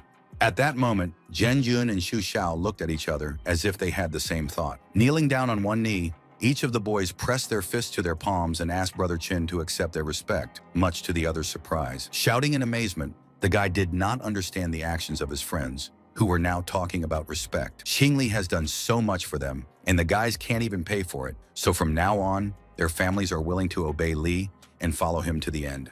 Unwilling to say no, Qin called Xu Xiao and Zhenjun his brothers, and the latter only remembered the gift he had received earlier. In the hands of both of the brave warriors' friends, red cards with a golden circle in the center and hieroglyphs appeared, and they both asked Qin to take a look at it. Surprised by these honorary invitations from the Wei family, Li didn't understand what they wanted to do this time. Last month, the Jun and Shu families were invited to a martial arts meeting, but this is how they recruit newcomers, so the Wei will definitely do something about it this time. Having decided to go there with them, Qin Li knew about the connection of all these families with alchemy, and at the meeting, he intends to learn something about his parents, who are not known. Jun recalled that both Qin Li and the head of the Wei family had the title of master, and the terrified Xu Xiao allowed their potential clash. If such a terrible hypothesis is realized, it will be a real battle of masters. After considering everything, the healer decided everything, but he still has a lot of work to do. so he will not delay his comrades. Pressing their fists into their palms, both Jianjun and Xu Xiao gathered for the exit after their evening conversation with a friend. The boys were already outside, and Qing Li was standing on the doorstep of his big house, waving and telling them to take care of themselves. The door finally closed, and Qing Li rubbed his hands together, blushing as he rejoiced in the departure of the friends he had already spent so much time with. Sitting down on the sofa, the young healer opened a book that beckoned to him, even though he doesn't even understand what it says. The reading was interrupted by Qin Ying suddenly appearing, complaining of her tiredness and asking for a massage. Judging his wife's feminine beauty, the guy called her so beautiful, but Qin Ying immediately noticed where her husband's gaze was directed. Unable to refuse his beloved, the recent winner of a hard-fought battle with Wen Tiesheng prepared to grant her wish. The sky-robed sorceress stepped on the dark green water, causing large circles to appear on it. Suddenly, she sat down and turned to some unpleasant person and began to refuse. And in the next instant, she fell down with a cry like, the same man slapped the beauty on her delicate face. The lady who suffered from the violence of the villain looked at him angrily and asked him not to wait for mercy for his evil deeds. The girl was once again standing firmly on her feet, and a certain young man fell on all fours in front of her and was in fear. Looking around, the guy didn't understand why he was here at such a crucial moment, since now there wouldn't be any problems. Turning back, the boy shuddered when he saw this mysterious girl. There was something about her that scared him. The lady in the fairy godmother's garb kept her eyes on Qin Li, and it was him, and that strange look terrified him unbearably. A waving girl with a golden halo behind her head demanded that the man in an aggressive uniform quickly leave here. There were splashes on the dark green surface from the girl throwing strange weapons, and the guy had to run away quickly. As he pushed forward, he tried to call out to her, wanting to understand why she was attacking without explaining it. Outraged by the way the young man allegedly dared to insult her, the lady demanded that Li stop running away. Suddenly, she stopped and realized that Qing understood her perfectly, and he was as surprised as she was. But the young man understood the lady well from the beginning and is ready to say something to her before she starts hitting him again. The maiden did not believe his breakthrough to the master level so quickly. After calming down, Qing Li snapped his fingers and asked the girl what she needed from him right now. Angry, she demanded not to change the subject, and I'm sure the guy doesn't even know what he's done to Diva at the moment. King reported about his life with his wife, but then suddenly thought that this maiden was also with him, and she immediately ordered not to say such words. After apologizing, Li realized that he was no match for her here, so he shouldn't act rashly. There might be problems with Qin Ying, which meant he had to get out of here. At this moment, healer Qin Li's devilish soul essence raised its head, and he now knew what to do in this situation. Noticing the strange changes in the behavior of the guest of her mysterious world, the maiden reached back and demanded that Qin not approach her. Taking the young man's actions as outrageous, the lady decided to use a round ball of dark yellow light. Rising into the air, the sorceress summoned the Emperor's Breath technique to get rid of the uninvited guest. Qing Li only watched in dismay as the girl tried to attack him again in order to make the guy disappear. Suddenly, a strong explosion sounded, and a strong splash appeared on the surface of the dark green liquid substance. When everything went quiet, the girl was in a bad mood and didn't try to fight Qin Li anymore. The young man himself understood perfectly well that the lady's consciousness had already returned after a short loss. He was back with Qin Ying in their bedroom, still talking to his wife, and the obsession was gone as quickly as it had come. Speaking to his wife about his excitement, in fact, the young man was so much delighted, and this is an incredible feeling. Suddenly behind him, a strange swamp-colored substance began to rapidly fill the space, causing the children to feel a sense of horror. Qing Li was extremely agitated. He didn't understand where this unpleasant energy came from. Everything reached its climax, and there was a loud bang, as if it was a new Big Bang in the universe. The martial spirit of the heavenly sovereign appeared, and the first part of the three constellations, spiritual teaching, appeared before Li. The young man stared in amazement at this mysterious discovery, and then he suddenly screamed at the top of his voice and put his hands to his head. Without thinking of learning the first style so easily, Qing came to the understanding of carefully analyzing the book. This should help in meeting the Wei family. On the territory of the airfield of the Western region, 3 airliners were based, preparing for the next flight. Standing in front of Xin Ilm was Niu Yun, who held the position of manager of the Wei residence, and inquired about them, the members of the Zhang and Shu clans in Shangjing. Jun confirmed Niu Yun's guess, and the new head Xu Xiao had previously asked Qin to be his family's representative at the meeting, as he had a lot of things to do himself. Turning his back on the visiting guests, the manager sparingly asked the 2 guys to follow him. An angry Jun called the Wei family really something, and their servants are arrogant, but Li was quite expecting this. However, the young warrior and healer was very interested in this family, whose house guests were already approaching. In the hall near the steps to the family throne, Numerous Luli were gathered, asking questions and not understanding anything. Jun had the feeling of being in the imperial domain. Lee was sure that everything was specially designed so that people would obey the Wei family. The invited guests looked around in disbelief. They had been waiting for a long time, but the head of the clan was still not there. No wonder Wei Kaiyuan was so arrogant. Finally, the one people were talking about appeared. A man who apologized for waiting while holding his hands behind his back. A strange gust of wind immediately blew through the hall, and people perceived it as that master-level aura.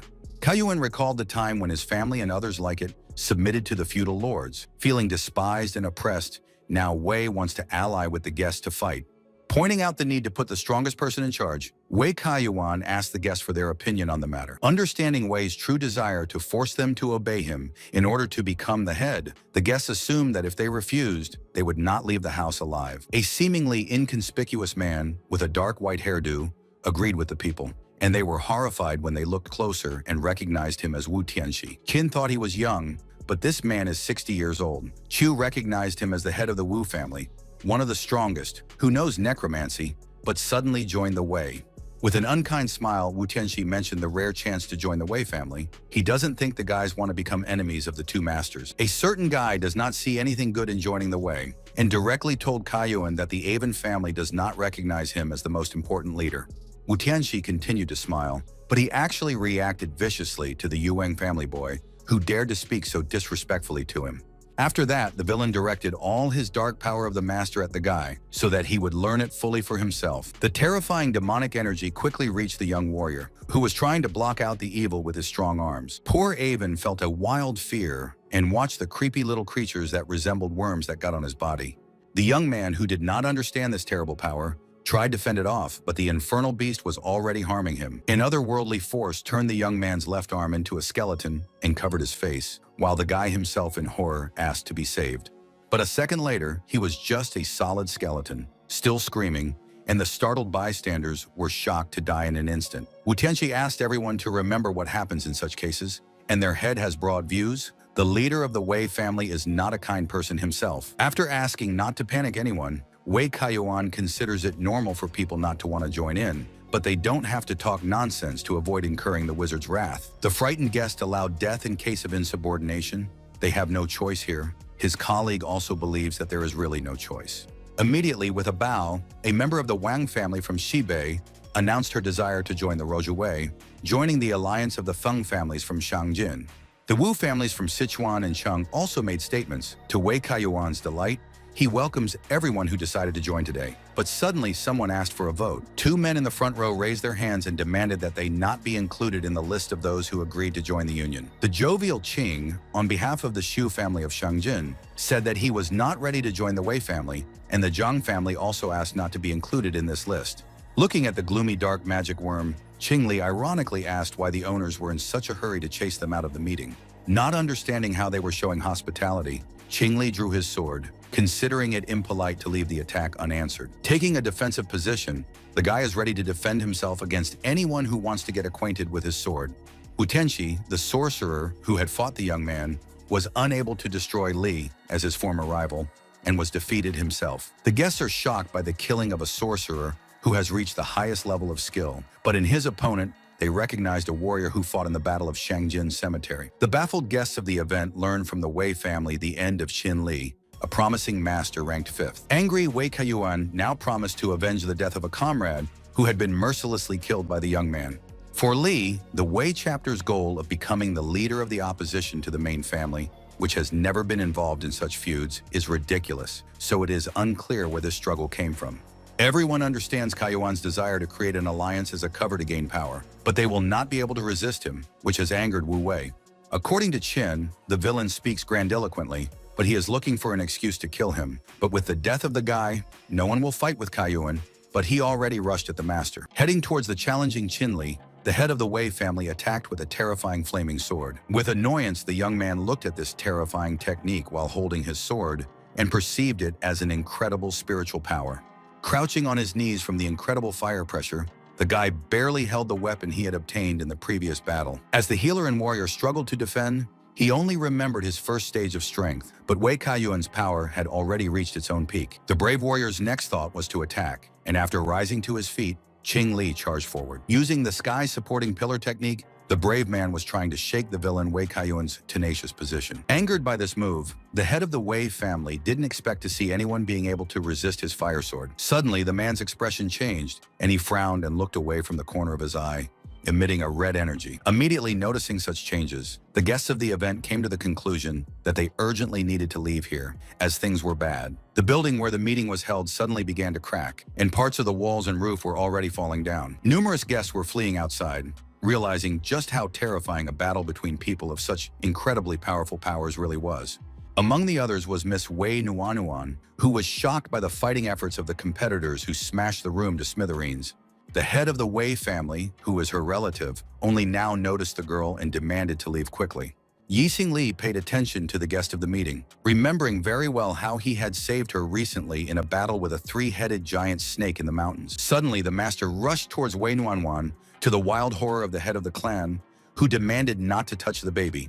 The poor girl had already seen the sword raised above her and, trying to cover herself with her hands, begged not to do the most terrible thing. Xing Li W actually flew over Miss Wei and asked her to be careful at this terrifying moment when she was in danger. A huge rock flew towards where little Nuanwan was, but she was already saved by Qing Li in a quick jump a moment ago. Slightly embarrassed by this reception, Nuanguan still hadn't fully recovered, but she answered Li's question about how she felt positively. Opening her eyes, Wei assured her that she was fine and thanked the guy for saving her again, while Qing asked the girl to just get up from him. Again becoming confused, the girl asked for forgiveness from her savior, thanks to whom she remained alive. Also demanding Wu Nuanuan to stand up, her relative Wei Kaiyuan is surprised by the girl's acquaintance with a guy who has entered into a confrontation with him. Standing in front of Li, Wei told the uninformed head about Jingluan, who did not put him in anything, and it was Qing who saved her from death after meeting a huge snake. The guy was shocked when his rival got angry and threatened to destroy old Wei Jing, who dared to harm his little sister. After hearing about the old man's death, Kaiyuan recalled his busy schedule lately, not paying attention to his family, but the old man was useless and had lived a long time. After pleading, Miss Wei Nuanguan asked her brother not to follow Mr. Qing, who had saved her, into the predicament. If Nuanwan asks, then Wei will not touch him. The girl was happy with the decision of her loving brother, and Qing Li silently left them after an unexpected denouement. If this was the case, then there was a draw between the two warriors, especially if someone found out about this incident. It would cast a shadow on the entire Wei family, which Kaiyuan didn't want. By telling Master Zhang to leave, Li had somehow achieved his goal of destroying the Wei family alliance, and Nuanwan had also helped him. As Qing continued to call for his friend Yun to follow him, he was surprised to see how lovingly he was looking at Miss Wei. Qing Li could only sigh tiredly and continue to wait for his companion to return to his normal state. It was a starry night, with a crescent moon in the sky, and the two tall hotel buildings were dark. As Qing Li continued to study the book, he recalled how after reading the first chapter, it felt as if the power had started to resonate with him. The difference between the start of the power display and the end of this incredible magical process could be seen. Qing Li concluded that he had studied enough of the first chapter of this important book, so the second one was immediately opened. Startled, he stared at the magic circles in front of him, unsure whether to start with his left hand or his right. The magic power he was studying triggered a mysterious energy that came from the air, and he looked out of a nearby window. To Li's delight, this ability allows you to absorb the spiritual power of the heavens and earth and then transform it into your own.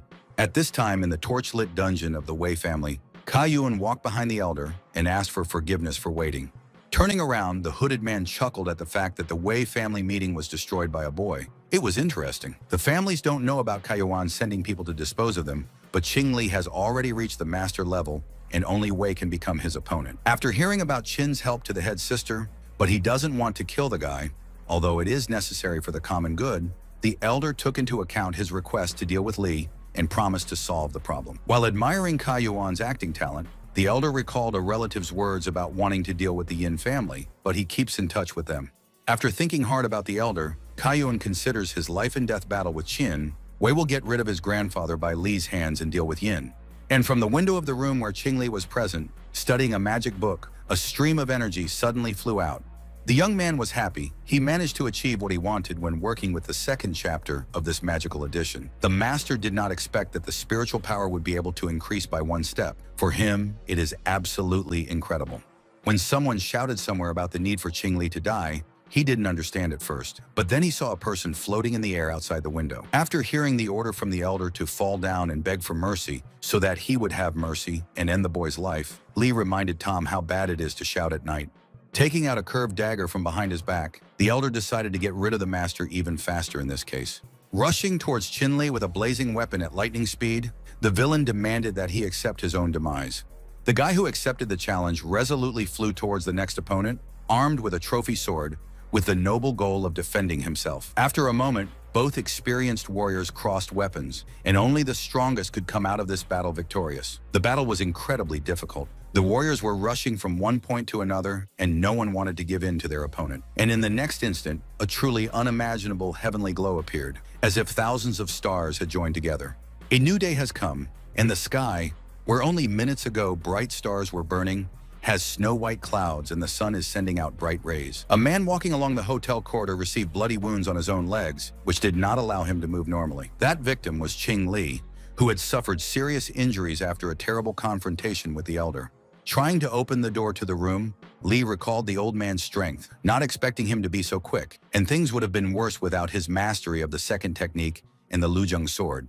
But thanks to all this, it was the elder who died, although it might have been Ching Lee who was lying in his place right now, if it hadn't been for the sword and the second technique. Not knowing where this old man came from, and thinking about the need to train hard, suddenly the guy heard a greeting in a female voice. Raising his head, Ching Lee was surprised by what he saw, something he hadn't expected in his room. The head of the Liu family from eastern China, Liu Muyan, who has the rank of master, greeted him. The young man knew this guest as one of the four great masters, but he didn't know why she was here. Mr. Ching is badly injured after a night of fighting, and Lady Liu Muyan has a good way to help him, but she doesn't know if she's interested in him. Unable to sense the lady's presence with incredible power, Li learned from the guests that the Liu and Fu families had joined a joint alliance against the strongest Wei family. After coming to invite Qin to join their ranks, Liu Muyan will use his spiritual power to heal the boy if he agrees, first checking his wounds. Qin even thought that the girl didn't understand a bit, but he didn't have the desire to join any of the other families. When the master announced that he had previously joined the serious group, Liu Muyan was wary, because she did not know this fact from his life. Then the lady reminded her of Li's action against the Wei family, the murder of their wizard, and the battle with Kaiyuan, which Liu knows that he does not forgive. Considering Kaiyuan's revenge mandatory, the girl mentioned the very powerful forces behind the Wei, so help from the Liu family wouldn't hurt for Qin. Li believed the guest. Her words are not devoid of meaning, especially since he needs to find a place where he can wait out the storm. By submitting a red invitation, Liu talked about her birthday next week, where Kaiyuan will be, so it's interesting to see Qing's entry into the game. While walking down the corridor, yawning Jun suddenly heard Qin's words of agreeing to come to Miss Liu's party, and they started to say their goodbyes. Surprised by the female voice nearby, Zhang Jun mentally conjectured its origin from friend Qing's room. As his companion continued to say goodbye to the sudden guest who was about to leave, Jun couldn't understand what she was doing here at this time of night. As the stranger pointed to Qing's hard bed, advising him to put a softer one, Jun concluded that the lady was voluntarily visiting his friend. Suddenly suspecting a love affair between Qin Yi and Miss Wei Nuanuan, the unfortunate guy burst into tears, considering his dreams shattered. When Lady Liu Muyan walked past him a moment later, he was surprised, but also relieved that she hadn't noticed him. Jianjin was completely taken aback by the indescribable beauty of this lady who was staying with a close friend of his. When Jun entered Qin Li's room, he was horrified when he saw the terrible injuries and suspected that the beauty had inflicted them on his friend. Wanting to know how Li would justify himself to his wife when he returned, Jun found out that they were going to the airport to meet Miss Liu. Considering it wrong for his friend to go so far as to abandon his wife for another skirt, Jun was truly puzzled. And so, after clearing up the current situation within the inn walls, everything fell into place between Qing Li and Jun. Slapping his forehead in shame, Jun finally realized that Liu Muyan was one of the four masters, and Qing had advised his comrade to get married. Qian needs to prepare thoroughly and prepare an elixir potion this time, and there is no time to lose upon arriving in East China. Without understanding his friend, Jun heard him call the elixir an auxiliary substance. Jian's cultivation level is close to the highest, so the breakthrough depends only on him. Completely trusting the plans of his close comrade, Jun only had to agree with him unconditionally. In his residence, the head of the family, Wei Kaiyuan, was beside himself with anger and spoke aggressively about the hated Qing Li. The man's powerful footsteps cracked the floor, and he thought that Qin Li was really tired of living, because of the latter's actions. On the stretcher lay a corpse covered with a sheet, and two strong men were listening to Kaiyuan accuse Qin Li of murdering the elder. The thugs clenched their fists and asked for permission from their master to deal with the guy and take revenge on him for eliminating the great master. Knowing about their master's strength, Kaiyuan pointed out Qin Li's similar strength. It is not known who will be able to win the fight. You cannot act rashly, so you need to be careful. Kaiyuan then ordered that the Wei family's elite be informed that they needed to take people on an important mission and come here within 3 days to eliminate Qin Li. After hearing Wei Nuanwan's pitiful question about the importance of killing Qin, the evil man demanded to stay out of the family's business. It was none of her business. The unfortunate girl desperately pleaded and asked her older brother not to fight with other people anymore. For a moment, the head of the family lost the belligerent fervor from Milota Nuanuan and was already ready to promise her anything. One of the strong men shouted at Kaiyuan and instantly brought him back to his previous feelings of aggression and hatred. And then the man who came to his angry state again shouted at his younger sister, demanding not to go where they did not ask. But Wei Nuanwan didn't lag behind and continued to beg her practically heartless brother to spare her savior. Clutching his heart, Kaiyuan ordered someone to guard his sister and keep an eye on her for the rest of the battle. Two strong men took the girl, who continued to call her brother by the hands, and led her out of the room where his meeting with his subordinates was taking place.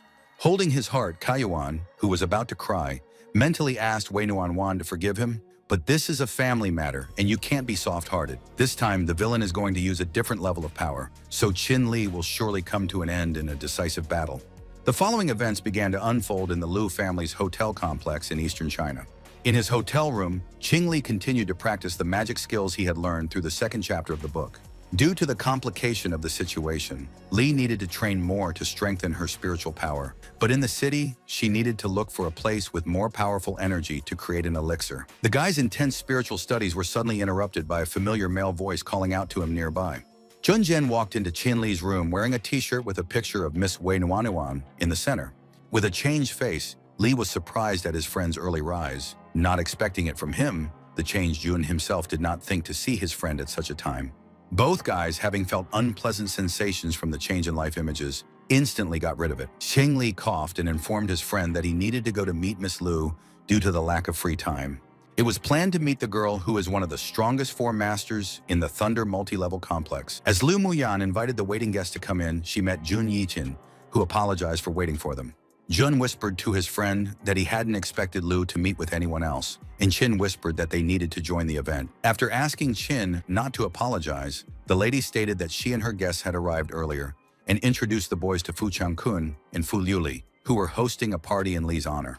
Fu Changkun, who was sitting at the table, called Mr. Qin a talented and famous warrior in Shangjing, asking about his family and strength. When Li took his seat at the table and said that he wasn't that talented and that he didn't belong to any family, Mr. Fu was genuinely surprised. An indignant Fu Luli is amazed at Qin's audacity to ask for an alliance with her family if he doesn't belong to any bloodline. Jinjin interjected, telling him about Ms. Liu, who had invited his friend to join him, and Li himself had no intention of joining in. Fu Changkun laughed and said it was stupid because the Liu family is the first in East China in terms of strength, and she doesn't need to address the two of them.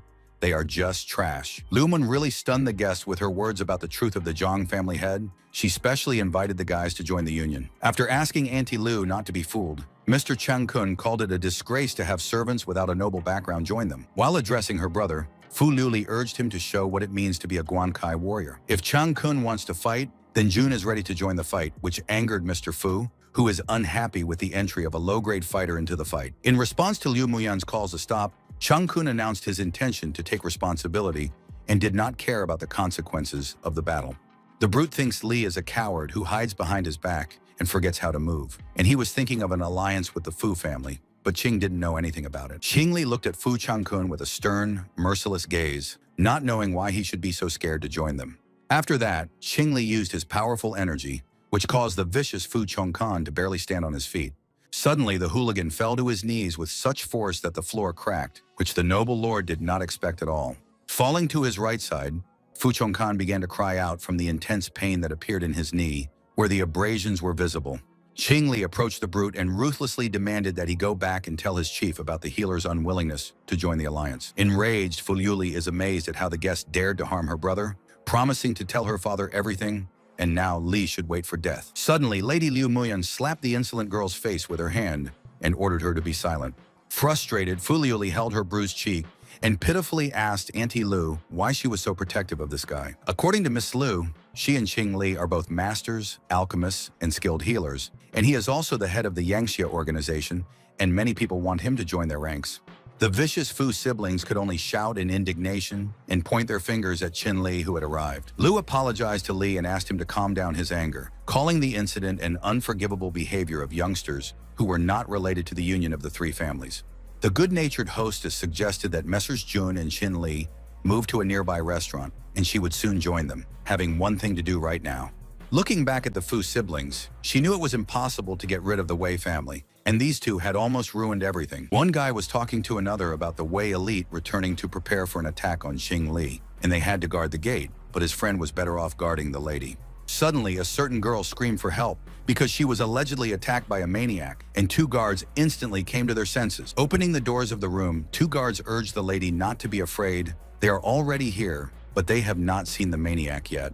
Miss Wei Nuanwan was right in front of them and immediately started spraying tear gas into the eyes of the soldiers guarding her. Falling to the floor, the guys screamed and complained about their damaged eyes affected by harmful gas, and the girl headed for the exit. Laughing with the guards who would like to catch her, the level of the warrior is not important for the girl because everyone is equal in front of the gas can, and the eyes are an important thing. Wei Nuanwan was rapidly leaving the compound where she had been led by two strong men on Kai Yuan's orders to pursue her goal.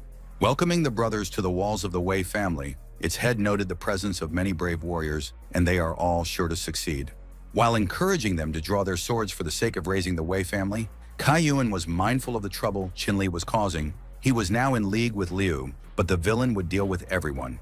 At this moment, an impressive Earthfire meme appeared near the man, striking with its own splendor. As she witnessed her older brother's performance, Nuanuan understood the horror, because if Kai Yuan used this sword, someone would actually die. Several millennia ago, the Earthfire sword was imbued with the rare flame of the Western region, which has never been extinguished since. The power of the Wei family's ancestors is contained in it, and now this jewel, passed down from generation to generation, is in the hands of the 37th head of the family. Urging the fighters to listen carefully, Kaquan described Qin Li's treatment of the Fu and Liu families. He seemed like a hero, but he is a worthless person. While Kai Yuan wanted to destroy the Liu and Fu families together with the warriors, and the fighters called Wei the strongest, Nuangwan, remembering her weaknesses, thought about saving Qin. Suddenly, a long-awaited thought dawned on the bright head of a noble girl who does not want the death of her savior. When the people invited by her older brother loaded into buses to go on a mission, the girl ran after them.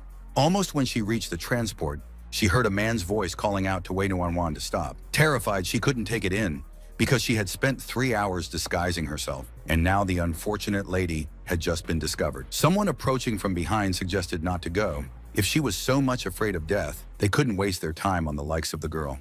The guy who didn't really look at her suggested that Wei go with him if she was so scared, calling the girl Li Yunfei, who is also strong, and Nuanuan immediately agreed. The terrified beauty was now exulting in her heart and promised her friend Qin Li not to let the villains harm him. King was standing outside the house saying goodbye to Lumon, thanking her for her hospitality and not wanting to bother her again, while she called him polite. Asking the lady not to accompany them, Qing asked her to name a quiet park in eastern China. The girl knows a couple of places, but she needs to know Li's exact preferences. Laughing, Qing explained how he had eaten enough at the event and was now looking for a place where everything could be safely digested. Miss Lu Muyan smiled. She knows a certain urban park area, but it is quite rare for locals to visit it. Pointing to Liushan Park, the lady agrees to accompany him if Qing is interested in it, but Li doesn't ask to be bothered. He will take a walk himself. A girl was standing on the branch of a tall tree, rejoicing at the long-awaited discovery of Commander Qing. The young man at this time was walking around the area and looked around, suspecting nothing. While in Liushan Park, Master Li sensed a beautiful energy, but he didn't know yet whether it had some connection to the Liu family or not. Looking at the surrounding buildings in this area, the healer noticed an aura of golden color near this place. The sculptures and household items that were placed on wooden installations showed an energy that was noticeable only to Qin. Finally, the healer and warrior found what he needed, among the many other items in the store. Taking a certain bracelet, Qing Li turned to the girl shop assistant and asked about the cost of the product he liked. The strange girl, who had her back to the customer, heard Qing Li call her mistress and repeated the word to herself. The seller whirled around, wearing a mysterious protective mask on her face, and was ready to give up the bracelet to the buyer for 1 yuan. For Qin Li, who was embarrassed, such a price list is inconvenient, so he asked the girl to name the cost of the product to purchase it. At first giving the figure of 5, but then hiding her identity, the seller changed her mind and wanted 50 million yuan. After asking if the guy would pay by bank transfer or cash, she reached out to Chin, who had round eyes in surprise. The shop assistant looked at the young man questioningly, but he couldn't say a word because he was dumbfounded by such a huge amount. Without revealing herself, the girl reported about running a legitimate business and the need to pay taxes annually. While agreeing with the seller's reasoning, Ching Li understood her pretense and what she was clearly thinking. He didn't notice it, but he wouldn't refuse to buy the bracelet. When the guy agreed to the need to allocate a sum of 50 million yuan, the girl was surprised without showing any signs. And at that moment, whole gold bars rained down on her from the air, which the merchant's shop assistant did not cease to be amazed at. Night had fallen, and an incredible burst of powerful energy was being released from the forest area. In a small clearing in the forest, Ching Li was surrounded by trees and a variety of small animals, doing magic. The dark time of day was replaced by light, and forest birds sat and chirped on the trees of ancient trees. King Li jumped to his feet in great fright, as if he had woken up from a nap, and the forest animals began to run away from him. Somewhere in the distance, a red glow appeared, bringing danger, and Li did not even think of such a rapid advance of the enemies. Several men at once directed red magic at the house and wished the elderly man who lived there dead. The struggling old man fought off the blows of the villains and ironically mocked these young people who did not study the art of war. The house protector scolded those who thought they could defeat him, with just 2 non-masters who kept attacking him. The grinning Kaiyuan agreed with the enemy's words, but 20 masters will definitely be enough. There are already so many of them. If they suffer losses, then 2 opponents will definitely be killed. As soon as the villain thought about causing Ching Li's death and winning soon, the master suddenly appeared behind him and is ready to help Wei with his own search. Not recognizing the voice of his rival, the head of the Wei family looked over and wanted to ask where Ching Li was, but he made a face out of anger. Angered by the enemy's brazen act, Wei Kaiyuan rushed towards him, wanting to strike with red energy. Pulling out a trophy sword, the young warrior taunted his opponent by saying that he hadn't taught him enough last time when they were fighting,